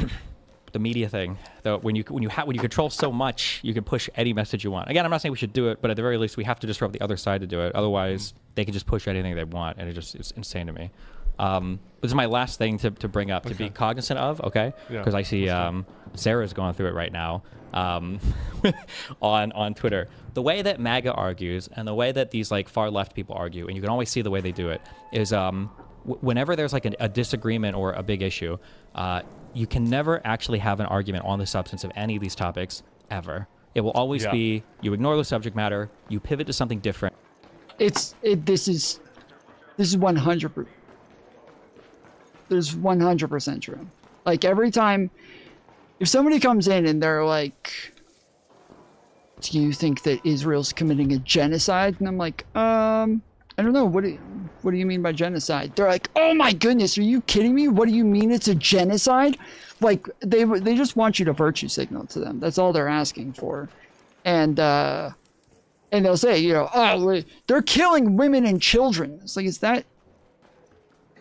I don't know. I've seen a lot of different definitions of genocide, and a lot of them are fucking stupid. But I've never seen one that says if you kill women and children, like that's what makes it a fucking genocide. I've never seen this before. I don't know where the fuck you got that from, but like.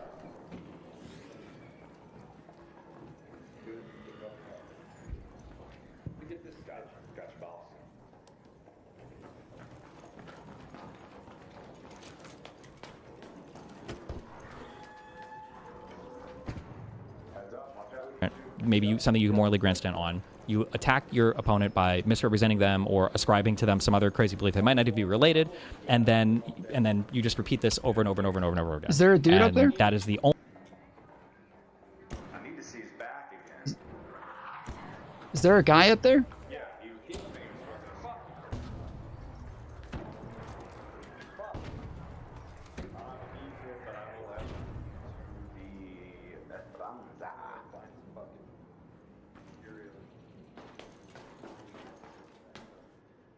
Only way that these people engage, and the reason why they can do it is when you go back to those conversation buckets I listed earlier, all of these people only cycle through the same team conversations or the friendly PR conversations. Everybody does it on MAGA. There are no real like debate people, and everybody does it on the far left. So when Hassan is fighting somebody, you'll see all the usual suspects, pop up. Like Ryan Grimm is going to be there supporting him. Emma Vigilant is going to be there supporting him. All the maybe Brianna Joy Gray, depending. All of these people will come out, and they'll defend any position possible as long as they're on the same team.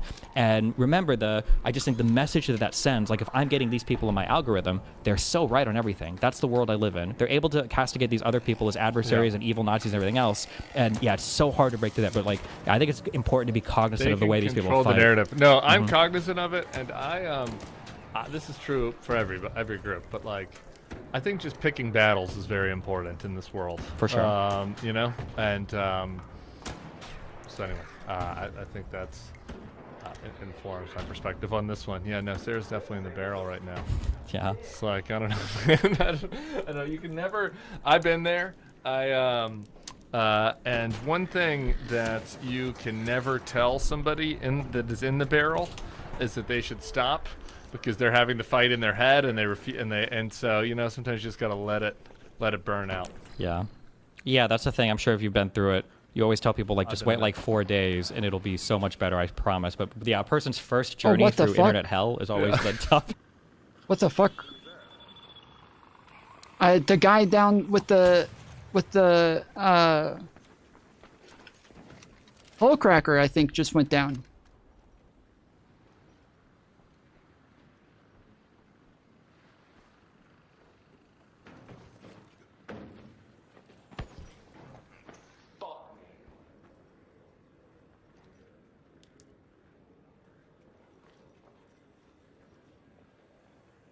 Where the fuck did he go? Hey, we'll get you to a drop point. You can say a live wherever you're at. Oh, he's right here. Yo, don't fuck with that guy. That guy's killed. Yeah, no, we're trying to help. Yeah, I'm trying to help him. All right, I'm gonna try and. Are you able to get him? I don't have a defib. He's over here. I don't have a defib either. Okay, he's gonna take him to the extract. Just to go through because they're like, it's over, bro. It's like, been there, wait 3 man. days. I've been in fetal position before, so I think I got it now. Though we'll see. Okay, cool. Anything else you want to? Dude, I appreciate this. It's been overdue, and we can just keep in touch. Give me tips, pointers on my streaming journey. Yeah, good luck with your streaming. Load up your PS5 and your NBA. No way, he gave up. That. Oh, he might have just died. That would be weird if he gave up. Yeah. 9K or whatever you guys are playing now. I feel a little bit intimidated that you have. I saw online that you have Frank Fukuyama after me later today. So you're elevating the intellectual game a little bit. Yeah, something like that. here. Yeah. Actually, no. We're gonna go over the videos of Hassan shocking his dog for about an hour and a half. I really want his perspective on the type of shock collar I think he was using. So. All right, bro. I appreciate it. Holler at me anytime. Okay. Yeah. Thanks a lot. Good luck. We'll see you. Bye. Well, that was cute.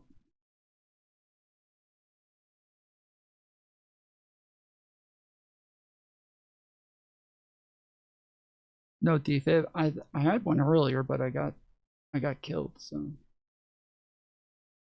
Arc orbiter is en route. The safe window is closing. 10 minutes to get out of there. I repeat, 10 minutes.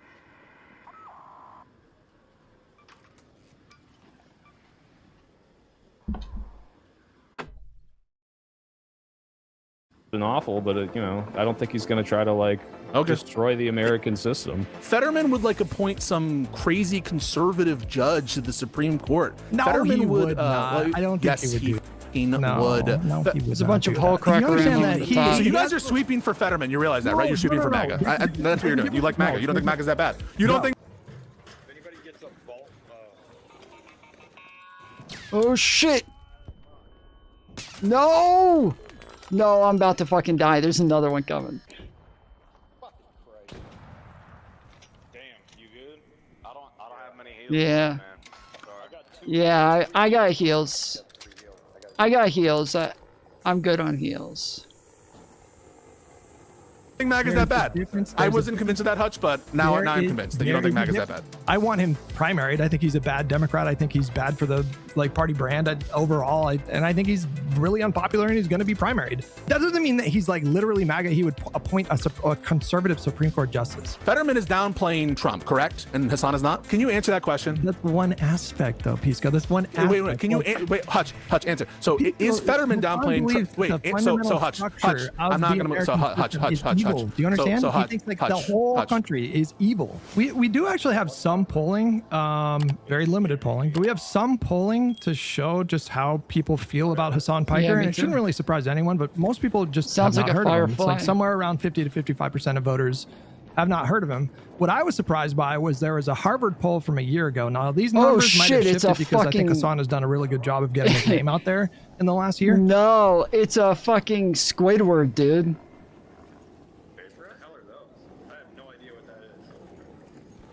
Wait, you don't know what a Squidward is? It's a shit. It's the things that are on Stella Montes, the floaty things. Shredder, yes, a shredder. Yeah, we call them Squidwards. All right, I'm going down to extract. Yeah. Let's go. Hang on, I'm going with you. Yeah, I'd like to go to the bottom first and see if anybody did that before I head over there. Let's get the fuck out of here. Yeah, somebody hit it all. Okay. But according to Harvard, among young people aged 18 to 29, he was actually pretty unpopular. It was like 7% had a net approval, and then something like 15% disapprove, and then all right, let's 20% didn't have enough knowledge of him to have an opinion, and the rest didn't know who he was. And so that doesn't really match the rhetoric that you see online from people like I've Had It Lady and Hassan himself, who seem to be claiming that he's like leading the charge for the Democratic Party. My problem with this discourse is people are trying to turn it into should we talk to him? Nobody's arguing should you talk to him. It's about when you go on there, you should confront him. Nobody is challenging him. Why are you so down on the Democrats? Well, third way. Why are you saying this crazy shit? Like nobody challenges him on any of this. They just go there and have some sort of dumb fluff interview like he's anybody else. Well, even when they do, Guy, I don't know. Did you watch Adam Mockler go on? Who's like Adam, he's a Democrat cheerleader. He's very, very liberal. He's very anti. He's a communist. You guys coming yet?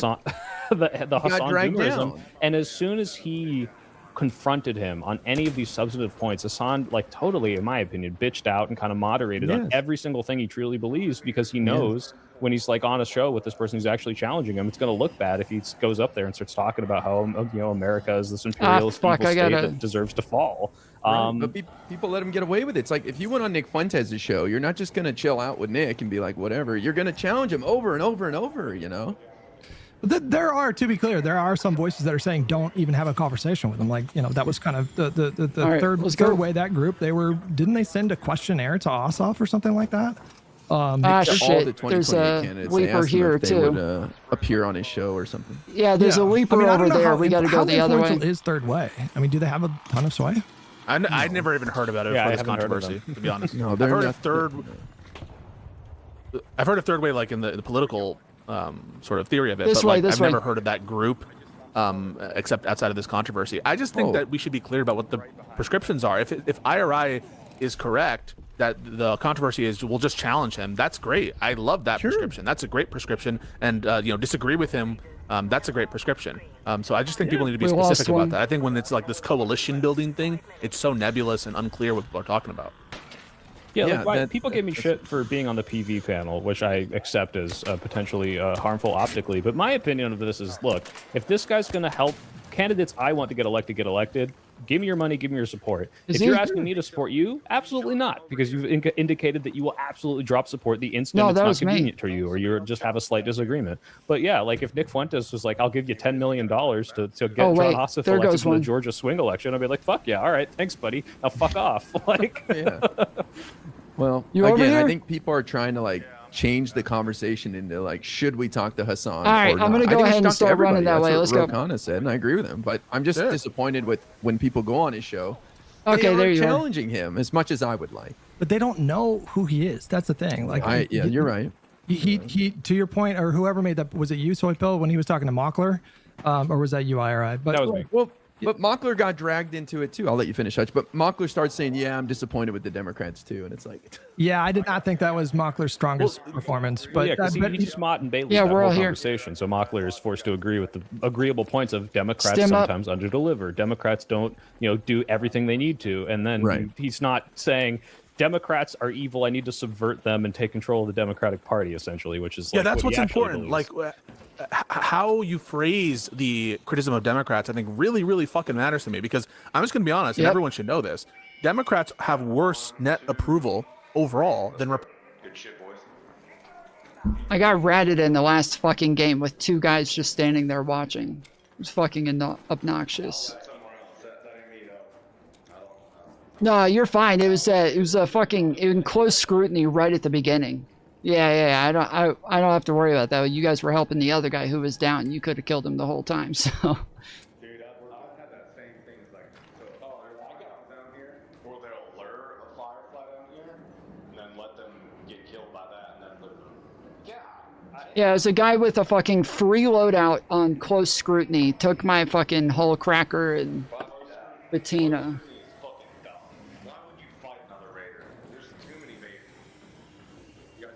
Yeah, well, that's what I thought. I thought there were too many other guys there too that would have helped, and yeah, nah. GG's.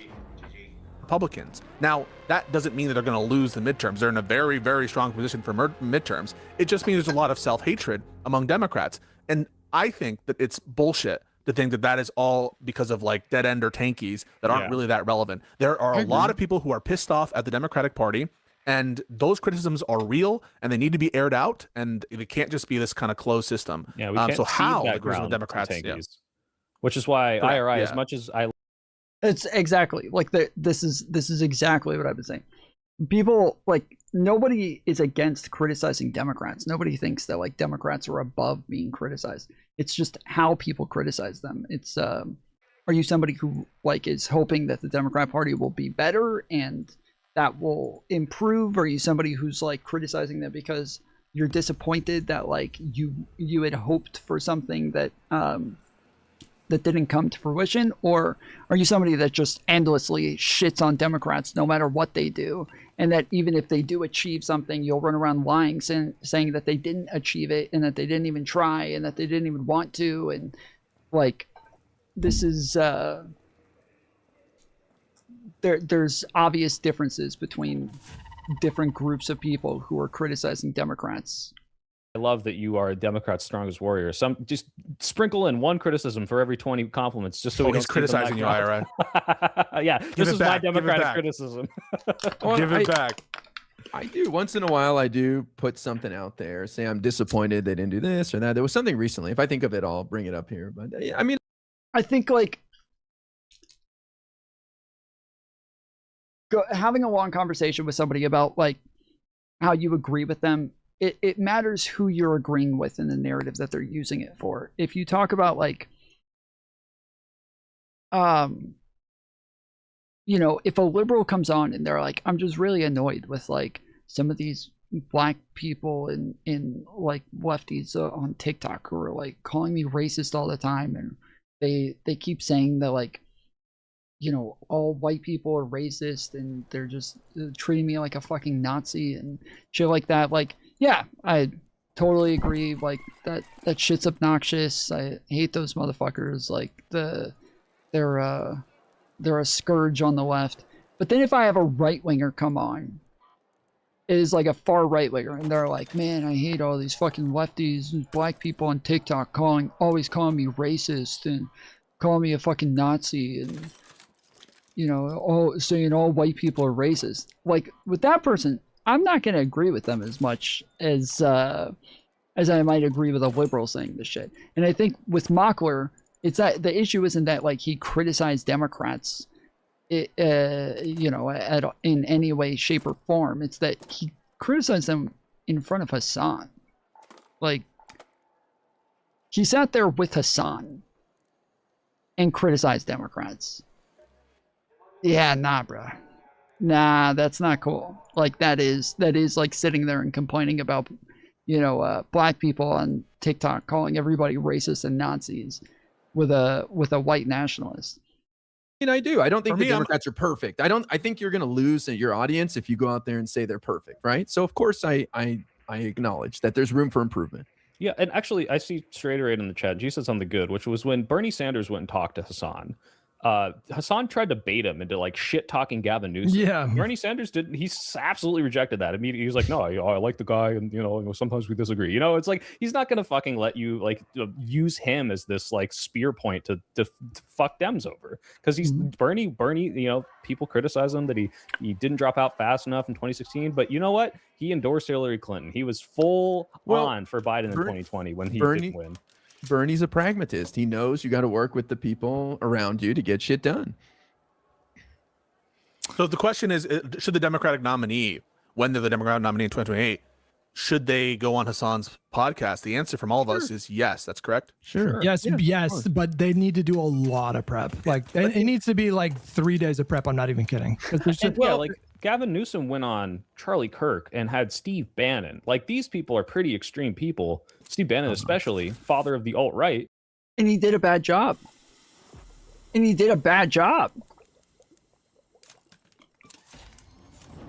That's not like those are not points in Gavin's favor at all. But you know what? Like, his biggest criticisms coming out from that was not you went on the show. It was you didn't push back enough. And that's the thing that you can't do if he walks away from the Hassan Piker episode and it looks like he just capitulated everything. But he can go on. Hassan is a charmer, it feels like we're clear then. The answer is interact with everyone, as IRI said. Just push back more. And yes, I think that's fine. I don't understand why there's so much consternation. Yeah.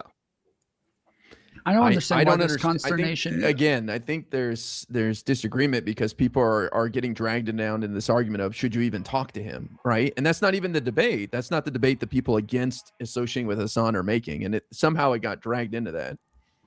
That is the lady who went on and talked to Tim. She did say that. And other people have said this. This is a thing that like some people who were criticizing Tim, some people were saying that, unfortunately.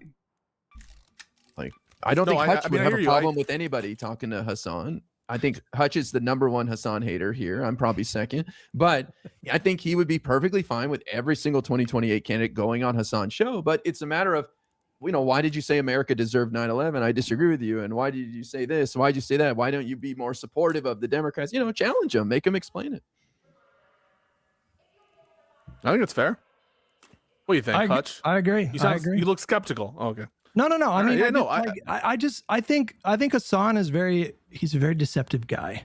And so like he has like a system, and you need to be aware of that system. And I think that I think honestly his platform is too big to ignore. And so I think there's like a practical argument here where if you don't go on that platform on his stream, then people are going to accuse you of ducking him. Like he's not as big as Rogan.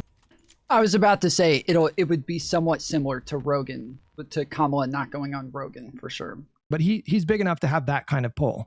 And so I do think that, and I also think that like voters want to see like an authentic, like they don't like, it just needs to be authentic. And so if you go in there and you fight with someone, I think that's fine. You can have that kind of conflict. But what they're not going to appreciate is if somebody goes on there and, softens their rhetoric or tries to appease him. And so, if that turns into a knockdown, drag out fight, that's fine. It doesn't necessarily have to be that, but you do need to be prepared to push back because, Hassan Piker is not a Democrat. He is not invested in the long-term success of the Democratic Party. And people just need to understand that and proceed accordingly. Well, we should get you on Hassan Piker show. Oh, Hutch? We would never. Well, one thing I appreciate is that every time I meet a Hassan fan in real life, I'm either surprised because I knew them before and I'm like, you don't strike me as someone who shares this person's belief, or I'm pleasantly surprised when they explain their beliefs and they're not the worst things that Hassan believes. And because he is sneaky and because he can disguise a lot of his more extreme takes, I think the reason you need to use this audience is that they're not all Hassan. They're people that hear the populist rhetoric and they say, oh, this is good. I want to, like fix healthcare. I want these things to be better. And like, if you think that his 50,000 concurrent streamer viewers are all like, yeah, let's like make America fall to Western Chinese influence. Yeah, a good chunk of them will, but a whole bunch of them are just like, wow, this guy's finally talking about things that I like, just like Bernie. And if you completely write him off, in a way, you're also going to write those people off. And I think you need to drag a lot of those people out of there. You're going there to talk to the audience. You're not going to convince us on. It's like when I do my debates, and I'm sure Pisco, Soy, you guys, and even in Hutch, you're debating too. You're not going to convince the person you're talking to, but there's people listening, and they're not as invested. They don't have an image to uphold. Their pride's not on the line. Maybe you can get them to go Google some of this shit and maybe get out of that funk. I don't know what you guys think, but I think that 2028 has the potential to be more contentious and more vitriolic and more toxic than 2016. Because, to your point, Pisco, it is true that the Democratic Party approval right now is abysmal, the worst it's ever been, as far as I understand. Yep. And yet, I mean, you would think that now would be the time that would be the best opportunity for like a left-wing insurgency, but that's not happening. And so I think that bitterness and resentment about that, and of course they subscribe to a narrative that the only reason that's not happening is because the big bad establishment is like blocking them from power. And I think that's going to make them more and more and more angry. And so I do worry about where that's going.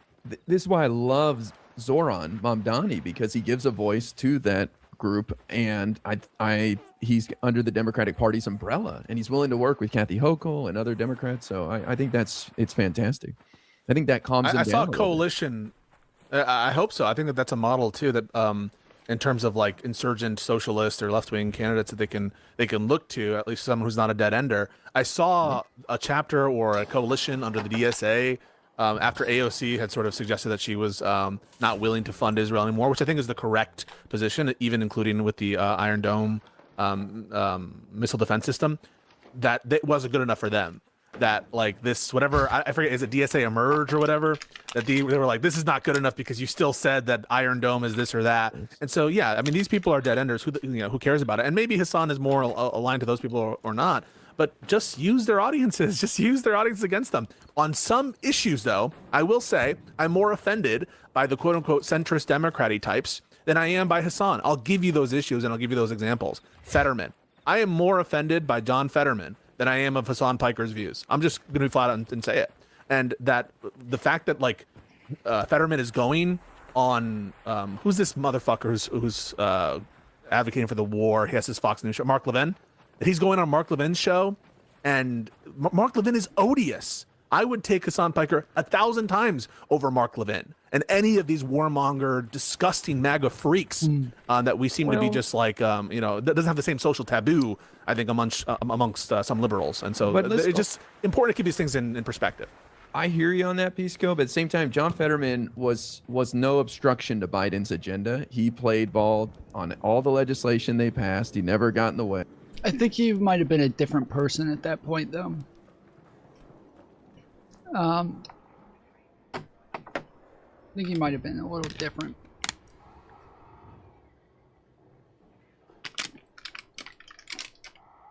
I could be wrong, but... And I understand this issue is caused him to go with the right, but I would still argue that he's there. And if he is in power in 2029, I think he'll be a team player. There's no way he's going to survive a primary. There's no way. I agree. No. But if he was, do you guys think he would not be a team player, that he would be the Joe Manchin of He's a shit talker. He's talking more shit about Democrats than Hassan does. He goes on Fox News and my party sucks. Everyone in my party's crazy. Fuck John Fetterman. And honestly, and a lot of these lefties supported John Fetterman I never trusted him in the primary process. But yeah, no, there are just levels to this, and I think that MAGA is on the absolute bottom in the American context here. And I think that the Democrats need to shift more to the left on economic stuff, and yes, on Israel. Okay, but do you think something changed between 2021 and 2024? For Fetterman? For Fetterman, yeah, because he was fully on board with the Democratic Party's agenda, and he was still doing little Fox hits here and there. Obviously, he didn't have the attention he has now, and he didn't say that the #1 enemy is Trump derangement. I can't speculate. I can only look at the results. Maybe the stroke had something to do with it. Maybe he just doubled down, tripled down, quadrupled down on the Israel. The #1 enemy is TDS. Holy shit! Yeah, I don't really know much about Fetterman. I know that like when he first came in, I really didn't like him. And I just really don't like him now. But but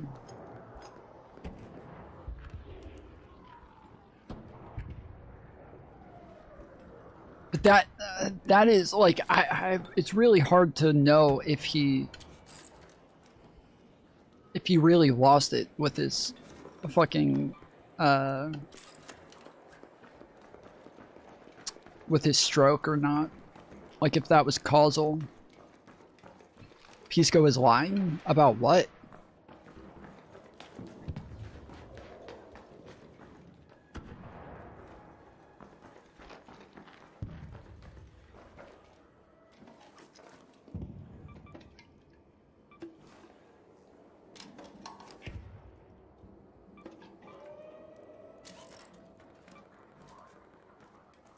I don't like Fetterman, but no one cared about Israel when he got elected.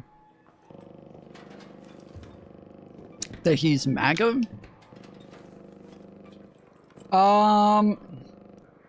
He's not MAGA, but he's pretty close. He's pretty fucking close. Like,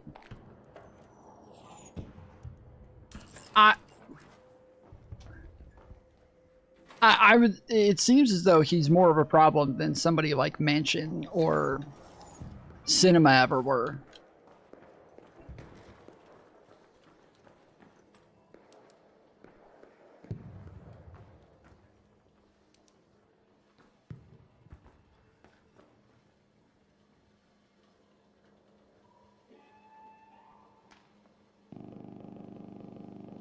He's the same thing.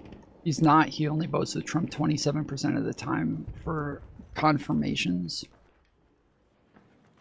Wait, he votes with Trump 27% of the time for confirmations, or 27% of the time and those are confirmations?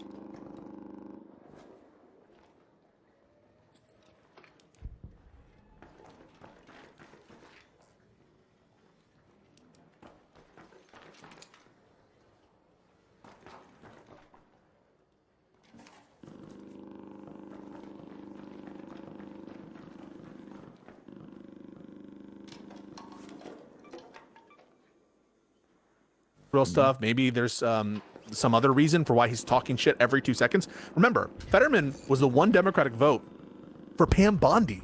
For Pam fucking Bondi. Yeah. Why are any Democrats voting for Republican candidates. I think there was another Democrat He's pretty isolated, though. You know, he doesn't have like a ton of institutional support, right? I mean, he feels like he's off on his own little island, and he's not going to survive a primary. So that's going to be like the process playing out and sort of self-correcting, right? No, absolutely. And I think that that's good, Hutch. And I think that you're right. I think that it shows that there's a self-correction mechanism, that there are Democrats who are keeping an eye on our elected officials. All I'm trying to say is to put in perspective that Democrats have a series of attributes and aspects and policy positions. And some to me are more offensive than others. And I consider what Fetterman is doing and the Fetterman nation, the Fetterman types, these kind of enlightened, oh, my party sucks.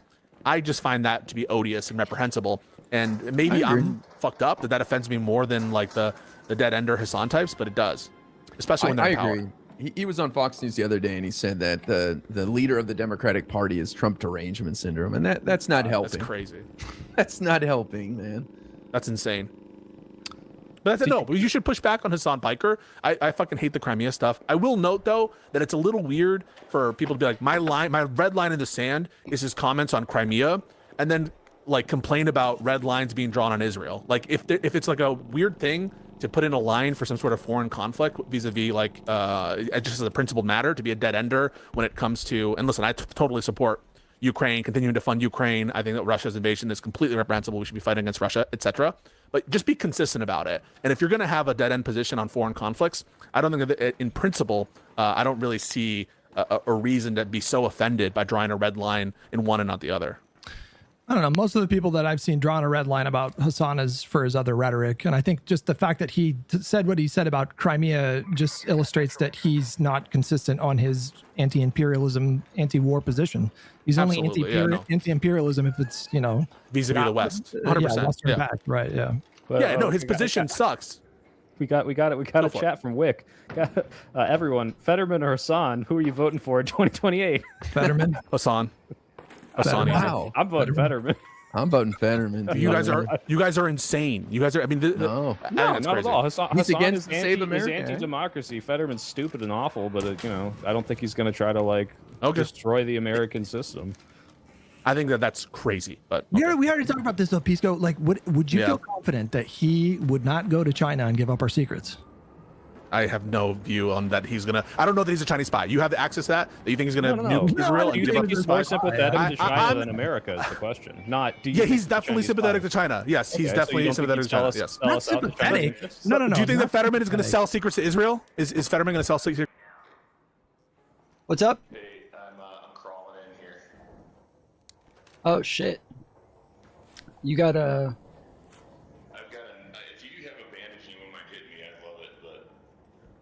I just gave you one. Great, thank you. Some dude's already here dead. Yeah, that was the guy that we both got smoked at the same time. He got hit by a rocketeer. Oh, okay. I heard the shit going off, and I started running over to see who it was, and you guys weren't there anymore.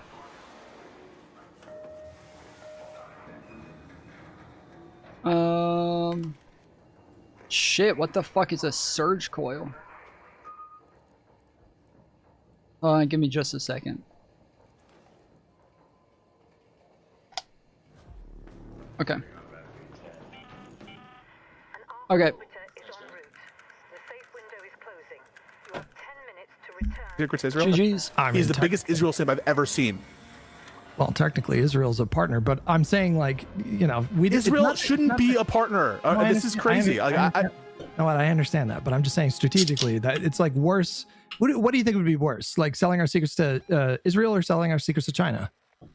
I'm not sure that anyone's on the books. Right now, I think that currently it would be worse to sell secrets to China. Currently, I think it's worse to sell secrets to China, 100%. But if you ask me in terms of the totality of policies, in this hypothetical, I would pick Hassan any day of the week. Fetterman is a MAGA sellout. He is a MAGA sellout. He's saying every Democrat has Trump derangement syndrome. He's voting for Republican MAGA bills. He's against the Save America Act. He can't be full MAGA. he's in favor of the Lake and Riley Act. He's in favor of funding ICE and DHS. He's in favor. So was Raphael Warnock. Okay, and that's bad. And also gets points deducted from that. He's not in my S tier. He's in my A, B tier because of what he did there, and he should apologize for that shit. But I have no tolerance for MAGA whatsoever, MAGA sympathies whatsoever. And frankly, I think this discourse is fucked. And I'm not going to engage in it anymore on like the coalition building, non-coalition. I think it's stupid as fuck. But yeah, I think Fetterman sucks, and I think that people who, for example, who say that like Trump isn't that bad, or that like the party needs to stop being so up in arms about Trump when he is giving these like insane takes, part of this illegal war. Fetterman is supporting the illegal war in Iran. This is one of the worst policies we've ever done. It's an affront to the Constitution. It's an affront to everything that he was supposed to stand for, from the ideological position on no new wars. Hassan wouldn't get us into that. And that is just a concrete Hassan would situation. break from NATO. He'd sell us out to China. He'd we'd be doing a lot worse. Trump is saying he's going to get us out of NATO. This is insane. Trump is anti-NATO. Not MAGA. Like he's defending MAGA. In Fetterman a lot of ways, is supporting Fetterman is supporting the alleged president in this conduct, which is fracturing NATO and showing NATO to be toothless. Unfortunately, and it's causing Trump to break from NATO and put pressure on our NATO allies. I mean, anyone who's supporting this war, it should be a line in the sand. The mere fact that I have to argue, like, this is an illegal war. It is fucking up American foreign policy interests. It is going to spend a lot of billions of dollars, and I don't understand how we can. Anyone who supports it, that's like one of the worst things you could do. But there's public perception of the funding as well, and a lot of people out there may think that if you're voting no on supplemental funds, you're abandoning our troops. That may be a big reason why some of these guys are voting no. Are voting for it. That's not Fetterman. Fetterman is cheerleading the war. So I mean, we can talk about like the. Why are you laughing? Is that you don't believe that? Fetterman is Fetterman cheerleading the war? Yes or no? I have not seen his thoughts on the war. I'll take your word for it that he is, and I agree he's misstepping. But I'm just saying in general, somebody like Jared Golden or any moderate Dem, I think would vote for it possibly because their district believes it would be abandoning the troops who at that moment if we don't. And that is fucked. And that is fucked because this war should be a litmus test. I'm not saying that you shouldn't vote for a Democrat who, like, given the choice between Fetterman and a dyed-in-the-wool like MAGA person that's further even MAGA, I obviously would pick Fetterman over that. But this war, the policies related to ICE, private property, I stand Lenin, who like genocided the kulaks. Like this is not like, I think you're not weighing the totality of the worst things he said. Of course I am. Of course I am. And of course, I mean, like, we're doing the same thing with the Epstein hypothetical and all this stuff and like the checks. I'm not assuming he's going to be able to achieve those aims. And given that fact, well, so then now you're making a guardrails argument. Where... It's not a guardrail. Okay, so when someone asks you who you're going to vote for president, Soypil, in any hypothetical, you're assuming total dictatorial power, right? That's what you're assuming when you're asked that question. No, I'm assuming that even them just in power is going to be worse for the country if they can shift the Overton window towards more of their politics. I think that's fundamentally worse. I asked you a question. When someone asks you if in a hypothetical you choose one president over another, are you assuming complete and total dictatorial power, yes or no? Basically, because I'm assuming the worst, yeah. Oh, okay. All right. So that's... I wouldn't even say like that it's about complete dictatorial power. I think that is like what you believe or what you assume when you talk about like who you're advocating for or who you want to win an election. But it's not this like cartoonish like, oh, this is, I think they'll be able to get everything they ever talked about done. I think they'll achieve all of it. It's not that. It's I want them to. And of two people, who when you're looking at two people side by side, who would you be okay with achieving all of their goals? Who would you be more in favor of, like, getting everything they want done?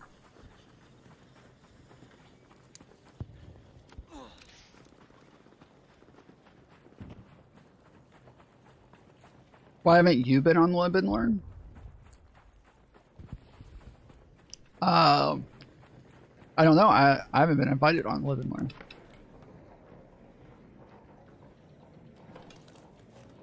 That is not how, when I asked the question and when that question is asked to me, someone just scoffed. So when you're asked the question, who would you vote for president? Are you assuming the normal constraints on a president, or are you assuming complete and total absolute authority? Are you asking me or whoever scoffed?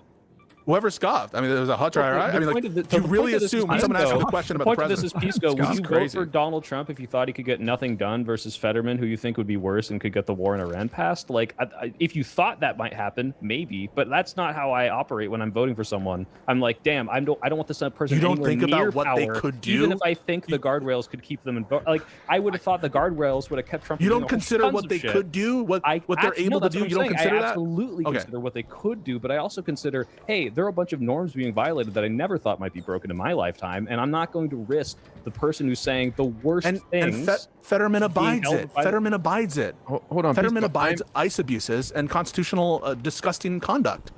So he's on all fours. I am the scoffer, okay? I scoff because of the ridiculousness of Fetterman, not your point.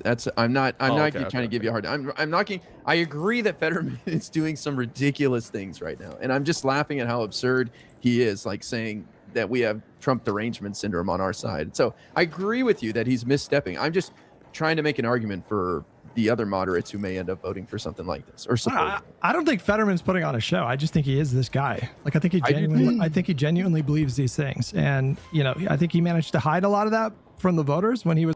I don't know why Hutch just said that. Did anybody say they thought that Fetterman was putting on a show, or that they didn't believe the things that he's saying? I'm a little bit lost at why he just said that. Was running, and now the voters can see. No one said that. Okay. Well, I don't know. I mean, I don't think he's hiding anything. I think Israel kind of broke his brain for whatever reason. I don't know. It happened to a lot of people on the other side of the issue too, where they're like, you know, it's that's a Israel problem. Go down. It broke a lot of people's brain. It's anti-Semitic to suggest that Mossad used a stroke gun on John Fetterman, guy, and I will not. I don't think he has Havana syndrome. Well, okay, but real quick, Pisco, you're like, oh well, he supports weakening NATO because in supporting this war and Trump's rhetoric on it, that is like, hey, NATO, you're not helping us, and maybe he even wants to do like the Iraq thing, invoke Article 5 to get NATO allies to help us in the Strait of Hormuz. John Fetterman is still unequivocally pro-NATO. Hassan is unequivocally anti-NATO, and like almost worse than Trump is. And so like the idea that like, oh, well, I'm going to weigh these things equally because of his tacit support for the war in Iran, I think is really bearing the lead of one of these people wants to dismantle this entire thing and thinks it's a force for evil, and the other person unequivocally supports it, but might be undermining it by supporting Trump's war. He genuinely believes that America is the most evil country that has ever existed on the face of the planet. When he talks to like young lefty audiences, he will tell them you're in the belly of the beast. I mean, like that, he genuinely believes that. He believes that the Republican Party is the most evil institution on the planet, and he believes the Democratic Party is the second most evil. Hassan is bad. Hassan has really bad beliefs. Yeah. Hassan would not even be on my top 10,000 list of candidates that I would probably choose random Democratic person over Hassan. I think the point that IRI and Soypol are trying to make is that, you know, someone like Fetterman can vote with Democrats like well over 90% of the time and have really bad takes, but that's not quite as bad as somebody who is genuinely invested in like the downfall of America as it currently is. Okay, I disagree that Fetterman is not a devoted, at least in result, to the downfall of America as it is. You say that like he's ideologically committed to the downfall of America. You say what? What did you say? What to? What's the? Well, Hassan is overtly looking for the downfall of America, right? I don't think Trump is overtly trying to get the downfall of America. I think Trump is just too stupid to know that that's where the shit that he wants leads. I don't think that he even cares one way or the other, honestly. I don't think that Trump really gives a fuck, right? Not that they're talking about Trump, but just so I can give a distinction. I think that when you're talking about somebody who is like overtly wants the downfall of America as like a fucking prescription, that they will outright say, I want the downfall of America. I do think that is a very different thing from somebody who is just too stupid to get, you know, what they're looking for, to you know, help America. Somebody who says they want to help but ends up fucking shit up more than anything.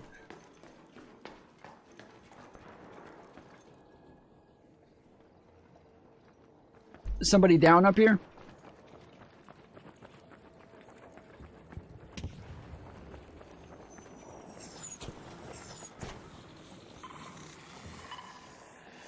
Somebody down over here? I thought I heard a flare go up. Maybe not. Okay. Alright, I was just checking.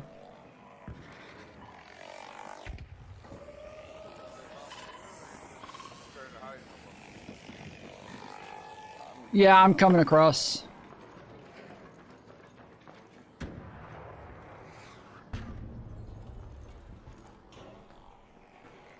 Yeah, I think somebody who's, like, when we're talking about Fetterman, I think that he falls into that Trump camp where, like, he's just stupid, and the things that he wants might lead to the downfall of America, versus somebody like,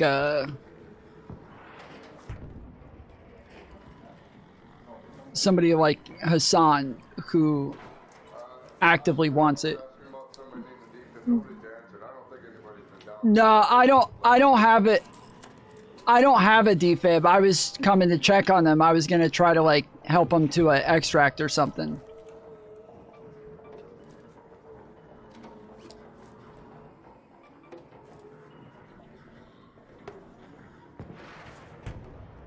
What position? What's the what position? I don't understand how you could possibly not like. No, I'm asking what is the what position? You said what? What was so ridiculous? You think that John Fetterman is as what is the what position? No. I'm asking you the question. Do you think that John Fetterman is as invested as Hassan Piker in the downfall of America? I said that in result that Fetterman's actions would contribute more to the downfall of America than someone who's than Hassan to the extent that he's ideologically committed to it. Yes, that's my answer. In result, not how. How could you possibly? How could you possibly? Where are you at?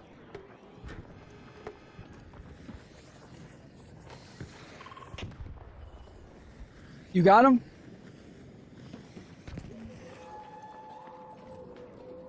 They keep saying shit to me, and every time I respond to him, he doesn't fucking talk. It's so fucking annoying, dude. I don't know why he just keeps saying shit, and then as soon as I, like, try to respond, he just goes quiet again. Sounds like somebody else just fucking died.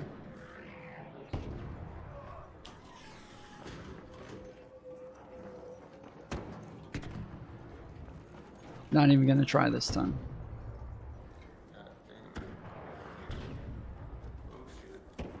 Believe that. I think so. I think that this war, the Iran war, is contributing to the decline of America in a geostrategic way, in a way that we've not seen before. And so, number one, support for this war from an internal constitutional perspective, from a geostrategic interest. This has helped Iran, weakened America, weakened our alliances with our actual friends, like the Five Eyes, with Canada, with Australia, with all of EU. And so when I tell you that this war is contributing to the downfall of America, I believe it. I think that that's true, regardless the consequences of his support with Iran versus someone who fundamentally believes we should pull out of NATO, that US aid is like a CIA front that we should have dismantled anyway, that we should capitulate to China. These are not equal things, not even close. Wait, what is not equal to what? You are saying that his... Answer the fucking question. What is not equal to what? So what is the thing that's not equal to something else? I'm answering. Listen, his support of Iran and the damage this is doing, which I don't disagree with, is somehow equal to Hassan's fundamental view and desire to dismantle America as the hegemon. I never said they were equal in what respect? They're not the same thing. Well, if they're not equal, one is worse, right? Wait. In terms of worseness, his dead-ender position that America is the great empire, the great Satan, whatever you want to say, that belief, what action are you expecting that is equal and comparable to what's going on with the Iran war? What action? Literally try to make. He would try to make. Answer the question. Answer. Hold on. He would literally try to make Iran like a strategic partner, bro. He would try to become allies with like them. Obama, like Obama, no, like no, Obama. No, I mean like an actual like Carter. I mean like someone. He supports Iran. Do you understand? He supports Iran. That's his position. Okay, If he's pro Hezbollah, like, like terrorist organization because they're the resistance, is that really the same consequentially as this guy's doing a bad policy that will make America weaker on a stage versus I fundamentally believe America should ally itself with terrorist groups and also like dismantle all of its reach across the country for better or for worse. Like these are not equal things. And if you think one is worse, unless the only argument you're giving is he couldn't do it, which is I don't think a very strong argument. I think obviously you are picking Fetterman over this. He couldn't do what? He couldn't do what? I mean, unilaterally pull out of NATO, right? He couldn't do Joe what? Biden, Joe Biden introduced legislation that is preventing Trump to an extent from doing this, right? So like if your argument is, well, he couldn't do it, so it's okay that he believes that? I don't think so. Oh, okay. Soy pill. So it's okay that he believes that? That's not a good faith. That's not a good faith engagement with what he's saying. Not at all. So it's okay. That's not even close, dude. He didn't say it's okay. They're just talking about lesser of two evils right now. Those are drastically different things from so it's okay.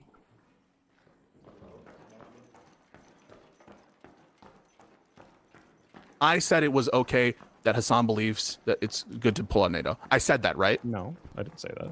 I didn't say that, right? I didn't say you said that. You did. And I didn't suggest it either.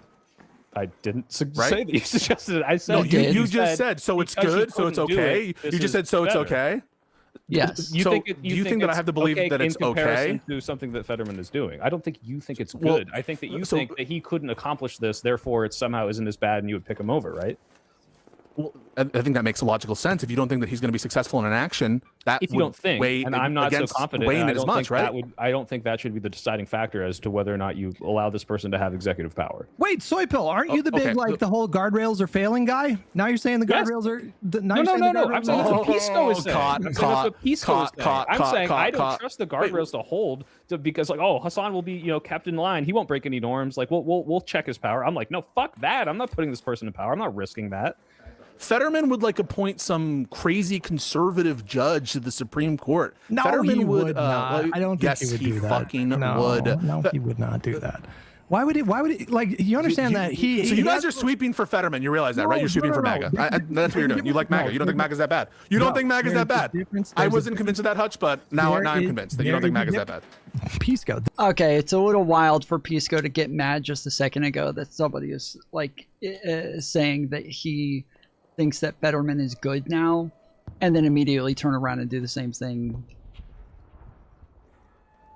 by saying they think MAGA's good. Like, come on, bro. You literally just got upset about this. No fucking shot. There's a difference between saying that, that Fetterman has taken some bad positions and voted with Trump some of the times or whatever. But the reality is he has voted with Democrats over 90% of the time. Like, he does support Democratic Party policies. I want him primaried. I think he's a bad Democrat. I think he's bad for the party brand overall. And I think he's really unpopular and he's going to be primaried. But that doesn't mean that he's literally MAGA. He would appoint a conservative Supreme Court justice. I don't understand the basis to make that. The guy is okay. So what's more offensive to you? What's more offensive to you? Him going out and trashing our party constantly. That's John Fetterman. And Hassan does that too. Right. From the perspective. No. So they're equal on that front. Agreed. And in some cases, Fetterman's worse in that he's downplaying. So Fetterman is downplaying Trump, correct? And Hassan is not.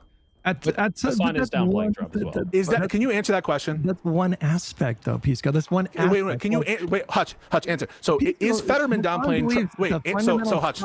I'm not going to. So Hutch. Do you understand? He thinks the whole country is evil. Hutch. He thinks it's an evil country. Is it the case that Fetterman downplays MAGA? Yes or no?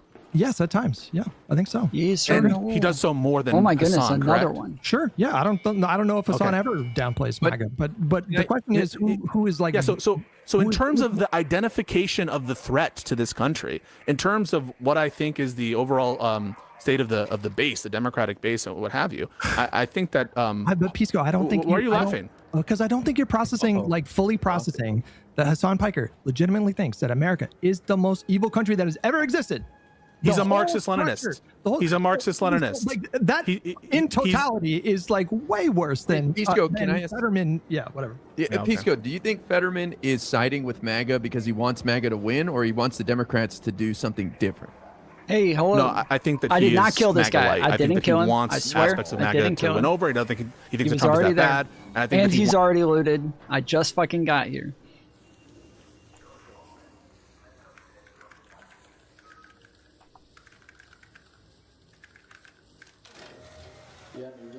GG's. Yeah, it's all good. wants Democrats to be more on board with MAGA actions. Okay, I disagree. I think he wants Democrats to win and do better, maybe to moderate a little bit. He feels they've gone too far on some things, but I think it's nowhere near MAGA light. But you're entitled to your opinion. All right. I mean, we could go on. You think that he consciously thinks, as he goes on his shows with Mark Levin, this disgusting freak, and on these Fox News shows with these disgusting MAGA freaks, that he's doing what's in the best interest of the Democrats to win. That's your thought process? I think he's, in his heart, he thinks he's helping the Democratic Party by trying to correct them from going too far. I believe that. Yeah. I think he's a free rider. I think he's disgusting. And I think that he's abiding by this unconstitutional terrorist threat of these MAGA elitists who are destroying our country from within and without and making our country weaker. Why doesn't he switch parties? I think you can make a valid argument for that, Pisco. I just disagree, but I think you can make a valid argument. But Pisco, answer that question. Like, why doesn't he switch to Republican? Because he loves being independent. He loves being the guy. He loves being the guy that the one. Yeah, but he's gonna lose the fucking primaries. Like he's definitely getting knocked out of the primaries in the next election. He knows he has no fucking shot. I think he literally has the lowest approval rating of any Democrat right now.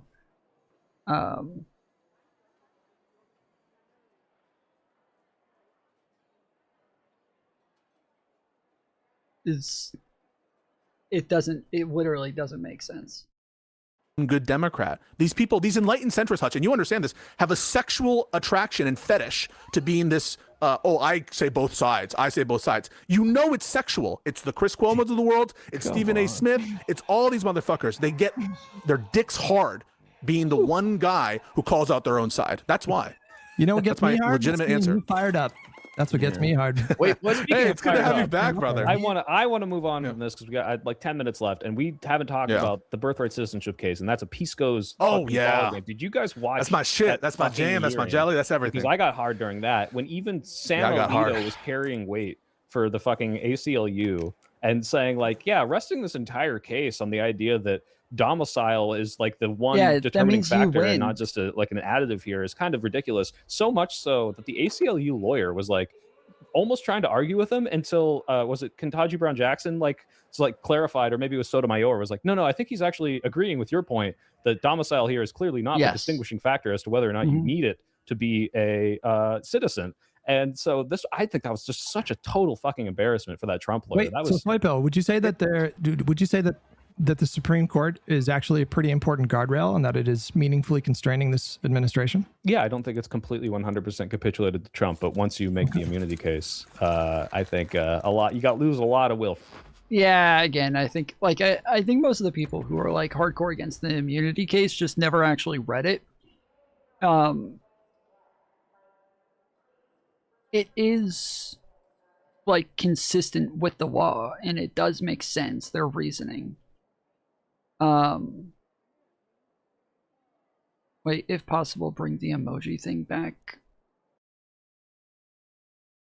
I don't think I took those down.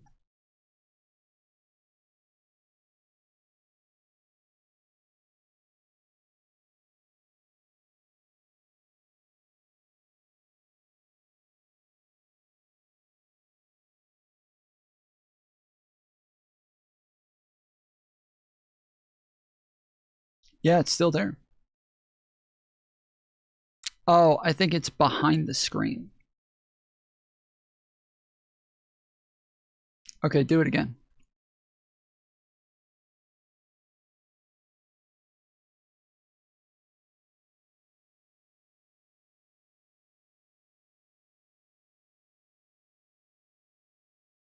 Yeah, there we go. While most of Toledo is asleep, though my suppliers say that ARC is twice as vigilant after sunset. For me. I just think that this is like another example of this administration just being really impotent in a lot of ways. I think it's a pathetic administration, and a lot of the rhetoric that I hear about the administration is that he's like all powerful, and I just keep seeing the system check him over and over and over again. Yeah, that was I also want to ask Pisco if he did you look at the executive order that he did? Like, I don't like the broad immunity decision. I don't like the outcomes of it, but I do think that like they were making a legally consistent decision, and that like when you read their decision on it, and even like read other lawyers like explanations of it, every single like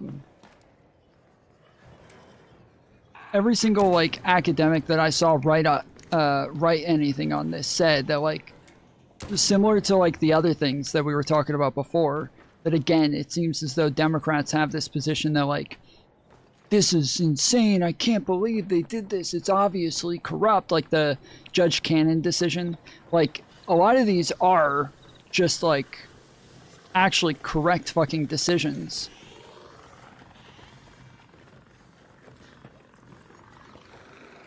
And yeah, sorry, I'm blanking on what I was saying. These are correct decisions. It's just like really unfavorable to what it is that Democrats want. And so it sucks. And it's like, it's hard to fucking swallow. But I don't think that they were corrupt decisions or wrong decisions even. With respect to mail-in ballots or whatever, and do you anticipate that that's going to survive judicial review? I don't think that it will be upheld by the courts. So I did a little Josiah segment on it. So let's start first with the birthright citizenship issue. I think that it went very poorly for the administration, and some of the most brutal questions were from Gorsuch. Gorsuch was really taking them to task on the foundation of their rule. They argue that rather than construe this phrase "subject to the jurisdiction thereof" to mean like what jurisdiction means in the context of the 1860s, that they invent this new thing of lawful domicile, and he was putting them through a bunch of hypotheticals, including a question that everyone should have an answer to if you're engaged in this discussion, which is, what about the children of American Indians who have sovereignty over their tribal lands? This is like a level 1 hypothetical, level 1 argument in terms of the historical discussions that everyone needs to be prepared for, because the answer is no. The answer is no. They're not subject to the jurisdiction of the United States in the way the 14th Amendment anticipates, and everyone agrees with this. But the way Gorsuch asked the question, he's like, well, under your test of lawful domicile, wouldn't, under the 14th Amendment, these people be lawfully domiciled and therefore get birthright citizenship? And he said, I need to think about that, yes. So that's a straight contradiction. It can't both be subject to the jurisdiction and not subject to the jurisdiction. I thought he said that. I think the answer would be moment. yes. There were many moments like that. I think that this increased my prior that the executive order is going to be overturned, and I would expect to see a 6-3 or 7-2 decision on the result, maybe a fractured rationale. Maybe they'll go with the statutory argument, but I think even Kavanaugh's in play there. On the question on the executive order for mail-in ballots, I think it's clear the president doesn't have authority to do what he's doing. If you look at the actual executive order, the statute he cites doesn't give him that power to do that. They cited like the guarantee clause, and so I think there's been a lot of litigation so far that's been initiated, including by Mark Elias and by several states, and so I expect this order to be struck down. Well, it doesn't seem like Trump was very happy with how things were going during the oral arguments either. He left after the Solicitor General finished. Didn't even bother to hear the other side. He's like, I'm fucked. I'm out of here. Well, to be fair, he probably didn't understand what was going on, right? He's just like, I don't know what these words mean. I'm bored. There was one line from, was it Roberts, where he said well, the times may have changed, but it's the same constitution or something like that. And once I heard that, I was like, damn, that doesn't sound good for the administration. Yeah. Even the Roberts questions that were like a little critical of the ACLU, it wasn't full, like it didn't really feel that bad. Well, and I thought the ACLU, go for it. Oh, sorry, I didn't mean to cut you off. Go ahead. No.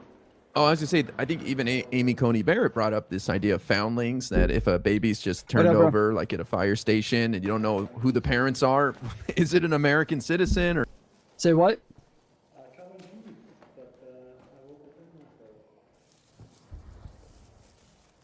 Yeah, I'm just getting Molly and I'm about to head out. Yeah, it's a very good spot for it.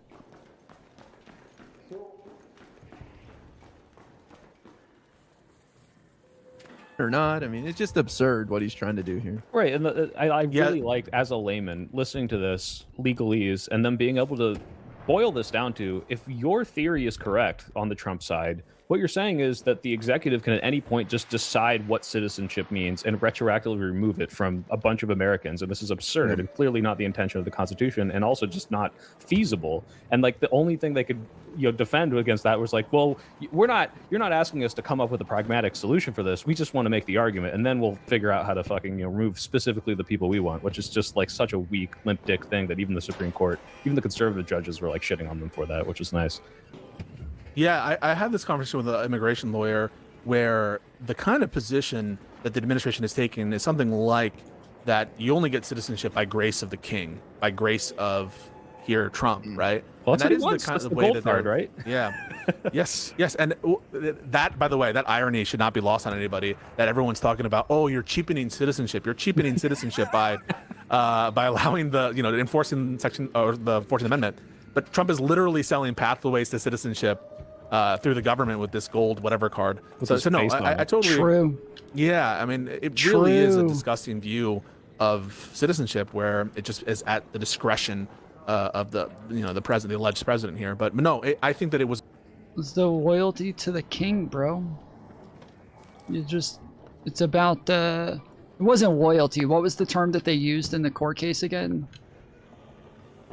It was something different than loyalty. I kept saying loyalty, but that wasn't it. Pretty much means the same thing as loyalty overall, but they were trying to argue that the word meant something totally different. No, it wasn't fealty either. No. Okay.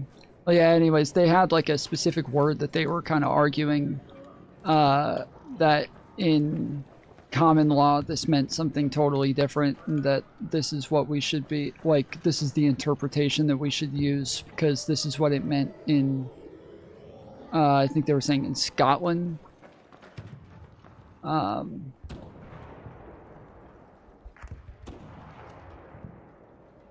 yeah.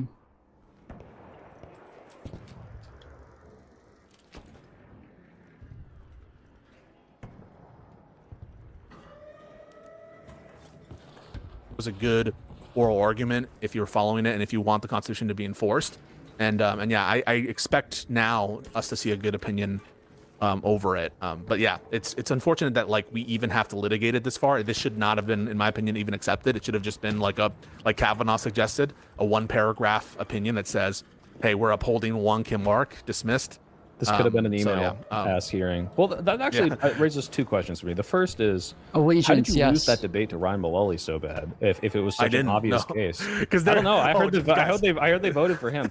And second is, why? Just so you guys know how biased the audience was. How biased the audience was. It's official count. Anna Kasparian barely. You remember the debate where Pearl had a stroke on stage and wasn't able to say, she won by half a percentage or something. That audience is biased. But I'll let him. And I predicted he would get the win from the audience vote from Word War Debate. I'll let him take the win. No way. Yeah, if that's true, that is just the most fucking insane audience of all time, dude. That is the most insane fucking audience of all time. I'm assuming this is the show that I was a judge on a couple of times. That's fucking insane.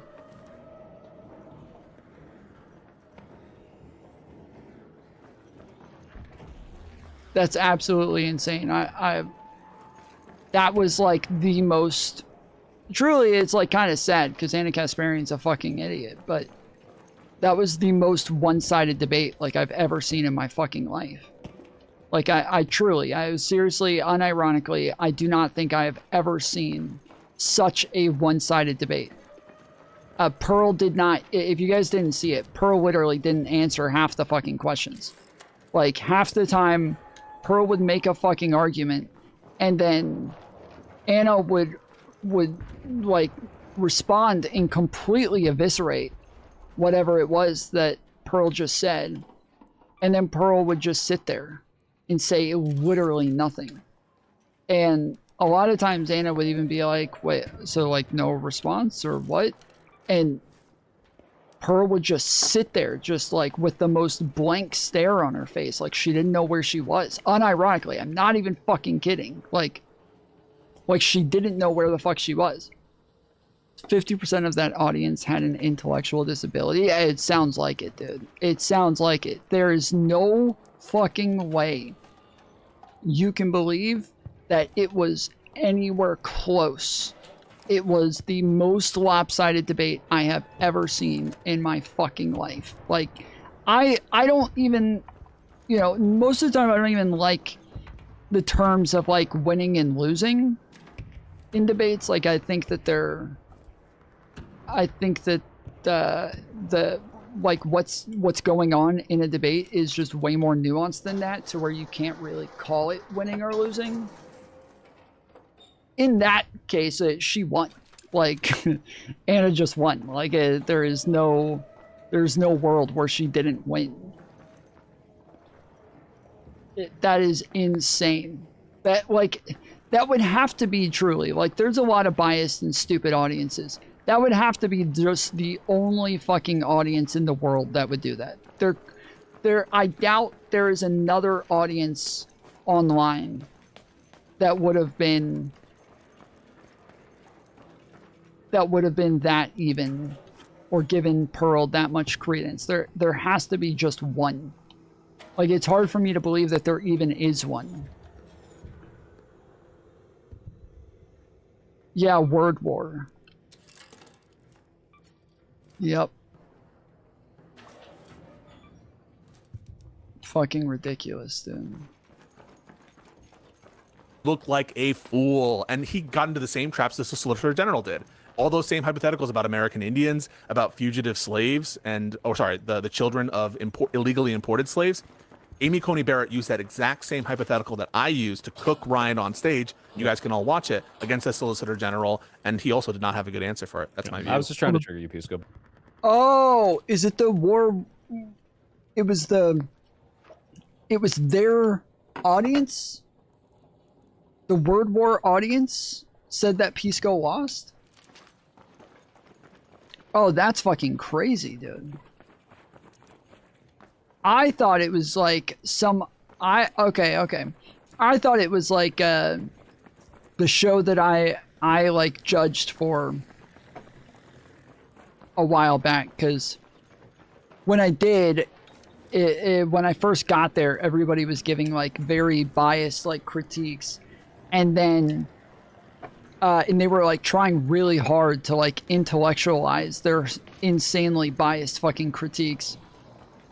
And then once I like started like giving like even critiques for both sides and saying like, yeah, like you could have done this better, you could have done that better, like they all seemed to like change pace, until again there was one where it was a lefty that did just or a lefty, an argument that would align more with the left, that obviously just eviscerated the other person, that I was like, yeah, like you're not even close, like the other person just fucking squashed you, and then everybody went back to just this hyper partisan bullshittery.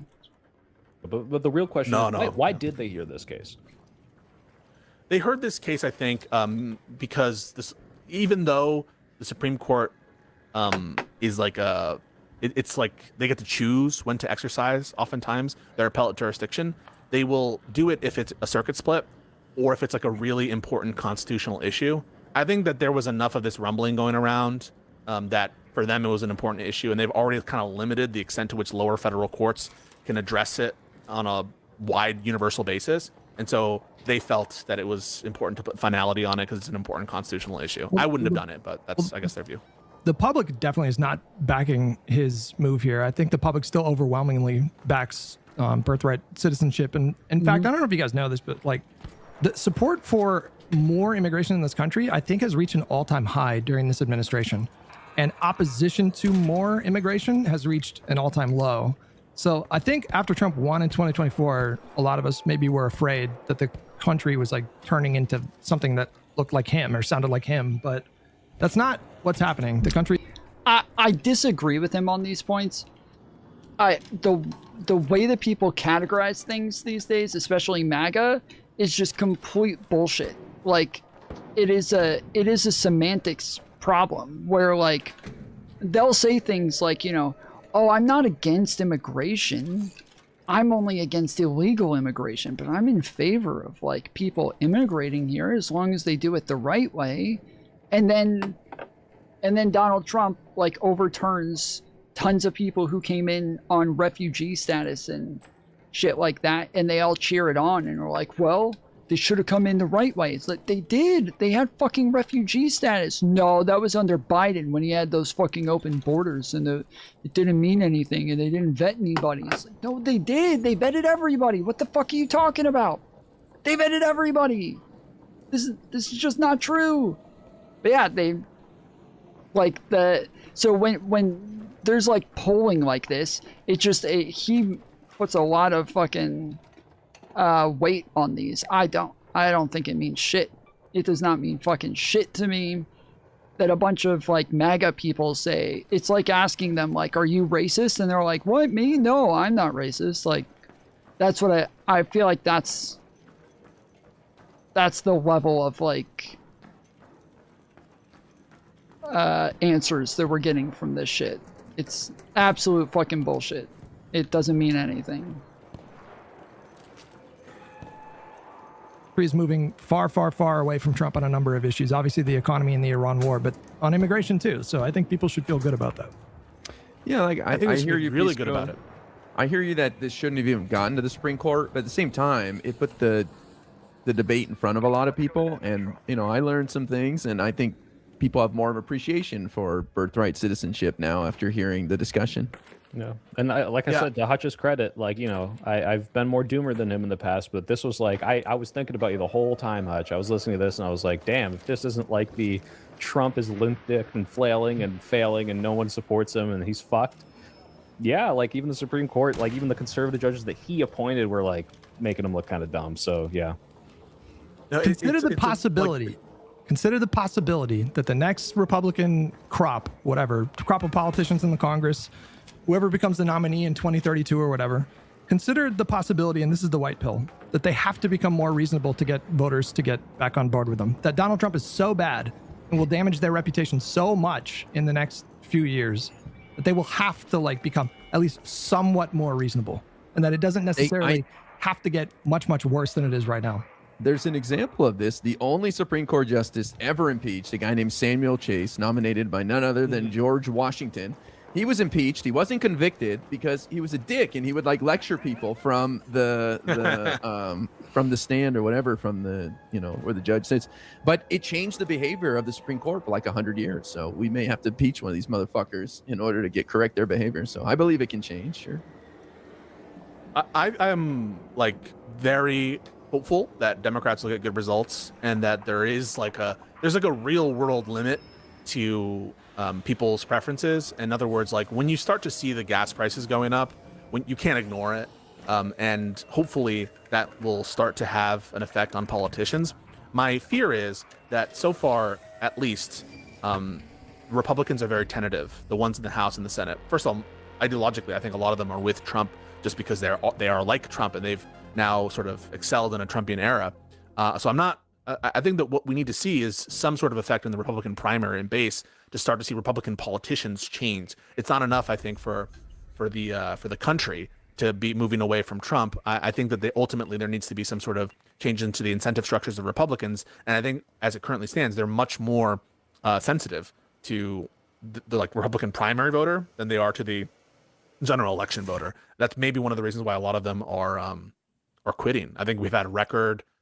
IRI, maybe you can confirm this, record it's the retirements most for the Republicans? most since the 30s, the most since 1930s. The retirements for an incumbent party in the run up to a midterm. I mean, it's just brutal for them right now. And I don't know, IRI, you said I think like the best case scenario for Democrats in the Senate is like 51 seats. I don't think that's true. I think the best case scenario is like 53 or 54 seats. Well, it is possible. It is definitely possible that things could get so bad that we could be having a conversation about Iowa, that we could be having a very serious conversation about Texas. So yeah, I wouldn't limit it to just 51. I'm saying if we have a good night, 51. If we have an amazing night, sure, you can get up to like 54. Absolutely. Well, last November, I told my chat that I would not be happy with just a solid win. I wanted it to be a bloodbath, and I was actually kind of nervous that it wouldn't be a bloodbath, and it was even worse for them than I thought it would be. So I don't know. And things have only gotten worse for this administration so far, like since that election. And give me a plausible path for the Republican Party to like start to rebound these numbers. So the retirements is kind of the nail in the coffin. So I was like a little bit skeptical of whether or not we could take the House and the Senate. It was going to be like a tough road, considering that there were a lot of incumbents that have been around a long time in the Republican Party that were going to be in the positions that we thought we might win. In the positions we thought we might flip. And now, though, like almost every single one of those spots that were hard because an incumbent was there, they're all fucking retiring. And now it's like, oh shit. Well, that's that. Like we might as well just go ahead and hand us the fucking crown. That's that. What does that actually look like when you have someone like Donald Trump in charge of things, who is just actively fucking the country on a number of levels? Donald Trump becomes the money president and issues $2,000 checks every month to every American citizen. Regardless of the consequences 4 years from now, and no one understands the implications. I don't even think so. Like, first of all, I could see plausibly him doing one stimmy check to try to do something like that, not monthly stimmy checks. This is the Republican Party. They're not going to pass something like that. I don't even know if they would pass a one-time stimmy check, honestly, right now. I don't know if they have the kind of consensus they would need to do something like that. But even if he mailed everyone $2,000 checks, I don't think that would save them from the midterm. I don't. I really don't.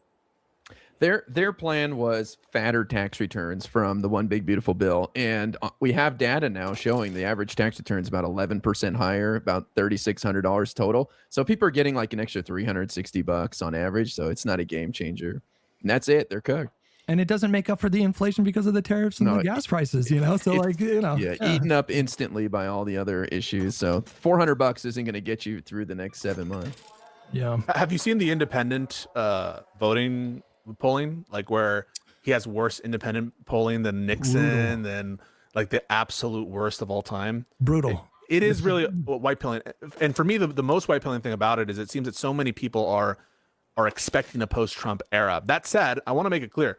I think that Trump is going to try to fuck with the elections, and I think Trump is going to try to hold on to power. That's a given. That's always a given. I just don't think he'll be successful, and I think that we're in a really good position.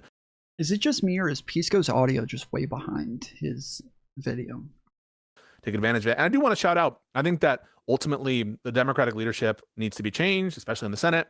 And I've taken the view that they should have fought on the shutdown earlier and for all the bills. And I think that would have helped them in this current situation. But I'm glad that they stood tall on the DHS funding. I think that's a good move. And I think that it shows that if you really just stick to your guns and you say, listen, if you want to get Democratic votes, you need to meet us in the middle. I think that was a good strat. And I thought that the leadership did a good job on that.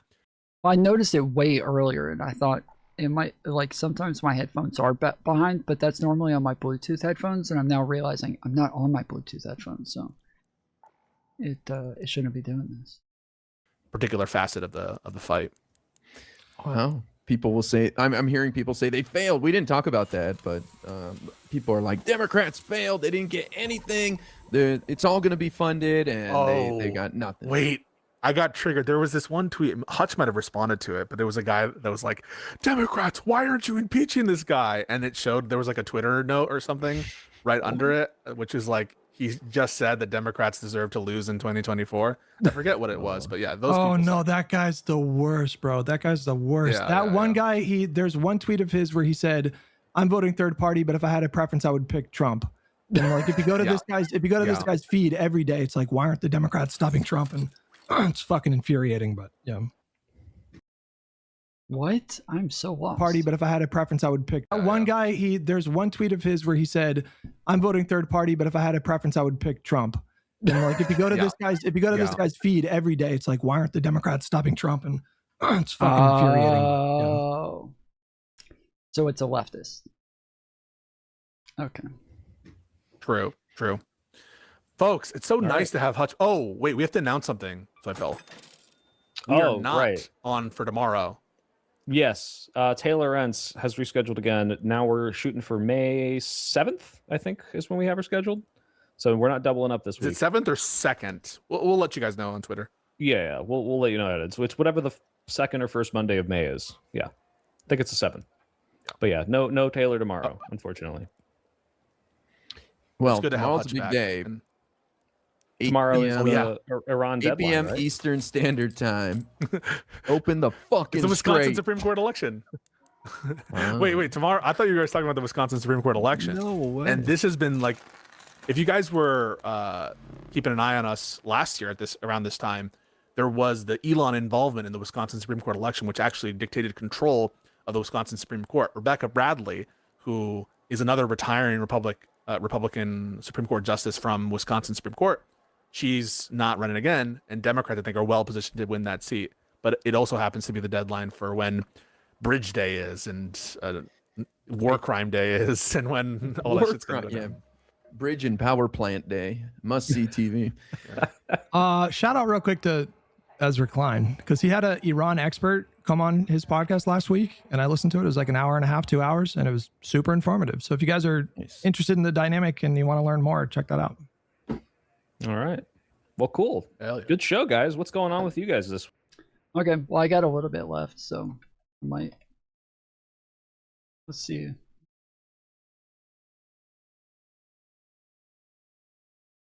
Here is the amazing thing, the deep paradox of consciousness.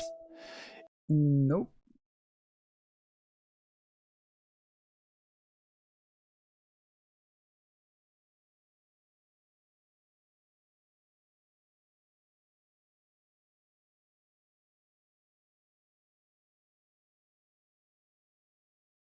I don't literally. I have one person from like a month ago about the Iran war that I see.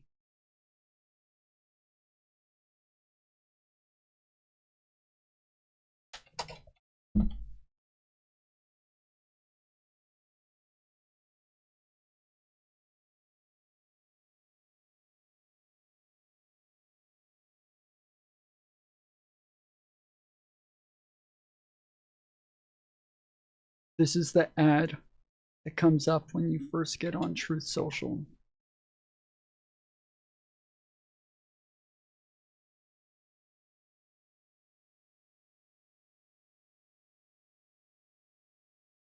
Vinyl pool remodeling.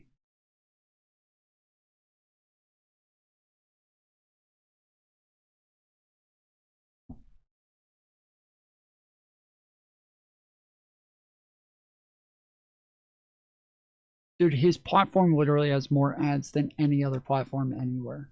It's absolutely fucking insane. The top two things on Trump's feed are both ads. Wait, is this a... Oh yeah, Sponsored Truth. Featured ad. Then Trump's post 2 hours ago. A whole civilization will die tonight, never to be brought back again. I don't want that to happen, but it probably will. However, now that we have complete and total regime change, where different, smarter, and less radicalized minds prevail, maybe something revolutionarily wonderful can happen. Who knows? We will find out tonight. One of the most important moments in the long and complex history of the world 47 years of extortion, corruption, and death will finally end. God bless the great people of Iran.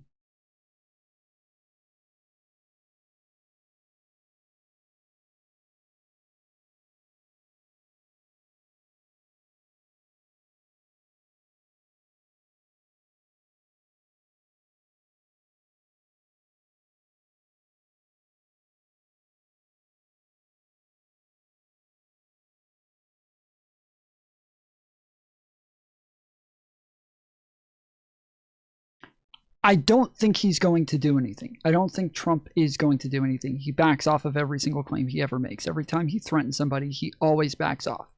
But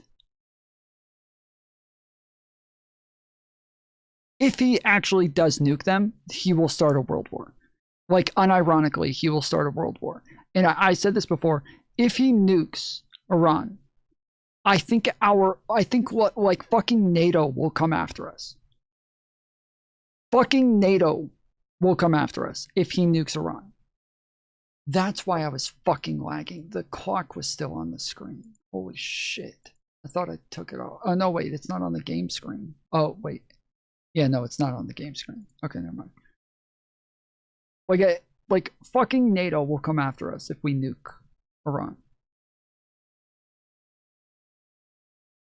We'll have fucking NATO, Russia, China, North Korea, everybody fucking teaming up. If he nukes Iran, we are so fucking toast.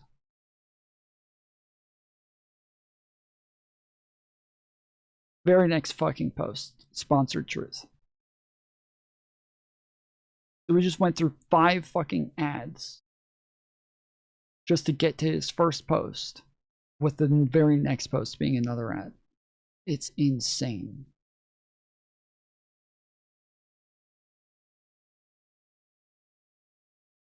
That's the real fucking war crime here.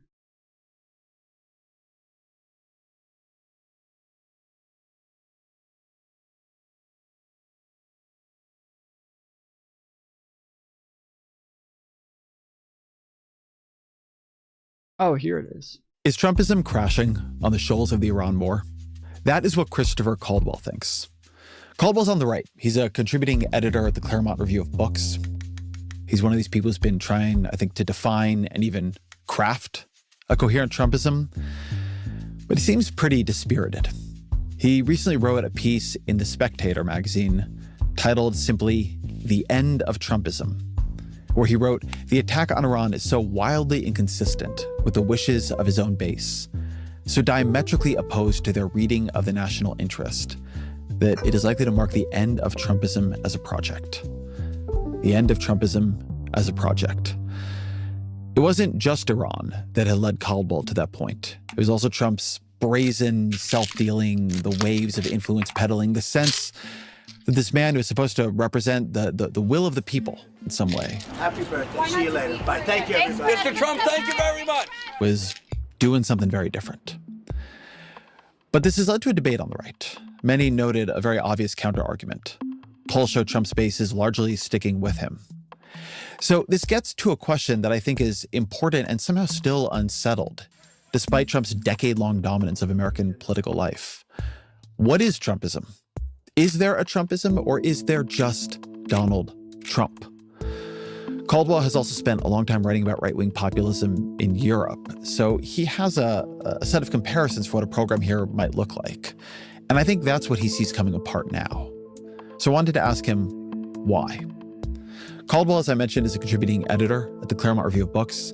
He's also a contributing opinion writer for the New York Times and the author of The Age of Entitlement, America Since the 60s, and Reflections on the Revolution in Europe, Immigration, Islam, and the West. As always, my email, EzraKleinShow@nytimes.com. As always. Chris Caldwell, welcome to the show. Well, thank you, Ezra. So you just wrote this piece for The Spectator, which created a lot of conversation, called The End of Trumpism.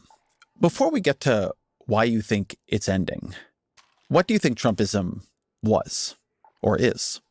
Well, It's a good question. When I talk about Trumpism, I'm not talking about MAGA. I'm not talking about the group of hardcore supporters.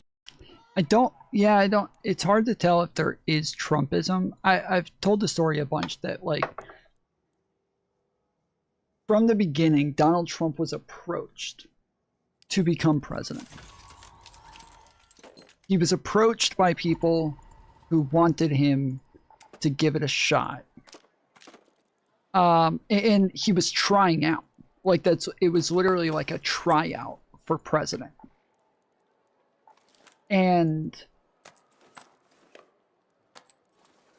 they thought that, initially, they thought that it was going to go horribly. It was going to be a fucking joke, that, like, that this is going to be a major fail. And then he was just so, like, confidently willing to lie that they eventually thought, okay, maybe this isn't so bad. Like, this could actually be all right. And so they ran with it and kept meeting with him. I say ran with it, but they kept meeting with him for a while, and it just, I think that he wanted to run for president. So I think, like, I'm not saying that, like, he was, like, forced into it or anything of that sort. But yeah, this was like a group of people who wanted a right-wing populist to run, and they were trying out, like, contestants to do it. And he ended up being the guy that they went with.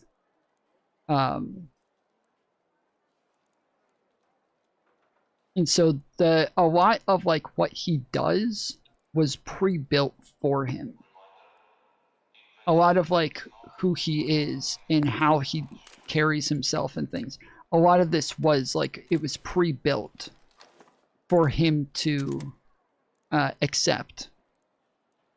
And it's not like like Trumpism is this, you know, thing that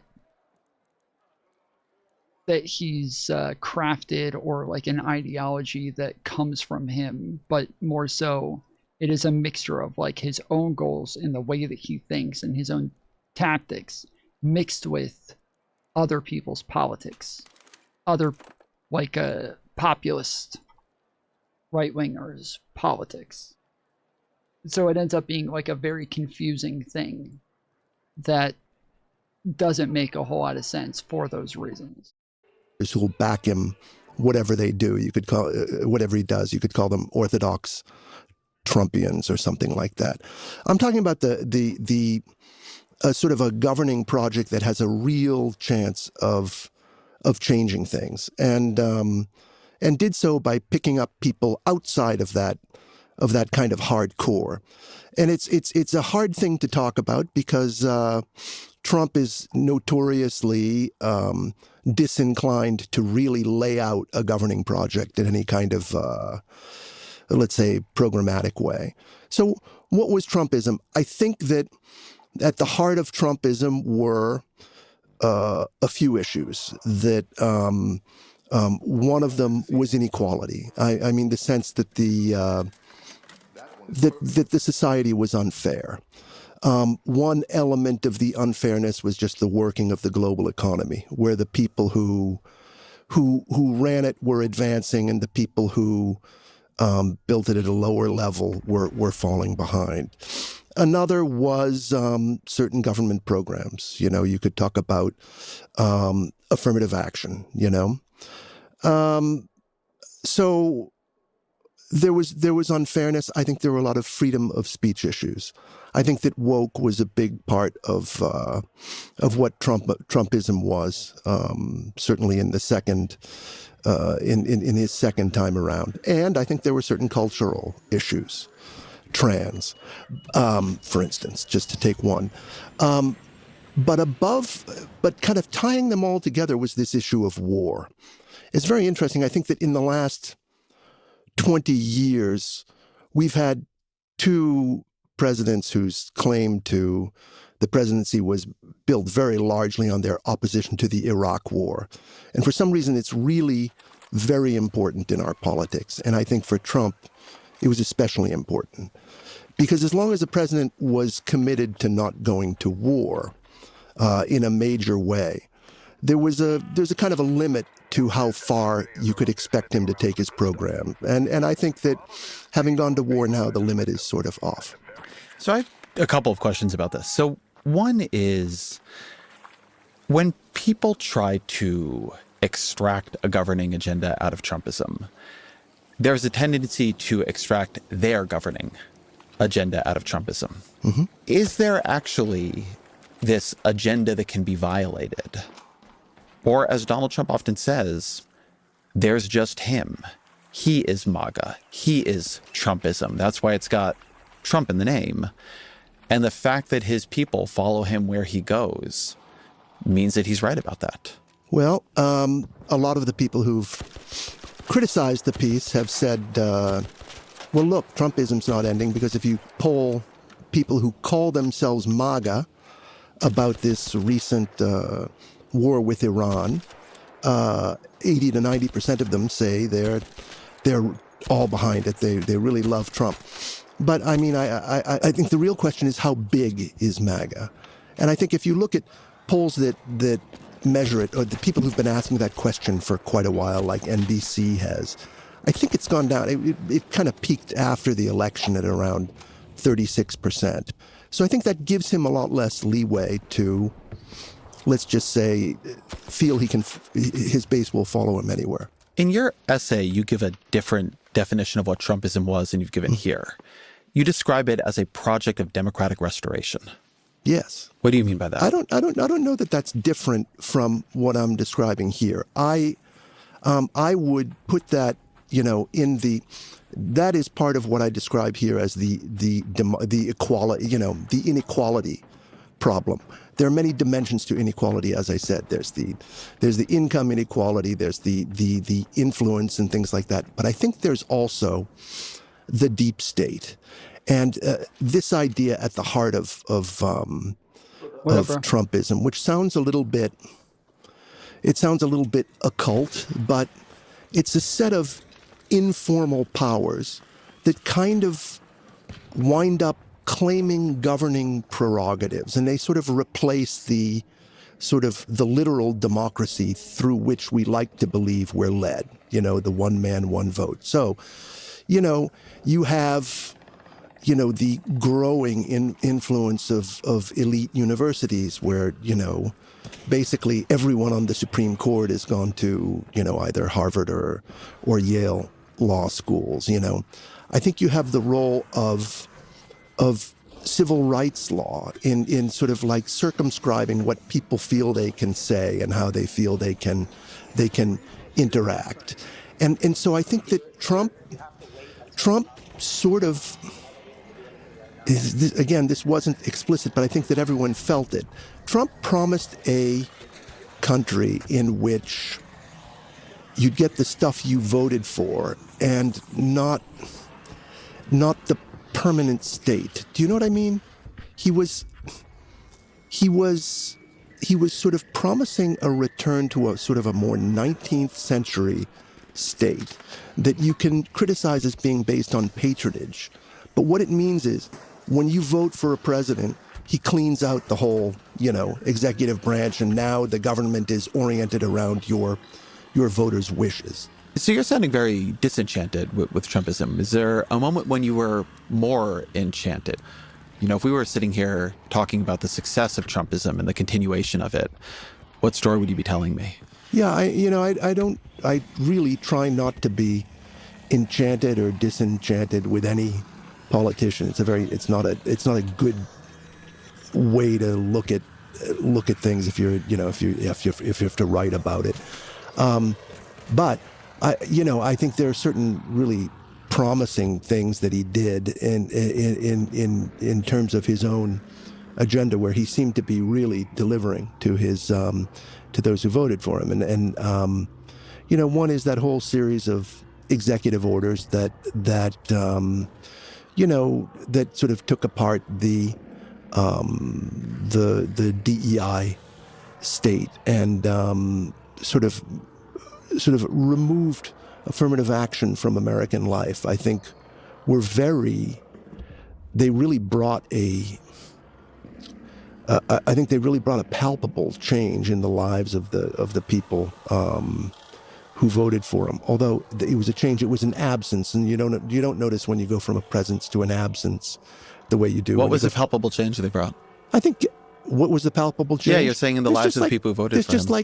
There's just less talk about, ethnic categories, gender, that sort of thing, the culture of the country, I think.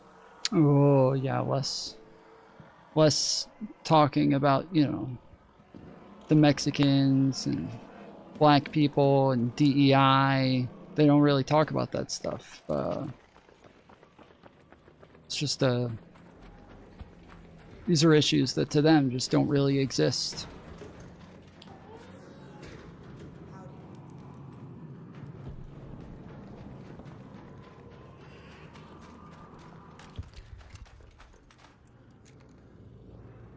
I think it changed quite a lot. You know what I mean?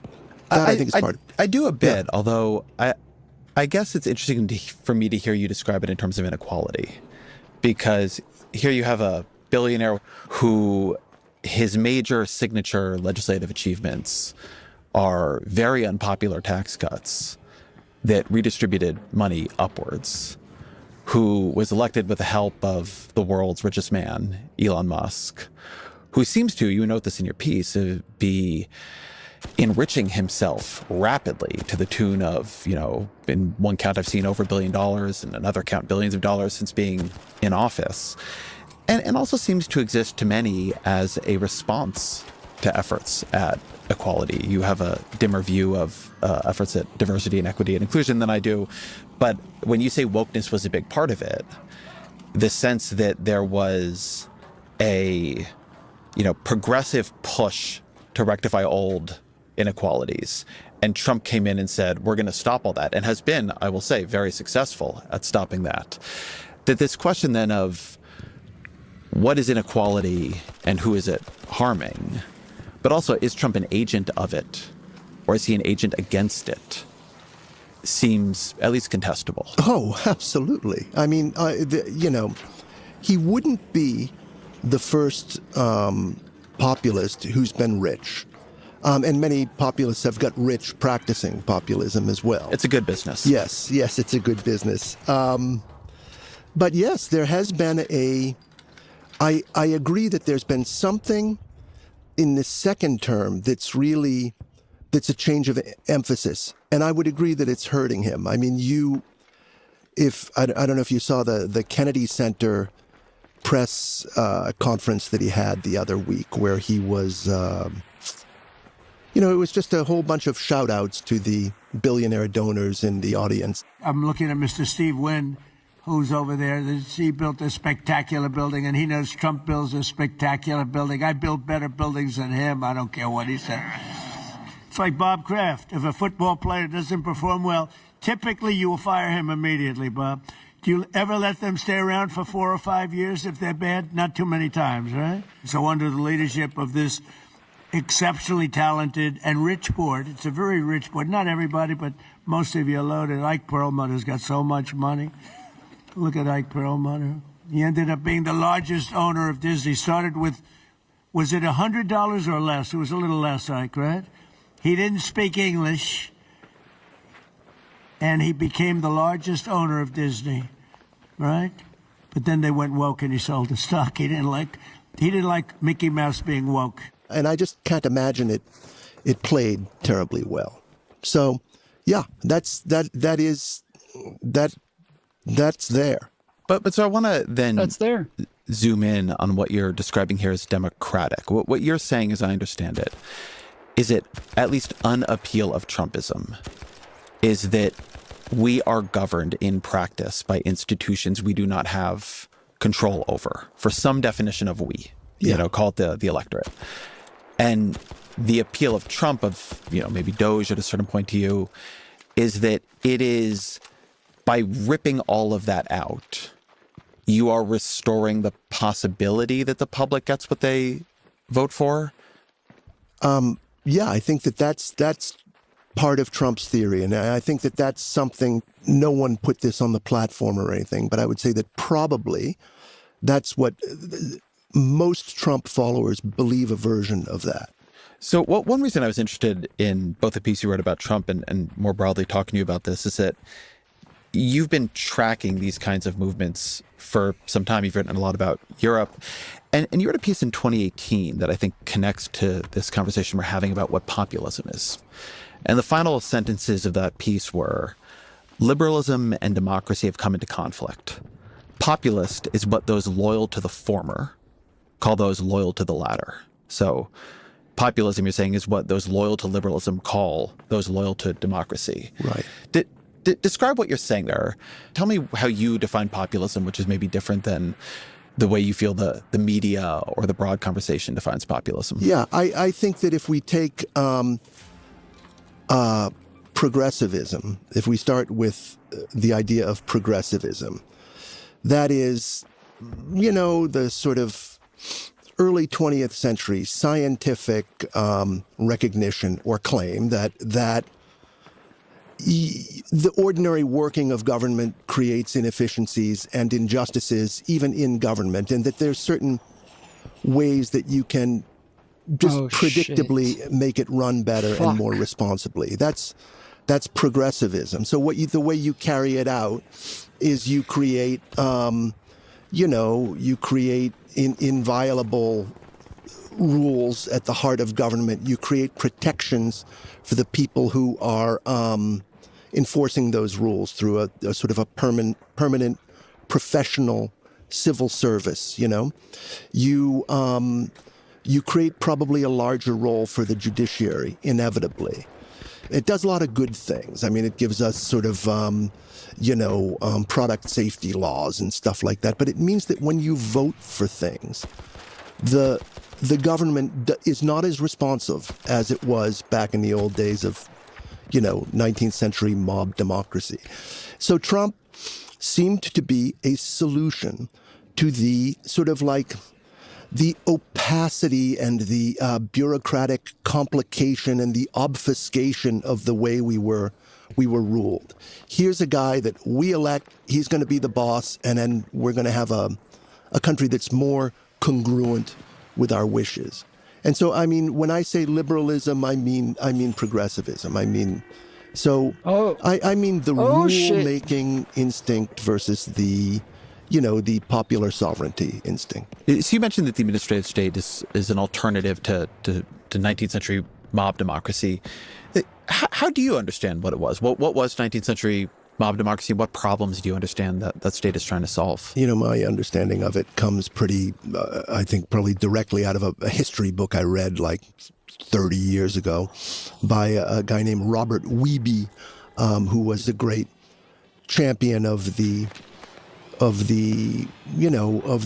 sort of like, the drunken political parties carrying banners through cities and, you might even call it a Tammany type democracy, but,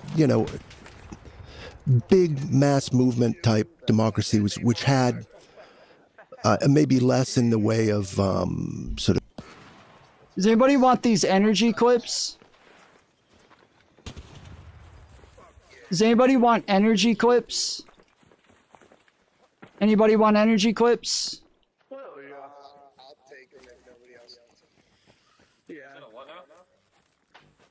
There you go.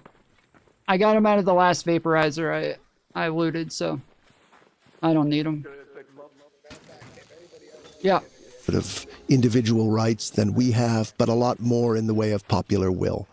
So then why to you is Iran such a particular threat to this vision of Trumpism? You write in this piece, the attack on Iran is so wildly inconsistent with the wishes of his own base, so diametrically opposed to their reading of the national interest, that it is likely to mark the end of Trumpism as a project. You've already mentioned that in polls, at least, what we might describe as a base is not breaking over this.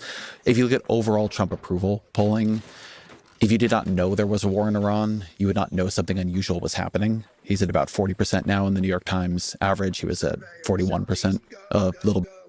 Yeah, we're going down this way.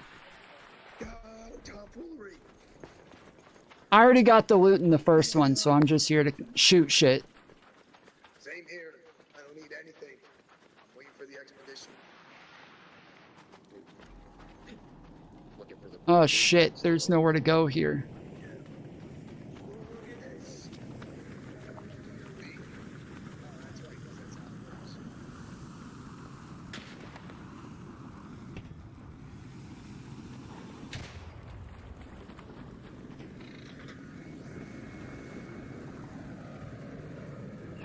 Bit ago.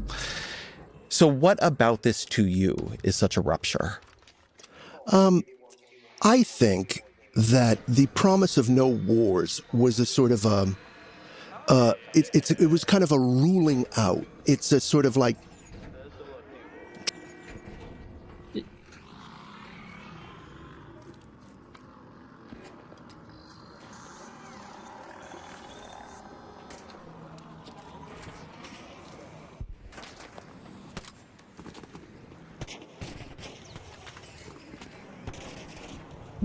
Trump and Trump has a particular need to make this as a campaign promise. You know, I mean, there are certain things that you have to commit to not doing. So I think that people thought that, yeah, he's going to do a lot of crazy stuff. I think people know him, but he's not going to do that. He's not going to, you know, bring the country into a war lasting years, you know. There are limits somewhere. But once he does that, once he turns around and does that, then your sense of the limits is gone. And suddenly being a Trump supporter is a whole different proposition, you know?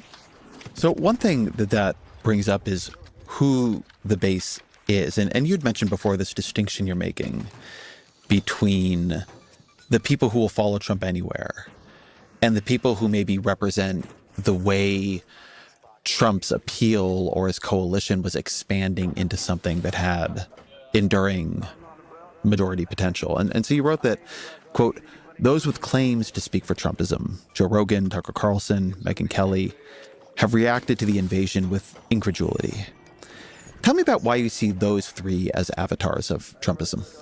I don't know that there's anything particularly qualitative about them. They're just really famous. And no, but I mean, which actually, in a weird way, does reflect something about Trumpism. Oh, well, I don't know. I mean, it just sort of like I was just struck by the way all three of them were saying, like, I can't believe it. I mean, incredulity is really what I meant. Well, maybe let me suggest something that I thought about when reading that and trying to think through it, because many in the Republican Party. Yeah, no.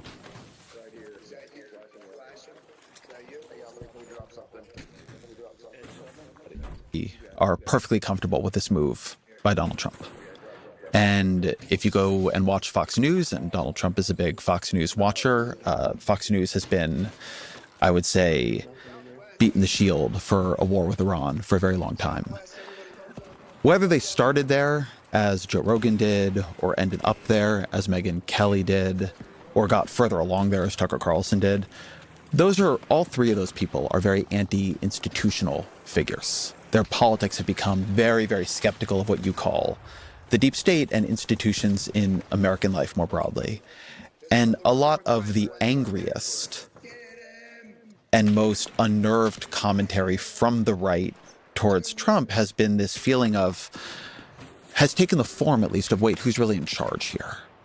And so it feels to me like there's this question of, does Donald Trump now represent the institutions, and as such, what he does is fine because he leads the institutions?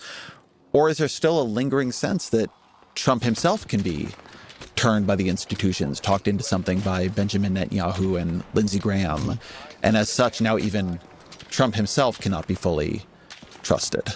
Oh, I don't know. I don't think any of those people has really turned on Trump, but I could be mistaken. I mean, I don't think it's brought a wholesale distrust of him on their part. I think but they are incredulous about the Iran war. But why then do you think they're incredulous about it? I don't really know. You know, I feel like you're offering a softer critique here than in your piece. If anybody has heavy ammo, I'm completely out. Heavy ammo? I'll drop for you. Hang on. Who needs it? I do right here. Foolery. 40 rounds. There you go. Heavy ammo. Appreciate it. Thank you, thank you.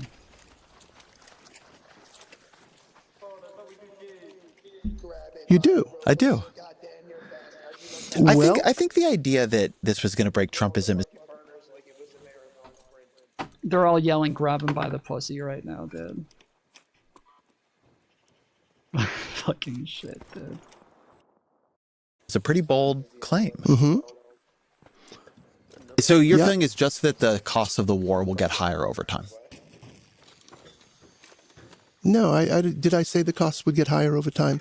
I think there's a lot in my piece. I think that I don't really understand how this is softer. There's other things that I say in the piece about self-enrichment and kleptocracy and that type of rule in the piece. Tell me a bit about that set of arguments and how they relate to this broader concern. So you have it has again to do with our, populism, progressivism. Fuck, where did everybody go?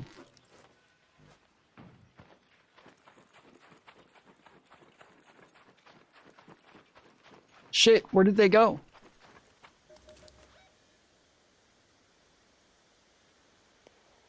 Head home at the North Complex elevator. I don't... It sounds like they went that way. Yeah, I think I'm going home.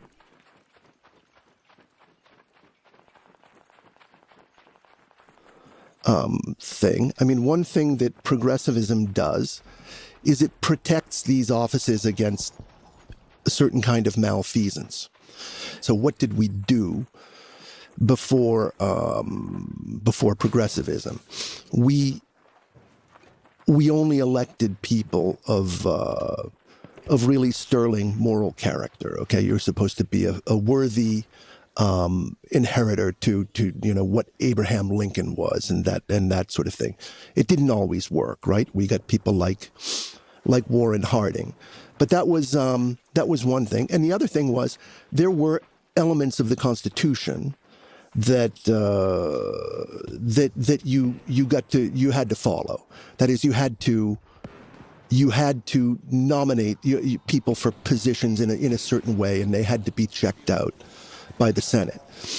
None of that is happening with Trump.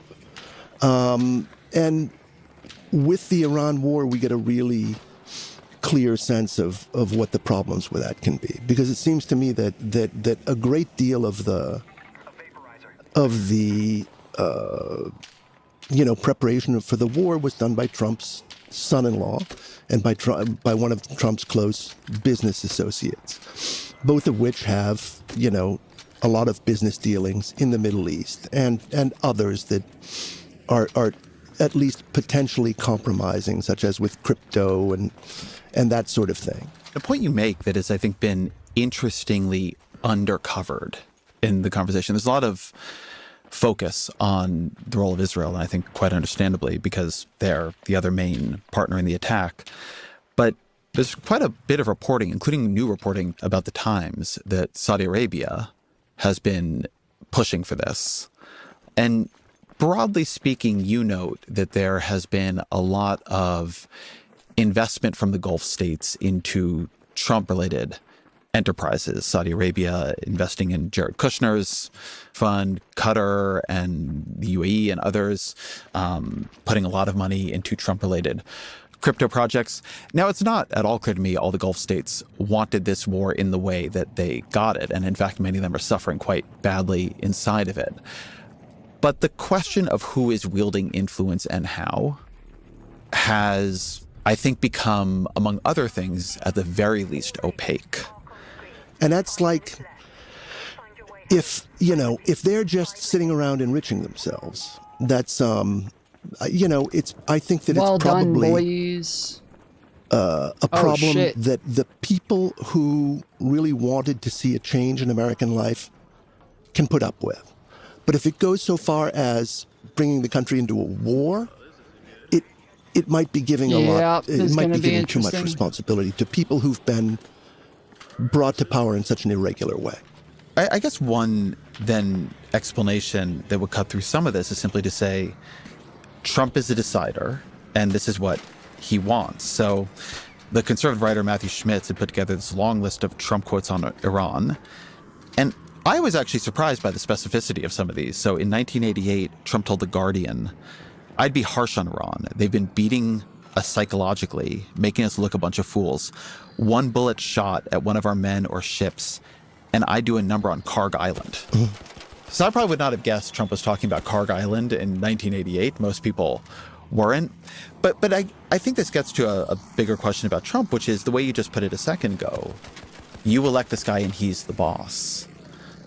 Unrestrained by the bureaucracy, the process of factions, unrestrained by going to Congress for a declaration of war, the UN for a Security Council resolution. Well, I'm not talking about that kind of lack of restraint. When I say he's the boss, I mean this is the missing piece maybe that voters didn't see. Okay, that they expected him to be a boss within constitutional limits. You see. And you feel that's what they're not getting from him, that they actually would have wanted him to go to Congress just to slow things down, to make sure things got worked through? I don't know if to slow things. I don't think they wanted this war. I think, and I think that until he gives them an explanation of what the war is for, it's kind of unlikely that their support for it is going to grow. But I think with Trump, he always framed himself so much as the boss. I mean, his distaste for, his impatience with the processes and the niceties, his desire, I mean, certainly from the more liberal or progressive standpoint, the idea that Trump wanted to be a ruler, wanted to be a strongman, envied in some ways what Putin or Xi could do, has been a standard issue view of him.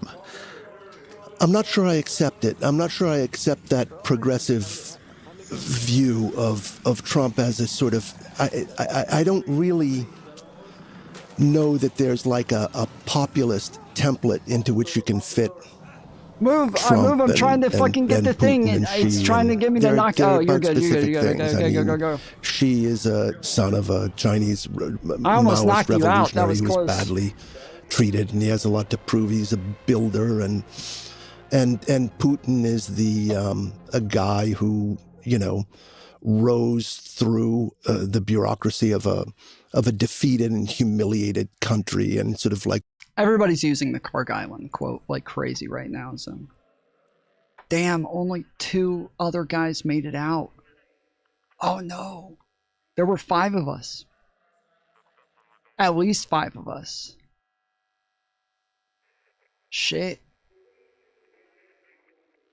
So there's 2 guys left. That sucks.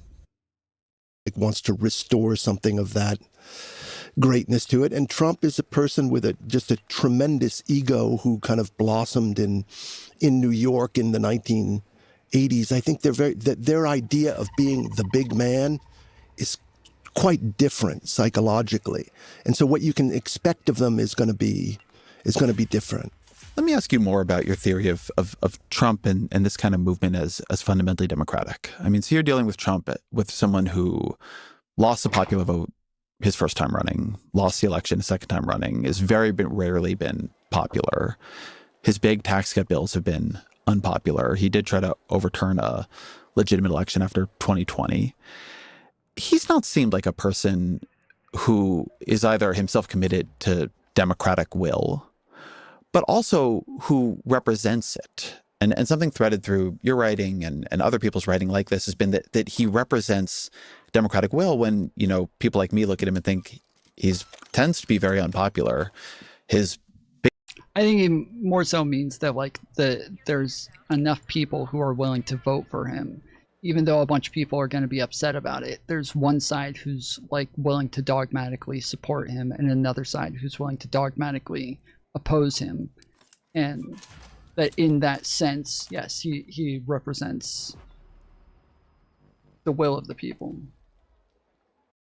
Biggest electoral win is 1.5 points in the popular vote. How is this an answer to a problem of democracy? I think that he was democratically elected by a lot of people who care about democracy and who speak about democracy a lot. That's what I think that a lot of those... I don't know about that. It seems like a lot of like Trump voters don't even like democracy. Like it seems like MAGA has become very anti-democracy over time. So I feel like that's a bit of a stretch there. Those people at those rallies were doing, and that's what I think they were voting for. Like Charlie Kirk is one of the... I've always said that like Charlie Kirk is the guy who kind of made up the thing that like we're not a democracy, we're a republic. And that like Democrats are always trying to convince us that we're a democracy, but we're not, we're a republic. I'm pretty sure that came from Charlie Kirk. I'm pretty sure he is the one who made that shit up. And so it's something that that I believe started with him and became like popularized by him because a bunch of people want to be against democracy. They think it sounds cool to sound like they're against democracy. I don't know what this guy's talking about. But I don't know. I have a hard time distinguishing different presidents as symbolizing democracy more than others. They're all elected, you know, but he was chosen by people. Symbolizing democracy more than others. Again, if somebody actually tried to steal a fucking election, I think that he symbolizes democracy less than the others. I'm what? I have trouble thinking of one president symbolizing democracy. Well, symbolizing, I think it's pretty clear. People who cared a lot about, who felt, let's say, excluded from the decision-making process, and picked him for that reason. I agree that they felt that he was an answer to making sure their will was done.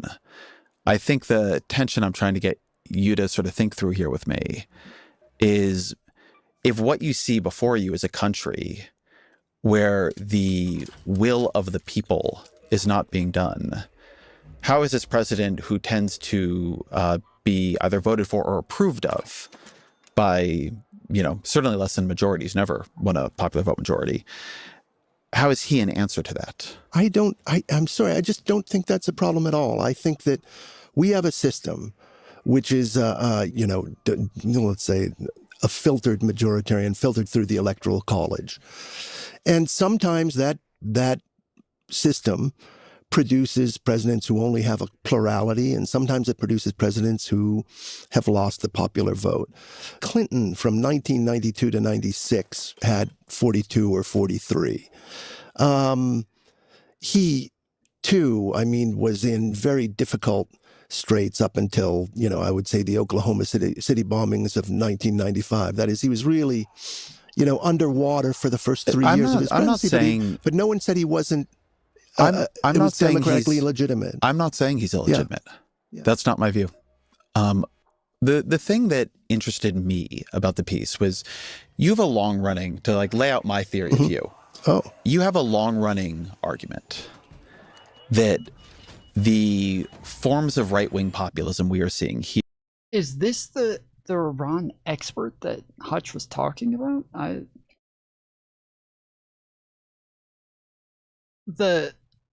didn't see anything else. Where are we at? It was 33 minutes in. Okay. We're 33 minutes into this. When I go through all these titles and everything, I don't see anything. He said it was last week. This is the only thing that's from last week, 11 days ago. is oh wait, how bad could the Iran oil crisis get? Okay, maybe this is it.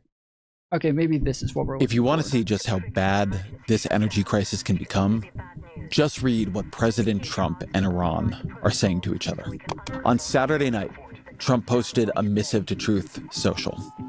He wrote, "If Iran doesn't fully open, without threat, the Strait of Hormuz within 48 hours from this Yeah, my bad. I guess we went to the wrong thing. At first I just Googled like Ezra Klein, and everything that popped up, there was nothing about Iran. And then I went to his channel and then just saw the first thing was from 11 days ago.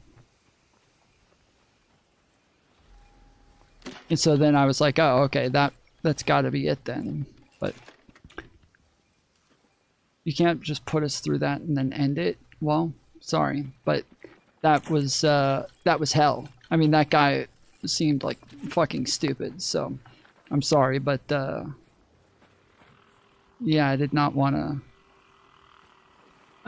have to keep dealing with that motherfucker. He was not, whoa, shit, the Iran expert that I was fucking looking for.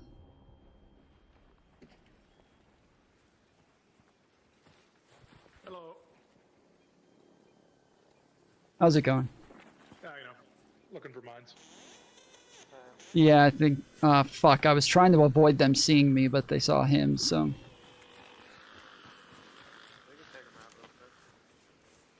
Yeah, I gotcha.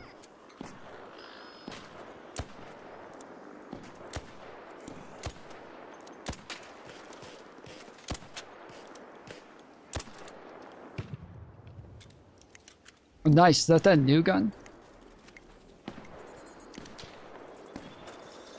Oh, the ticks are coming.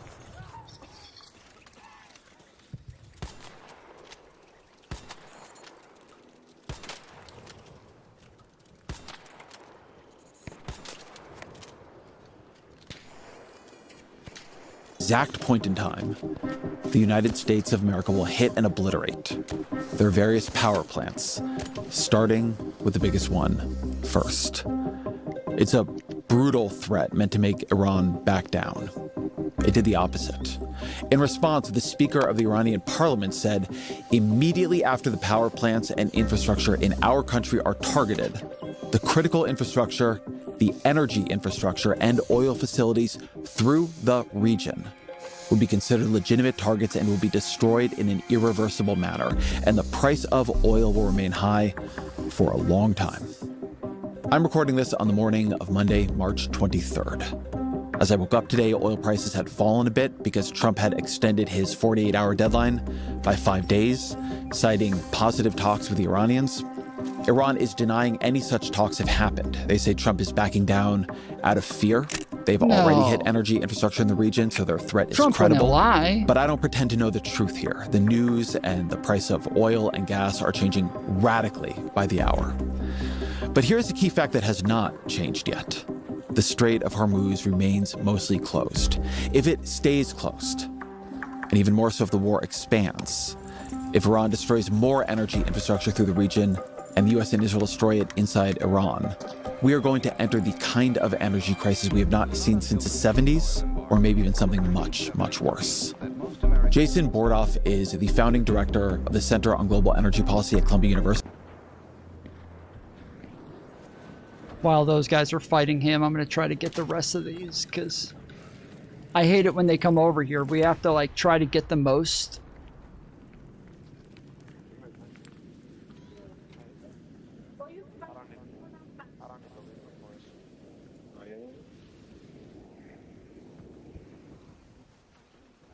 Did I just walk right past this? No. You have to try to get the most of these, and when more people come over, it makes it to where, like, they're all doing the same thing, and so you just can't get them. So thankfully, they were fucking dealing with the Leaper, and instead of me helping them, I just kept...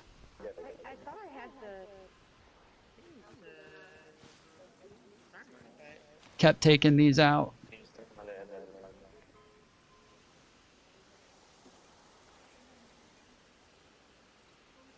I hear one. There it is. Okay. I think that's the last one.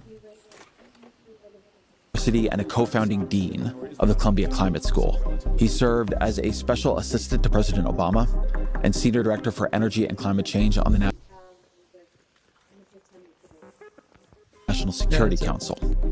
I asked him on the show to walk us through what all this might mean for Iran, for America, for global energy prices and security, and also, I think, something not to lose sight of, for America's geopolitical competition with Russia and China.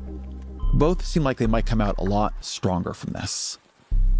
As always, my email, EzraKleinShow@nytimes.com.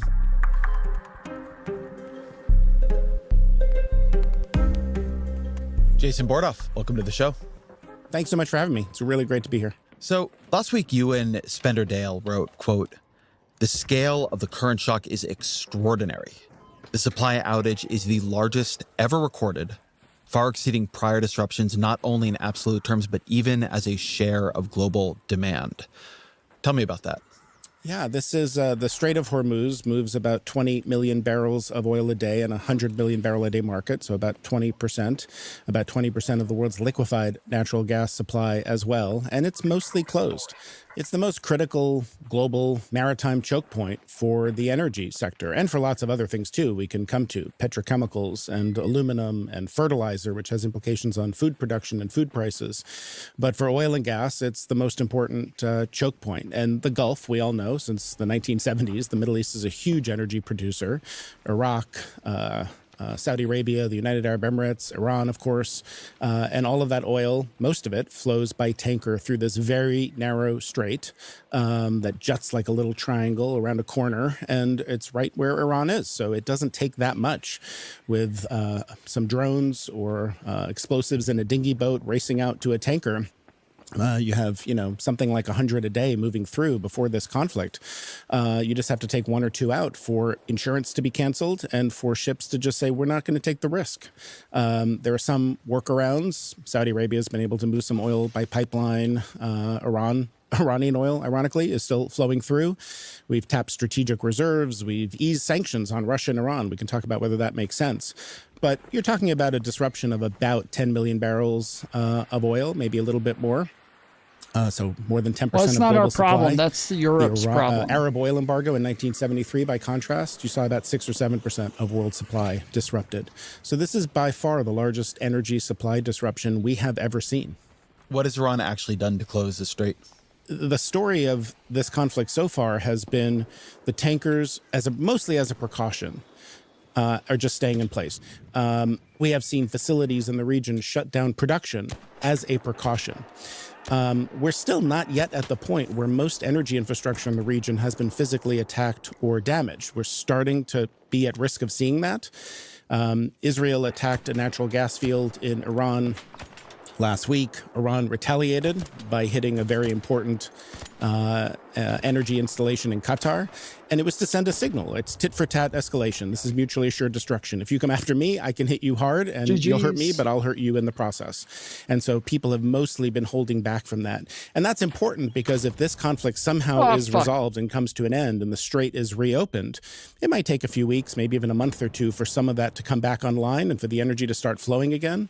But if we start to see those attacks, where we really have physical damage, the Qataris are saying already it'll take 3 to 5 years to repair the damage that was done to their facility last week. If you do that to many other facilities in the region, the consequences of this.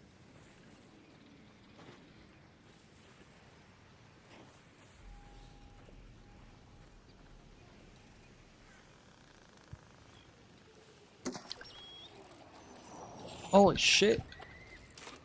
Okay. Crisis are going to last much, much longer.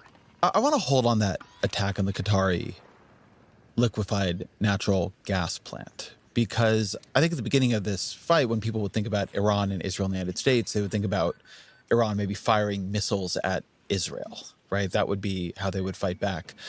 But they have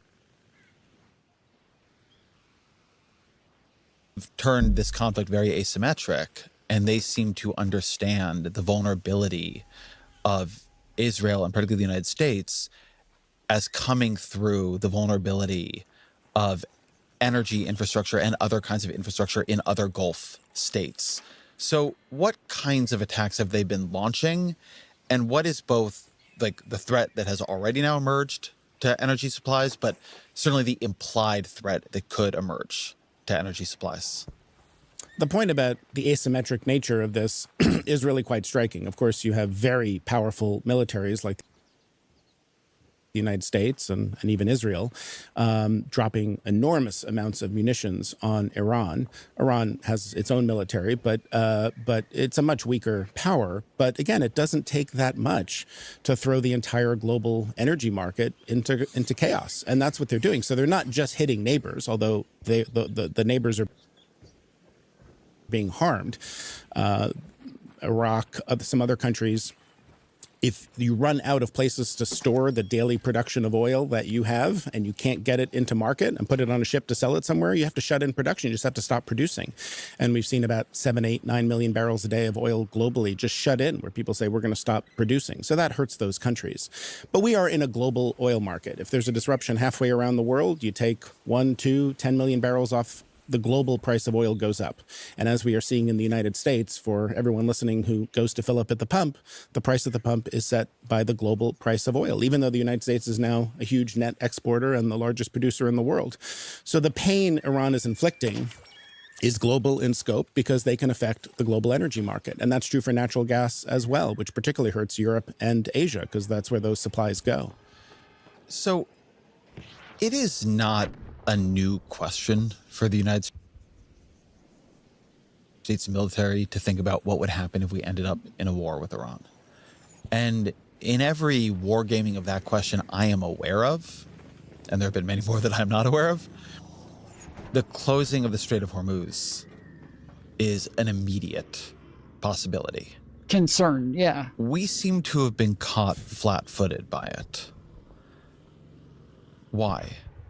I don't even believe that we were caught flat-footed by it. I don't believe that at all. Like, even in the hearings, like Tulsi and the other national security advisors said that Trump was advised on the likelihood of the Strait of Hormuz being closed. So Donald Trump saying this, I think that he thought that they wouldn't do it. He thought that they wouldn't do it. He is, just so brazen that he said, they won't do it. They're fucking scared. They're fucking pussies. They won't do it. Like, Donald Trump did that, but not America. America, I don't think, was caught off guard by this.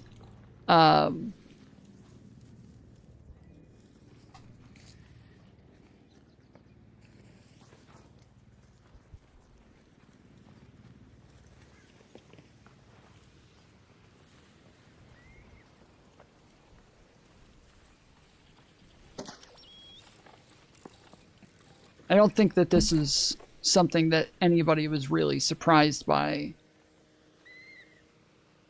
And I think Trump is just bullshitting.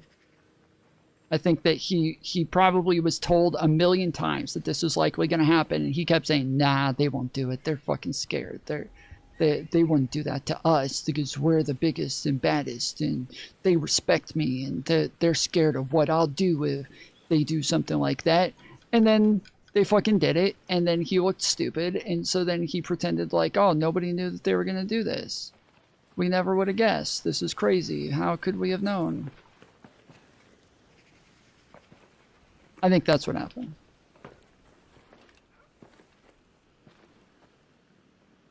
Well, I can't speak to what kind of planning went on, obviously, in the Trump administration before this started. You do have a sense that they thought this would be over much more quickly, and other recent conflicts have been. We woke up on a Saturday morning and found out we removed the leader of Venezuela, and that seemed to be over a few days later. There was conflict in the Middle East last year, the 12-day war between Israel and Iran, and it was only 12 days. So there may have been excessive optimism that things would change in Iran quite quickly, whatever the objective of this action is, regime change or something else.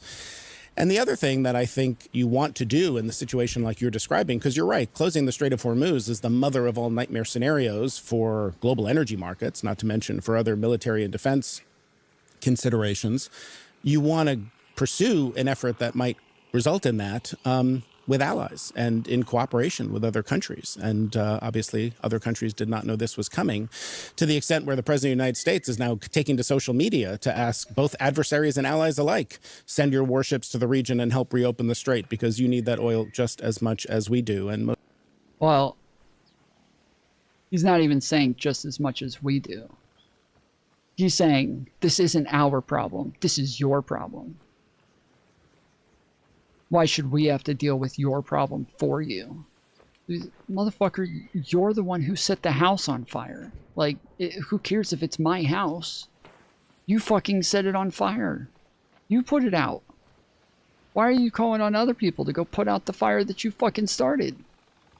This is consistently a Trumpism. Like, this is what Trump always fucking does, is just starts a fire and then like wants everybody to thank him for it in the end. It's absolutely insane. most countries are saying, no thanks. This is not a problem of our making.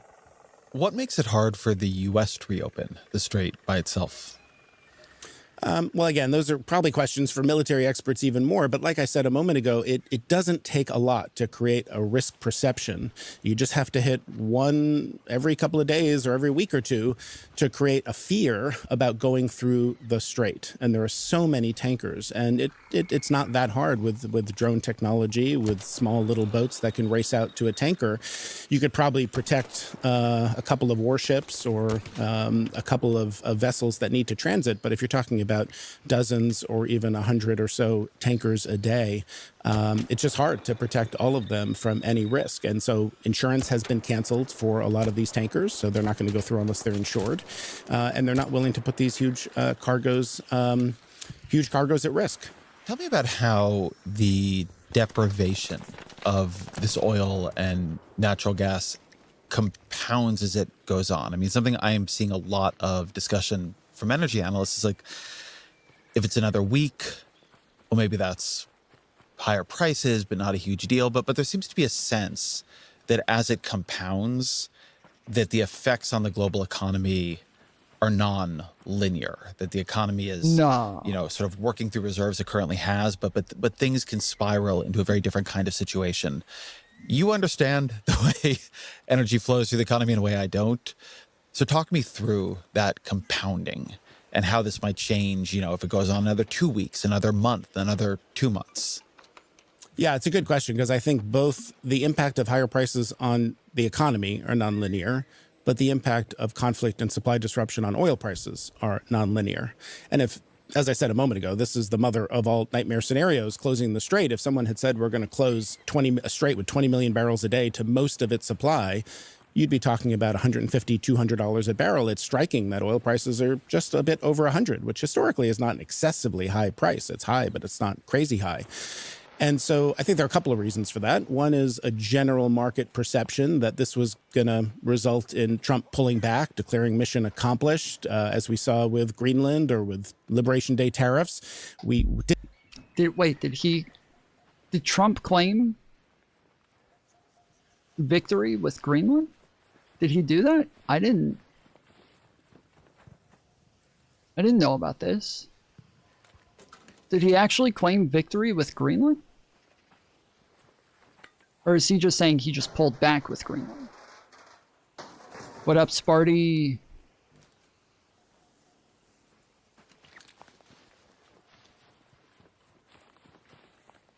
He claimed he made a deal. Did Greenland say he made a deal? What did Greenland say?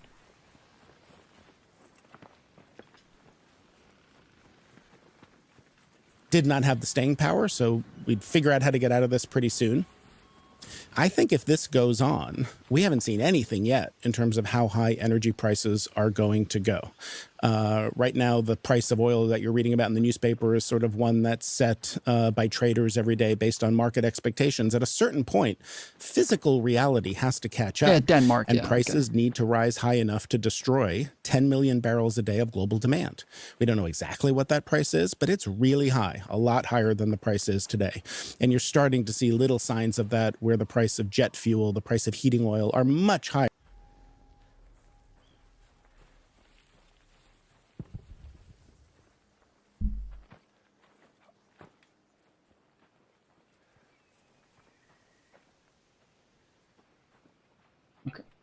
Higher than would be suggested by, a benchmark price of $100 a barrel.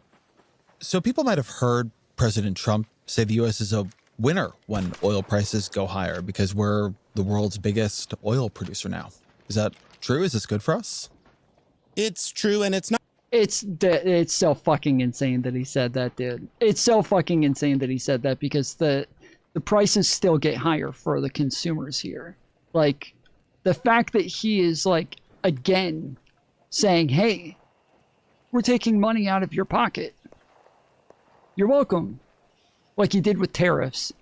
It's just absolutely fucking insane, dude. Like, how brazen do you have to be to say some shit like that? Hey, guys, we're going to charge you a lot more. But the government's making a lot more money.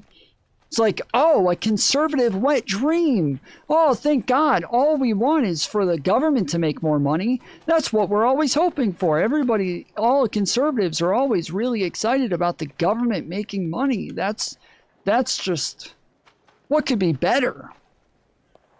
Absolutely fucking bonkers, dude. It is the case that the U.S. is the largest oil producer in the world, and it is noticeable that when oil prices spike, Putin celebrates, but the United States does not, even though we produce more oil than Russia does.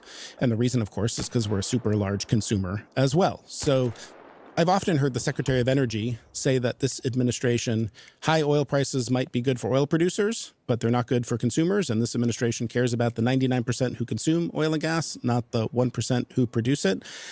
An oil price spike of this magnitude means a lot more money for producers, but consumers pay more at the pump. And what's different about the impact on the U.S. today is that an oil price shock is more of a distributional issue, meaning it's affecting people who consume. It probably has a smaller impact on the macroeconomy, on GDP, than it did before, because that increased consumer spending is flowing to domestic producers and their shareholders, and they're spending some of that money in our economy too. It's not flowing overseas the way that it used to. Which means that the issue is that if you're working class in the U.S. and you're filling up your car at the gas station, you're paying a lot of money. Whereas there are people who either own or are invested in U.S. energy companies who are making a lot of money. Well, U.S. producers are making a lot of money, and we should remember some of those are global too, and they own assets. But yes, U.S. companies, their shareholders, their workers, oil-producing states, of course, they all benefit from high prices. But I want to hold for a minute on the price here, because there is a disconnect between the price and the conversation I'm seeing among energy and military analysts that I don't entirely understand. As you mentioned, the price of a barrel of oil, or at least in the measure we tend to use, is a bit over 100 at the moment we're speaking. That is on the high side, but not, if you just looked at the chart and you had no narrative, you would not predict the conversation we are currently having, which is once-in-a-generation geopolitical crisis that has created the nightmare scenario for global energy supply, which is the closing of the most important choke point for global energy supply. People like you saying the scale of the current shock is extraordinary. Something seems off here. Either it seems the market is not correctly pricing in the risk that is being described by plenty of people in the market. When I listen to people who lead energy companies and are traders in this area, their hair is on fire. But this looks not much worse in 2022 in the oil pricing. So is someone wrong? Am I misunderstanding what markets are supposed to do in terms of pricing and risk? How do you explain this? Well, there are the so-called physical markets and then paper markets, meaning like there's the the price we see as a result of trading activity. And that is based a lot on expectations, not just the physical reality at any given moment. And so the price you're seeing includes what's happening, but also expectations about what is going to happen. And as I said a moment ago, if Trump tomorrow declares mission accomplished, we've done what we need to do, it's time to pull back, reopen the strait, it would take a couple of weeks, but eventually, you know, supplies come back reasonably quickly. And you saw, I went to bed, made a few notes last night before coming on your show about how high the oil price was, and woke up to find oil prices had fallen dramatically because President Trump made some comments about how he had very productive discussions with the Iranians and we were close to a resolution. And so the fundamental reality hasn't changed in the last 24 hours, but market prices fell enormously. Looks cracked out, I do. Because people had... I've watched I've watched back while I'm playing and I just have like my eyes like wide open, but a very blank stare on my face or like a blank expression. Like this the whole fucking time. I don't know what that is. It's that is me getting focused in.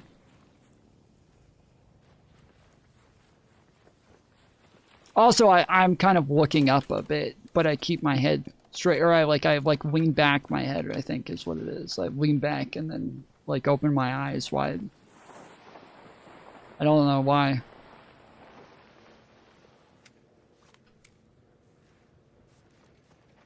Had an expectation that things would come to an end reasonably quickly. So I think that helps to explain the disconnect. It also takes time for the physical disruption to show up in the market. You know, you load a tanker with a bunch of crude from Iraq or Saudi Arabia, and it can take 2 weeks to get to its destination. So we still have some cargoes that were loaded before this all happened that haven't even reached their destination yet. You kind of work through some inventories, work through some oil that is in transit, and a couple of weeks into this crisis, then you start to see the physical reality bite a lot harder. The measure a lot of people actually see in their daily lives is the numbers when they go to the gas station. But something I'm hearing a lot about from energy analysts is the middle distillate products, the sort of fuels and the intermediate products that go into other things. And those actually seem to be going up in cost higher and faster than the price we pay at the pump. Can you talk me through both what those are and why that is?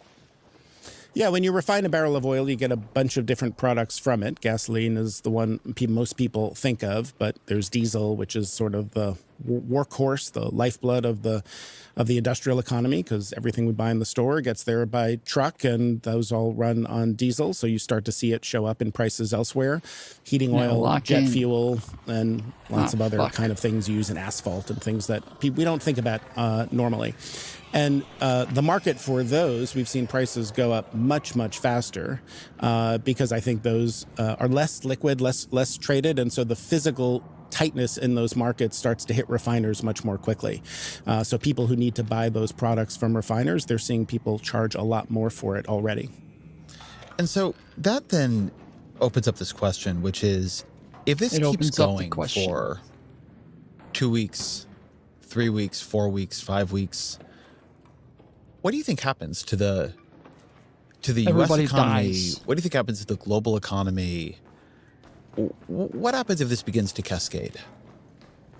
I think we haven't seen anything yet in terms of where I expect oil prices would go if this goes on for weeks longer. Because as I said, you really do need prices eventually to the physical reality catches up. You need prices to rise high enough to actually destroy demand. And that's hard to do. What does destroy demand mean? It means everyone figures out how to do the something demand other destroyed, than buy you gasoline. idiot. So you're going to drive your car less. We saw the CEO of United Airlines the other day say they were going to start to idle some of their flights, the flights that maybe get a little less revenue, like Tuesday, Wednesday, Thursday, rather than on the weekend. The flights that aren't as profitable, they're going to stop flying as many airplanes. And some industrial factory is going to shut down. We're already seeing countries that struggle to afford high prices in Southeast Asia, Thailand, Indonesia, Malaysia, countries like that have announced work from home 1 day a week. They are having school closures. They're putting in place emergency measures to cut fuel. So the question is, how high a price do you need for the global economy to use something like 10 million barrels a day less of oil? And that's a pretty high price. And there's, in the 1970s, there was a little actually lower hanging fruit. There were some opportunities to reduce oil use that were a bit easier.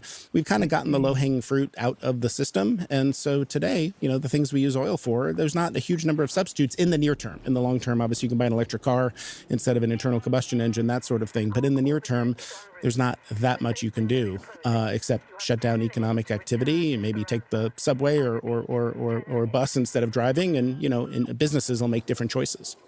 The economist James Hamilton famously documented public transportation. Basically, every major oil shock of the 20th century preceded a recession. Do you think that's likely to happen in this situation? Well, it depends how high oil prices go, of course. But if you're talking about the kind of levels that would be needed to make 10 million barrels a day of oil demand go down, then yeah, that is the sort of price level that could push the economy into recession. Because I think we think about this from the American perspective, where it would cause economic hardship and pain. It is hard to pay more at the pump. It is hard to pay more for a flight. But what will happen very quickly is that rich countries will begin bidding for scarcer energy supplies, and those supplies won't make it to poorer countries who cannot pay the cost. So if this continues, I think there's been a lot of talk about, say, recessionary risk in America, but we and Israel started this war. But if it continues, what happens to people in Malaysia or, people in Kenya? Like, what is the cost that we are risking imposing? Do I look normal? Yeah. On the 2 billion poorest people in the world who had no say in this. I mean, I think it has the potential to be really quite devastating. We saw that in the 2022 energy crisis, which was largely limited to natural gas. It didn't affect oil markets as much. So when Europe lost access to natural gas from Russia, what did Europe do? It went into the global market for liquefied natural gas. That's gas that can be traded more easily. And prices went through the roof. And like markets are supposed to do, the market allocated the supply to the people who could pay for it. So those flows went to Europe, and Europe paid a premium for it. And that meant that coal prices went up because coal was the substitute for the gas that would have otherwise gone to Asia. And so a country like China used more coal instead. But if you were a lower income country, like a lower to middle income country like Pakistan, Bangladesh, you struggled to afford any energy at all. And they really did start to see significant economic impacts to shut down economic activity, to not be able to get around. We're seeing in Pakistan now a huge cricket tournament, and they're telling people to watch on television rather than go in person.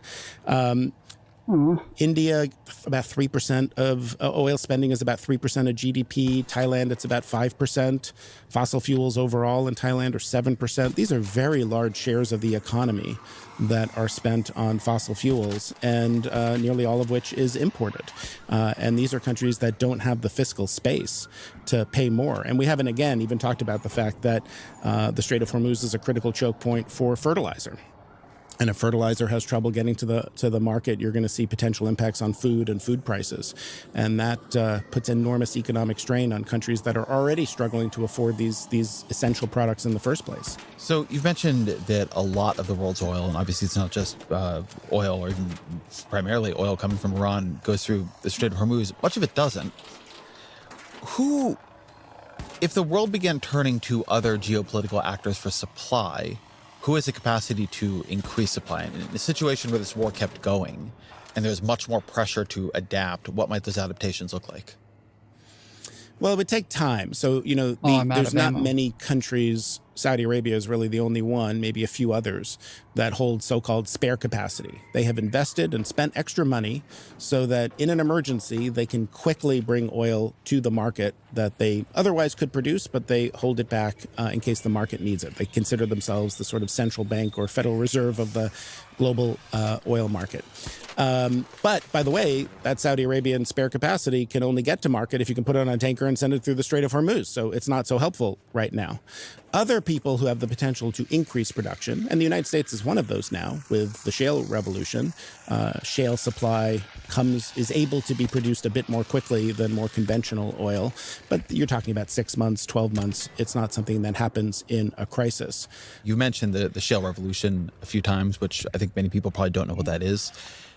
Can you just give me the brief overview? We're still part of an interconnected market, so we still feel higher oil prices, but it is hard to overstate how dramatic the transformation in the U.S. energy position has been in just the last 10 to 15 years. 20 years ago, the U.S. I talked about this last week, and a bunch of people were acting like I was fucking crazy. But the way that we've like our manufacturing is different. It changes the way that we deal with oil pretty much across the board. Was producing about 5 million barrels a day and importing 60% of its oil. We'd been, since the Arab oil embargo, year after year, you had presidents, George Bush in his State of the Union, warn that America was addicted to oil and high oil prices were bad for the United States and we needed to get off of Middle Eastern oil. And within just a couple of years, oil producers figured out new technology to do what's known as hydraulic fracturing. You could fracture rock and you could extract oil and gas from the geology in ways we didn't quite know was possible or economic before. And it started with natural gas and then it extended to oil, and it just really has taken off, this extraordinary increase in U.S. production. But that's starting to peter out now. The growth is not happening in the same way it used to. Gross. And so these big oil companies were already saying, where's the next increase in production going to come from? And they were looking at places like Iraq and Libya and going back to some of these geopolitically risky places. And I suspect people might be rethinking a little bit of those plans now, or at least assigning a bigger kind of geopolitical risk premium to those investments. What about Russia? One of the things you mentioned early on in this that I think will sound strange as a sentence is that one of the moves the Trump administration has made is to desanction Russian and Iranian oil and gas. Now, to the extent I know anything about our current foreign policy, it's that we have been trying very hard to sanction Russian and Iranian energy exports. So what is going on there? You know, I think we are showing in this conflict the limits of the willingness of the American people, the American government, to bear pain in energy markets, pain at the pump to pursue foreign policy objectives. That has always been the case. In 2022, after Russia invaded Ukraine, we did not use every tool we had in our toolkit to put pressure on Putin. We had some efforts to get it to deprive it of some oil revenue, but we did not impose full sanctions to try to prevent Russia from selling all of its oil to the global market, because Russia just exports too much, and you would have sent oil prices through the roof for all of us if we had tried to do that. I worked in the Obama White House when the original sanctions were put on Iran, and the big question was, how do you take Iran's oil off the market? That was on 1.5, 2 million barrels a day, and not send oil prices skyrocketing in the process? How do you impose the pain on them, but not impose it on us? And so we've always been reluctant, and Iran is realizing that now. They know that. That's why they're doing what they're doing in the Strait of Hormuz. Because we're part of an interconnected global oil market, our options are limited to pursue foreign policy objectives targeted at big oil-producing states if the result of that is you send oil prices through. Nah, this isn't our problem. This is Europe's problem. Through the roof and impose pain on ourselves in the process. So, because oil prices are going up so much, the administration is looking to pull every lever it can to find some relief. And one of the sources of relief is Russia has produced a lot of oil that is sitting, floating on the water, so to speak. It's in tankers looking for a buyer. It was having to discount that oil a lot to find a buyer, because people don't necessarily want to touch sanctioned oil. You have to use a sort of shadow economy to do it. And they're saying now, please take those barrels as fast as you can, get them into the market to bring prices down. And now they're done the same thing for at least the next 30 days for Iran, which is, as you said, a bit odd to be pursuing a military campaign against Iran. And one of the tools we have to take to deal with high oil prices is to let Iran sell more oil, not just to sell more, but even more importantly, to get a better price for the oil that may have otherwise been sold in that sort of shadow economy. Okay, I'm sorry, but that's insane. Just as a 30,000 foot that we are bombing the country into rubble, that as we speak right now, threatening to destroy their power plants and desanctioning their oil. Like it really shows something here was unplanned for or is off. And also that if we're at a place now where we are waiving sanctions on Iranian oil for 30 days so that they can put that oil in the market as fast as possible, it probably would have been sold eventually anyway, but let's do it faster. And again, they're going to get a better price for it.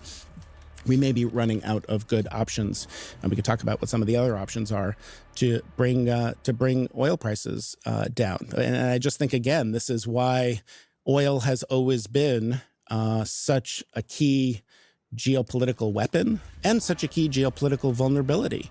Let's talk about energy as a weapon for a moment. You and Megan O'Sullivan published late last year in Foreign Affairs a big piece called "The Return of the Energy Weapon." What's the energy weapon? Well, and there's nothing new about energy being used as a weapon.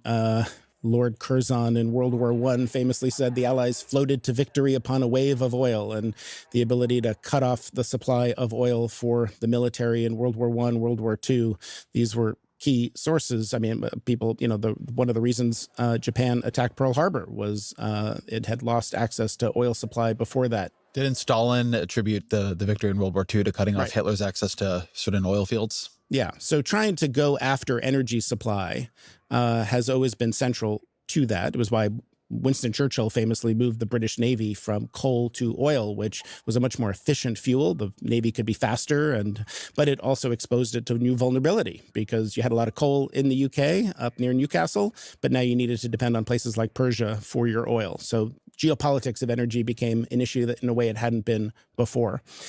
We wrote that piece because I think that the idea of energy being weaponized, which of course was a national trauma in the 1970s, particularly after the Arab oil embargo, lines at the gas station, really it did have a long-lasting effect on energy policy in the United States. And the way we think about energy has been framed by that trauma that energy, particularly in the Middle East, could be weaponized. But the world has changed a lot in the half century since then. The United States is now the largest producer of oil in the world by far. And generally, we've had this multi-decade period of a relatively cooperative and copacetic geopolitics, economic cooperation, and then globalization, bringing other countries into the fold through the World Trade Organization and in other ways. And so I think we generally became a bit complacent with risks to energy security, viewed them as largely a thing of the past. We had this unprecedented increase in U.S. supply that comforted markets a little bit and provided What is with this fucking shot, dude? Why do they keep doing this to us? It's ridiculous. Supply kept prices low. Power demand was flat in the United States and Europe for the last 20 years. Of course, now it's surging again with data centers and other things. But the most significant shift is the global order we knew seems to be collapsing beneath our feet. And we're in a new world of conflict and competition and rivalry between great powers. And in a world that is in disorder like that, a world where there is increased risk of conflict and competition, there's no reason energy would not be a key weapon and a key source of vulnerability. And we're starting to see that play out. Obviously, what Russia did to cut off the gas supply to Europe after it invaded Ukraine, or even China last year restricted rare earth exports, and that really shook up the foreign policy community in ways that sent shockwaves through it. And in ways that made us back down quite quickly from the trade war that Donald Trump had begun with China. You used a lot of passive voice in that answer. You talked about risks to energy security, global risks to energy security. You talked about the collapsing of the global and international order. But we chose this, right? This didn't happen to us out of nowhere. The global order isn't collapsing out of nowhere. I mean, we're not the only ones. Russia certainly bears its share of responsibility. China has had its violations, but Donald Trump has been lighting the global international order on fire, deposing and capturing presidents of other countries, launched a war with Iran with no consultation functionally of anyone, except maybe Israel. And the risk to energy security here again was us. We chose to put energy security at risk. We seem to have done so without any real planning for what it would mean. We, in a very loose sense. It reflects something, I think, which is sort of odd, which is when you think about the conversation that dominated this in the 2000s, we needed to get to a point where America had energy security, where we couldn't be squeezed by OPEC. And we actually did quite a lot in that direction and became a net energy exporter and had this amazing shale gas revolution and began to work on decarbonization. And then in just the past couple of years, I mean, Trump has destroyed the solar and wind subsidies, is trying as best he can, it seems to me, to set back our work on decarbonization and electrification, and at the same time has executed a series of moves in foreign policy that have created a lot more instability in the global economic and political order. It has been, we have chosen volatility that we have not planned for in a way that is very strange. Yeah, it's hard to disagree with what you just said. But as you said, it's been like coming for some time, and there's a number of actors. Some of your listeners will recall this speech former National Security Advisor Jake Sullivan gave at Brookings, where he tried to explain why this order was changing. And part of it was China wasn't playing by the rules that a lot of people thought they might 2 or 3 decades ago.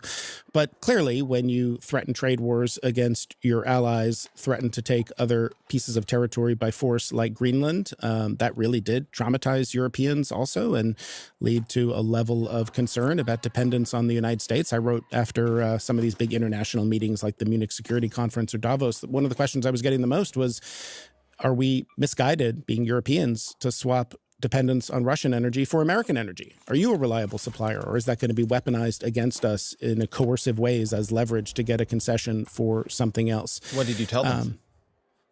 I think it's probably not the case, but I understand why they might be concerned about it. I mean, I think U.S. energy exports are probably pretty reliable, but we are seeing an administration that is looking for leverage, looking for ways that it can sometimes use coercive tools to extract concessions from others. And it seems like that's part of what the strategy with the Liberation Day tariffs was.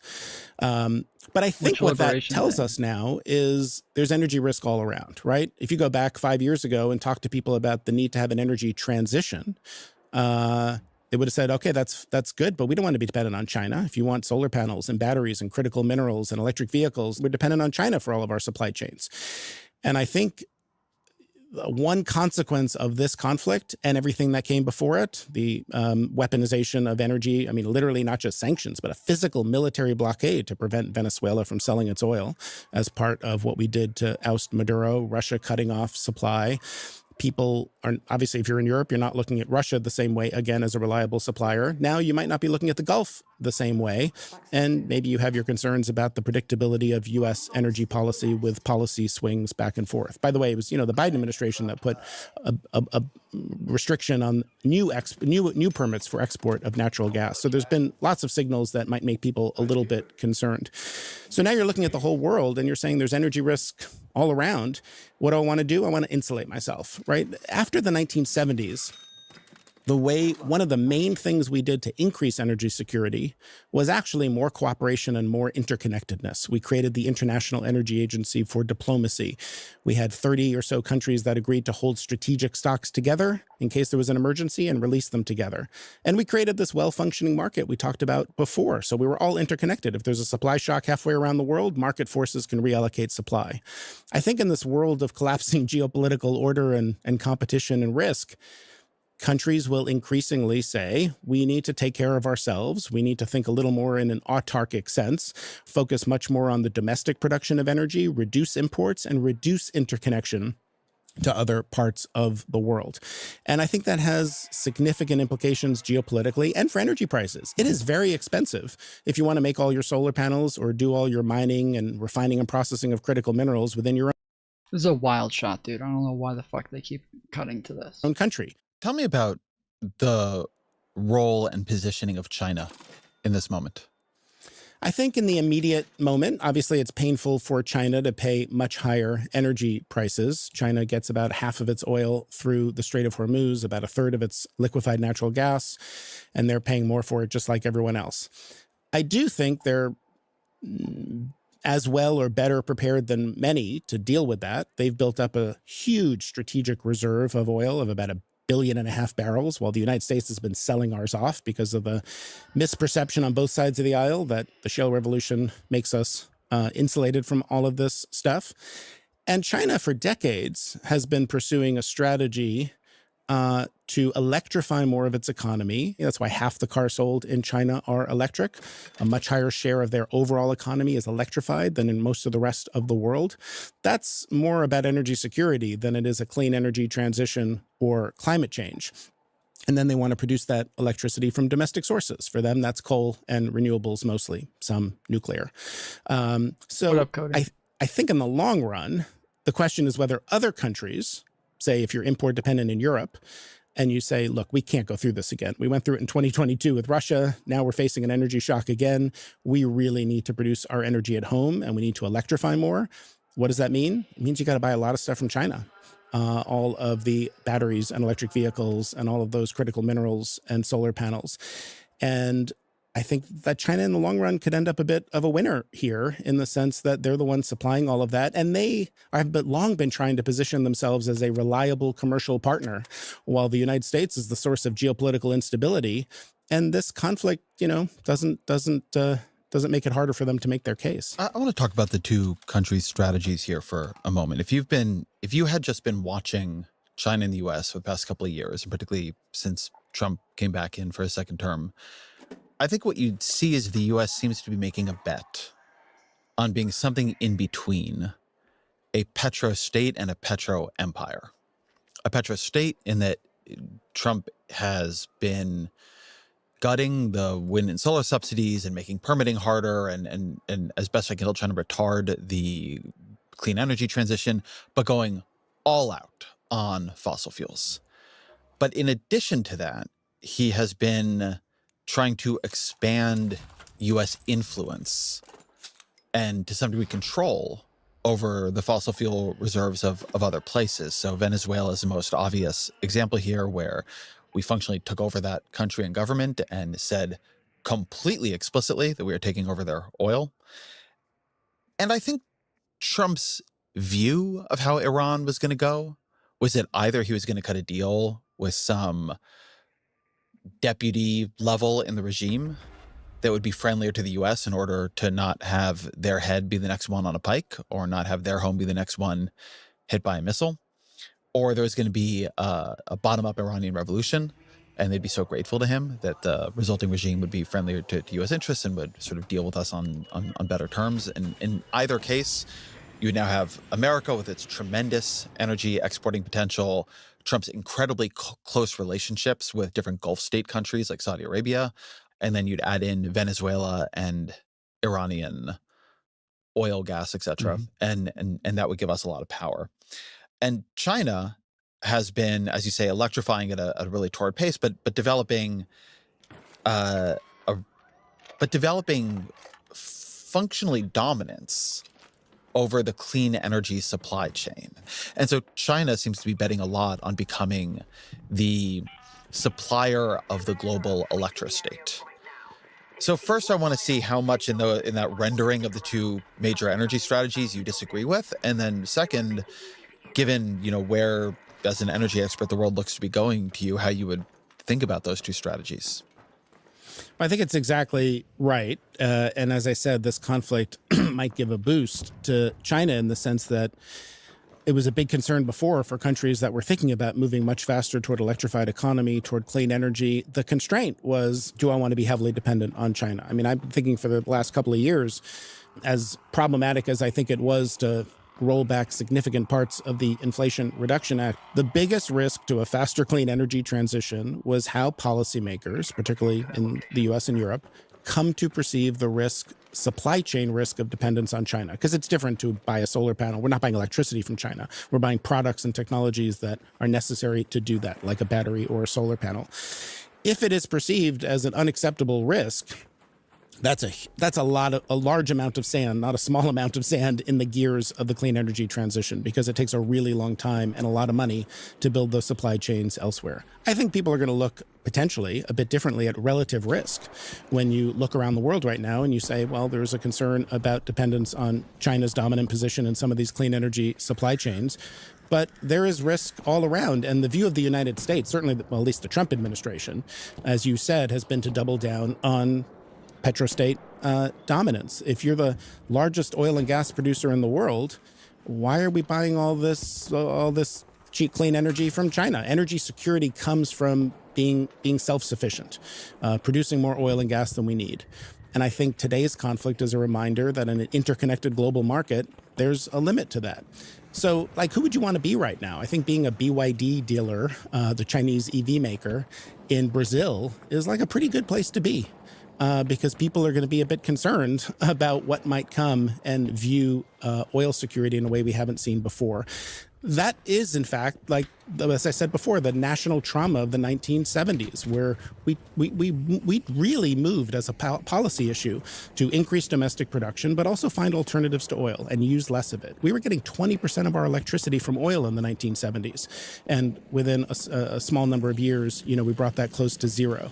So we looked for really opportunities to use less of that. And I think depending on how long this goes on and how large the economic shock is, as we talked about earlier, it has the potential to be something that causes that sort of long-lasting effect. I'm interested in what you think that could mean for the long term. So you go back to the oil shock of the 1970s, and you have a major effort to find efficiency because there's not a straightforward and viable alternative for what energy you would use to run the global economy. And so you have, Jimmy Carter telling the country to turn down the thermostat. Right now, you have been in this period where we've seen a tremendous transition to solar, to wind, to geothermal, to batteries, to other kinds of things. And in the last, it's 2026, in the last 5 years, you've seen two tremendous geopolitical shocks to global energy flows. So as somebody who studies clean energy transition, which mostly we've talked about in terms of climate change, do you think this is in the long run an accelerant of global clean energy transition simply because it creates, less dependencies on some of these traditional players? Or does it just create new dependencies like on China or on whomever you get your electricity piped in from, such that does not offer itself as an answer? I think, again, and we don't know yet how long this conflict's going to go on, how severe it will be. But as we were talking about earlier, the potential that we haven't seen anything yet with oil prices. And if this goes on for weeks longer, or if there's real damage that causes the infrastructure in the region to take years to repair, this has the potential to be a kind of shock more like we saw in the 1970s than anything I've seen in the 25 or so years that I've been working in energy policy, geopolitics, national security issues. And I think that would be a significant accelerant and, frankly, a more powerful one. I mean, although I would like climate change to be even a stronger concern for policymakers than it is, if something is a national security issue and it's top of the agenda in the Situation Room, it's going to move policymakers in a way that the urgency of climate just doesn't today.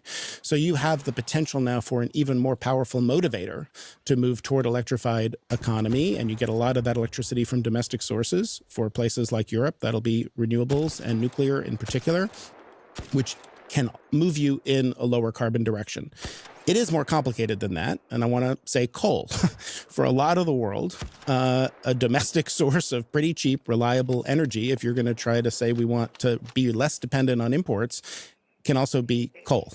And if you're in Indonesia or parts of Southeast Asia or other places, you're seeing a lot of that. So it doesn't always cut, necessarily in one direction. And the impact here is not just we want less fossil fuels, hence the comment about coal. It's we want less interconnectedness. I'm wondering, I know a lot of people are saying that this will actually change the pricing for literally forever. I'm wondering how realistic that is. That this is just kind of everything will just continue to to go up because of what's happening right now. And that there isn't any going back down. Like, I think COVID kind of did that to an extent.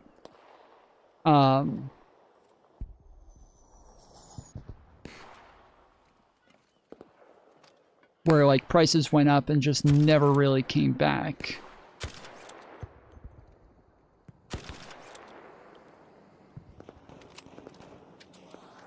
We don't want to be volatile, exposed to these volatile global markets that are exposed to geopolitical risk, and we want to reduce imports.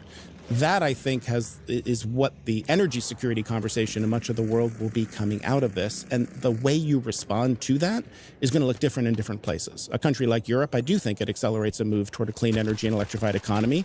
It might look different in other places. And how about Iran itself? Right now, as we're speaking, it does not look likely to me that Trump and Netanyahu are going to succeed in their initial goal of regime change. And if you are the Iranian regime that survives this, under whatever conditions that might be true, I mean, it's not going to be a disarmed regime. We're not going to have the boots on the ground that would be necessary to make that possible. You think about the weaponry that Hamas was able to smuggle into Gaza when it was encircled by Israel, and there's going to be no level of control over Iran that is anything like that. If you're that Iranian regime, it seems to me what you have learned is that your best defense, aside from eventually getting a nuclear weapon, is your ability to close down the Strait of Hormuz. That you want to be putting a huge amount of your effort and national defense strategy in figuring out how to threaten the regional energy supply through, attacking the energy systems of other Gulf states and through closing down the strait. And so in sort of forcing Iran into this position, you might have really forced it into a position where it is going to figure out how to make sure they can wield the energy weapon even more effectively in the future, thus creating better deterrence against its enemies. I'm curious how you think about that from an energy weapon perspective. I think that's right. I think it's true for Iran. It's true for others as well. Iran has, at least for a 30-day period, it's temporary, secured greater sanctions relief from the United States by cratering the global oil market than it did through years of negotiation about how it might adjust its posture toward, its nuclear program. And we've learned how asymmetric that weapon can be. It just doesn't take a lot to not even physically close it, but to create the risk perception that you could close the Strait of Hormuz. And so the thing about the energy weapon is it is quite asymmetric. You don't need a massive military and battleships to wield it. You can do it in a much more targeted, lower cost way. And I think that is a lesson that Iran is learning from this, and I fear other countries might learn as well. Are there lessons the United States should be or is learning from this? I think there are lessons we should be learning, and the first is kind of the myth of energy independence. There are no doubt economic and geopolitical benefits that have come from moving from importing 60% of our oil 2 decades ago to being the largest producer of oil in the world and a huge net exporter. But that doesn't mean we are independent. It doesn't mean we are isolated. Well, I don't think anybody thinks that actually means you're like actually independent. There's just the term that means that you bring in more than you use or export, but it doesn't actually mean that you're independent. And I think everybody's been well aware of that for a long time, that like it doesn't literally mean independent in the way that we would generally use the term. And insulated from what happens halfway around the world. And the best way to protect ourselves would be to use less oil in the first place, so we were less exposed to these geopolitical shocks, not just to produce more of it. I should note it is different for natural gas. I mean, the price of natural gas in Europe and in Asia has soared to $15 or $20 per million BTU. In the US, it's $3. And so the price of natural gas here is disconnected. We do not have a natural gas crisis right now in the same way that Asia and Europe do or did in 2022. Yeah, it's going to make our allies quite thrilled with us.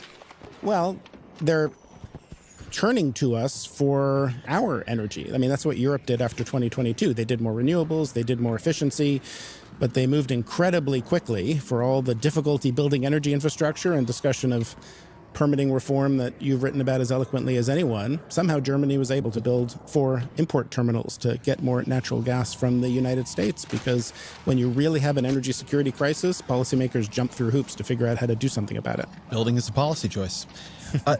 So it seems to me that there are now 2 pathways for Donald Trump in this war. One is in the quite near term, in the next days or week or two, to simply say, my goal here was to reduce much of the regime's offensive capability to rubble, to destroy their navy. We've done it. We're done.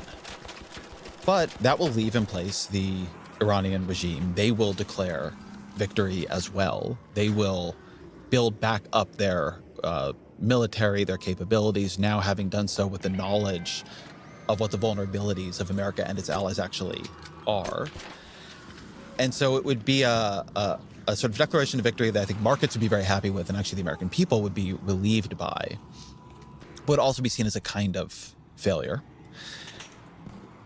And remember, we had a bombing campaign against them not that long ago, said their nuclear capabilities were obliterated, and then a year later started this campaign because now we say they were only weeks or days away from a nuclear weapon. So apparently our ability to bomb them into sustained powerlessness is not what one oblivion.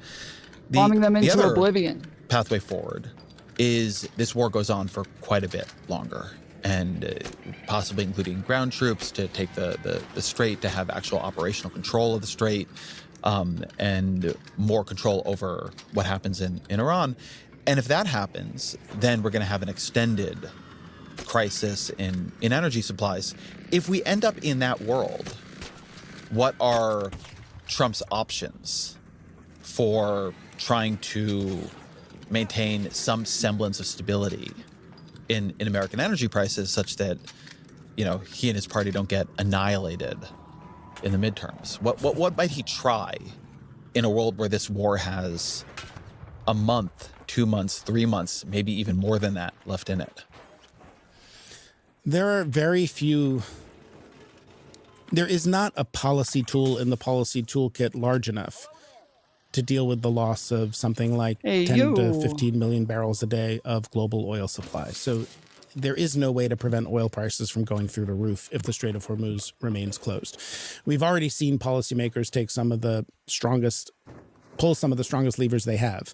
The largest ever release of strategic stockpiles through the International Energy Agency, 400 million barrels. And the day that was announced, oil prices went up, not down, because it was perceived as there wasn't a lot of detail around it, but it's just not enough. And what matters is not the total number. What matters is 10 to 15 million barrel a day per day disruption, how much you can get into the market every day, and that's maybe 2 or 3. And then you're going to see some other ideas thrown around, like waiving this law that makes it hard to move fuel between 2 U.S. ports, waiving some environmental standards. All of these are a few cents at the pump at most. There is really not much that can be done. So I think you're going to have a real energy crisis, and we're going to have to. I think that's going to be a major constraint on the administration that might cause people to need to pull back much more quickly. That's what the market's betting on. That's where we started in the beginning, and why oil prices are not much higher than they are today. And we should remember that most of the energy infrastructure in the region has not yet been damaged. So it can start to reoperate, start to operate again relatively soon. If you really start to see tit-for-tat escalation, where you go after Iran and they've signaled they can come right back at us and other Gulf states, then you're talking about months or years, not weeks to months, to try to get things back to normal. Walk me through, I don't know if I want to say the nightmare scenario, but one of the more concerning scenarios there. So let's imagine a situation where Trump doesn't decide to attack Iranian power plants, say, and the regime responds by unleashing drones and missiles on regional energy infrastructure. I mean, you've mentioned with the Strait that what's going on with the Strait is that you've closed a waterway. So if you reopen it, things can just start moving through it again. But if you damage a bunch of multi-billion-dollar energy installations, you can't rebuild those in a morning, in a week. So what does that create as a possible long tail? I think people in their heads have the idea that the energy price disruption ends the moment, roughly, the war ends. What would a war look like where that would not be true? I think the main thing would be either that the risk perception is still there, which makes it harder for people to move through. The U.S. tomorrow could say, we've done what we need to do and we're leaving now. Thank you very much. You're not going to see tanker traffic restart unless Iran says, Iran and Israel have a vote in this also, not just the United States. And so if Netanyahu says we're not done yet, or Iran says we don't feel the same way, then you're not going to see tanker traffic go through. So you need to get to a place where people have confidence that it is safe to move through the Strait. And then you have major pieces. Iran's President Trump a few days ago threatened to attack Karg Island, which is this major piece of energy infrastructure that is responsible for most of Iran's oil exports. If that were attacked, we know what Iran would do in response. They would attack an important piece of energy infrastructure somewhere else. In 2019, the Houthis attacked Abqaiq, this critical oil installation in Saudi Arabia. And it was remarkable how quickly the Saudis could get that back up and running. But the damage could have been much worse. And so if you do something like that, you could see millions of barrels a day of disruption that we haven't seen yet. By the way, Saudi was exporting about 7 million barrels a day before this, and now they're getting to 4 or 5 through a pipeline to bypass the Strait of Hormuz and send it to the Red Sea. There's a port called Yanbu in the Red Sea. That's vulnerable, and we saw what the Houthis could do to tankers in the Red Sea not too long ago. We haven't seen attacks there yet. So if that sort of energy infrastructure is damaged, again, coming back to the attack on Qatar a week ago, the Qataris have said for the roughly 20% of their project that was damaged, it's going to take 3 to 5 years to repair. Maybe they can do it in 2 to 3, but that's not weeks or months. Then always our final question. What are 3 books you recommend to the audience? Given how much this conversation has been about the physical constraints and choke points like the Strait of Hormuz, I would recommend that people read an excellent book called Ed Conway's Material World, which is a really great reminder of how important things we never think about, like copper and sand, are to the global economy. We don't think about it until something breaks. And what that book makes clear, and what this moment is illustrating, I think, in real time, is just how dependent we are on all of those materials that we take for granted. I'd put that alongside a book called More, More, and More by Jean-Baptiste François. I think I'm saying his last name correctly, a French academic and scholar, which explains why it is so hard to have an energy transition. If you go back over time, we have added clean energy at an unprecedented rate, and it's met most of the growth in global energy demand, but oil use, gas use, coal use, they are all still going up as well. And he nicely walks through history and shows things like we have this narrative, we think, that the Industrial Revolution meant coal replaced the use of wood because we stopped using wood as a fuel, but then we needed all the wood to reinforce and build the coal mines, and we needed the wood for the little ties that go on the railways because the rails were what moved the coal. So wood demand went up because we ended up using it for other things.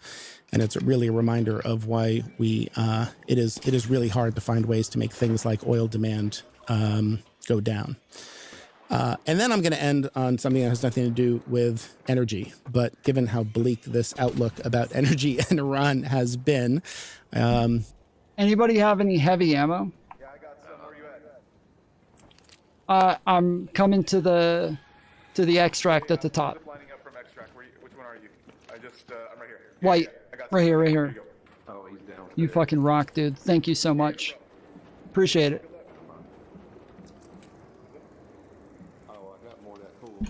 I think it's worth making space for a little bit of joy in our world, and anyone who reads my weekly emails knows that I always find a way to work a reference to Bruce Springsteen into them, because if you like joy, you should go see Bruce Springsteen live, which you can do again starting next week when he kicks off his new tour. So I would read Deliver Me From Nowhere. As good as the movie was, the book was even better, going much deeper into sort of the tension between who we want to be and what society expects us to be.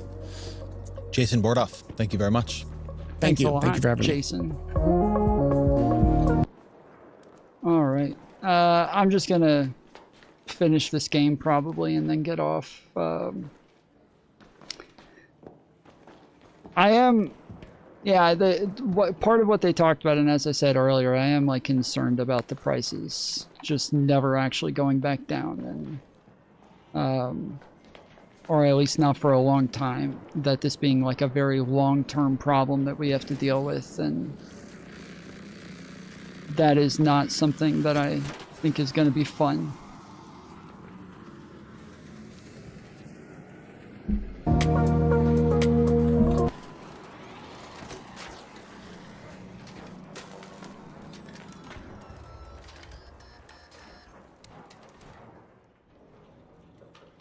Oh, my shield's broken. Fuck.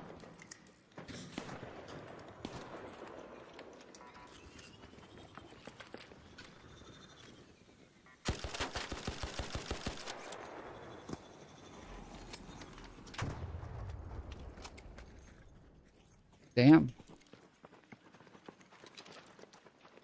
Okay.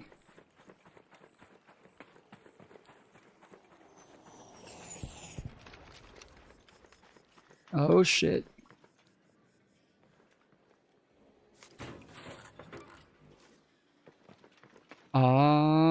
Here we go.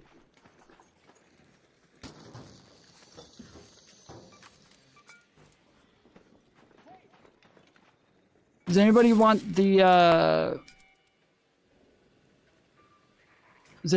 energy clips?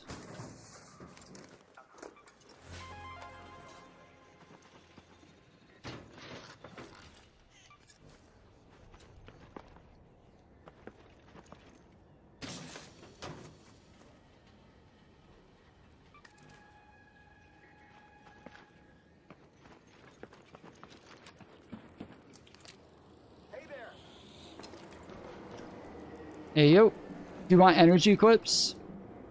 Oh, I'm good, man. Well, I'll take one of them. Do you want energy clips, though?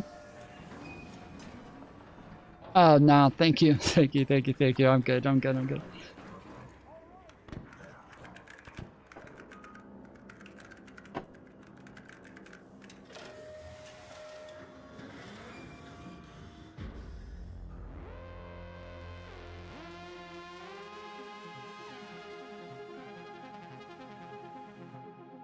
So is Trump's new deadline tonight? I can't keep track. Yes, his new deadline is tonight.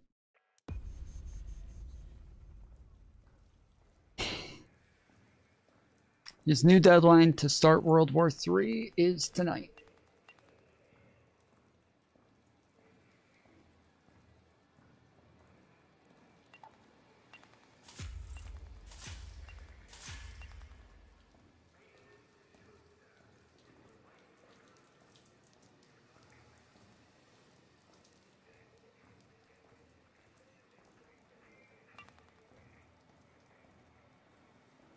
$12,579. Jeez. My guess is Taco. Yeah, my guess is as well. I assume at least this time he'll probably do something. Like he'll probably bomb something. But this time, like he literally threatened to genocide them. Like not even kidding. I'm not even joking. His threat is to genocide Iranians. He says he's going to wipe them out. unironically said, like, you know, something like, oh, they've been a great people who have been around a long time. It'll be sad to see them no longer around, or something like that. Like, he is literally threatening to genocide them. He's threatening to wipe out all Iranians forever.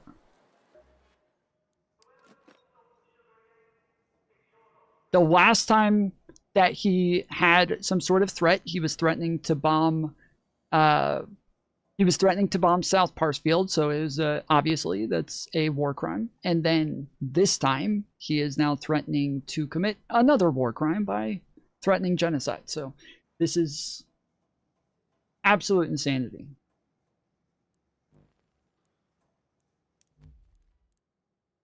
I mean, am I crazy? Is that what you guys got from this as well? Like, did you guys get that from this as well, that he's like threatening to wipe them out as a people?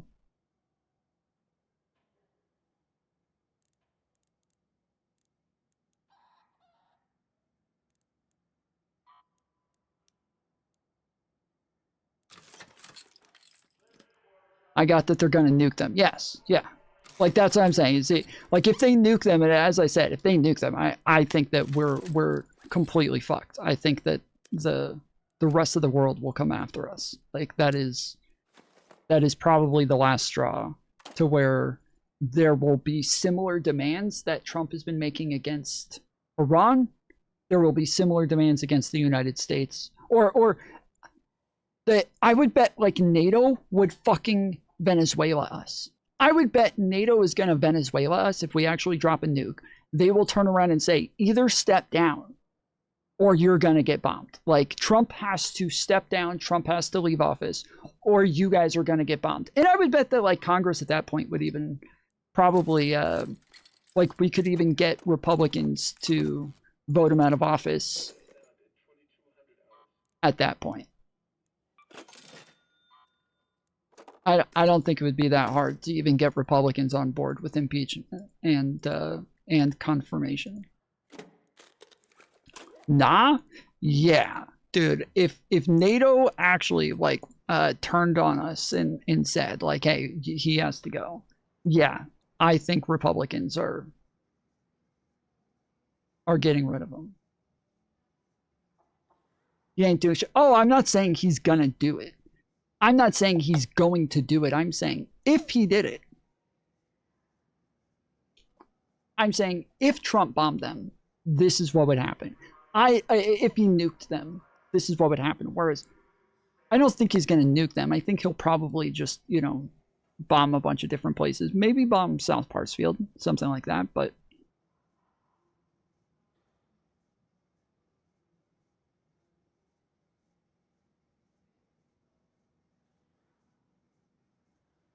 I'm sorry, Tom, but no one is saving you. We Europeans can't do shit to get Trump going.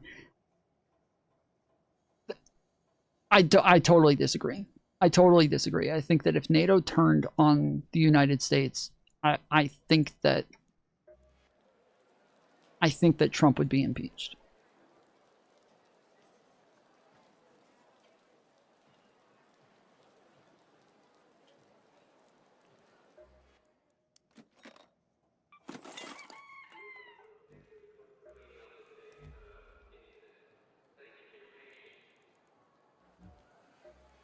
I think I did pretty good there. I probably got up into, like, the top, yeah, number 10. I'm in the top 10. I killed it in that one. I killed that one. Hell yeah. I got 12,002 separate sections. Damage vaporizers and damage arc enemies in Old Town. I got 12,000 in each. That is some good numbering. NATO isn't strong enough to handle Russia, even without the U.S. Again, I don't think that they would get rid of the U.S. Again, I don't think that they would actually get rid of the U.S. I think, one, if Trump nuked Iran, Russia and China would probably want to come for us anyways. And so to avoid that, NATO would have to make threats themselves. which essentially would be NATO to an extent teaming up with Russia and China, but probably just to get Trump out of the way.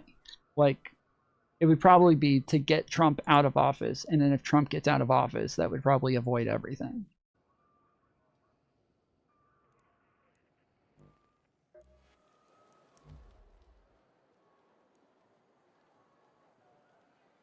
Because NATO's only choice is if China and Russia did actually come for the United States. NATO's option is either fight with the United States or fight against the United States. They're not going to fucking sit that one out. So their best option would probably be to just say, like, hey, like, Trump has to step down.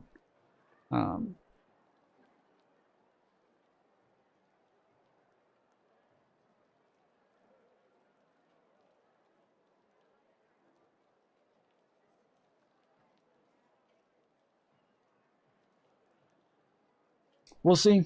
I don't know. I mean, Trumpism is like enough of a wild card. I think that, like, every time Trump chickens out, right? I think that there are other, like, externalities that are kind of forcing him to do so. Like when it comes to tariffs with the stock market dropping, I don't think he actually gave a fuck all that much. I think that it was probably other Republicans that were, like, breathing down his neck saying, like, yo, you have to stop this. Like, you're fucking killing everything. We're all going to lose our seats. We're all going to get primaried if you don't do something about this. And so I think that every time Taco Trump rolls around, I think that it's everybody else kind of coming in and being like, yo, you gotta chill.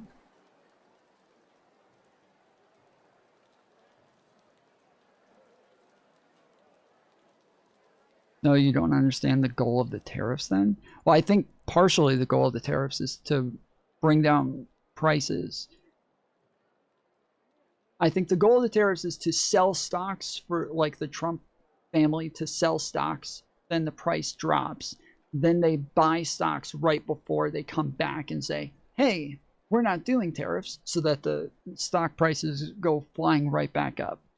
And then they literally just gain millions and millions of dollars without ever doing anything. They wanted to set a base tariff for all Americans to pay higher fees on everything. Then they remove income tax and replace with sales tax. No. It doesn't make sense what that has to. Why would they why did he keep backing off the fucking tariffs then? That literally makes no sense.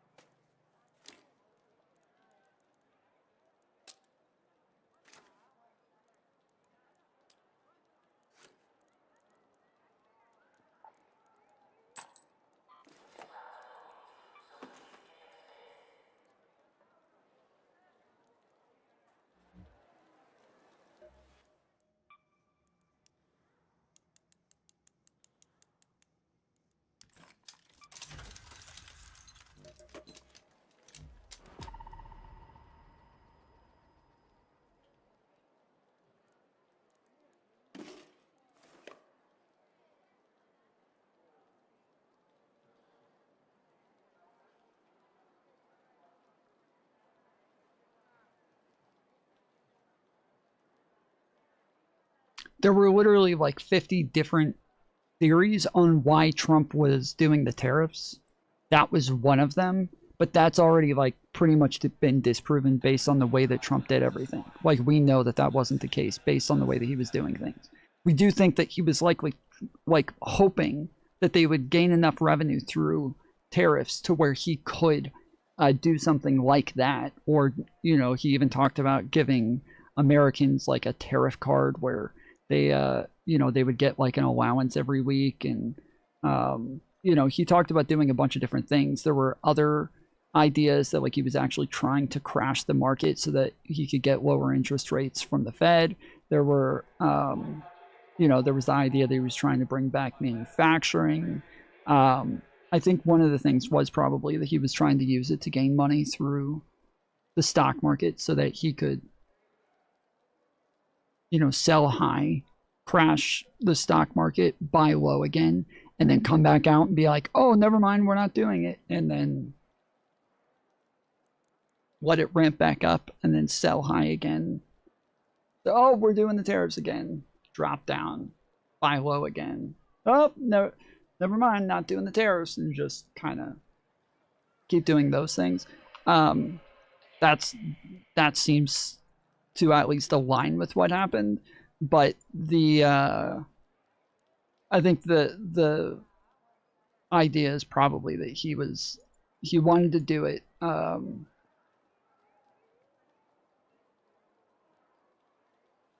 Because like obviously there were companies that were bringing manufacturing and jobs into America, and his job numbers were shit. And I think once the job numbers started to come back and show that he had horrible job numbers, I think that became his main motivation, regardless of what the motivation was before that. I think the main motivation for him became getting more businesses into the United States. But the problem was that the tariffs made just as many companies offshore labor as they were before. Like, it didn't matter how many he brought in. Every other business was disappearing because of them. Did Trump set up any manufacturing infrastructure after threatening tariffs? Oh, what do you mean? Like, do you mean like did businesses actually come in and start building?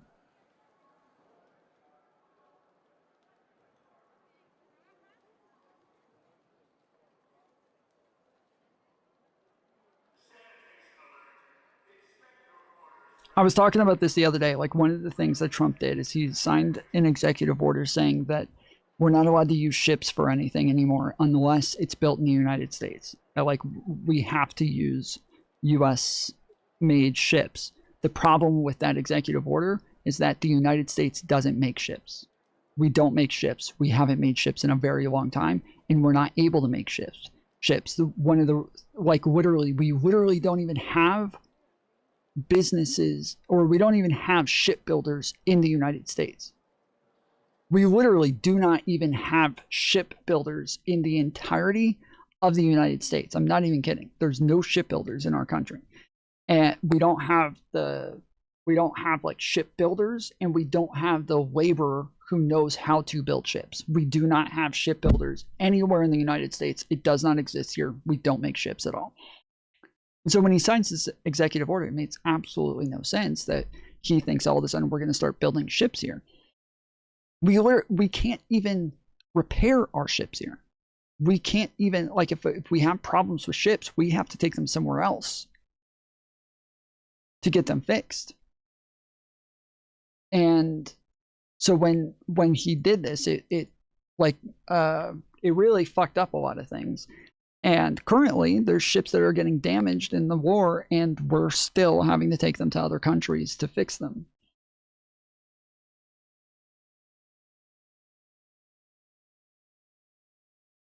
Yeah, Arian, I don't know that the United States actually promised them anything.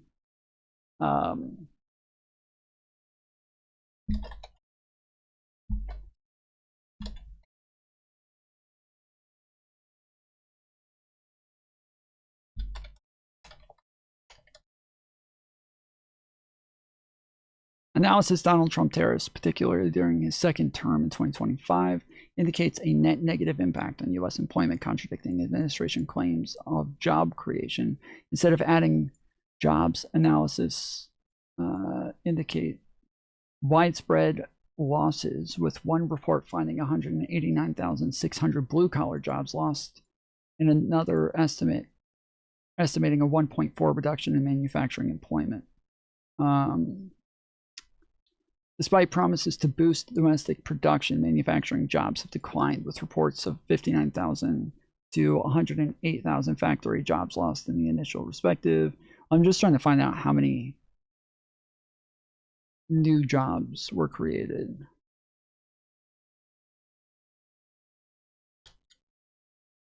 Analysis of Trump's tariffs, particularly those enacted around 2025, 2026, generally indicate I don't care about the net.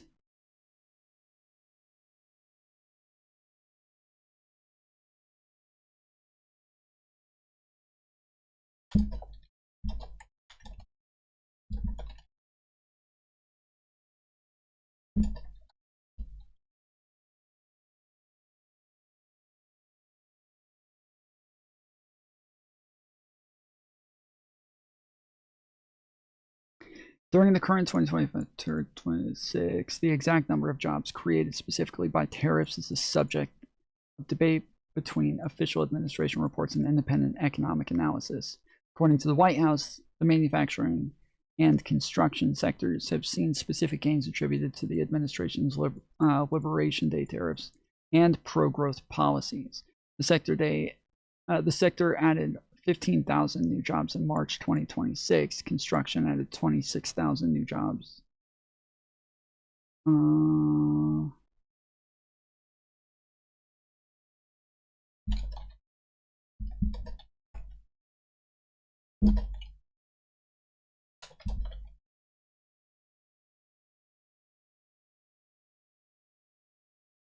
Since the start of the current term in January 2025, several major corporations have announced plans to move production or invest heavily in U.S. facilities to avoid the 2025 Liberation Day tariffs. The following companies have made specific reshoring or expansion announcements. Whirlpool announced a $300 million investment in its Ohio operation to create 450 to 600 new jobs while moving some KitchenAid brand manufacturing from China back to Ohio. Honda will now produce its new Civic Hybrid in Indiana instead of Mexico to avoid auto import costs. Pratt Industries committed $5 billion to create 5,000 new jobs in Arizona, Michigan, Ohio, and Pennsylvania for recycled paper and corrugated box manufacturing. Simon's Healthineers relocating manufacturing operations for its Varian company from Mexico to California as part of a $150 million expansion.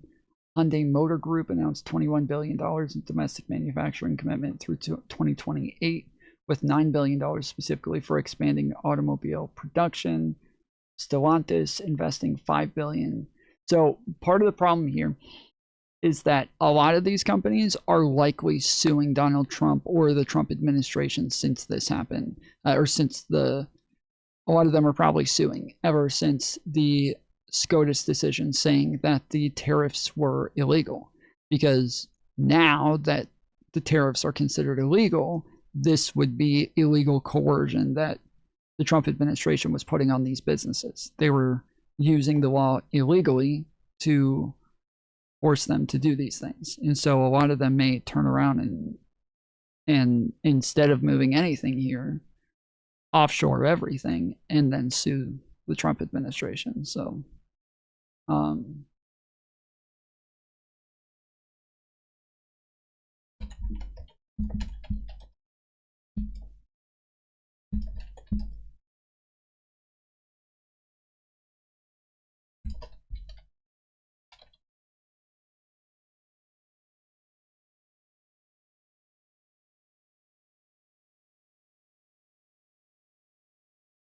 yes, several of the companies listed earlier, along with over 1,000 others, have filed lawsuits against the Trump administration. The primary legal challenge centers on the administration's use of International Emergency Economic Powers Act to impose the Liberation Day tariffs in 2025. In February 2026, the Supreme Court ruled these tariffs were illegal, finding the administration overstepped its authority. While some companies like Whirlpool publicly supported the tariffs for leveling the playing field, many major corporations have moved or expanded U.S. operations are also suing to recoup billions in paid duties. Toyota is suing, Honda is suing, FedEx is suing, Whirlpool, though a vocal supporter of the company reported paying $300 million in tariff costs in 2025 and has since navigated a complex refund portal to recover these expenses following the SCOTUS ruling.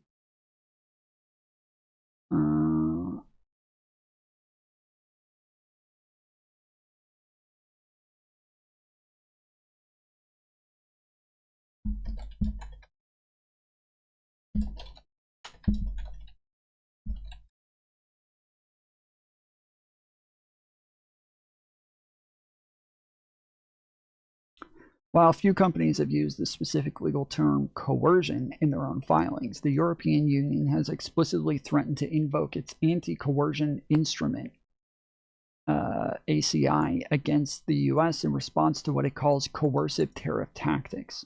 Domestically, companies and states are using similar language to describe the administration's methods as a means of leverage or economic war. Key examples of these claims include Anthropic and tech firms. Silicon Valley companies have expressed fears that the administration is using tariffs and other interventions to coerce private businesses into making concessions, such as giving the executive branch equity stakes in their companies. Yeah. Okay. Yeah. A lawsuit from 24 states argues that the administration's use of tariffs has been erratic and reflects the president's whims rather than reasoned policy, effectively forcing states and businesses to manage the resulting economic chaos. Costco and retailers. In its challenge, Costco argues that the tariffs unlawfully drove up costs, effectively forcing them to pass price hikes to customers, while they won't just absorb economic damage when Washington plays trade politics.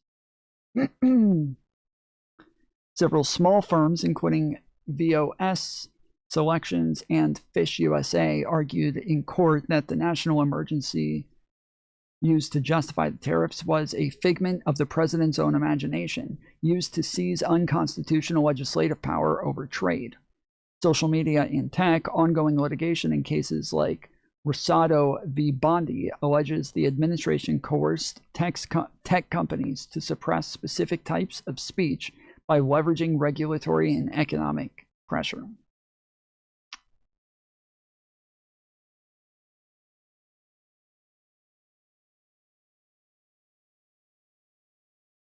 So yeah, this is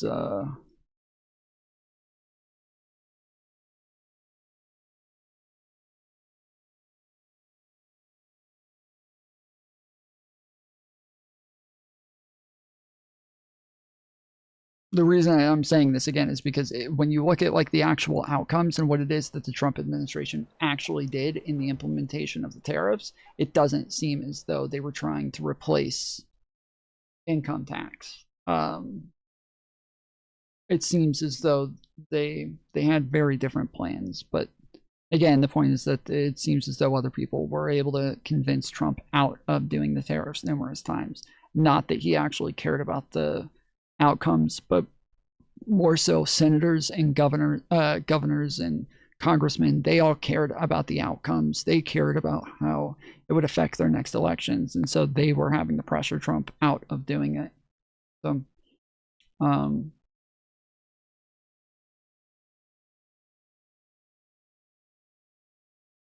So is Trump going to nuke Iran? I would say no. I don't think so.